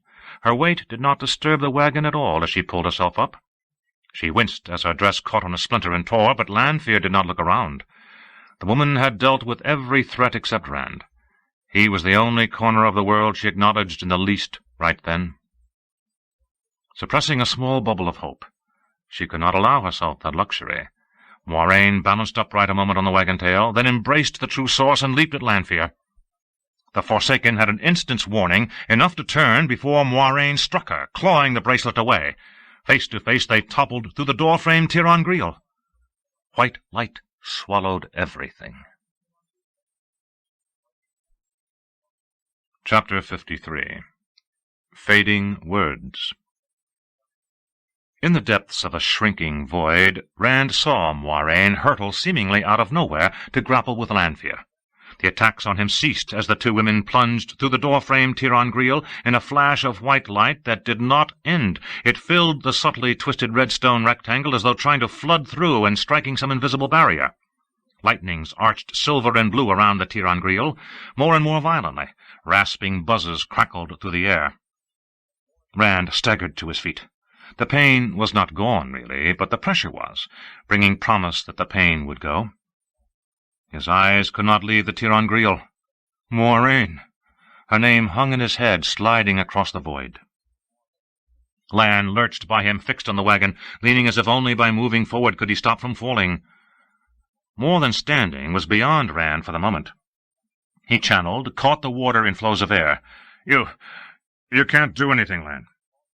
You can't go after her. I know, Lan said hopelessly. Held in mid-step, he did not struggle, only stared at the Tir-an-Griel that had swallowed Moiraine. The lights send me peace, I know. The wagon itself had caught fire now. Rand tried to suppress the flames, but as soon as he drew the heat from one blaze, the lightnings ignited another. The doorframe itself was beginning to smoke, though it was stone, a white, acrid smoke that gathered thickly under the grey dome. Even a whiff burned Rand's nostrils and made him cough. His skin prickled and stung where the smoke brushed. Hastily he untied the weave of the dome, dispelled it rather than wait for it to dissipate, and wove around the wagon a tall chimney of air that gleamed like glass to carry the fumes high and away. Only then did he release Lan. He would not have put it past the man to follow Moiraine anyway if he could have reached the wagon. It was all in flames now, the redstone doorway as well, melting as if it were wax, but for a warder that might not matter. She's gone.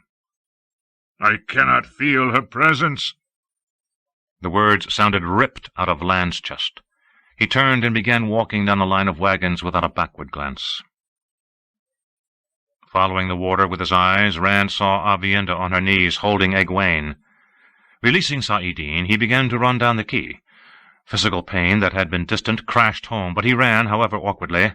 Asmodean was there, too, looking around as if he expected Lanfear to leap out from behind a wagon or a toppled grain cart. And Mat, squatting with his spear propped across his shoulder, fanning Egwene with his hat.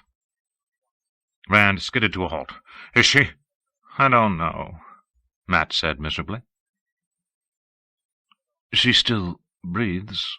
Aviendha sounded uncertain how long that would continue, but Egwene's eyes fluttered open as Amis and Bayr pushed roughly past Rand with Melaine and Sorelia. The wise ones knelt clustered around the younger women, murmuring to themselves and each other as they examined Egwene. "I feel—" Egwene began weakly and stopped to swallow. Her face was bloodless pale. "I hurt." A tear leaked from one eye. "Of course you do," Sorelia said briskly. "That is what happens when you let yourself be caught in a man's schemes." "She cannot go with you, Rand al'Thor." Elaine's sun-haired beauty was openly angry, but she was not looking at him. It could have been anger at him or anger at what had happened. "I will be right as well, Warder, with a little rest," Egwene whispered. Bayr dampened the cloth from a water-skin and laid it across Egwene's forehead. "You will be right with a great deal of rest. I fear you will not be meeting Nynaeve and Elaine tonight. You will not go near Teleran-Riad for some days, until you are stronger again. Do not give me that stubborn look, girl. We will watch your dreams to make sure, if need be, and give your care to Sorelia, if you so much as think of disobeying." "You will not disobey me more than once, Aes Sedai or not," Sorelia said, but with a touch of sympathy, at odds with her leathery-faced grimness. Frustration was plain in Egwene's face. "I, at least, am well enough to do what must be done," Aviendha said. In truth, she looked not much less haggard than Egwene, but she managed a defiant stare at Rand, plainly expecting argument. Her defiance faded somewhat when she realized the four wise ones were looking at her. "I am," she muttered. "Of course," Rand said hollowly. "I am," she insisted. To him, she carefully avoided meeting the wise one's gaze. "Lanfear had me a moment less than she did Egwene. That was enough to make the difference between us. I have tow to you, Rand al'Thor. I do not think we would have survived many moments more. She was very strong."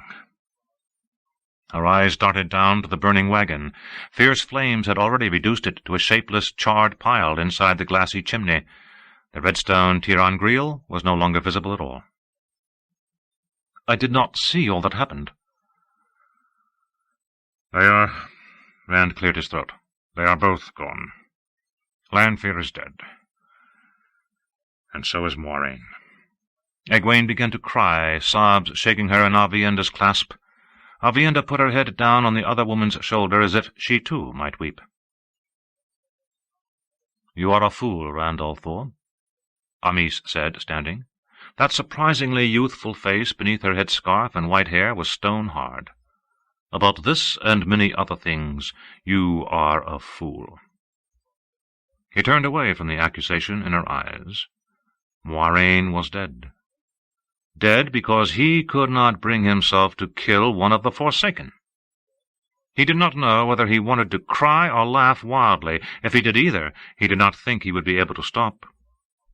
The dockside that had been emptying when he made the dome was filled again, though few came nearer than where that misty grey wall had stood. Wise ones moved about aiding the burned, comforting the dying, assisted by white-robed Gaishane and men in the Cadensor.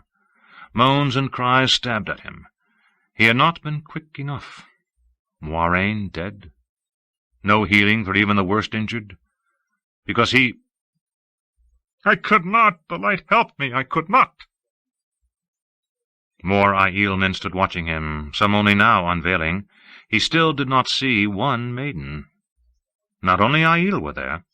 Dobraine, bareheaded on a black gelding, did not take his eyes from Rand, and not far off Talmanis and Elysian and Deirid sat their horses, watching Mat almost as closely as they did Rand.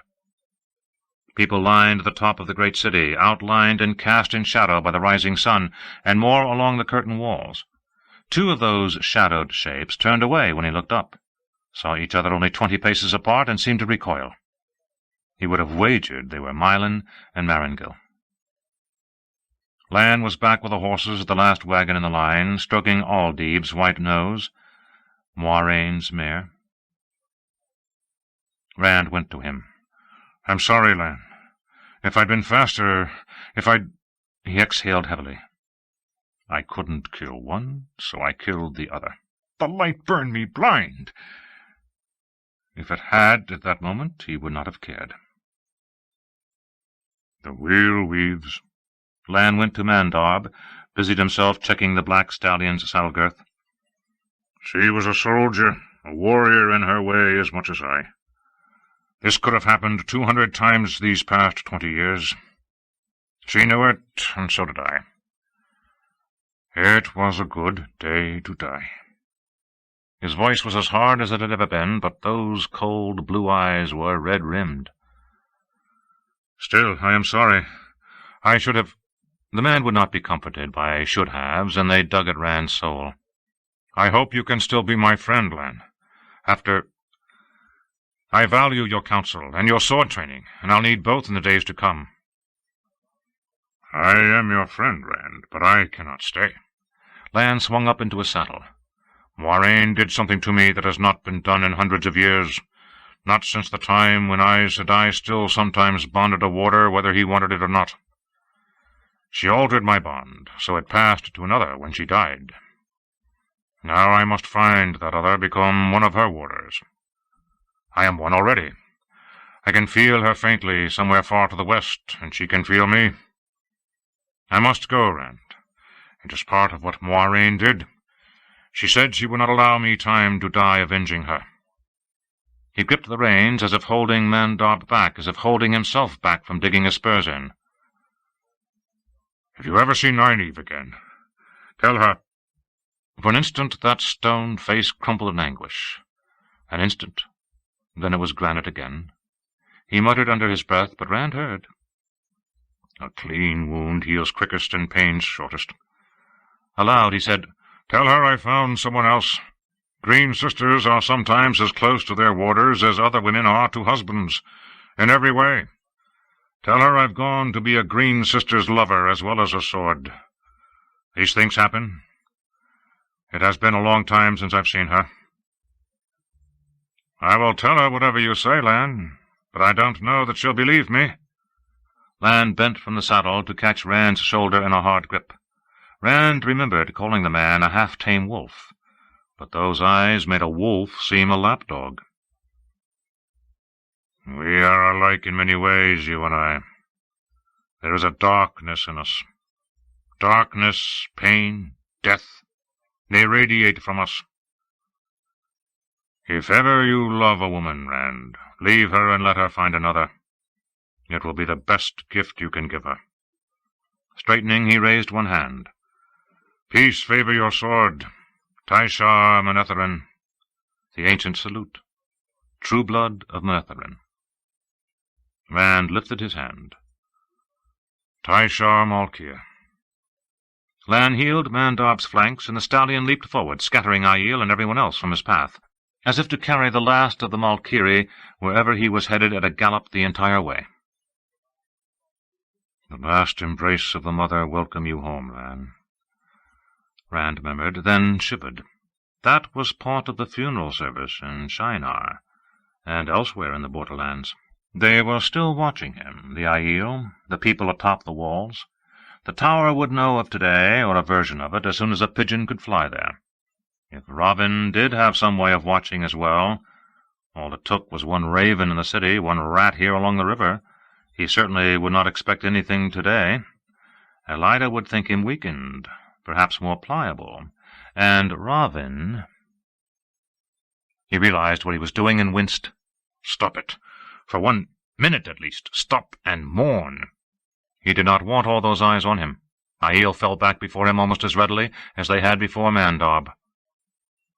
The dockmaster's slate-roofed hut was a single, windowless stone room, lined with shelves full of ledgers and scrolls and papers, lit by 2 lamps on a rough table covered with tax seals and customs stamps. Rand slammed the door behind him to shut out eyes.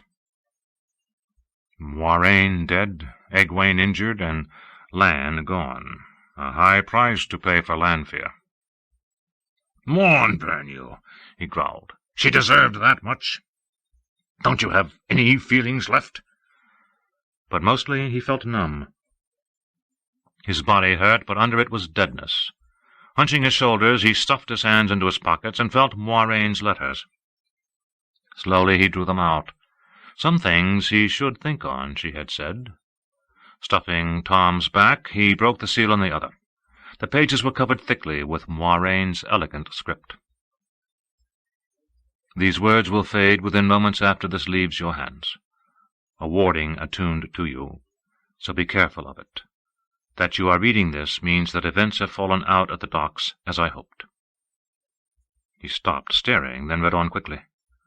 "Since the first day I reached Ruidian, I have known, it need not trouble you how, some secrets belong to others, and I will not betray them, that a day would come in Cairien when news would arrive of Morghese. I did not know what that would be. If what we heard is true, the light have mercy on her soul. She was wilful and stubborn, with a temper of a lioness at times, but for all that a true, good, and gracious queen. But each time that news led to the docks on the following day. There were 3 branches from the docks, but if you are reading this, I am gone, and so is Lanfear." Rand's hands tightened on the pages. She had known, and still she brought him here. Hurriedly he smoothed out the crumpled paper. "The other 2 paths were much worse. Down one, Lanfear killed you. Down the other she carried you away, and when next we saw you, you called yourself Luz Therin Telamon, and were her devoted lover. I hope that Egwene and Aviendha have survived unharmed. You see, I do not know what happens in the world after, except perhaps for one small thing which does not concern you. I could not tell you, for the same reason I could not tell Lan. Even given the choices, I could not be sure which you would pick. Men of the 2 rivers, it seems, retain much of storied Manetheren in them, traits shared with men of the borderlands. It is said that a borderlander will take a dagger's wound to avoid harm to a woman, and count it fair trade. I dared not risk that you would place my life above your own, certain that somehow you could sidestep fate. Not a risk, I fear, but a foolish certainty, as today has surely proved." "My choice, Moiraine," he muttered. "It was my choice." "A few final points. If Lan has not already gone, tell him that what I did to him I did for the best. He will understand one day, and I hope bless me for it. Trust no woman fully, who is now Aes Sedai. I do not speak simply of the Black Ajah, though you must always be watchful for them. Be as suspicious of Verin as you are of Alviarin. We have made the world dance as we sang for 3,000 years. That is a difficult habit to break, as I have learned while dancing to your song. You must dance free, and even the best-intentioned of my sisters may well try to guide your steps, as I once did. Please deliver Tom Merrilin's letter safely when you meet him again. There is a small matter that I once told him of, which I must make clear for his peace of mind. Lastly, be wary, too, of Master Jason Natale. I cannot approve wholly, but I understand. Perhaps it was the only way. Yet be careful of him. He is the same man now that he always was. Remember that always. May the light illumine and protect you. You will do well." It was signed simply Moiraine. She had almost never used her house name. He reread the second-last paragraph again closely. Somehow she had known who Asmodean was. It had to be that. Known that one of the Forsaken was right there in front of her and never blinked once. She had known why, too, if he read it right. He would have thought in a letter that would go blank when he set it down she could have come right out and said what she meant. Not just concerning Asmodean. about how she had learned what she had in Ruidion. Something to do with wise ones, or he missed his guess, and as much chance of finding out more from the letter as from them. About Aes Sedai. Was there a reason she mentioned Verin? And why Alviarin instead of Elida? Even about Tom and Lan. For some reason he did not think she had left a letter for Lan. The warder was not the only one who believed in clean wounds. He almost took Tom's letter out and opened it, but she might have warded it the same way she had his. Aes Sedai and Cairhienin, she had wrapped herself in mystery and manipulation to the end. To the end. That was what he was trying to avoid with all this blather about her keeping secrets. She had known what would happen, and come as bravely as any Aiel, come to her death knowing it waited. She had died because he could not bring himself to kill Lanfear. He could not kill one woman, so another died. His eyes fell on the last words. You will do well. They cut like a cold razor. Why do you weep here alone, Randall Thor? I have heard that some wetlanders think it is shame to be seen weeping. He glared at Sulin, standing in the doorway. She was fully accoutred, cased bow on her back, quiver at her belt, round hide buckler, and 3 spears in hand. I'm not— There was dampness on his cheeks. He scrubbed it away. It's hot in here. Makes me sweat like a— What do you want?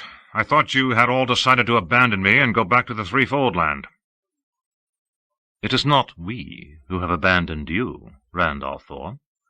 Shutting the door behind her, she sat on the floor and laid her buckler and a pair of the spears down. You have abandoned us. In one motion she put a foot against the last spear between her hands, heaved, and snapped it in two. What are you doing? She tossed aside the pieces and picked up another spear. I said, what are you doing? The white-haired maiden's face might have given even Lan pause, but Rand bent and seized the spear between her hands. Her soft-booted foot came to rest against his knuckles. Not lightly. Will you put us in skirts, and make us merry and tend hearth? Or are we to lie beside your fire and lick your hand when you give us a scrap of meat? Her muscles tensed, and the spear broke, scoring his palm with splinters.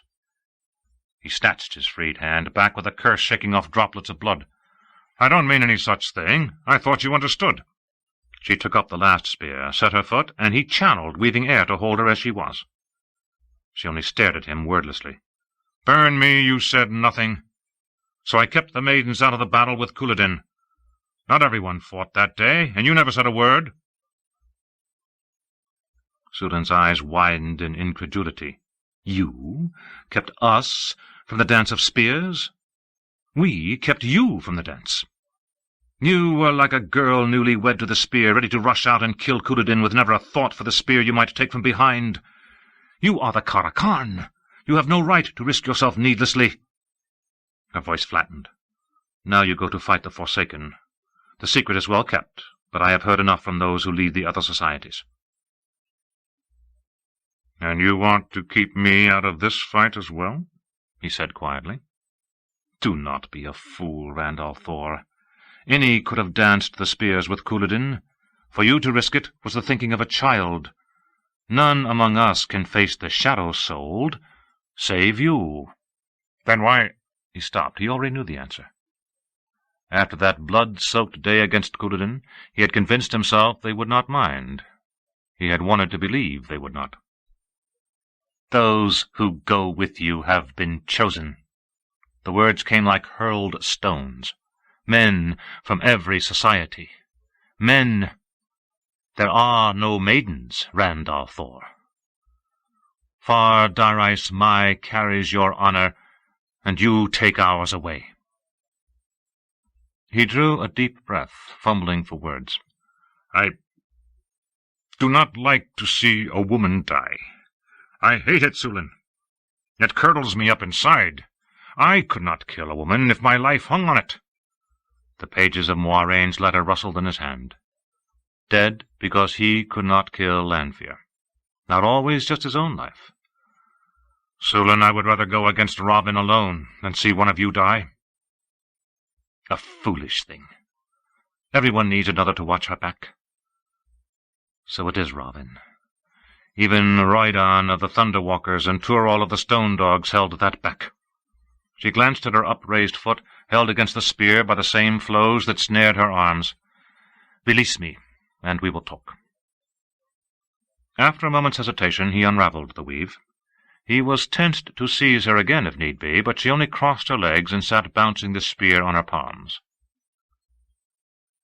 Sometimes I forget you were raised out of our blood, Randall Thor. Listen to me. I am what I am. This is what I am. She hefted the spear. Sulin, listen, Randall Thor. I am the spear. When a lover came between me and the spear, I chose the spear. Some chose the other way. Some decide they have run with the spears long enough, that they want a husband, a child. I have never wanted anything else. No chief would hesitate to send me wherever the dance is hottest. If I died there, my first sisters would mourn me, but not a fingernail more than when our first brother fell. A tree-killer who stabbed me to the heart in my sleep would do me more honor than you do. Do you understand now? I understand, but— He did understand. She did not want him to make her something other than what she was. All he had to do was be willing to watch her die. What happens if you break the last spear? If I have no honor in this life, perhaps in another. She said it as if it was just another explanation. It took him a moment to comprehend. All he had to do was be willing to watch her die. You don't leave me any choices, do you? No more than Moiraine had. There are always choices, Randall Thor. You have a choice, and I have one. J'eto allows no other.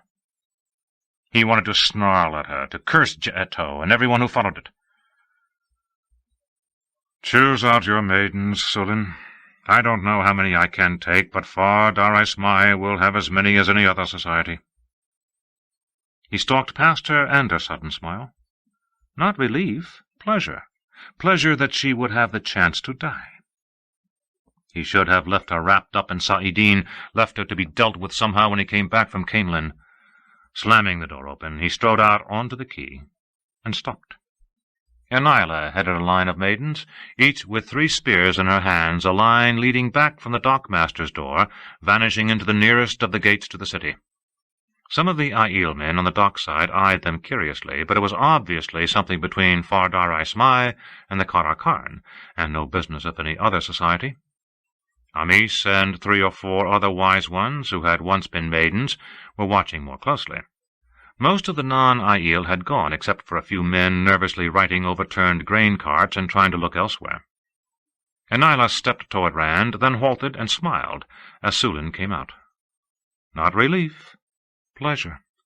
Smiles of pleasure running back down that long line of maidens.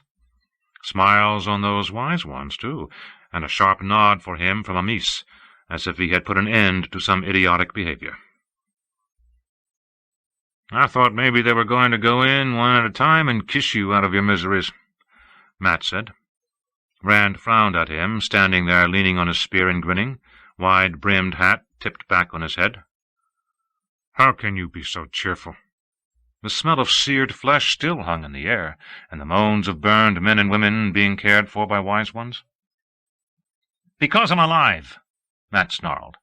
What do you want me to do, cry? He shrugged uncomfortably. Amis says Egwene really will be all right in a few days. He did look around then, but as though he did not want to see what he saw. Burn me, if we're going to do this thing, let's do it. Doviandi Sitovius again. What? I said it's time to roll the dice. Did Sulin stump up your ears? Time to roll the dice, Rand agreed. The flames had died inside the glassy chimney of air, but the white smoke still rose, as though flames yet consumed the Tiran Griel. Moiraine. He should have— Done was done. The maidens were crowding down around Sulin, as many as would fit onto the quay. Done was done, and he had to live with it. Death would be a release from what he had to live with, Let's do it. Chapter 54. To Camelin. 500 of the maidens behind Sulin accompanied Rand back to the royal palace, where Baal waited in the great court inside the front gates with thunder-walkers and black eyes and water-seekers, and men from every other society, their numbers filling the courtyard and crowding back into the palace through every door down to the smallest servant's way. Some watched from lower windows, waiting their turn to come out. The surrounding stone balconies were empty. In the entire courtyard only one man waited, who was not Aiel. Tairens and Cairienin, especially Cairienin, stayed clear when Aiel gathered. The exception stood above Baal on the wide grey steps leading into the place. Peven, with the crimson banner hanging limply from its staff, and no more expression surrounded by Aiel than at any other time. Avienda, behind Rand's saddle, clung tightly to him, breasts pressed against his back until the very moment he dismounted. There had been an exchange between her and some of the wise ones back at the docks that he did not think he had been supposed to hear. "Go with the light," Amis had said, touching Avienda's face, "and guard him closely. You know how much depends on him." "Much depends on you both," Baer told Avienda, almost at the same time that Melaine said irritably, "It would be easier if you had succeeded by now." Sorelia snorted. "Even maidens knew how to handle men in my day." "She has been more successful than you know," Amis told them. Avienda shook her head. The roses and thorns ivory bracelet slid down her arm as she raised her hand to forestall the other woman, but Amis went on over her half-formed protests. "I have waited for her to tell us, but since she will not—" She saw him then, standing only 10 feet away, with Ja'Alian's reins in his hand, and cut off sharply. Avienda turned to see what Amis was staring at. When her eyes found him, bright crimson suffused her face, then drained away so suddenly that even her sun-dark cheeks looked pale. The 4 wise ones fixed him with flat, unreadable gazes. Asmodean and Mat came up behind him, leading their horses. "Do women learn that look in the cradle?" Mat muttered. "Do their mothers teach them? I'd say the mighty Karakarn will get his ears singed if he stays around here much longer." Shaking his head, Rand reached up as Avienda swung a leg over to slide down and lifted her from the dapple's back. For a moment he held her by the waist, looking down into her clear, blue-green eyes. She did not look away, and her expression never changed, but her hands tightened slowly on his forearms. What success was she supposed to have? He had thought she was set to spy on him for the wise ones, but if she ever asked a question about things he held back from the wise ones, it was in open anger at him for keeping secrets from them. Never slyly, never trying to ferret something out. Bludgeon, maybe, but never ferret. He had considered the possibility that she was like one of Colavir's young women, but only for the brief moment it took to think of the notion. Avienda would never let herself be used in that way. Besides, even if she had, giving him one taste of herself, then denying him so much as a kiss afterward, not to mention making him chase her halfway around the world, was no way to go about it. If she was more than casual about being naked in front of him, Aiel customs were different. If his distress at it satisfied her, likely it was because she thought it was a great joke to play on him. So what was she supposed to be successful at? Plots all around him. Was everyone scheming? He could see his face in her eyes. Who had given her that silver necklace? "I like canoodling as much as the next man," Mat said, "but don't you think there are a few too many people watching?" Rand released Avienda's waist and stepped back, but no more quickly than she. She bent her head, fussing with her skirt, muttering about how riding had disarrayed it, but not before he saw her cheeks redden. Well, he had not meant to embarrass her. Scowling around the courtyard, he said, "I told you I don't know how many I can take, Baal." With the maidens spilling back through the gates onto the ramp, there was barely room to move in the courtyard. 500 from each society meant 6,000 Aiel. The hallways inside must be packed. The towering Aiel chief shrugged. Like every other Aiel there, he had his shufa wrapped around his head, ready to veil. No crimson headband, though it seemed at least half the others wore the black and white disk on their foreheads. "Every spear that can follow you will." Will the Two Eyes Sedai come soon? No. It was good that Avienda kept her promise not to let him touch her again. Lanfear had tried to kill her and Egwene because she did not know which was Avienda. How had Kadir found out to tell her? No matter. Lan was right. Women found pain, or death, when they came too close to him. They will not be coming. There are stories of trouble by the river. A great victory, Bael, Rand said wearily, and much honor earned. but not by me. Peven came down past Bael to stand behind Rand's shoulder with the banner, his narrow, scarred face absolutely blank. Does the whole palace know about this, then? Rand asked. I heard, Peven said. His jaw worked, chewing for more words. Rand had found him a replacement for his patched country coat, good red wool, and the man had had dragons embroidered on it, one climbing either side of his chest. That you were going somewhere. That seemed to exhaust his store.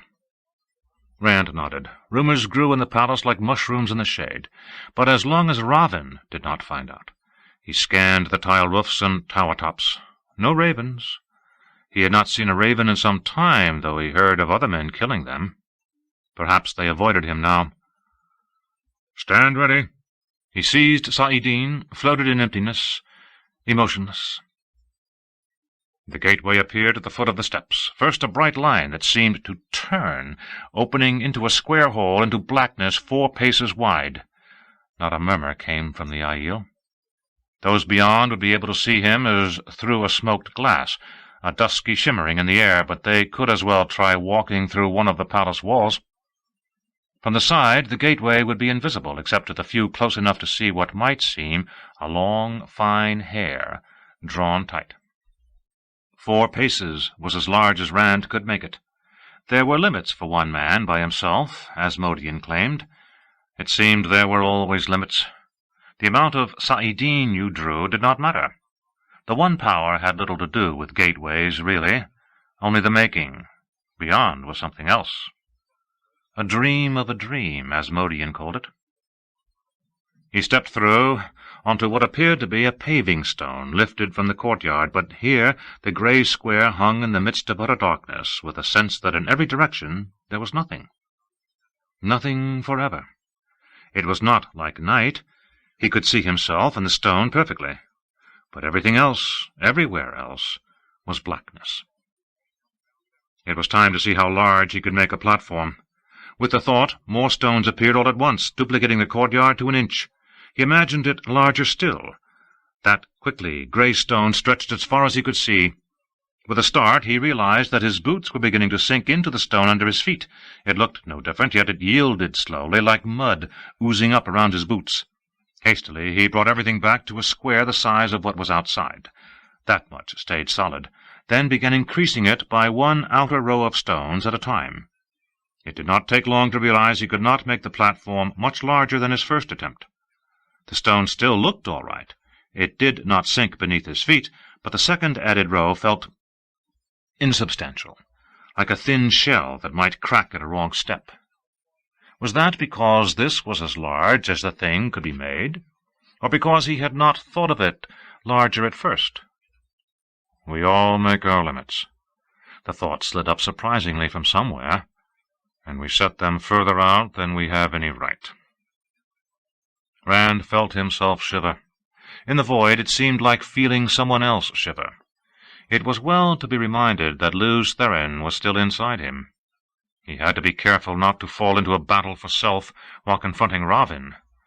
If not for that, he might have— No.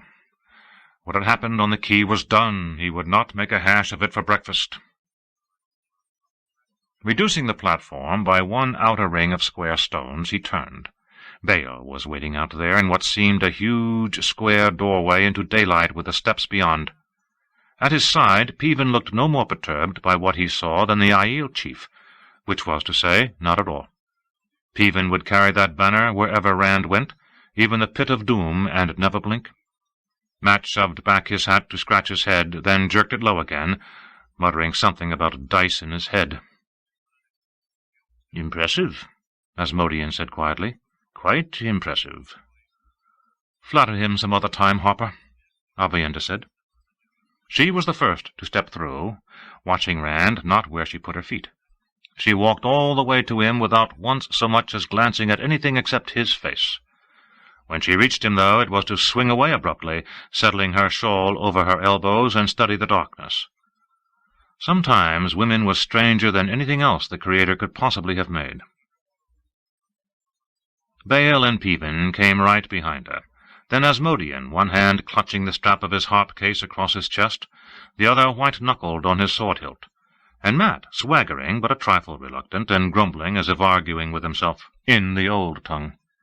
Sulin claimed the honor to be first else, but soon a wide stream followed, not just maidens of the spear, but Tain Shari, true-bloods, and Far Al-Dazar Din, brothers of the eagle, red shields and dawn-runners, stone dogs and knife-hands, representatives of every society crowding through. As the numbers increased, Rand moved to the far side of the platform from the gateway. There was no need to see where he was going, really, but he wanted to. In truth, he could have remained at the other end or gone to one side. Direction here was mutable. Whatever way he chose to move would take him to Camelin, if done properly, and to the endless black of nowhere, if done wrong. Except for Baal and Sulin, and Avienda, of course, the Aiel left a little space around him and Mat, Asmodean and Peven. "Stay away from the edge," Rand said. The Aiel nearest him moved back all of a foot. He could not see over the forest of Shufa-shrouded heads. "Is it full?" he called. The thing might hold half those who wanted to go, but not many more. "Is it full?" "Yes," a woman's voice called back finally, reluctantly. He thought it sounded like Lamel. But there was still a milling in the gateway. Aiel sure there must be room for one more. "Enough!" Rand shouted. "No more! Clear the gateway! Everyone stand well clear!" He did not want what had happened to the Sean-Chan spear to happen here to living flesh. A pause, and then, "It is clear." It was Lamel. He would have bet his last copper that Anila and Samara were back there somewhere, too. The gateway seemed to turn sideways, thinning until it vanished with one final flash of light. "Blood and ashes," Mat muttered, leaning disgustedly on his spear. "This is worse than the flaming ways," which earned him a startled look from Asmodean, and a considering one from Baal. Mat did not notice. He was too busy glaring at the blackness.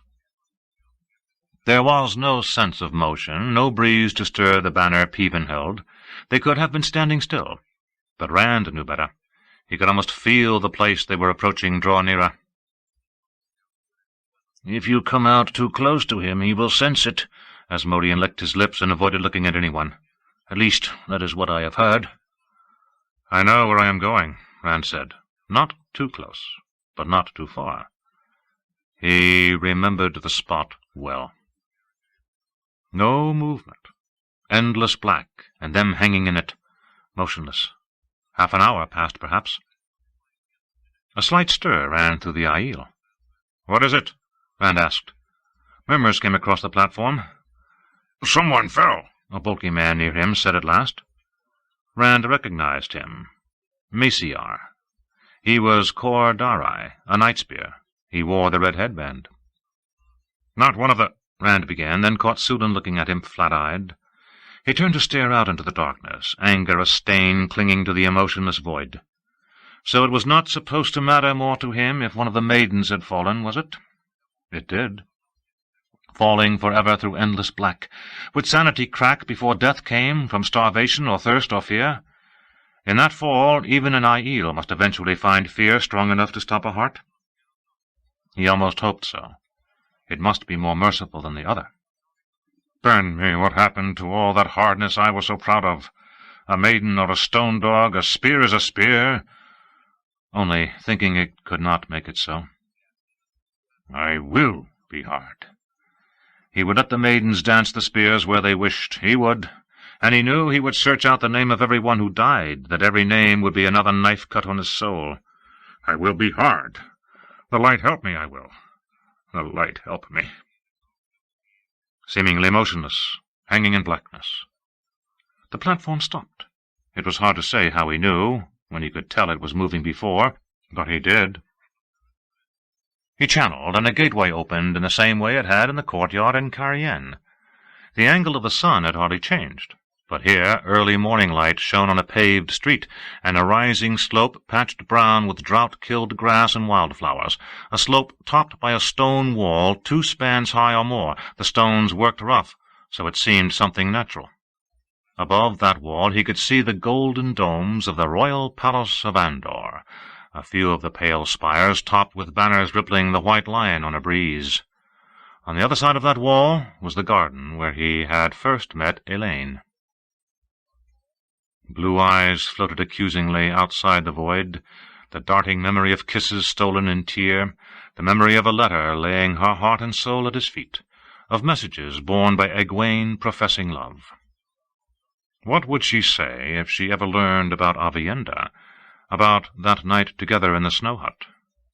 Memory of another letter, icily spurning him, a queen condemning a swineherd to utter darkness. It did not matter. Lan was right. But he wanted— what? Who? Blue eyes and green and dark brown. Elaine, who maybe loved him and maybe could not make up her mind. Avienda, who taunted him with what she would not let him touch. Men who laughed at him, thought him a wool-headed fool. All that flashed along the boundaries of the void. He tried to ignore it, to ignore anguished memories of another blue-eyed woman lying dead in a palace corridor. So long ago. He had to stand there while Aiel dashed out behind Baal, veiling themselves, spreading left and right. It was his presence that maintained the platform. It would vanish as soon as he stepped through the gateway.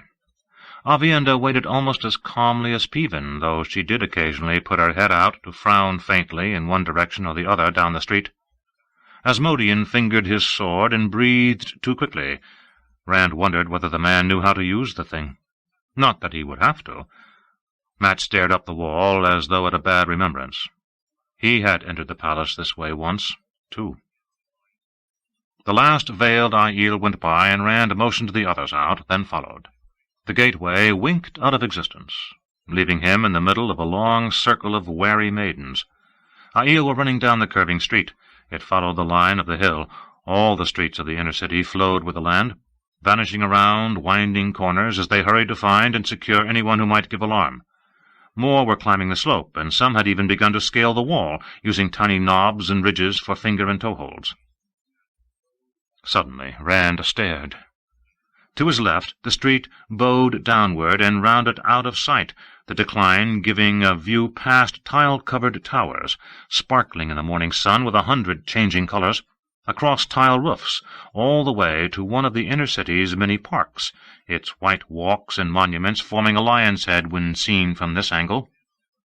To his right, the street rose a little before curving away, more towers topped by spires or domes of various shapes glittering above the rooftops. Aiel filled the street, fanning out quickly into side streets that spiraled away from the palace. Aiel, and not a soul else. The sun was high enough for people to be out and about, their business, even this close to the palace. Like a nightmare, the wall above toppled outward in 6 places, Aiel and stones smashing down on those still climbing. Before those bouncing, sliding chunks of masonry reached the streets, Trollocs appeared in the openings, dropping the tree-thick battering rams they had used and drawing scythe-curved swords. More, with spiked axes and barbed spears, huge man-shapes in black mail with spikes at shoulders and elbows, huge man-faces distorted by snouts and muzzles, beaks and horns and feathers, plunging down the slope with eyeless murdraw like midnight serpents in their midst. All along the street, howling Trollocs and silent murdraw poured from doorways, leaped from windows, lightning stabbed from the cloudless sky. Rand wove fire and air to meet fire and air, a slow spreading shield racing lightning's fall. Too slow. One bolt struck the shield directly above his head, shattering in a blinding glare, but others grounded themselves, and his hair lifted as the air itself seemed to hammer him down. Almost he lost the weave, almost the void itself, but he wove what he could not see through eyes still filled with coruscating light, spread the shield against bolts from the heavens that he could at least feel hammering at it, hammering to reach him, but that could change. Drawing Saidin through the Angreal in his pocket, he wove the shield until he was sure it must cover half of the inner city, then tied it off. As he pushed himself to his feet, sight began to return, watery and painful at first. He had to move fast. Ravin knew he was here. He had to. Surprisingly little time had passed, seemingly. Ravin had not cared how many of his own he took. Stunned Trollocs and Myrddraal on the slope were falling to spears in the hands of maidens, many of whom moved unsteadily themselves. Some maidens, those nearest Rand, were only now pulling themselves up from where they had been flung, and Peven stood spraddle-legged, holding himself upright with a red banner staff, his scarred face still blank as slate. More Trollocs bolted through the gaps in the wall above, and the din of battle filled the streets in all directions, but it might as well have been in another country, so far as Rand was concerned. There had been more than one bolt in that first volley, but not all had been aimed at him. Mat's smoking boots lay a dozen paces from where Mat himself sprawled on his back. Tendrils of smoke rose from the black haft of his spear, too, from his coat, even from the silver fox head hanging out of a shirt that had not saved him from a man's channeling. Asmodean was a twisted shape of char, recognizable only from the blackened harp case still strapped to his back. And Avienda. Unmarked, she could have laid down to rest, if she could have rested staring unblinking at the sun. Rand bent to touch her cheek. Cooling already. It felt not like flesh. "Ravin!" It startled him a little, that sound coming from his throat. He seemed to be sitting somewhere deep in the back of his own head, the void around him vaster, emptier than it had ever been before. Saidin raged through him. He did not care if it scoured him away. The taint seeped through everything, tarnished everything.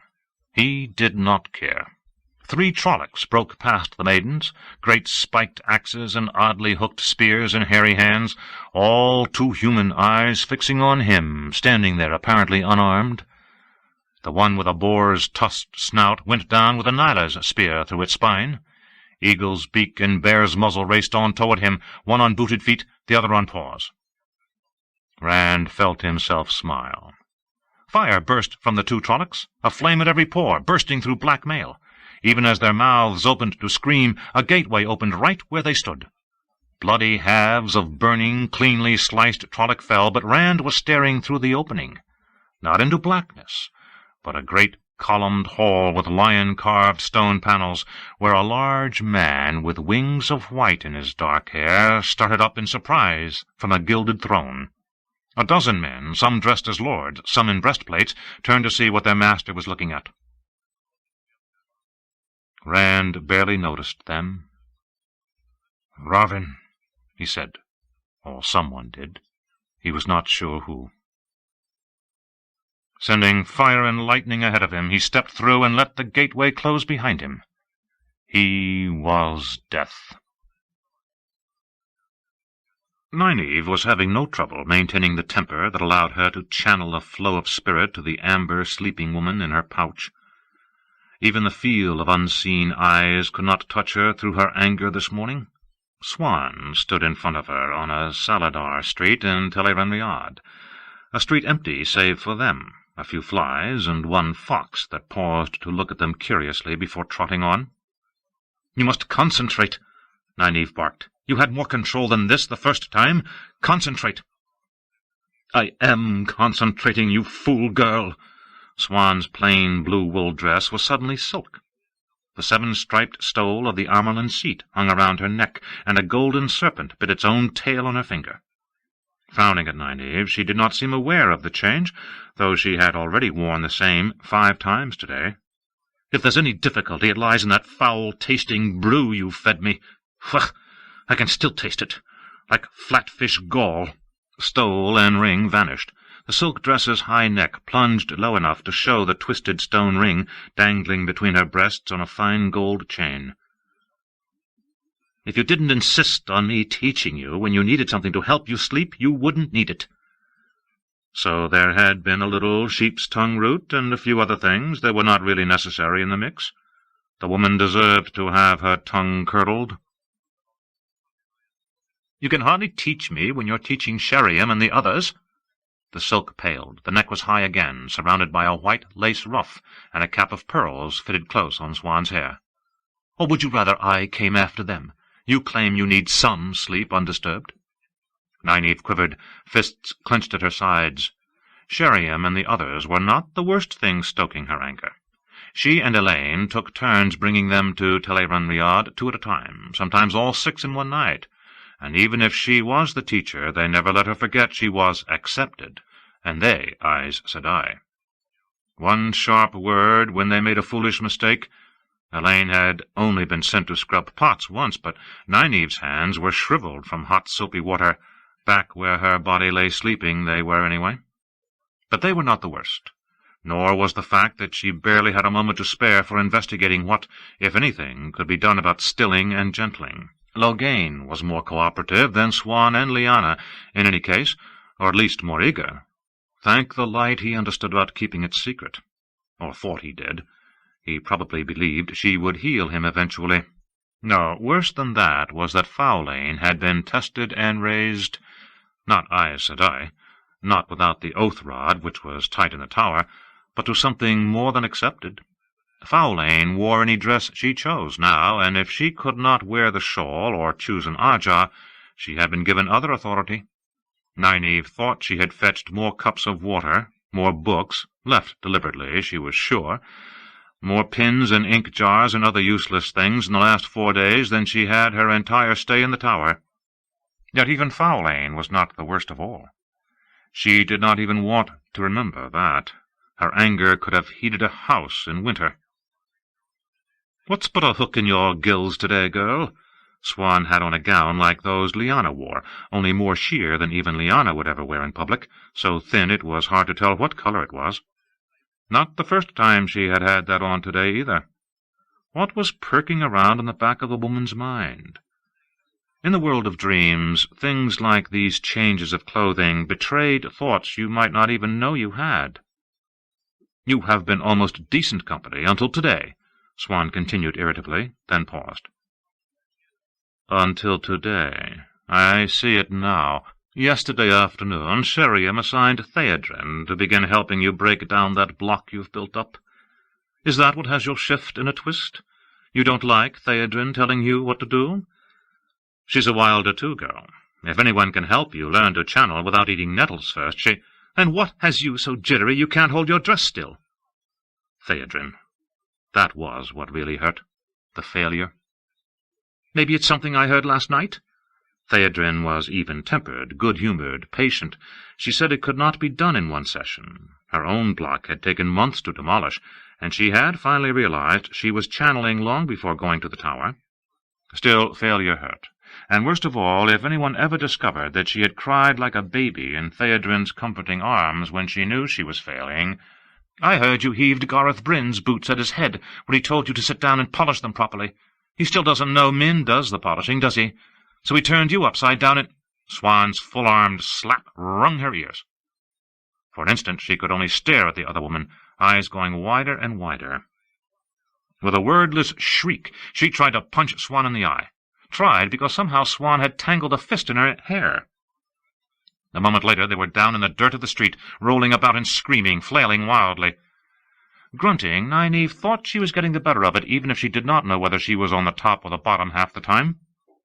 Swan was trying to yank her braid out by the roots with one hand, while the other pounded at her ribs or anything else it could find, but she had the other woman the same way, and Swan's yanking and punching were definitely growing weaker, and she herself was going to pound Swan senseless in another minute, then snatch her bald. Nynaeve yelped as a toe caught her hard in the shin. The woman kicked. Nynaeve tried to knee her, but it was not easy in skirts. Kicking was not fighting fair. Suddenly Nynaeve realized that Swan was shaking. At first she thought the woman was crying. Then she realized it was laughter. Pushing herself up, she brushed strands of hair out of her face. Her braid was all but undone, and glared down at the other woman. "What are you laughing at? Me? If you are—" "Not at you. At us." Still quivering with mirth, Swan shoved Nynaeve off her.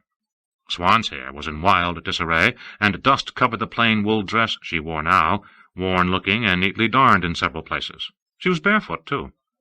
2 grown women, rolling around like— I haven't done that since I was 12, I think. I started thinking that all we needed would be Fat Chan snatching me up by an ear to tell me girls don't fight. I heard she once knocked down a drunken printer, I don't know why. Something very like giggles took her for a moment. Then she quieted them and stood, brushing dust from her clothes. If we have a disagreement, we can settle it like adult women.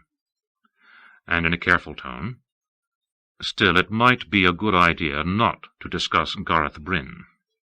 She gave a start as the worn dress became a gown, red with black and gold embroidery around hem and swooping neckline. Nynaeve sat there staring at her. What would she have done as wisdom if she found two women rolling around in the dirt that way? If anything, the answer kept her anger at a simmer. Swan still did not seem to realize that there was no need to brush away dust with your hands in Televan-Liad. Snatching away fingers that had been repairing her braid, Nynaeve got up quickly. Before she was on her feet again, her braid hung perfect over her shoulder, and her good Two Rivers woolens might have just been laundered. "I agree," she said. She would have made any two women she caught like that sorry they had been born, even before she hauled them before the women's circle. What was she doing, lashing out with her fists like some fool man? First, Sarandon. She did not want to think about that episode, but there it was. Then Littell, and now this. Was she going to get around her block by being angry all the time? Unfortunately, or perhaps fortunately, that thought did nothing for her temper. If we have disagreements, we can discuss them. "Which I suppose means we'll shout at one another," Swan said dryly. "Well, better that than the other." "We would not have to shout if you—" Drawing a deep breath, Nynaeve jerked her eyes away. This was no way to begin anew. That breath caught in her throat, and she turned her head back to Swan so quickly it seemed she had been shaking it. She hoped it did. Just for an instant there had been a face in a window across the street, and there was a flutter in her belly, a bubble of fear, a burn of anger at being afraid. "I think we should go back now," she said quietly. "Go back? You said that vile concoction would put me to sleep for a good 2 hours, and we haven't been here much more than half that." "Time works differently here." Had it been Moghedien? The face had vanished so quickly it could have been someone dreaming herself here for an instant. If it was Moghedien, they must not on any account let her know she had been seen. They had to get away. Bubble of fear, burn of anger. I told you, a day in Televan-Liad can be an hour in the waking world, or the other way round. I've dipped better out of a bilge in a bucket, girl. You needn't think you can get away with short-changing me. You'll teach me everything you teach the others, as agreed. We can go when I wake up." There was no time. If it had been Moghedien. Swan's dress was green silk now, and the ormolans stole and her great serpent ring were back, but for a wonder the neckline was almost as low as anything she had worn before. The ring tir-on-griel hung above her breasts, somehow part of a necklace of square emeralds.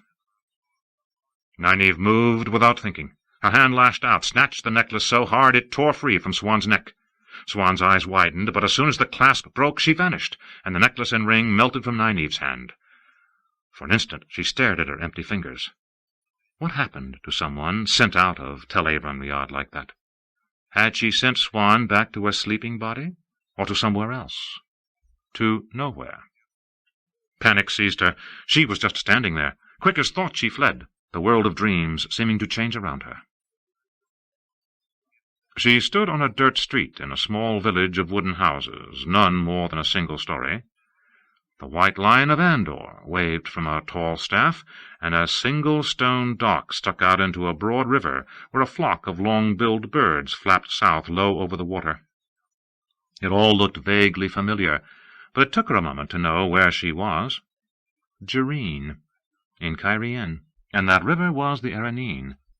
It had been here that she and Egwene and Elaine had boarded the darter, as badly misnamed as the river serpent, to continue their journey to Tyr. That time seemed like something read in a book long ago. Why had she jumped to Jareen? That was simple, and answered as soon as she thought of it. Jareen was the one place she knew well enough to leap to in Televan-Liad that she could be sure Moghedien did not know. They had been there for an hour before Moghedien knew she existed, and she was sure neither she nor Elaine had ever mentioned it again, in Televan-Liad or awake. But that left another question. The same one, in a way. Why Jereen? Why not step out of the dream, wake up in her own bed, such as it was, if washing dishes and scrubbing floors on top of everything had not left her so weary she slept right on? I can still step out. Moghedien had seen her in Saladar, if that had been Moghedien. Moghedien knew Saladar now. I can tell Sheriam. How? Admit she was teaching Swan? She was not supposed to have her hands on those Tiran Griot except with Sheriam and the other Aes Sedai. How Swan got hold of them when she wanted, Nynaeve did not know. No, she was not afraid of more hours up to her elbows in hot water. She was afraid of Moghedien. Anger burned in her belly fiercely. She wished she had some goose mint out of her scrip of herbs. I am so bloody tired of being afraid. There was a bench in front of one of the houses overlooking dock and river. She sat down and considered her situation from every angle. It was ridiculous. The true source was a pale thing. She channeled a flame dancing in air above her hand. She might look solid, to herself anyway, but she could see the river through that scrap of fire. She tied it off, and it faded away like mist as soon as the knot was done. How could she face Moghedien, when the weakest novice in Saladar could match or better her strength?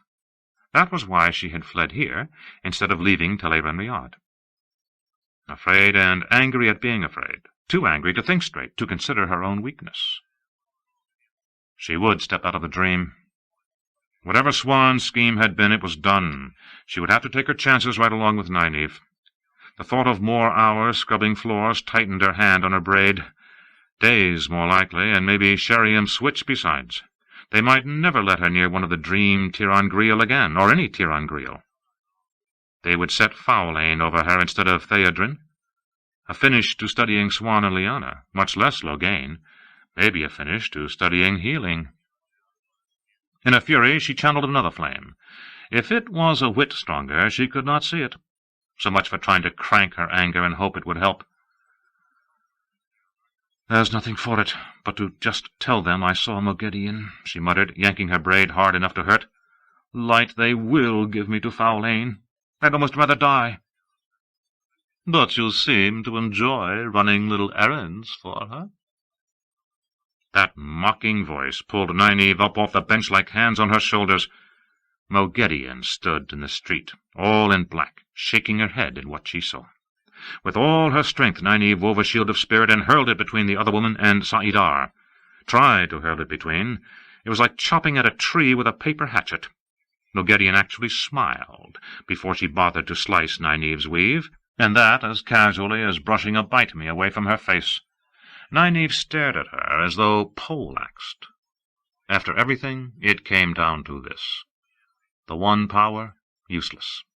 All the anger bubbling inside her, useless. All her plans, her hopes, useless. Moghedien did not bother to strike back. She did not even bother to channel a shield of her own. That was how much contempt she had. I was afraid you had seen me. I grew careless when you and Swan started trying to kill each other. With your hands. Moghedien gave a belittling laugh. She was weaving something, lazily, because there was no reason to hurry. Nynaeve did not know what it was, yet she wanted to scream. Fury seethed inside her, but fear dulled her wits, rooted her feet to the ground. Sometimes I think you are all too ignorant even to train, you and the former Amyrlin's seat, and all the rest. But I cannot allow you to betray me. That weave was reaching out for her. It is time to collect you at last, it seems. "Hold, Moghedien!" Birgitte shouted. Nynaeve's mouth dropped open. It was Birgitte, as she had been, in her short white coat and wide yellow trousers, intricate golden braid pulled over her shoulder, silver arrow drawn on silver bow. It was impossible. Birgitte was no longer part of Tele-Ren-Riad. She was back in Saladar, making sure no one discovered Nynaeve and Swan asleep with the sun up, and began asking questions. Moghedien was so shocked, the flows she had woven vanished. Shock lasted less than a moment, though. The gleaming arrow flew from Birgitte's bow, and evaporated. The bow evaporated. Something seemed to seize the archer, jerking her arm straight up, pulling her clear of the ground. Almost immediately she was snubbed short, pulled tight between wrists and ankles, a foot above the ground. "I should have considered the possibility of you." Moghedien turned her back on Nynaeve to move closer to Birgitta. "Do you enjoy your flesh, without Gaedal Kane?" Nynaeve thought of channeling. But what? A dagger that might not even penetrate the woman's skin? Fire that would not singe her skirts?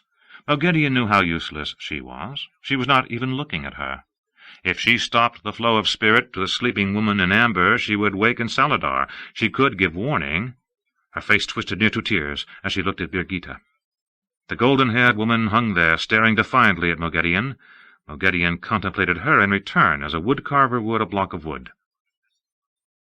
"There's only me," Nynaeve thought. "I might as well not be able to channel at all. There's only me."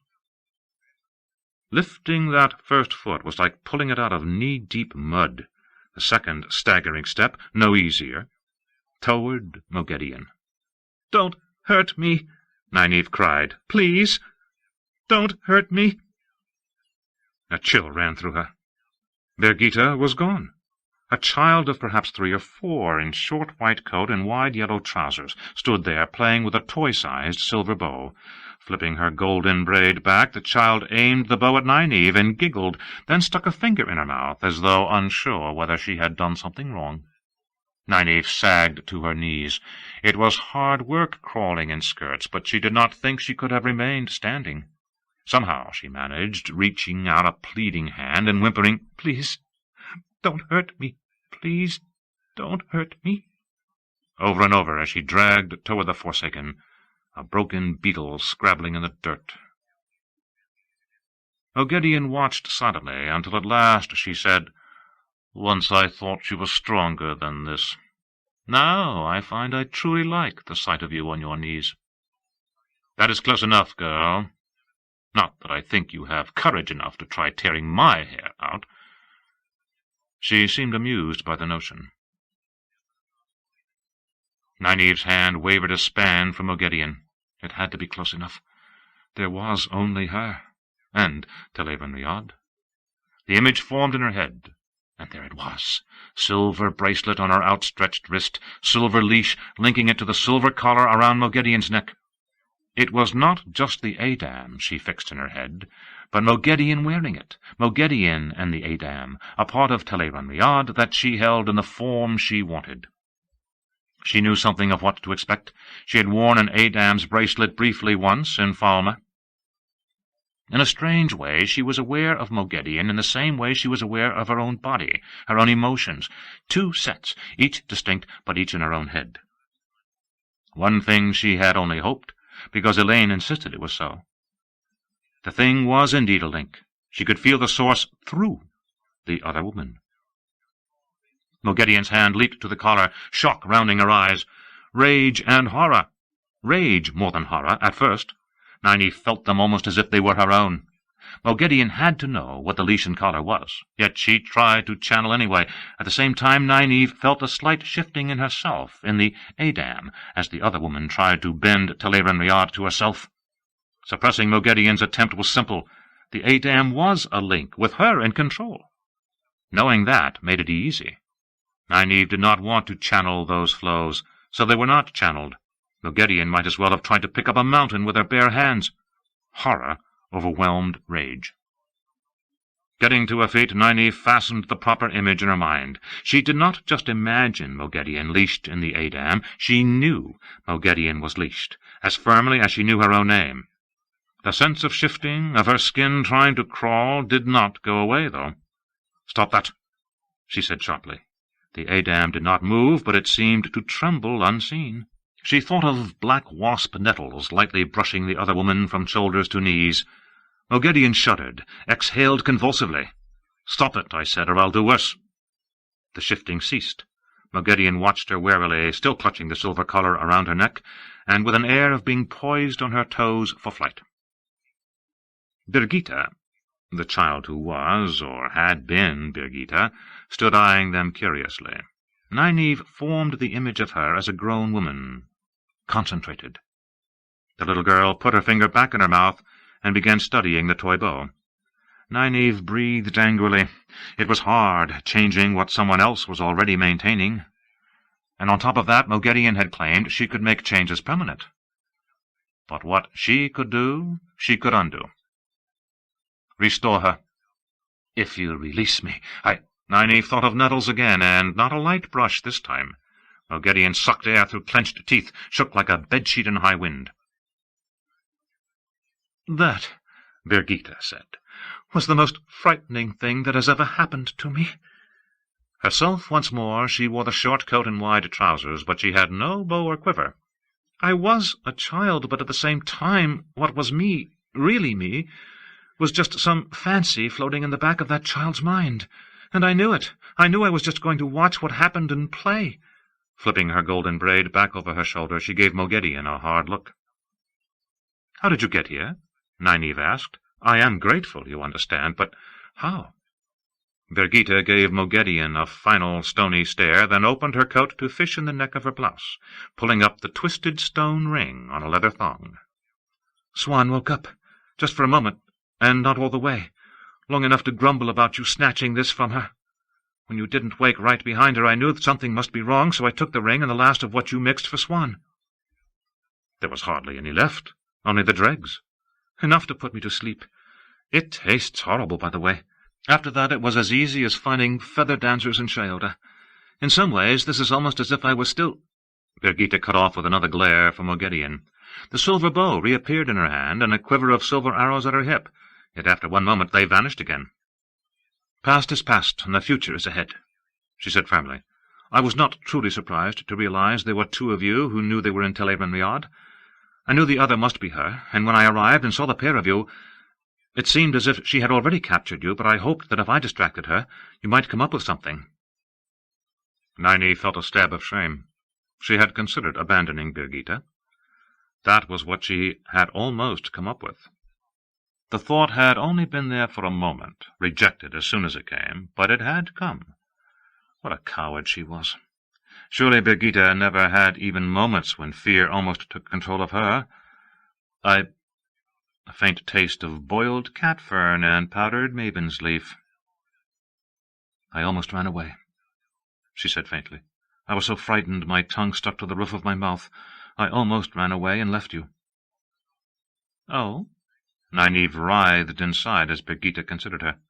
"But you did not, did you? I should have loosed before I called out, but I've never felt comfortable shooting anyone from behind, even her. Still, it all worked out. But what do we do with her now?" Moghedien certainly seemed to have overcome her fear. Ignoring the silver collar around her throat, she watched Nynaeve and Birgitte as though they were the prisoners, not she, and she was deliberating what to do with them. Except for an occasional twitch of her hands, as if she wanted to scratch where her skin held the memory of nettles, she appeared black-clad serenity. Only the Adam let Nynaeve know there was fear in the woman, almost a gibbering, but pushed down to a muted buzz. She wished the thing let her know what Moghedien was thinking, as well as feeling. Then again, she was just as glad not to be inside the mind behind those cold, dark eyes. "Before you consider anything drastic," Moghedien said, "remember that I know much that would be useful to you. I have observed the other chosen, peeked into their schemes. Is that not worth something?" "Tell me, and I will consider whether it's worth anything," Nynaeve said. What could she do with a woman? "Lanfear, Grendel, Ravin, and Samael are plotting together." Nynaeve gave the leash a short tug, staggering her. "I know that. Tell me something new. The woman was captive here, but the Adam only existed so long as they were in Tel Riad. Do you know they are drawing round all four to attack Samael? But when he does, he will find the others as well, waiting to trap him between them. At least he will find Grendel and Ravin. I think Lanfear plays another game, one the others know nothing about." Nynaeve exchanged worried glances with Birgitte. Rand must learn of this. He would, as soon as she and Elaine could speak to Egwene tonight, if they could manage to put their hands on the Tiran Griel long enough. "That is," Moghedien murmured, "if he lives long enough to find them." Nynaeve took hold of the silvery leash where it joined the collar and pulled the Forsaken's face close to hers. Dark eyes met her gaze flatly, but she could feel anger through the Edam and fear wriggling up and being stamped down. "You listen to me. Do you think I don't know why you are pretending to be so cooperative? You think if you keep talking long enough, I will make some slip, and you can escape. You think the longer we talk, the harder I'll find it to kill you." That much was true enough. To kill somebody in cold blood, even one of the Forsaken, would be hard. Maybe harder than she could manage. What was she going to do with the woman? But you understand this. I won't allow hinting at things. If you try keeping anything back from me, I will do to you everything you ever thought of doing to me. Dread creeping through the leash like bone-chilling shrieks deep in Mogedien's mind. Maybe she did not know as much about Edam as Nynaeve thought. Maybe she believed Nynaeve could read her thoughts if she tried. Now, if you know of some threat to Rand, something ahead of Samael and the others, you tell me, now. Words spilled from Mogedien's mouth, and her tongue flickered out to wet her lips continually.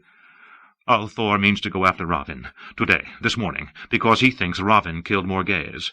I don't know whether he did or not, but Althor believes it. But Ravin never trusted Lanfear. He never trusted any of them. Why should he? He thought it all might be some trap set for him, so he has laid a trap of his own. He has set wards through Camelin, so if a man channels a spark, he will know. Althor will walk right into it. He almost certainly already has. I think he meant to leave Cairhien right after sunrise. I had no part of it. It was none of it my doing. Nynaeve wanted to shut her up. The fierce sweat glistening on the woman's face made her sick, but if she had to listen to that pleading voice, too— She started to channel, wondering whether she would be strong enough to hold Mogedien's tongue, then smiled. She was linked to Mogedien, and in control. Mogedien's eyes bulged as she-wolf flows to stop her own mouth and tied them. Nynaeve added plugs for her ears, too, before turning to Birgitta. What do you think? Elaine's heart will break. She loves her mother. I know that.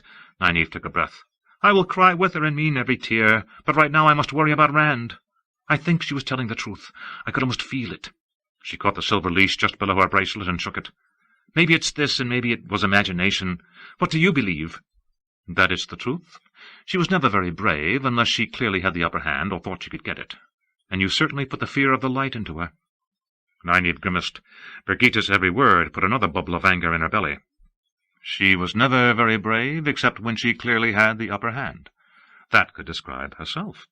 She had put the fear of the light into Mogedien. She had, and she had meant every word when she said it.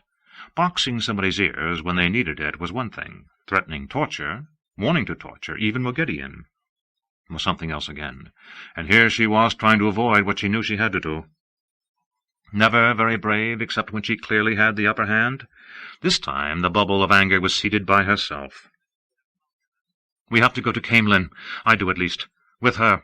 I may not be able to channel strongly enough to tear paper as I am, but with the Edam I can use her strength. You won't be able to affect anything in the waking world from Tel'aran'rhiod, Birgitta said quietly. I know, but I have to do something. Birgitta threw back her head and laughed. Oh, Nynaeve, it is such an embarrassment being associated with such a coward as you. Abruptly her eyes widened in surprise. There wasn't much of your potion left. I think I am In mid-word she was simply no longer there. Taking a deep breath, Nynaeve untied the flows around Mogedien, or made her do it. With the Edam it was hard to tell which, really. She wished Birgitta was still there, another pair of eyes. Someone who probably knew Tel'aran'rhiod better than she ever could. Someone who was brave. We are taking a trip, Mogedion, and you are going to help me with every last scrap of you. If anything takes me by surprise, suffice it to say, anything that happens to the one wearing this bracelet happens to the one wearing the collar, only about tenfold. The sickly look on Mogedien's face said she believed, which was just as well, since it was true. Another deep breath, and Nynaeve began forming the image of the one place in Camelin she knew well enough to remember, the royal palace, where Elaine had taken her. Ravin must be there. But in the waking world, not the world of dreams. Still she had to do something. Tel'aran'rhiod changed around her. Chapter 55. The Threads Burn. Rand stopped. A long scorch along the corridor wall marked where half a dozen costly tapestries had gone to ash. Flames licked upward on another. A number of inlaid chests and tables were only charred ruins.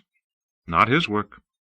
30 paces further on, red-coated men in breastplates and helmets with barred face guards lay contorted in death on the white floor tiles, useless words in hand. Not his work either. Ravin had been wasteful of his own in attempting to reach Rand.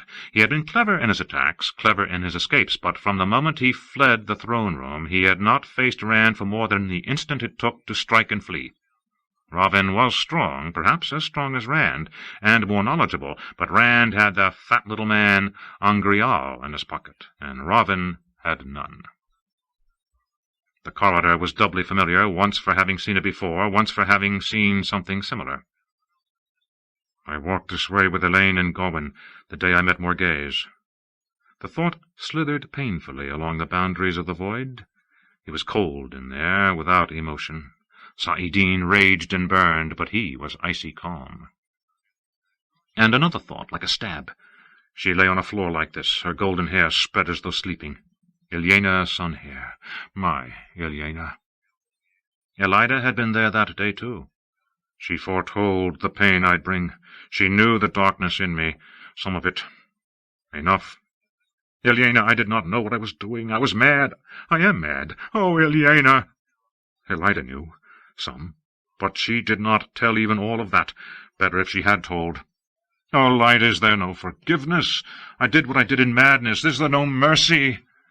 Gareth Bryn would have killed me had he known. Morghese would have ordered my death. Morghese would be alive, perhaps. Elaine's mother alive. Avienda alive. Mat. Moiraine. How many alive if I had died? I have earned my torment. I deserve the final death. Oh, Ilyena, I deserve death. I deserve death. Bootsteps behind him. He turned. They came out of a broad crossing corridor, not 20 paces from him, 24 men in breastplates and helmets and the white-collared red-coats of the Queen's Guards. Except that Andor had no queen now, and these men had not served her while she lived. A Myrddraal led them, pale, eyeless face like something found under a rock, overlapping plates of black armor heightening the illusion of a serpent as it moved, black cloak hanging motionless however it moved. The look of the eyeless was fear. But fear was a distant thing in the void. They hesitated when they saw him. Then the half-man raised its black-bladed sword. Men who had not already drawn put hands to hilts. Rand, he thought that was his name, channeled in a way he could not remember doing before. Men and Myrddraal stiffened where they stood. White frost grew thick on them, frost that smoked as Mat's boots had smoked. The Myrddraal's upraised arm broke off with a loud crack. When it hit the floor tiles, arm and sword shattered. Rand could feel the cold. Yes, that was his name, Rand. Cold like a knife as he walked past and turned the way they had come. Cold, yet warmer than Saidin. A man and a woman crouched against the wall, servants liveried in red and white, short of their middle years and holding each other as though for protection. Seeing Rand, there was more to the name, not just Rand. The man started to rise from where he had huddled away from the Myrddraal-led band, but the woman hauled him back by his sleeve. "Go in peace," Rand said, putting out a hand. "Althor. Yes, Rand Althor. I'll not hurt you, but you could be hurt if you stay." The woman's brown eyes rolled up in her head. She would have collapsed in a heap if the man had not caught her, and his narrow mouth was working rapidly, as if he was praying but could not get the words out. Rand looked where the man was looking. His hand had stretched out of his coat sleeve far enough to bare the dragon's golden-maned head that was part of his skin. "I will not hurt you," he said, and walked on, leaving them there. He had Ravin to corner yet, Ravin to kill. And then... No sound but the click of his boots on the tiles, and deep in his head a faint voice murmuring mournfully of Ilyena and forgiveness. He strained to feel Ravin channeling, to feel the man filled with a true source. Nothing. Saidin seared his bones, froze his flesh, scoured his soul, but from without it was not easy to see until you were close. A lion in high grass, Asmodean had said once, a rabid lion. Should Asmodean count among those who should not have died? Or Lanfear? No, not...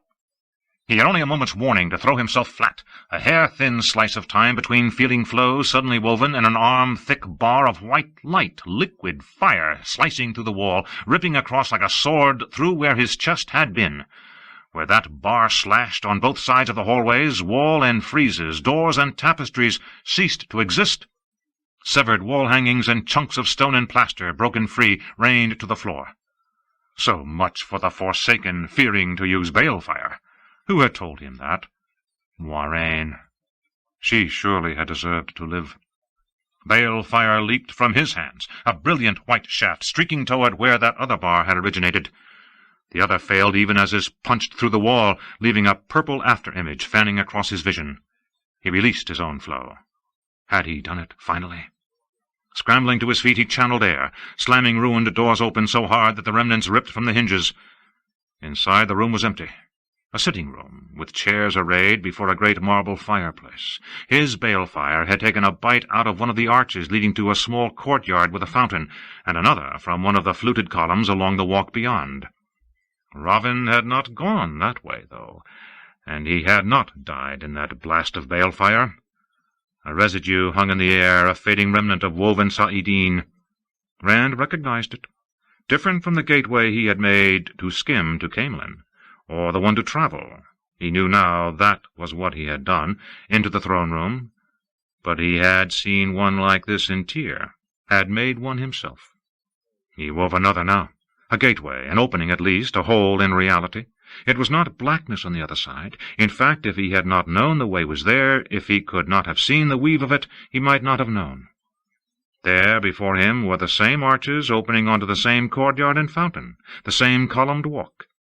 For an instant the neatly rounded holes his balefire had made in arch and column wavered, filled, then were holes again.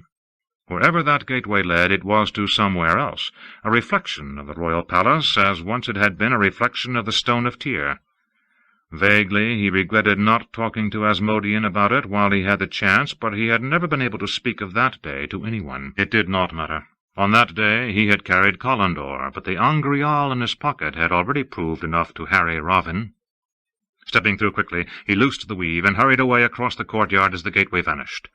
Ravin would have felt that gate if he was close enough and trying. The fat little stone man did not mean he could stand and wait to be attacked. No sign of life, except for himself and one fly. That was the way it had been in Tyr, too. Stand lamps in the hallway stood unlit with pale wicks that had never seen a flame, yet even in what should have been the dimmest hall there was light, seemingly coming from everywhere and nowhere. Sometimes those lamps moved, too, and other things as well. Between one glance and the next, a tall lamp might have moved a foot, a vase in a niche an inch. Little things, as if someone had shifted them in the time his eyes were away. Wherever this was, it was a strange place. It came to him, as he trotted along another colonnade, sensing for Ravin, that he had not heard the voice crying over Ilyena since he channeled balefire. Perhaps he had somehow chased Luz Theron out of his head. Good. He stopped at the edge of one of the palace gardens. The roses and white star bushes looked as drought-bedraggled as they would have in the real palace. On some of the white spires rising above the rooftops, the white lion banner rippled, but which spire could change in the blink of an eye? Good, if I don't have to share my head with... He felt odd, insubstantial. He raised his arm and stared. He could see the garden through coat sleeve and arm as through a mist that was thinning. When he glanced down, he could see the walk's paving stones through himself. No, it was not his thought. An image began to coalesce. A tall, dark-eyed man with a worry-creased face and more white in his hair than brown. I am I am Rand al'Thor, Rand broke in. He did not know what was happening, but the faint dragon was beginning to fade from the misty arm held in front of his face. The arm began to look darker, the fingers on his hand longer. I am me. That echoed in the void. I am Rand al'Thor. He fought to picture himself in his own mind, struggled to make the image of what he saw in the mirror every day shaving, what he saw in his stand mirror dressing. It was a frantic fight. He had never really looked at himself. The two images waxed and waned, the older dark-eyed man and the younger with blue-gray eyes. Slowly the younger image firmed, the older faded. Slowly his arm grew more solid. His arm, with the dragon twined around it and the heron branded into his palm. There had been times he hated those marks, but now, even enclosed within the emotionless void, he almost grinned to see them. Why had Lews Therin tried to take him over? To make him into Lews Therin? He was sure that was who that dark-eyed man with a suffering face had been. Why now? Because he could in this place, whatever it was? Wait. It had been Lews Therin who shouted that adamant "No." Not an attack by Lews Therin. By Ravin, and not using the power. If the man had been able to do this back in Camelin, the real Camelin, he would have. It had to be some ability he had gained here, and if Ravin had gained it, perhaps he had too. The image of himself had been what held him, brought him back. He focused on the nearest rosebush, a thing a span high, and imagined it growing thin, foggy. Obediently it melted away to nothing. But as soon as the picture in his mind was nothing, the rosebush was suddenly back, just as it had been. Rand nodded coldly. It had limits, then. There were always limits and rules, and he did not know them here. But he knew the power, as much as Asmodean had taught him, and he had taught himself, and Sa'idin was still in him, all the sweetness of life or the corruption of death. Ravin had to have seen him to attack. With the power, you had to see something to effect it, or know exactly where it was in relation to you down to a hair. Perhaps it was different here, but he did not think so. He almost wished Lews Therin had not gone silent again. The man might know this place and its rules. Balconies and windows overlooked the garden, in some places 4 stories high. Ravin had tried to unmake him. He drew on the raging torrent of Sa'idin through the Angrial. Lightnings flashed from the sky, 100 forking silver bolts, more, stabbing in every window, every balcony. Thunder filled the garden, erupting chunks of stone. The air itself crackled, and the hair on his arms and chest tried to stand under his shirt. Even the hair on his head began to lift. He let the lightnings die. Here and there, bits of shattered stone window frame and balcony broke loose, the crash of their fall muted by the echoes of thunder still ringing in his ears. Gaping holes peered down now where windows had. They looked like sockets in some monstrous skull, the ruined balconies like a dozen splintered mouths. If Ravin had been at any of them, he was surely dead. Rand would not believe it until he saw the corpse. He wanted to see Ravin dead. Wearing a snarl he did not know was there, he stalked back into the palace. He had wanted to see Ravin die. Nynaeve hurled herself flat and scrambled along the hall floor as something slashed through the nearest wall.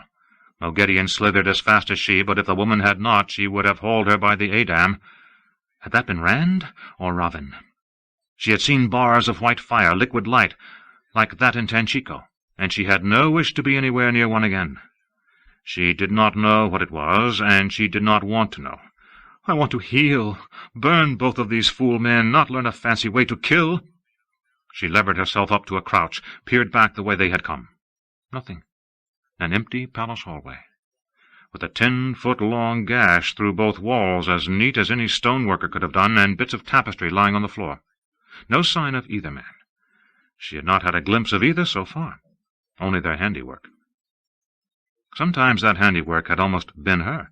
A good thing that she could draw on Mogedion's anger, filter it out of the terror clawing to escape, and let it seep into her. Her own was a pitiful thing that would scarcely have allowed her to sense the true source, much less channel the flow of spirit that kept her in Teleran Riad. Mogedion was hunched over on her knees, dry retching. Nynaeve's mouth tightened. The woman had tried to remove the Adam again. Her cooperation had faded quickly when they discovered Rand and Ravin actually here in Teleran Riad.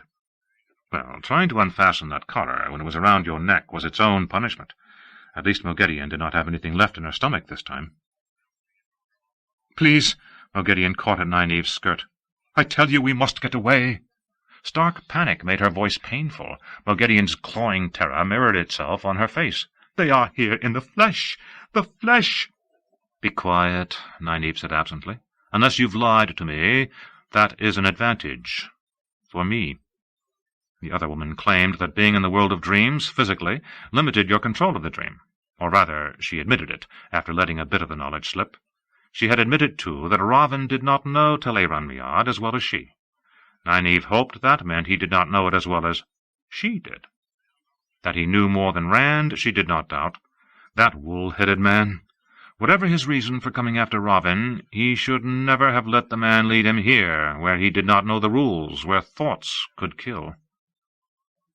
Why will you not understand what I tell you? Even if they had only dreamed themselves here, either would be stronger than we. Here in the flesh they could crush us without blinking. In the flesh they can draw Sa'idin more deeply than we can draw Sa'idar, dreaming. We are linked.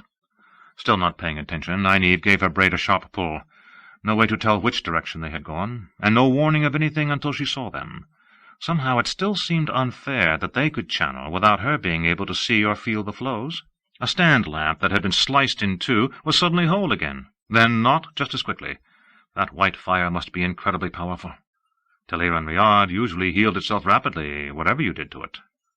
"You brainless fool!" Moghedien sobbed, shaking Nynaeve's skirt with both hands, as if wanting to shake Nynaeve. "It does not matter how brave you are. We are linked, but you contribute nothing the way you are. Not a shred. It is my strength and your madness. They are here in the flesh, not dreaming. They are using things you have never dreamed of. They will destroy us if we stay." "Keep your voice down," Nynaeve snapped. "Do you want to bring one of them down on us?" She looked both ways hurriedly, but the hallway was still empty. Had that been footsteps? Boots? Rand or Ravin? One had to be approached as carefully as the other. A man in a fight for his life could strike out before he saw they were friends. Well, that she was, anyway. "We must go," Moghedien insisted. But she did lower her voice. She got to her feet, sullen defiance twisting her mouth. Fear and anger writhed inside her, first one stronger than the other. "Why should I help you any further? This is madness." "Would you rather feel the nettles again?" Moghedien flinched, yet her dark eyes remained stubborn. "You think I will let them kill me rather than be hurt by you? You are mad. I will not stir from this spot until you are ready to take us away from here." Nynaeve jerked her braid again. If Moghedien refused to walk, she would have to drag her. Not a very quick way to search, with what seemed miles of palace corridors yet to go. She should have been harsher when the woman first tried walking. In Nynaeve's place, Moghedien would have killed without hesitation, or, if she thought the other useful, woven the trick of taking someone's will, making them worship her. Nynaeve had tasted that once in Tanchico, and even had she known how it was done, she did not think she could do it to somebody else. She despised this woman, hated her with all her being, but even if she had not needed her, she could not have killed her just standing there. The trouble was, she was afraid that Moghedien knew that, too, now. Still, a wisdom headed the women's circle, even if the circle did not always agree, and the women's circle dealt out punishments to women who broke the law or offended custom too deeply, and to men, too, for some transgressions. She might not have Moghedien's stomach for killing, for crushing people's minds, but— Moghedien opened her mouth, and Nynaeve filled it with a gag of air. Or rather, she made Moghedien do it. With the Adam linking them, it was like channeling herself, but Moghedien knew it was her own abilities being used like a tool in Nynaeve's hand. Dark eyes glittered indignantly as Moghedien's own flows snared her arms to her sides and pulled her skirts tight around her ankles. For the rest, Nynaeve used the Adam, just as with the nettles, creating the sensations she wanted the other woman to feel. Not the reality, the feel of reality. Moghedien stiffened in her bonds as a leather strap seemed to strike her bottom. That was what it would feel like to her. Outrage and humiliation rolled through the leash, and contempt.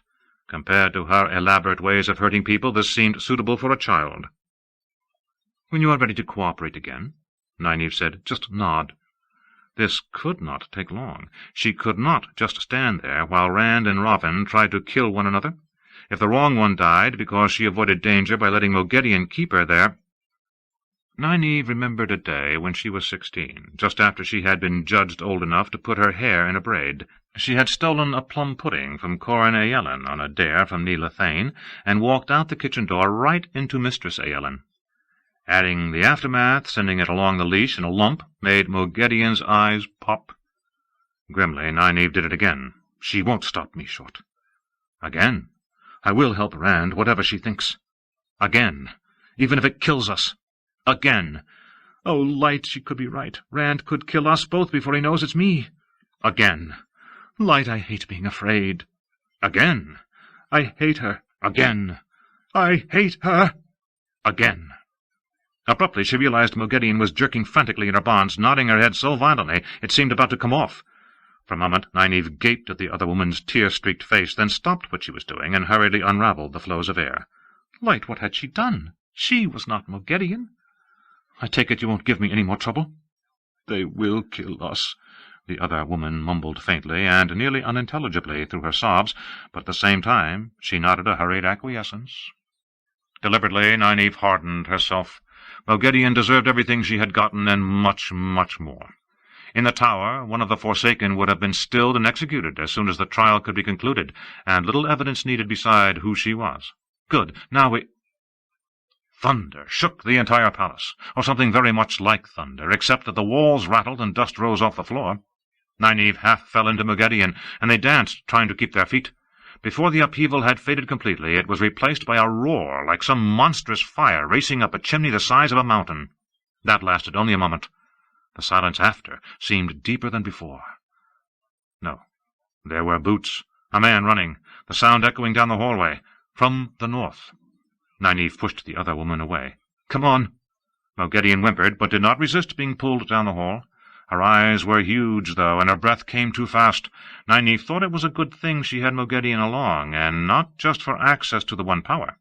After all her years hiding in shadows, the spider was such a coward she almost made Nynaeve feel brave by comparison.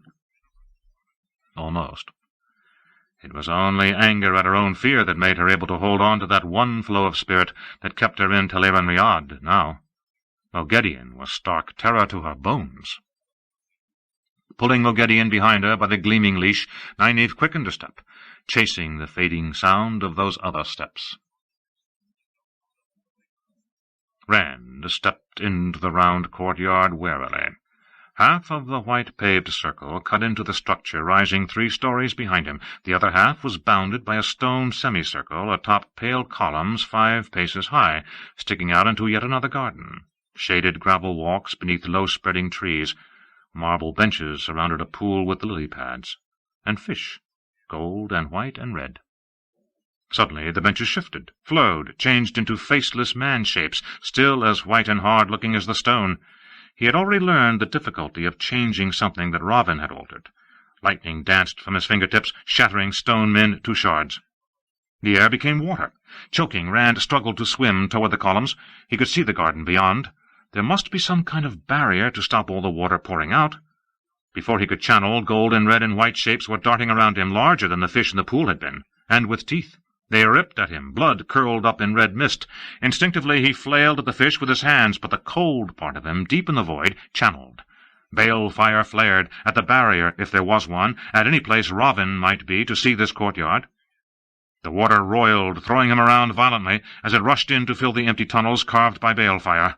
Flickers of gold and white and red darted at him, adding new threads of crimson to the water. Tossed about, he could not see to aim his wild bolts. They flashed in every direction. No breath left. He tried to think of air, or the water being air. Suddenly it was. He dropped hard to the paving stones among small fish flopping about, rolled over, and pushed himself up. It was all air again. Even his clothes were dry. The stone ring flickered between standing untouched and lying in ruins with half the columns down. Some of the trees lay tangled atop their own stumps, then stood whole, then were fallen again. The palace behind him had holes punched in white walls, even one through a high, gilded dome above, and gashes slashed across windows, some with piercework stone screens. The damage all flickered, vanishing and reappearing, not the slow, some-time shifts of before, but constant. Damage, then none, then some, then none, then all again. Wincing, he pressed his hand to his side, to the old half-healed wound. It stung as if his exertions had nearly torn it open. He stung all over, from a dozen or more bleeding bites. That had not changed. The bloody rips in his coat and breeches were still there. Had he managed to change the water back to air? Or had one of his frenzied bolts of balefire driven Ravin off, or even killed him?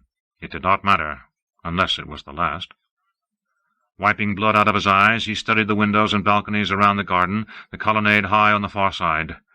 Or rather he started to, but something else caught his eye.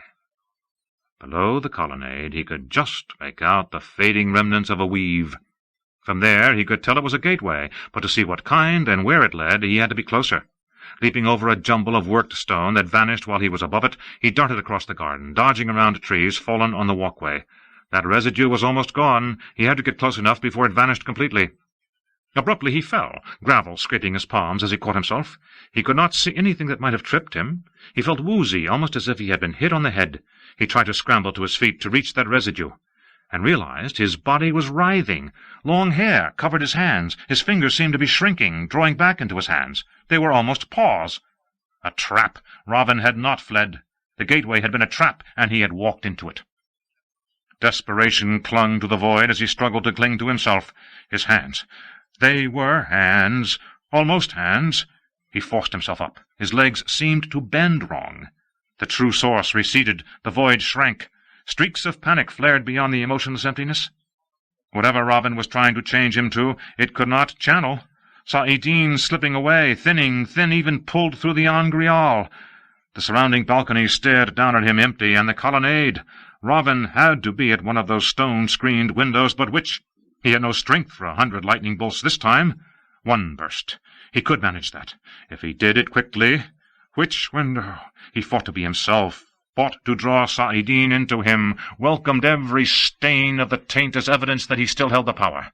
Staggering in a crooked circle, searching vainly, he roared Robin's name. It sounded like a beast's roar. Pulling Mogedion behind her, Nynaeve rounded the corner. Ahead of her, a man vanished around the next turning, the sound of his boots echoing behind. She did not know how long she had been following those boots. Sometimes they had gone silent, and she had had to wait for them to start again to gain a direction. Sometimes, when they stopped, things happened. She had not seen any of it, but once the palace had rung like a struck bell, and another time the hair on her head had tried to stand up as the air seemed to crackle, and another— It did not matter. This was the first time she had caught a glimpse of the man who wore those boots. She did not think it was Rand in that black coat. The height was right, but he was too large, too heavy in the chest. She was running before she knew it. Her stout shoes had long since become velvet slippers for silence. If she could hear him, he could hear her. Mogedion's frenzied panting was louder than their footfalls. Nynaeve reached the turn and stopped, peeking cautiously around the corner. She held Saidar, through Mogedion, but it was hers, ready to channel. There was no need. The hallway was empty. A door stood far down a wall, with windows filled with arabesque-pierced stone, but she did not think he could have reached that. Nearer, another corridor ran off to the right. She hurried to that, looked warily again. Empty. But a staircase spiraled upward, just beyond where the hallways met. For a moment she hesitated. He had been hurrying somewhere. This corridor led back the way they had come. Would he have been running to go back? Up, then. Drawing Mogedion behind her, she climbed the steps slowly, straining to hear anything except the Forsaken's nearly hysterical breath and the blood pounding in her own ears. If she found herself face to face with him, she knew he was there already, somewhere ahead. Surprise had to be on her side. At the first landing she paused. The hallways here mirrored those below. They were just as empty too, just as silent. Had he gone on up? The stair quivered faintly beneath her feet, as if the palace had been struck by a huge battering-ram. Then another. Again, as a bar of white fire punched through the top of one of the stone-screened windows, skewed wildly upward at an angle, then winked out as it started to slice into the ceiling. Nynaeve swallowed, blinking in a vain effort to rid herself of the pale violet fan that hung across her vision in memory of the thing. That had to be Rand, trying to strike at Robin. If she was too close to him, Rand might catch her by accident. If he was flailing like that, it had had the look of flailing to her. He could catch her anywhere without knowing it. The quivers had ceased. Mogedion's eyes shone with terror. By what Nynaeve felt through the Adam, it was a wonder the woman was not writhing on the floor, shrieking and frothing at the mouth. Nynaeve felt a little like shrieking herself. She made herself put her foot on the next step. Up was as good a way as any. The second step was almost as hard. Slowly, though. No need to come on him too suddenly. Surprise had to be on his part. Mogedion followed like a whipped dog, shivering. As Nynaeve climbed, she embraced Saidar as fully as she could, as much as Mogedion could handle, to the point where the sweetness of it became almost a pain. That was the warning. More, and she would approach the point where it was more than she could take in, the point where she would still herself, burn the ability to channel right out of herself, or perhaps out of Moghedien, under the circumstances, or both of them. Any way at all, it would be disaster now. She held that point, though, the life, filling her a needle's light pressure just short of breaking skin. It was as much as she could have embraced had she been channeling on her own. She and Moghedien were much the same strength in the power. Tanchico had proved that. Was it enough? Moghedien insisted the men were stronger. Ravin, at least. Moghedien knew him, and it did not seem likely Rand could have survived this long unless he was just as strong. It was not fair that men should have the muscles and greater strength and the power, too. The Aes Sedai in the tower had always said they had been equal. It just was not— She was babbling. Taking a deep breath, she drew Moghedien behind her, off the staircase. This was as high as it went. This hall was empty. She went to where it met the crossing corridor, peeked. And there he was, a tall, black-clad man, large, with wings of white in his dark hair, peering through the curving slots of one of the stone window-screens at something below. There was sweat and effort on his face, but he seemed to be smiling. A handsome face, as handsome as Galad's, but she felt no quickening of her breath for this one. Whatever he was staring at, Rand, perhaps, had his full attention, but Nynaeve gave him no chance to notice her. It might be Rand down there. She could not tell whether Ravin was channeling or not. She filled the corridor around him with fire from wall to wall, floor to ceiling, pouring into it all of Sa'idar she held, fire so hot the stone itself smoked. The heat made her flinch back. Ravin screamed in the middle of the flame. It was one flame, and staggered away from her, back to where the hallway became a columned walk. A heartbeat less, while she still flinched, and he stood inside the flame but surrounded by clear air. Every scrap of Sa'idar she could channel was going into that inferno, but he held it at bay. She could see him through the fire. It gave everything a red cast, but she could see. Smoke rose from his charred coat. His face was a seared ruin, one eye milky white, but both eyes were malevolent as he turned them on her. No emotion reached her along the Adam's leash, only leaden dullness. Nynaeve's stomach fluttered. Moghedien had given up because death was there for them. Fire thrust through the carved window-screens above Rand, fingers of it filling every hole, dancing toward the colonnade. As it did, the struggle within him ceased abruptly. He was himself so suddenly it was almost a shock. He had been drawing desperately at Sa'idin, trying to hold on to some of it. Now it rushed into him, an avalanche of fire and ice that made his knees buckle, made the void tremble with pain that shaved at it like a lathe. And Ravin stumbled backwards out onto the colonnade, face turned to something inside. Ravin wreathed in fire, yet somehow standing as though untouched. If untouched now, it had not been so before. Only the size of the figure, the impossibility of it being anyone else, told Rand it was him. The Forsaken was a figure of char and cracked red flesh that would have strained any healer to mend. The agony of it must have been overwhelming, except that Ravin would be inside the void within that burned remnant of a man, wrapped in emptiness where the body's pain was distant and Sa'idin close at hand. Sa'idin raged inside Rand, and he loosed it all, not to heal.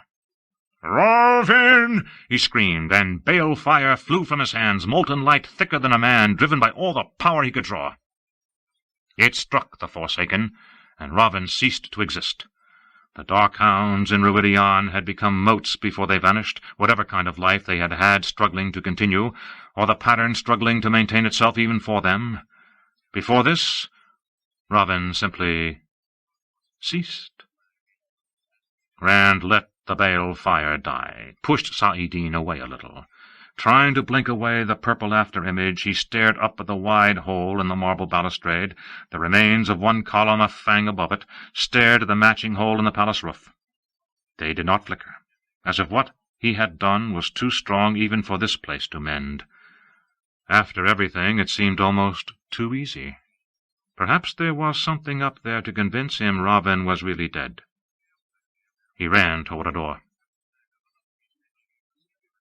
Frantically, Nynaeve threw everything into trying to close the flame tight around Ravin once more. The thought came that she should have used lightning. She was going to die. Those horrible eyes had fixed on Moghedien, not her, but she was going to die too. Liquid fire sliced up into the colonnade, so hot it made the fire she had made seem cool. Shock made her release her weaving, and she flung up a hand to protect her face, yet before it had raised halfway, the liquid fire was gone. So was Robin. She did not believe he had escaped.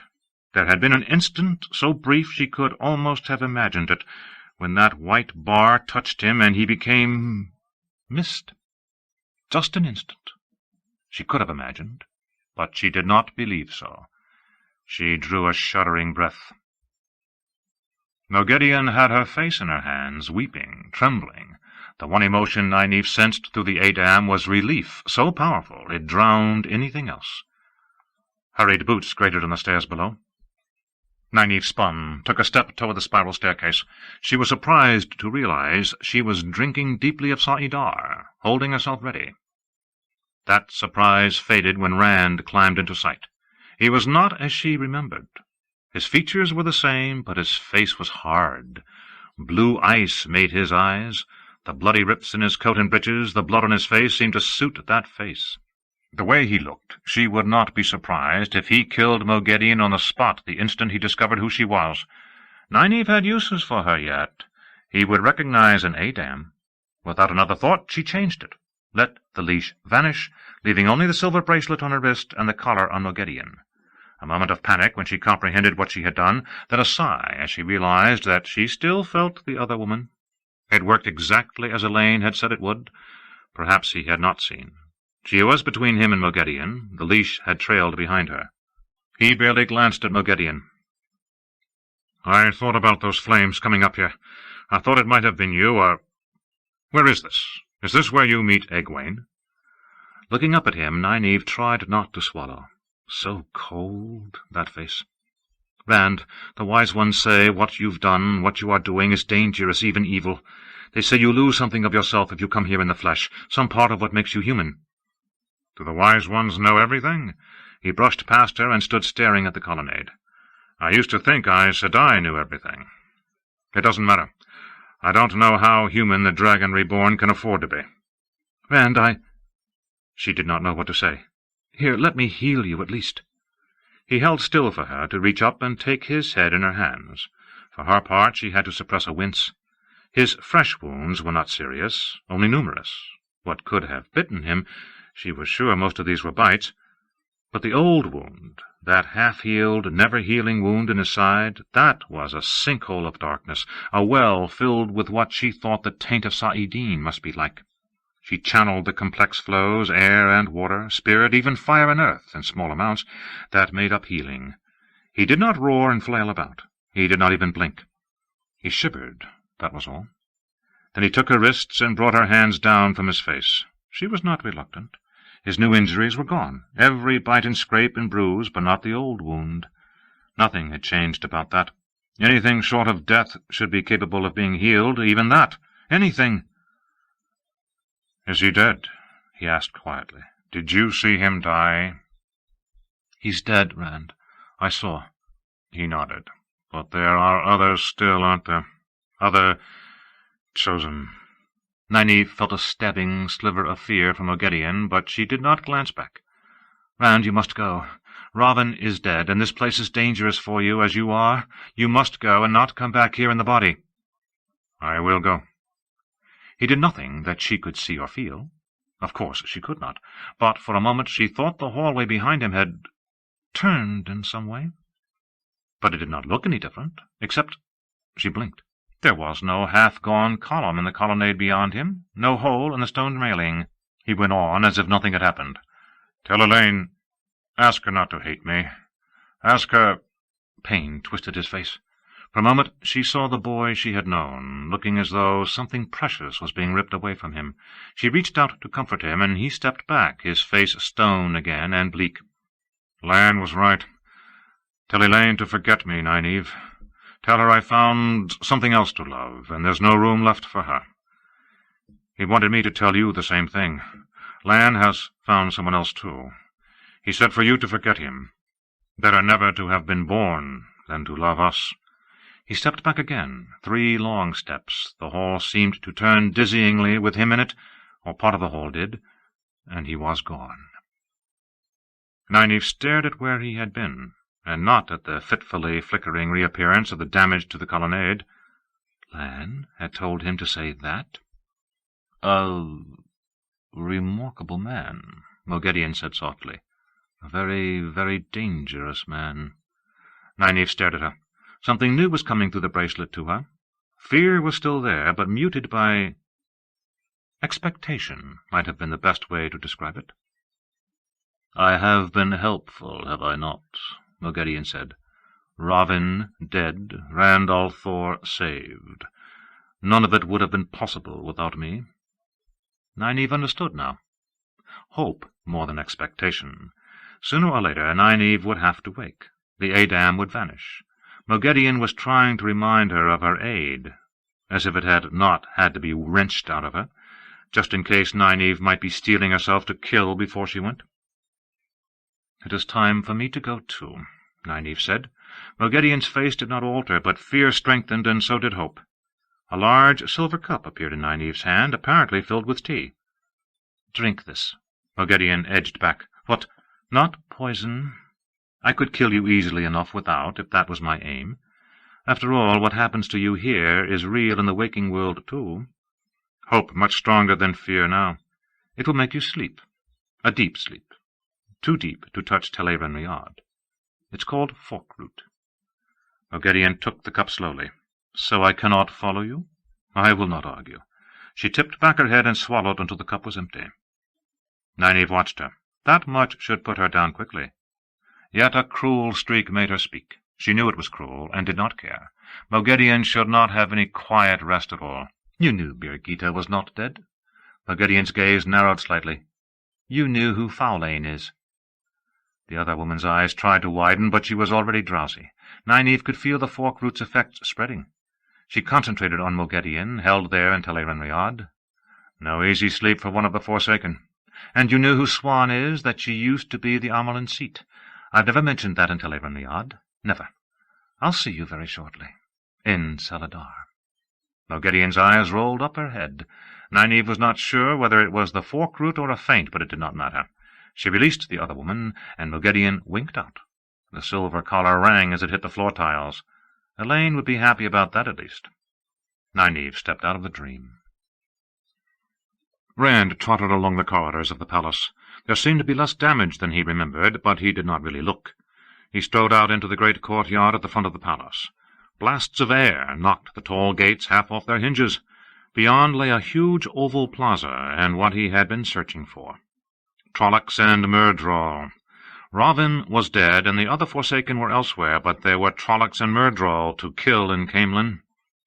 They were fighting, a milling mass of hundreds, perhaps thousands, surrounding something he could not see through their black-mailed numbers, as tall as a Myrddraal on its horse.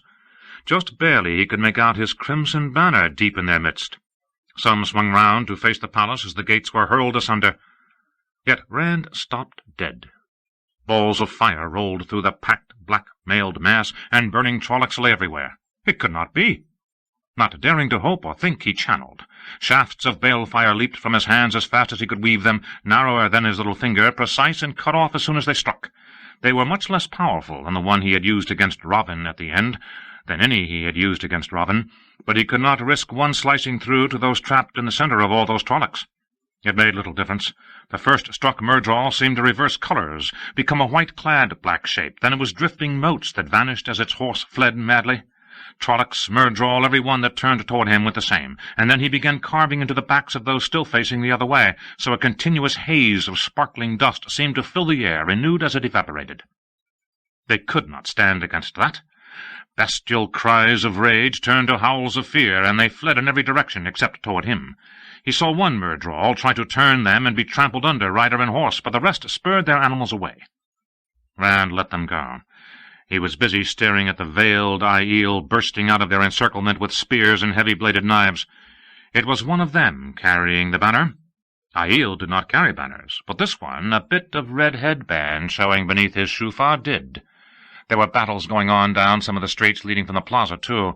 Aiel against Trollocs, townsfolk against Trollocs, even armored men in the uniform of the Queen's Guards against Trollocs. Apparently some who were willing to kill a queen could not stomach Trollocs. Rand only barely noticed, though. He was searching through the Aiel. There, a woman in a white blouse, one hand holding up her bulky skirts as she slashed at a fleeing Trolloc with a short knife. An instant later, flames enveloped the bare-snouted figure. "Avienda! Rand did not know he was running until he shouted, "Avienda!" And there was Mat, coat torn and blood on his sword-blade spear-point, leaning on the black shaft, watching the Trollocs flee, content to let someone else do the fighting now that was possible. And Asmodean, sword held awkwardly and trying to look every way at once in case any Trolloc decided to turn back. Rand could sense Saidin in him, though weakly. He did not think much of Asmodean's fighting had been with that blade. Balefire. Balefire that burned a thread out of the pattern. The stronger that balefire was, the further back that burning went, and whatever that person had done no longer had happened. He did not care if his blast at Ravin had unravelled half the pattern, not if this was the result. He became aware of tears on his cheeks and let Saidin and the void go. He wanted to feel this. "Avienda!" Snatching her up, he whirled her around, with her staring down at him as if he had gone mad. He did not want to put her down, but he did. So he could hug Mat, or try to. Mat fended him off. "What's the matter with you? You'd think you thought we were dead." "Not that we weren't, almost. Being a general has to be safer than this." "You're alive!" Rand laughed. He brushed back Avienda's hair. She had lost her headscarf, and it hung loose around her neck. "I'm happy you're alive, that's all." He took in the plaza again, and his joy faded. Nothing could extinguish it, but the bodies lying in heaps where the Aiel had made their stand lessened it. Too many of them were not big enough to be men. There was Lamel, veil gone, and half her throat as well. She would never make him soup again. Peven, both hands clutching the wrist-thick shaft of the Trolloc spear through his chest, and the first expression on his face Rand had ever seen. Surprise. Balefire had cheated death for his friends, but not for others. Too many maidens. Take what you can have. Rejoice in what you can save, and do not mourn your losses too long. It was not his thought, but he took it. It seemed a good way to avoid going mad before the taint on Saidin drove him to it. "Where did you go?" Avienda demanded, not angrily. If anything, she looked relieved. "One second you were there, the next you were gone." "I had to kill Ravin," he said quietly. She opened her mouth, but he put his fingers over it to silence her, then gently pushed her away. "Take what you can have. Leave it at that. He's dead." Bale came limping up, Shufa still around his head, but veil hanging down his chest. There was blood on his thigh, and on the point of his one remaining spear as well. "The Night Runners and Shadow Twisted are running, Karakarn. Some of the Wetlanders have joined the dance against them, even some of the armored men, though they danced against us at first." Sulin was behind him, unveiled, a nasty red gash across her cheek. "Hunt them down however long it takes," Rand said. He began walking, not sure where, as long as it was away from Avienda. "I don't want them loose on the countryside. Keep an eye on the guards. I'll find out later which of them were Ravin's men and which—" He walked on, talking and not looking back. Take what you can have. Chapter 56. Glowing Embers. The high window had more than enough room for Rand to stand in it, stretching far above his head and clearing his shoulders by 2 feet to either side. Shirt-sleeves rolled up, he stared down at one of the royal palace's gardens. Avienda was trailing her hand in the fountain's red stone basin, still intrigued by so much water with no purpose but to be looked at and keep ornamental fish alive. She had been more than indignant at first when he told her she could not go chasing Trollocs through the streets. In fact, he was not sure she would be down there now, if not for a quiet escort of maidens that Sulin did not think he had noticed. Neither was he supposed to have heard the white-haired maiden remind her that she was far Darais Mai no longer, and not yet a wise one. Coatless, but wearing his hat against the sun, Mat was sitting on the coping of the basin talking to her, no doubt probing for what she knew of whether the Aiel were preventing people from leaving. Even if Mat did decide to accept his fate, it was unlikely he would ever stop complaining about it. Asmodean sat on a bench in the shade of a red myrtle tree, playing his harp. Rand wondered whether the man knew what had happened, or suspected. He should have no memory. For him it never happened. But who could say what one of the Forsaken knew or could reason out? A polite cough turned him away from the garden. The window where he stood was a span and a half above the floor in the west wall of the throne-room, the grand hall where queens of Andor had received embassies and pronounced judgment for nearly 1,000 years. It was the only place he had thought he could be sure of watching Mat and Avienda unseen and undisturbed. Rows of white columns 20 paces high marched down the sides of the hall. The light from the tall windows in the walls mingled with coloured light from great windows set in the arching ceiling, windows where the white lion alternated with portraits of early queens of the realm and scenes of great Andoran victories. Anila and Samara did not appear impressed. Rand let himself down by his fingertips. "Is there news from Vale?" Anila shrugged. "The hunt for Trollocs goes on." By her tone, the diminutive woman would have liked to be part of that. Samara's height made her seem even shorter. "Some of the city people give aid. Most hide. The city gates are held. None of the shadow-twisted would escape, I think, but I fear some of the night-runners may." Myrddraal were hard to kill, and just as hard to corner. Sometimes it was easy to believe the old tales that they rode shadows and could vanish by turning sideways. "We brought you some soup," Samara said, nodding her flaxen head toward a silver tray covered with a striped cloth, sitting on the dais that held the lion throne.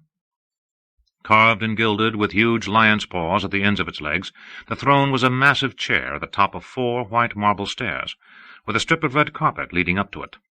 The Lion of Andor, picked out in moonstones on a field of rubies, would have stood above Morghez's head whenever she occupied that seat. "Aviendha says you have not eaten yet today.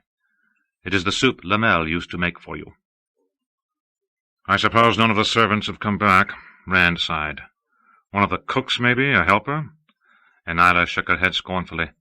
She would serve her time as Guy Shane with a good grace, if it ever came to that, but the idea of anyone spending their entire life serving someone else disgusted her.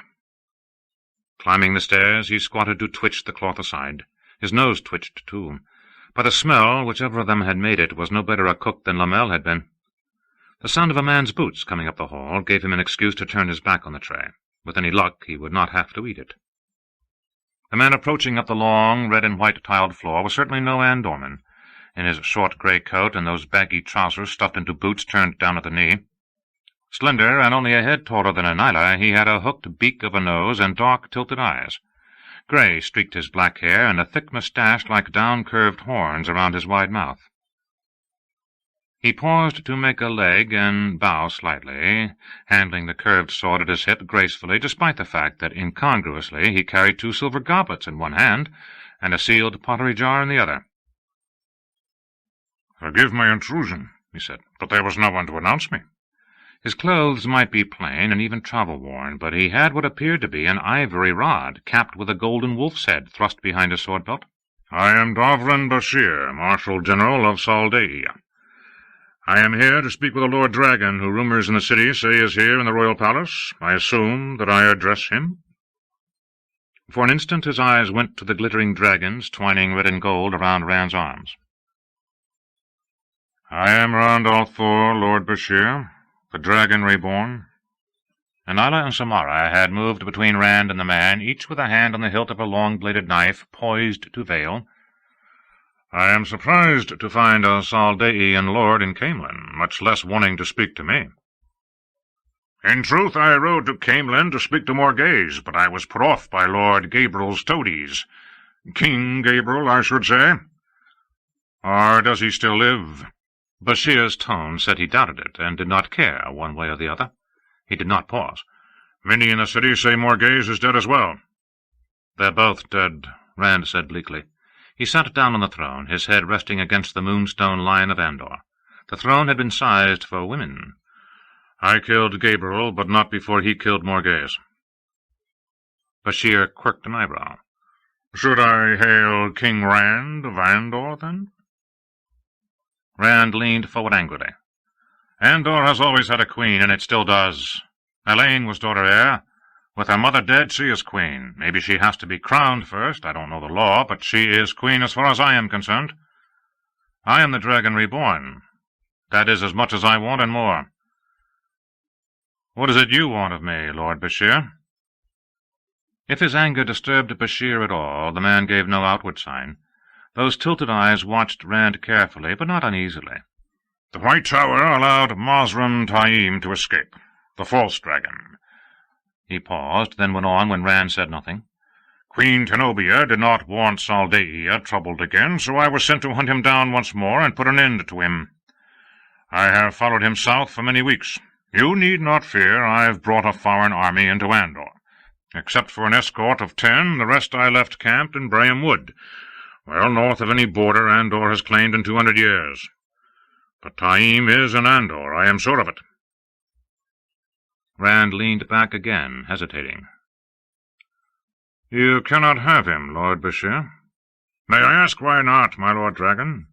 If you wish to use Aiel to hunt him, I have no objection. My men will remain in Braham Wood until I return." This part of his plan he had not meant to reveal so soon. Delay could be costly, but he had intended to have a firm hold on the nations first. Yet it might as well begin now. "I am announcing an amnesty. I can channel, Lord Bashir. Why should another man be hunted down and killed or gentled because he can do what I can? I will announce that any man who can touch the true source, any man who wants to learn, can come to me and have my protection. The last battle is coming, Lord Bashir. There may not be time for any of us to go mad before, and I would not waste one man for the risk anyway. When the Trollocs came out of the Blight and the Trolloc Wars, they marched with dreadlords, men and women who wielded the power for the Shadow. We will face that again at Tarmon Gadon. I don't know how many Aes Sedai will be at my side, but I won't turn away any man who channels if he will march with me. Mazrim Taim is mine, Lord Bashir, not yours." "I see," it was flatly said. "You have taken Camelin. I hear that Tyr is yours, and Cairhien soon will be, if it is not already. Do you mean to conquer the world with your Aiel and your army of men channeling the One Power?" "If I must," Rand said it just as levelly. "I'll welcome any ruler as an ally who welcomes me, but so far all I've seen is maneuvering for power or outright hostility. Lord Bashir, there's anarchy in Taraban and Arid Daman, and not far from it in Cairhien. Amadisia is eyeing Altara. The Seanchan, you may have heard rumors of them in Saldaia. The worst are likely true. The Seanchan on the other side of the world eyeing us all. Men fighting their own petty battles with Tarmon Gadon on the horizon. We need peace. Time before the Trollocs come, before the Dark One breaks free, time to ready ourselves. If the only way I can find time and peace for the world is to impose it, I will. I don't want to, but I will." "I have read the Koreathon cycle," Bashir said. Putting the goblets under his arm for a moment, he broke the wax seal on the jar and filled them with wine. "More importantly, Queen Zenobia has read the prophecies too. I cannot speak for Kandor, or Arafel, or Shinar. I believe they will come to you. Not a child in the borderlands but knows the shadow waits in the Blight to descend on us. But I cannot speak for them." Anila eyed the goblet he handed her suspiciously, but she climbed the stairs to hand it to Rand. "In truth," Bashir continued, "I cannot even speak for Saldaia. Zenobia rules, I am only her general. But I think once I send a fast rider to her with a message, the return will be that Saldaia marches with the Dragon Reborn. In the meanwhile I offer you my services, and those of 9,000 Saldaian horse." Rand swirled the goblet, staring down into the dark red wine. Samael and Ilion, and other Forsaken the light alone knew where. Seanchan waiting across the Arith Ocean, and men here ready to leap for their own advantage and profit whatever it cost the world. "Peace is far off yet," he said softly. "It will be blood and death for some time to come." "It always is," Bashir replied quietly, and Rand did not know which statement he was speaking to. Perhaps both. Tucking his harp under his arm, Asmodean drifted away from Mat and Avienda. He enjoyed playing, but not for a pair who did not listen, much less appreciate. He was not sure what had happened that morning, and not sure he wanted to be sure. Too many Aiel had expressed surprise at seeing him, had claimed they had seen him dead. He did not want details. There was a long gash down the wall in front of him. He knew what made that sharp edge, that surface as slick as ice, smoother than any hand could have polished in 100 years. Idly, but with a shiver too, he wondered whether being reborn in this fashion made him a new man. He did not think so. Immortality was gone. That was a gift of the great Lord. He used that name in his head, whatever al'Thor demanded on his tongue. That was proof enough that he was himself. Immortality gone. He knew it must be imagination, yet sometimes he thought he could feel time dragging at him, pulling him toward a grave he had never thought to meet, and drawing the little of Saidin he could was like drinking sewage. He was hardly sorry Lanfear was dead. Ravin either, but Lanfear especially for what she had done to him. He would laugh when each of the others died too, and most for the last. It was not that he had been reborn as a new man at all, but he would cling to that tuft of grass on the cliff's brink as long as he could. The roots would give way eventually, the long fall would come, but until then he was still alive. He pulled open a small door, intending to find his way to the pantry. There should be some decent wine. One step, and he stopped, the blood draining from his face. "You! No!" The words still hung in the air when death took him. Morghese blotted sweat from her face, then tucked the handkerchief back up her sleeve and readjusted her somewhat ragged straw hat. At least she had managed to acquire a decent riding dress, though even fine grey wool was still uncomfortable in this heat. Actually, Talonvor had acquired it. Letting her horse walk, she eyed the tall young man riding up ahead through the trees.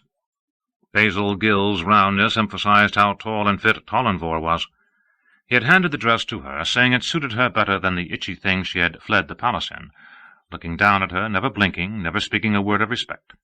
Of course, she herself had decided it was not safe for anyone to know who she was, especially after discovering Gareth Bryn gone from Core Springs. Why did the man have to be off chasing barn-burners when she needed him? No matter, she would do as well without him.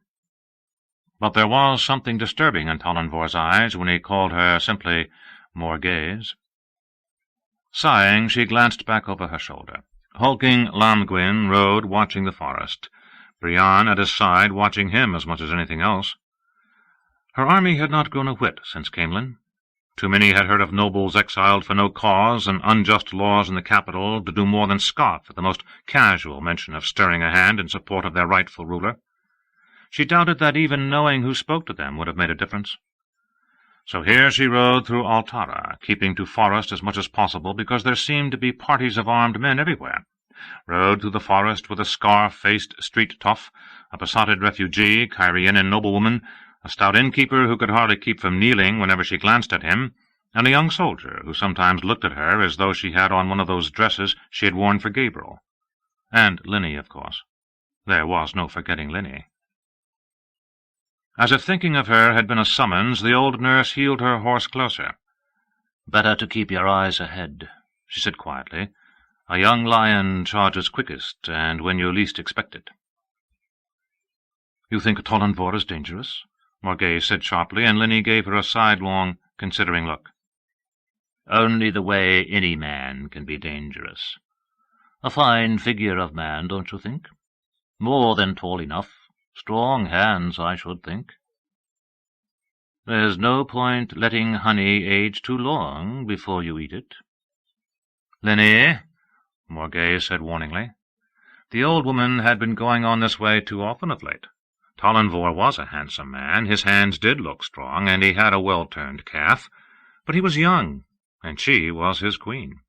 The last thing she needed was to start looking at him as a man instead of her subject and soldier. She was about to tell Linny that, and that the woman had lost her wits if she thought she was going to take up with any man 10 years her junior. He had to be that, but Talonvor and Gil were turning back. "You hold your tongue, Linny. If you put foolish ideas into that young man's head, I will leave you somewhere." Linny's snort would have earned the highest noble in Andor time in a cell to meditate. If she still had her throne, it would. "Are you sure you want to do this, girl?" "It's too late to change your mind after you've jumped off the cliff." "I will find my allies where I can find them," Morghese told her stiffly. Talonvor reined up, sitting tall in his saddle. Sweat rolled down his face, but he seemed to ignore the heat. Master Gil tugged at the neck of his disc-covered jerkin as though he wished he could have it off. "The wood gives way to farms just ahead," Talonvor said, "but it isn't likely anyone will recognize you here." Morghese met his gaze levelly. Day by day it was becoming increasingly hard to look away when he was looking at her. "Another 10 miles should take us to Cormeid." If that fellow in Sahar was not lying, there will be a ferry, and we can be on the Amadisia side before dark. Are you certain you want to do this, Morghese?" The way he said her name. No, she was letting Linnea's ridiculous fancies take hold of her. It was the accursed heat. "I have made up my mind, young Talonvor," she said coolly, "and I do not expect you to question me when I have done so." She heeled her mount hard, letting the horses leap forward, break their gazes apart, letting it shove past him. He could catch up to her. She would find her allies where she found them. She would have her throne back, and woe to Gabriel or any man who thought he could sit on it in her place. And the glory of the light did shine upon him, and the peace of the light did he give men, binding nations to him, making one of many. Yet the shards of hearts did give wounds, and what was once did come again, in fire and in storm, splitting all in twain. For his peace was the peace of the sword. And the glory of the light did shine upon him. From Glory of the Dragon, composed by Mian Solahel, the Fourth Age. The end of the 5th book of The Wheel of Time. Glossary. A note on dates in this glossary. The Toman calendar, devised by Tomar der Amid, was adopted approximately 2 centuries after the death of the last male Aes Sedai, recording years after the breaking of the world, A.B. So many records were destroyed in the Trolloc Wars that at their end there was argument about the exact year under the old system. A new calendar, proposed by Tiam of Gezer, celebrated freedom from the Trolloc threat and recorded each year as a free year, Fy. The Gezeran calendar gained wide acceptance within 20 years after the war's end. Artur Hawkwing attempted to establish a new calendar based on the founding of his empire, FF, from the founding, but only historians now refer to it. After the death and destruction of the War of the 100 Years, a third calendar was devised by Urin din Jubai Soringal, a scholar of the Sea Folk, and promulgated by the Panarch Farid of Taraban. The Farid calendar, dating from the arbitrarily decided end of the War of the 100 Years, and recording years of the new era, NE, is currently in use. Accepted. Young women in training to be Aes Sedai who have reached a certain level of power and passed certain tests. It normally takes 5 to 10 years to be raised from novice to accepted. Somewhat less confined by rules than novices, they are allowed to choose their own areas of study, within limits. Accepted wear a great serpent ring on the 3rd finger of the left hand. When an accepted is raised Aes Sedai, which usually takes another 5 to 10 years, she chooses her Aja, gains the right to wear the shawl, and may wear the ring on any finger, or not at all, if circumstances warrant. See also Aes Sedai. Adam, a Shanshan device for controlling a woman who can channel, consisting of a collar and bracelet linked by a leash, all of silvery metal. It has no effect on a woman who cannot channel. See also Damani, Shanshan, Soldam. Aes Sedai, wielders of the One Power. Since the time of madness, all are women, widely distrusted and feared, even hated, blamed by many for the breaking of the world, and thought to meddle in the affairs of nations. At the same time, few rulers are without an Aes Sedai advisor, even where such a connection must be secret. After some years of channeling the One Power, Aes Sedai take on an ageless quality, so that one old enough to be a grandmother may show no signs of age, except perhaps a few gray hairs. See also Aja, Amerlin Seat, Time of Madness. Age of Legends. Age ended by the War of the Shadow and the breaking of the world. A time when Aes Sedai performed wonders now only dreamed of. See also Breaking of the World, War of the Shadow, Wheel of Time. Aiel, the people of the Aiel Waste. Fierce and hardy, they veil their faces before they kill. Deadly warriors, with weapons or bare hands, they will not touch a sword, nor ride a horse unless pressed. Their pipers play them into battle with the music of dances. Aiel call battle the dance, and the dance of spears. They are divided into 12 clans. The Chireen, the Kodara, the Darin, the Goshian, the Mayagoma, the Nakai, the Rain, the Sha'arid, the Sha'ido, the Shayanda, the Ta'ardid, and the Tomanel. Sometimes they speak of a 13th clan, the clan that is not, the Gen, who were the builders of Ruidion. See also Aiel warrior societies, Aiel waste, Ruidion. Aiel kinship terms. Aiel relationships of blood are expressed in complex ways which outsiders consider unwieldy, but which Aiel consider precise. A few examples must suffice to demonstrate, as an entire volume would be needed for a full explanation. First brother and first sister have the same mother. Second brother and second sister refer to the children of one's mother's first sister or first brother, and sister mothers and sister fathers are first sisters and first brothers of one's mother. Great father or great mother refers to the father or mother of one's own mother, while the parents of one's father are second great father or second great mother. One is closer blood kin to one's mother than father. Beyond this, the complications grow and are thickened by such factors as the ability of close friends to adopt each other as first brother or first sister. When it is also considered that Aiel women who are close friends sometimes marry the same man, thus becoming sister wives and married to each other as well as to him, the convolutions become even more apparent. Aiel War, 976–78 NE. When King Laman of Cairien cut down Avendor-Aldera, 4 clans of the Aiel crossed the spine of the world.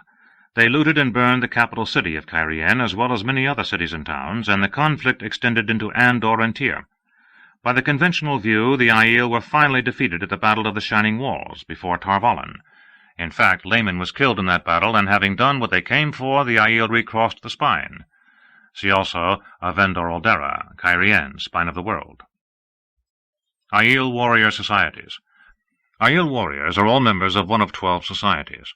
These are Black Eyes, Sayadun, Brothers of the Eagle, Far Aldazar Din, Dawn Runners, Ryan Sarai, Knife Hands, Sovinai, Maidens of the Spear, Far Dares Mai, Mountain Dancers, Hama Endori, Night Spears, Kordarai, Red Shields, Aethendor, Stone Dogs, Shayan Imtaal, Thunderwalkers, Shamad Kandi, True Bloods, Tain Sharai, and Water Seekers, Dware Madi'in. Each has its own customs and sometimes specific duties. For example, Red Shields act as police, and Stone Dogs are often used as rear guards during retreats, while Maidens are often scouts. Aiel clans frequently raid and battle one another, but members of the same society will not fight each other even if their clans do so. Thus there are always lines of contact between the clans, even during open warfare. See also Aiel, Aiel Waste, Far Dares Mai. Aiel Waste, harsh, rugged, and all but waterless land east of the spine of the world, called the Threefold Land by the Aiel. Few outsiders enter. The Aiel consider themselves at war with all other peoples and do not welcome strangers. Only peddlers, gleemen, and the Tuatha'an are allowed safe entry, although Aiel avoid all contact with the Tuatha'an, whom they call the Lost Ones. No maps of the waste itself are known to exist. Aja. Societies among the Aes Sedai, 7 in number and designated by colors: blue, red, white, green, brown, yellow, and gray. All Aes Sedai except the Amarlin seat belong to one. Each follows a specific philosophy of the use of the One Power and the purposes of the Aes Sedai. The red Aja bends its energies to finding men who can channel and to gentling them. The brown forsakes the mundane world and dedicates itself to seeking knowledge, while the white, largely eschewing both the world and the value of worldly knowledge, devotes itself to questions of philosophy and truth. The green Aja, called the Battle Aja during the Trolloc Wars, holds itself ready for Tarmon Gaedon. The yellow concentrates on the study of healing, and blue sisters involve themselves with causes and justice. The gray are mediators, seeking harmony and consensus. Rumors of a black Aja dedicated to serving the Dark One are officially denied. Alviarin Thryden, an Aes Sedai of the White Aja, now raised to Keeper of the Chronicles, second only to the Amarlin seat among Aes Sedai, a woman of cold logic and colder ambition. Amadisia, a nation lying south of the Mountains of Mist, between Tarabin and Altara. Its capital, Amador, is the home of the Children of the Light, whose Lord Captain Commander has, in fact, if not in name, more power than the king. Anyone with the ability to channel is outlawed in Amadisia. By law they are to be imprisoned or exiled, but in actuality are often killed while resisting arrest. The banner of Amadisia is a 6-pointed silver star overlaid on a red thistle on a field of blue. See also Channel, Children of the Light. Amarlin Seat, 1. Leader of the Aes Sedai, elected for life by the Hall of the Tower, which consists of 3 representatives, called sitters, as in a sitter for the green, from each Aja. The Armelin seat has, theoretically, supreme authority among the Aes Sedai, and ranks as the equal of a king or queen. A slightly less formal usage is the Armelin. 2. The throne, on which the leader of the Aes Sedai sits. Amis, Wise One of Cold Rock's Hold, and a Dreamwalker, an Aiel of the 9 Valleys sept of the Ta'arded Aiel. Wife of Rourke, sister-wife to Lian, who is roof-mistress of Cold Rock's Hold. Amis is sister-mother to Avienda. Andor, a wealthy land which stretches from the Mountains of Mist to the river Erenine, at least on a map, though the Queen's control has not reached further west than the river Menetherendrel in several generations. See also Daughter Heir. Angreal, remnants of the Age of Legends that allow anyone capable of channeling to handle a greater amount of the power than is safe or even possible unaided. Some were made for use by women, others by men. Rumors of Angreal, usable by both men and women, have never been confirmed. Their making is no longer known, and few remain in existence. See also Channel, Sa Angreal, Tir Angreal. Arid Doman, nation on the Arith Ocean, presently racked by civil war, and simultaneously by wars against those who have declared for the Dragon Reborn and against Taraban. Most Domani merchants are women, and according to the saying, to let a man trade with a Domani is to do something extremely foolish. Domani women are famous, or infamous, for their beauty, seductiveness, and scandalous clothes. Artur Hawkwing, legendary king, Artur Peandrag Tonrial, ruled FY 943–94. United all lands west of the spine of the world, as well as some beyond the Aiel Waste. Sent armies across the Arith Ocean, FY 992, but contact with these was lost at his death, which set off the War of the 100 Years. His sign was a golden hawk in flight. See also War of the 100 Years. Arvendasora, in the old tongue, the Tree of Life, mentioned in many stories and legends which give various locations. Its true location is known to only a few. Arvendoraldera, tree grown in the city of Cairien from a sapling of Arvendasora, a gift from the Aiel in 566 NE, although no written record shows any connection between the Aiel and Arvendasora. See Aiel War. Avienda, a woman of the bitter water sept of the Ta'arded Aiel in training to be a wise one. She fears nothing except her fate. Baer, a wise one of the Ha'ido sept of the Sha'arid Aiel, a dreamwalker. Verelaine Sir Peandrag, first of Mayen, blessed of the light, defender of the waves, high seat of House Pearon, a beautiful and wilful young woman, and a skilful ruler. See also Mayen.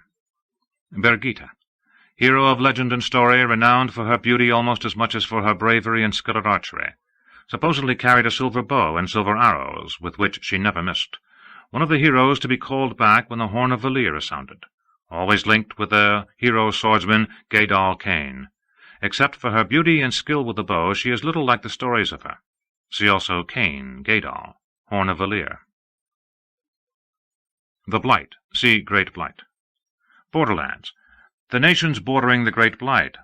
Saldaea, Arafel, Kandor, and Shinar.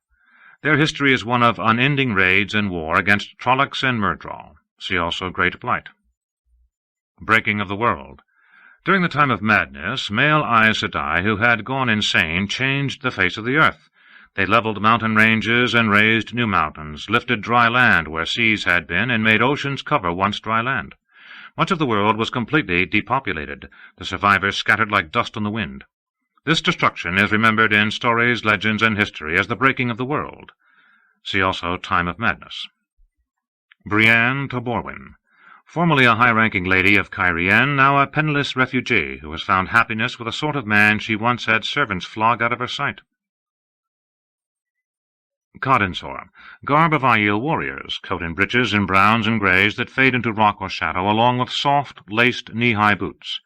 In the old tongue, working clothes. Caemlyn, the capital city of Andor. See Andor. Cairien, both a nation along the spine of the world and the capital city of that nation. The city was burned and looted during the Aiel War, as were many other towns and villages. The abandonment of farmland near the spine of the world after the war made necessary the importation of grain. The assassination of King Galdrion, 998 NE, resulted in war for succession to the Sun Throne, disrupting grain shipments and bringing famine. The banner of Cairien is a mini-rayed golden sun rising on a field of sky blue. See also Aiel War. Colandor, the sword that is not a sword, the sword that cannot be touched. Crystal sword once held in the Stone of Tyr, a powerful male Sa'angreal. Its removal from the chamber called the Heart of the Stone was, along with the fall of the stone, a major sign of the dragon's rebirth and the approach of Tarmon Gaedon. Replaced in the heart, driven into the stone by Randall Thor. See also Dragon Reborn, Sa'angreal, Stone of Tyr. Channel, verb. To control the flow of the One Power. See also One Power. Children of the Light. Society of strict ascetic beliefs, owing allegiance to no nation and dedicated to the defeat of the Dark One and the destruction of all Dark Friends.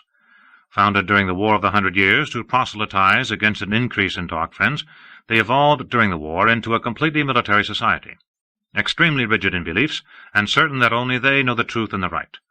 Consider Aes Sedai and any who support them to be Dark Friends, known disparagingly as White Cloaks. Their sign is a golden sunburst on a field of white. Colivir, of House Saigon. A high-ranking lady of Cairien, manipulative and scheming, which is to describe Cairien nobility in general, who has had so much power that she sometimes forgets her own vulnerability to a greater. Couladin, an ambitious man of the Damai sept of the Shaido Aiel. His warrior society is Seiadun, the Black Eyes. Quaindayar, an indestructible substance created during the Age of Legends. Any force used in an attempt to break it is absorbed, making Quaindayar stronger. Also called Heartstone. Damani, in the old tongue literally leashed one. Shan term for women who can channel and are, as they see it, properly controlled by use of Adam. Women who can channel but are not yet Damani are called Marath Damani, literally those who must be leashed. See also Adam, Shanchan, Soldam. Dark Friends, adherents of the Dark One. They believe they will gain great power and rewards, even immortality, when he is freed. Dark One, most common name used in every land for Shayatan, the source of evil, antithesis of the Creator, imprisoned by the Creator in Sheol Gul at the moment of creation. An attempt to free him brought about the War of the Shadow, the tainting of Sa'idin, the breaking of the world, and the end of the Age of Legends. Naming the Dark One. Saying the true name of the Dark One, Shayatan, draws his attention, bringing ill fortune at best, disaster at worst. For that reason many euphemisms are used, among them the Dark One, Father of Lies, Sight Blinder, Lord of the Grave, Shepherd of the Night, Heart's Bane, Soul's Bane, Heart Fang, Old Grim, Grass Burner, and Leaf Blighter. Dark Friends call him the Great Lord of the Dark. Someone who seems to be inviting ill fortune is often said to be naming the Dark One. Daughter Heir, title of the heir to the Lion Throne of Andor. Without a surviving daughter, the throne goes to the nearest female blood relation of the queen. Dissension over exactly who was nearest by blood has several times led to power struggles, the latest being the Succession, so called in Andor, and the Third War of Andoran Succession elsewhere, which brought Morghese of House Strakand to the throne. Dobrain of House Taborwin, a high-ranking lord of Cairien who believes in keeping the letter of his oaths. False Dragon, name given to various men who have claimed to be the Dragon Reborn. Some began wars that involved many nations. Over the centuries most were unable to channel, but a few could. All, however, either disappeared or were captured or killed without fulfilling any of the prophecies of the dragon. Among those who could channel, the most powerful were Raylan Darksbane, active 335-36 A.B., Urian Stonebow, circa 1300 to 1308 A.B., Davion, F.Y. 351, Gwer Amalasan, F.Y. 939-43, Loghain, 997 N.E., and Mosrim Taim, 998 N.E. See also Dragon Reborn. Prophecies of the Dragon. Little known except among the well-educated and seldom spoken of, the prophecies given in the Kariathon cycle foretell that the Dark One will be freed again, and that Luz Therin Telamon, the dragon, will be reborn to fight Tarmon Gadon, the last battle against the Shadow. He will, say the prophecies, save the world, and break it again. See also the dragon. The dragon, name by which Luz Therin Telamon was known during the War of the Shadow, some 3,000 or more years ago. In the madness that overtook all male Aes Sedai, Luz Therin killed everyone who carried any of his blood, as well as everyone he loved, thus earning the name Kinslayer. See also Prophecies of the Dragon, Dragon Reborn. Dragon Reborn. According to the prophecies of the dragon, the man who is the rebirth of Luz Therin Kinslayer. See also False Dragon, Dragon, Prophecies of the Dragon, the Dragon. Dragon Wall. See Spine of the World. Dreadlords. Men and women able to channel, who went over to the Shadow during the Trolloc Wars, acting as generals over armies of Trollocs, Myrddraal, and Darkfriends, occasionally confused with the Forsaken by the less well-educated. Dreamer. See Talents. Dreamwalker. A ill name for a woman able to enter Teleran Riyadh. See also Teleran Riyadh. Egwene Alvir. A young woman from Eamon's Field in the Two Rivers district of Andor. Now one of the accepted, she is in training with Aiel Dreamwalkers, and is possibly a dreamer. See also Dreamwalker, Talents. Elida do Avreni Aroyhan. An Aes Sedai, formerly of the Red Aja, now raised to the Amerlin seat. Once advisor to Queen Morghese of Andor. She sometimes has the foretelling. Elaine of House Trakand. Queen Morghese's daughter, the daughter heir to the throne of Andor, now one of the accepted. Her sign is a golden lily. See also daughter heir. Enila, a maiden of the spear, of the Jara sept of the Charin Aiel. Touchy concerning her height, she has a remarkable attitude toward Randall Thor, considering that she is no more than a year older than he. Fa'il, in the old tongue, means falcon, name assumed by Zareen Bashir, a young woman from Saldaia. Faulain Oranda, an accepted who does not like wilders. Fardarais Mai, in the old tongue, literally, of the Spear Maidens.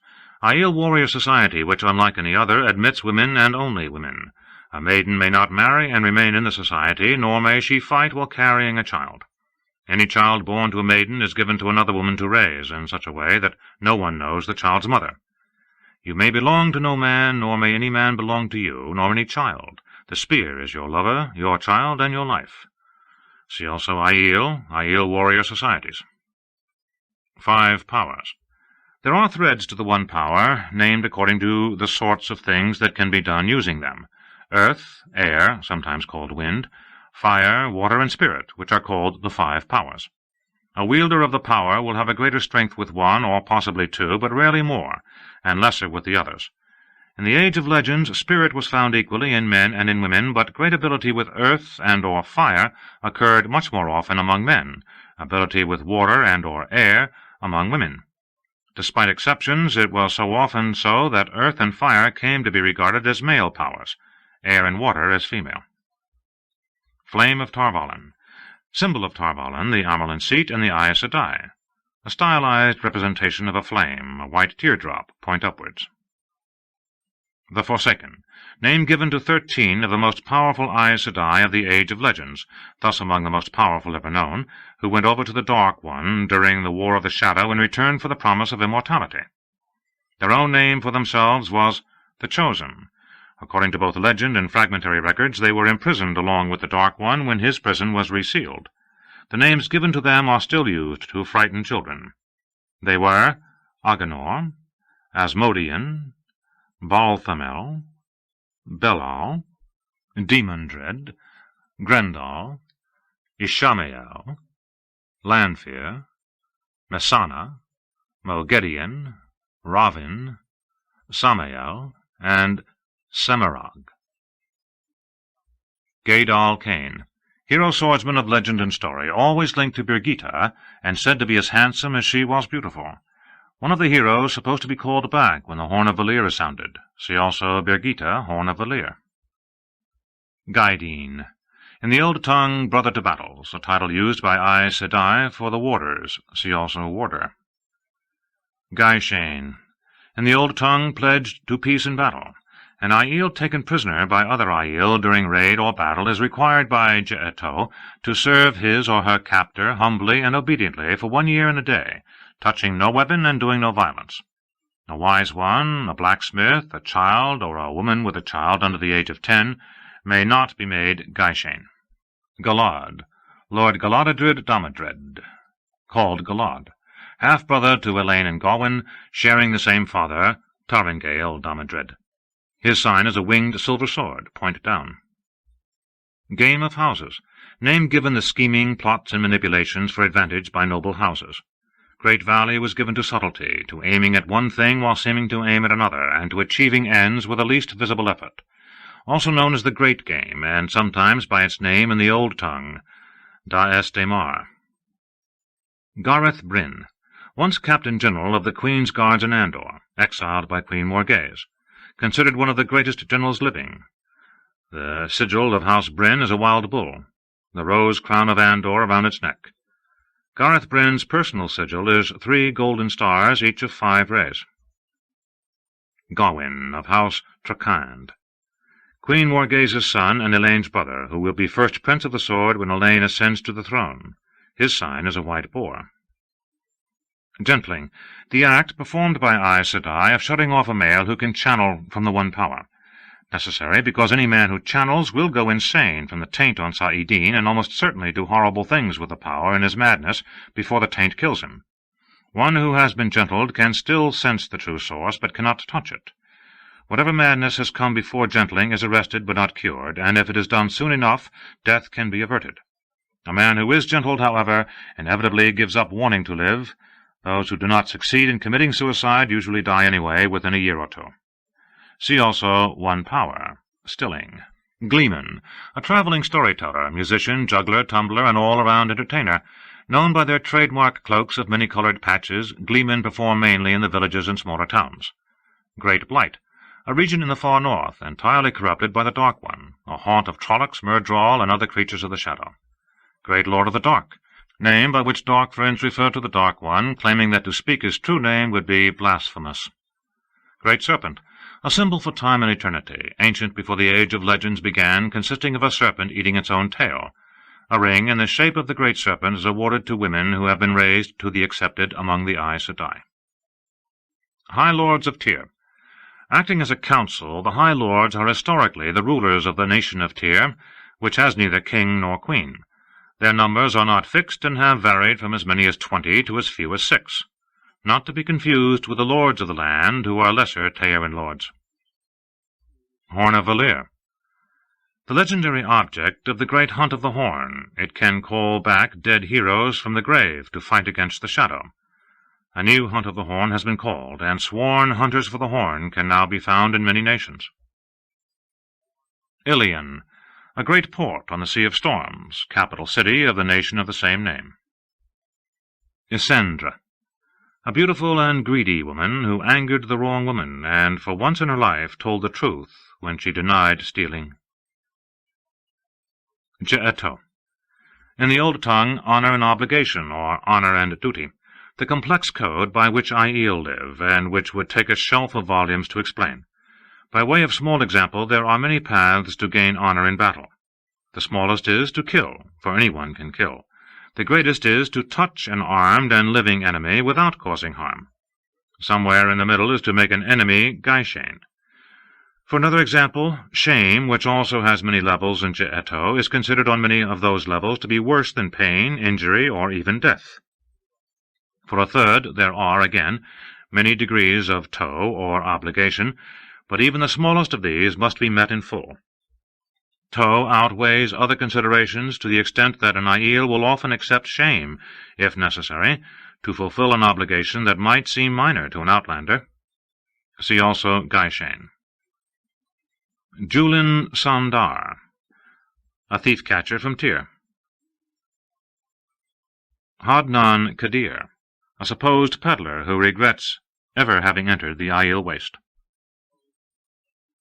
Lamgwyn Dorn, a street tough and brawler who is loyal to his queen. Alan Mandragoran Lan, a warder bonded to Moiraine, uncrowned king of Malkir, Daishan, battle-lord, and the last surviving Malkiri lord. See also warder, Moiraine, Malkir. Lanfear, in the old tongue, daughter of the night, one of the Forsaken. Unlike the others, she chose this name herself, said to have loved Luz Therin Telamon, and to have hated his wife Ilyena. See also Forsaken, the dragon. Lyanna Sharif, once an Aes Sedai of the Blue Aja and keeper of the Chronicles, now deposed and stilled, seeking to rediscover who she is. See also Aja. Units of length.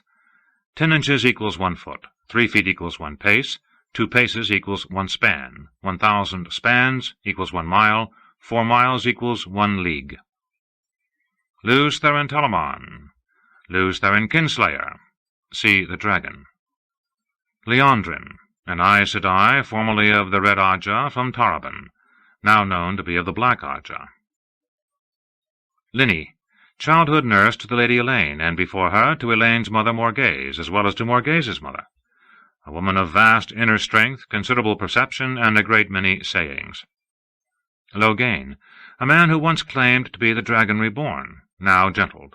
See also false dragon.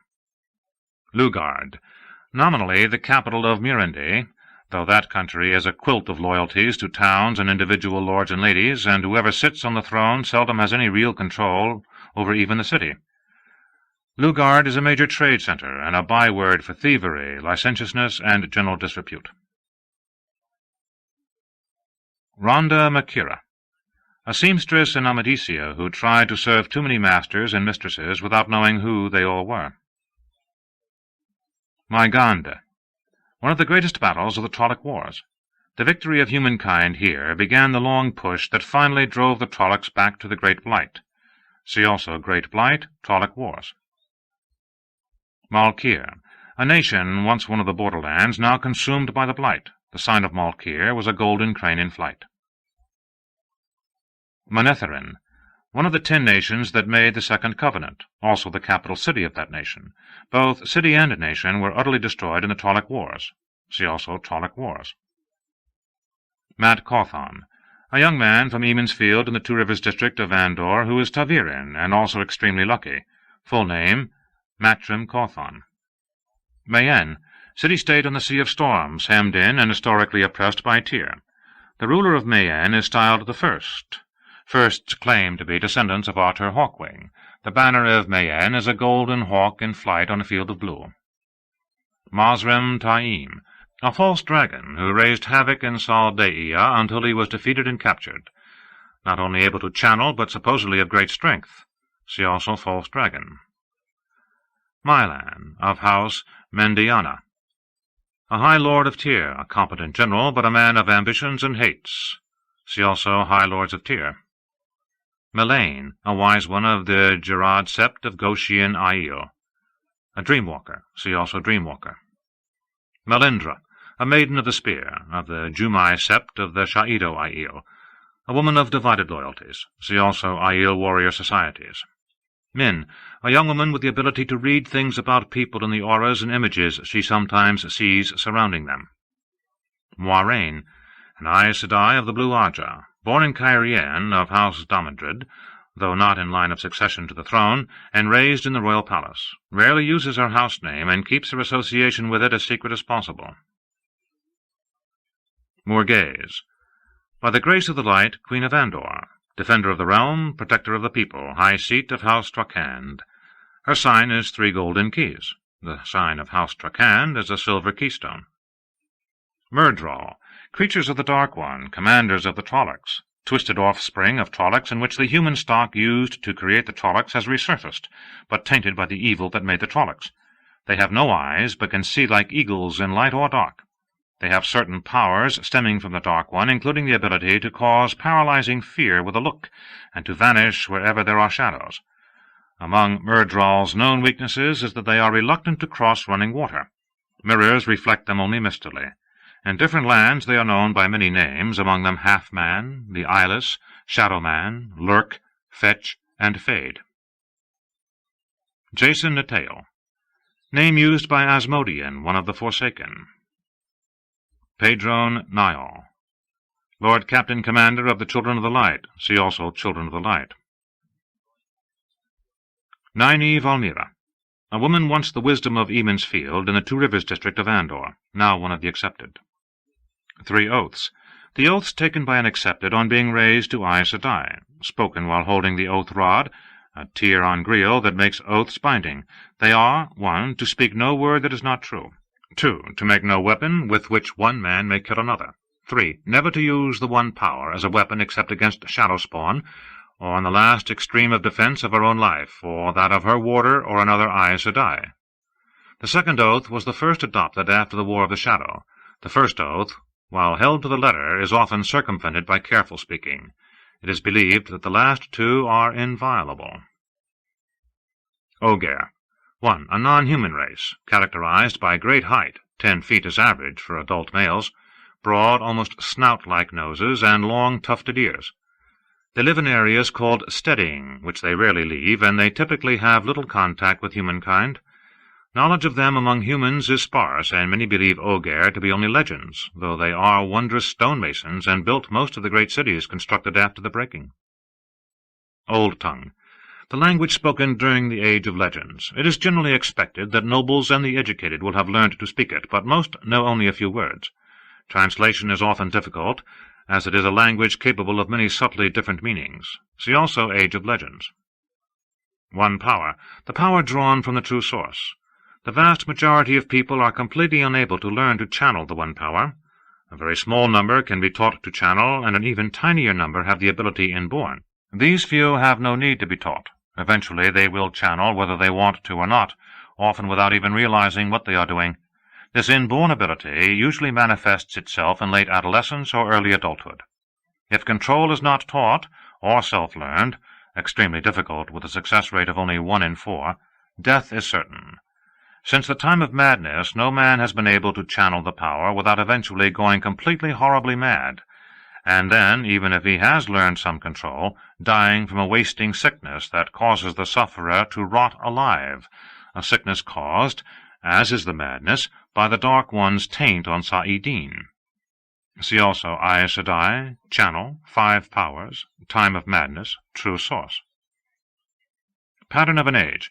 The wheel of time weaves the threads of human lives into the pattern of an age, often called simply the pattern, which forms the substance of reality for that age.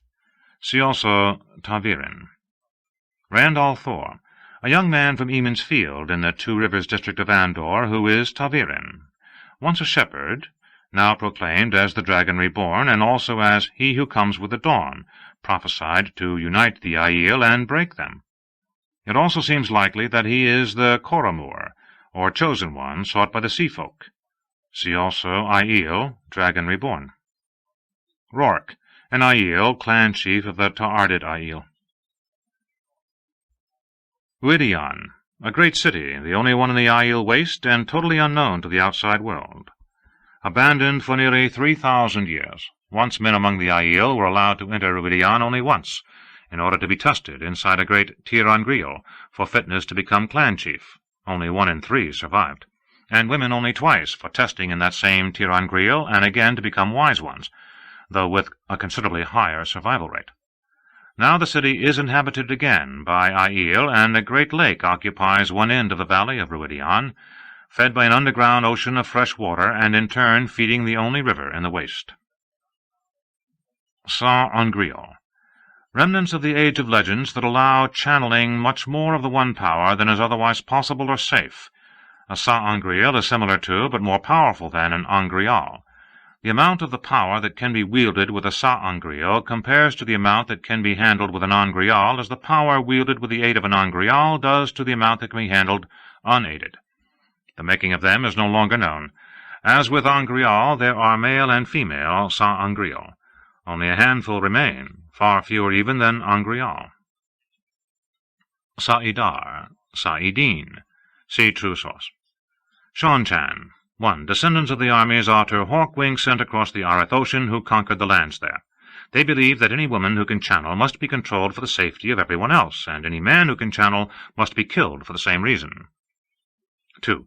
The land from which the Seanchan come. Seekers for Truth, a police spy organization of the Shan imperial throne. Although most seekers are property of the imperial family, they have wide powers. Even one of the blood, a Shan noble, can be arrested for failure to answer any question put by a seeker, or for failure to cooperate fully with a seeker, this last defined by the seekers themselves, subject only to review by the Empress. Shale Ghoul, a mountain in the Blasted Lands, beyond the Great Blight, site of the Dark One's prison. Swan Sanche, daughter of a Tearin fisherman. According to Tearin law, she was put on a ship to Tarvalin before the second sunset after discovery that she had the potential to channel. Once Aes Sedai of the Blue Aja, and later Amerlin Seat, she was deposed and stilled, now seeking to avoid the fate she fears. Spine of the World, a towering mountain range with few passes which separates the Aiel Waste from the lands to the west, also called the Dragon Wall. Stilling, the act performed by Aes Sedai of shutting off a woman who can channel from the One Power. A woman who has been stilled can sense the true source, but not touch it. So seldom has it been done that novices are required to learn the names and crimes of all women who have suffered it. Officially, stilling is the result of trial and sentence for a crime. When it happens accidentally, it is called being burned out. In practice, the term stilling is often used for both. Women who have been stilled, however it occurred, seldom survive long. They seem to simply give up and die. Stone of Tyr, a great fortress in the city of Tyr, said to have been made with the One Power soon after the breaking of the world. Attacked and besieged unsuccessfully countless times, it fell in a single night to the Dragon Reborn and a few hundred Aiel, thus fulfilling 2 parts of the prophecies of the dragon. See also Prophecies of the Dragon. Suldam, literally leash-holder, Shan term for a woman with the ability to control by means of an Adam, a woman who can channel, a fairly honored position among the Shan. What is known only to a few is that Suldam are in fact those women who could be taught to channel. See also Adam, Damani, Shan. Talents, abilities in the use of the One Power in specific areas. The best known is healing. Some, such as traveling, the ability to shift from one place to another without crossing the intervening space, have been lost to the Aes Sedai of today. Others, such as foretelling, the ability to foretell future events, but in a general way, are now found rarely. Another talent long thought lost is dreaming, which involves, among other things, interpreting the dreamer's dreams to foretell future events in more specific fashion than foretelling does. Some dreamers had the ability to enter Teleran Riyadh, the world of dreams, and, it is said, even other people's dreams. The last acknowledged dreamer was Corianin Nedial, who died in 526 NE, but there is now another, known to but a few. See also Teleran Riyadh. Martine Tollenvor, Guardsman Lieutenant of the Queen's Guards, who loves his Queen more than life or honor. Tamar al-Ailen, in the old tongue, Web of Destiny. A great change in the pattern of an age, centered around one or more people who are Tavirin. See also Pattern of an Age, Tavirin. Tanchico, capital city of Taraban. See Taraban. Taraban, nation on the Arath Ocean. Once a great trading nation, a source of rugs, dyes, and fireworks, produced by the Guild of Illuminators, among other things. Little news has come out of Taraban since the land became racked by anarchy and civil war, compounded by simultaneous wars against Ara Doman and the Dragonsworn, people who have sworn to follow the Dragon Reborn. Tarmon Gadon, the last battle. See also Prophecies of the Dragon, Horn of the Lear. Tavirin, a person around whom the wheel of time weaves all surrounding life threads, perhaps all life threads, to form a web of destiny. See also Pattern of an Age, Tamar al-Ailen. Tyr, a nation on the Sea of Storms, also the capital city of that nation, a great seaport. The banner of Tyr is 3 white crescent moons slanting across a field half red, half gold. See also Stone of Tyr. Luz Theron Telemann. See the Dragon. Teleran Riyadh, in the old tongue, the unseen world, or the world of dreams. A world glimpsed in dreams which was believed by the ancients to permeate and surround all other possible worlds. Many can touch Teleran Riyadh for a few moments in their dreams, but few have ever had the ability to enter it at will, though some Tiran Grial have recently been discovered to confer that ability.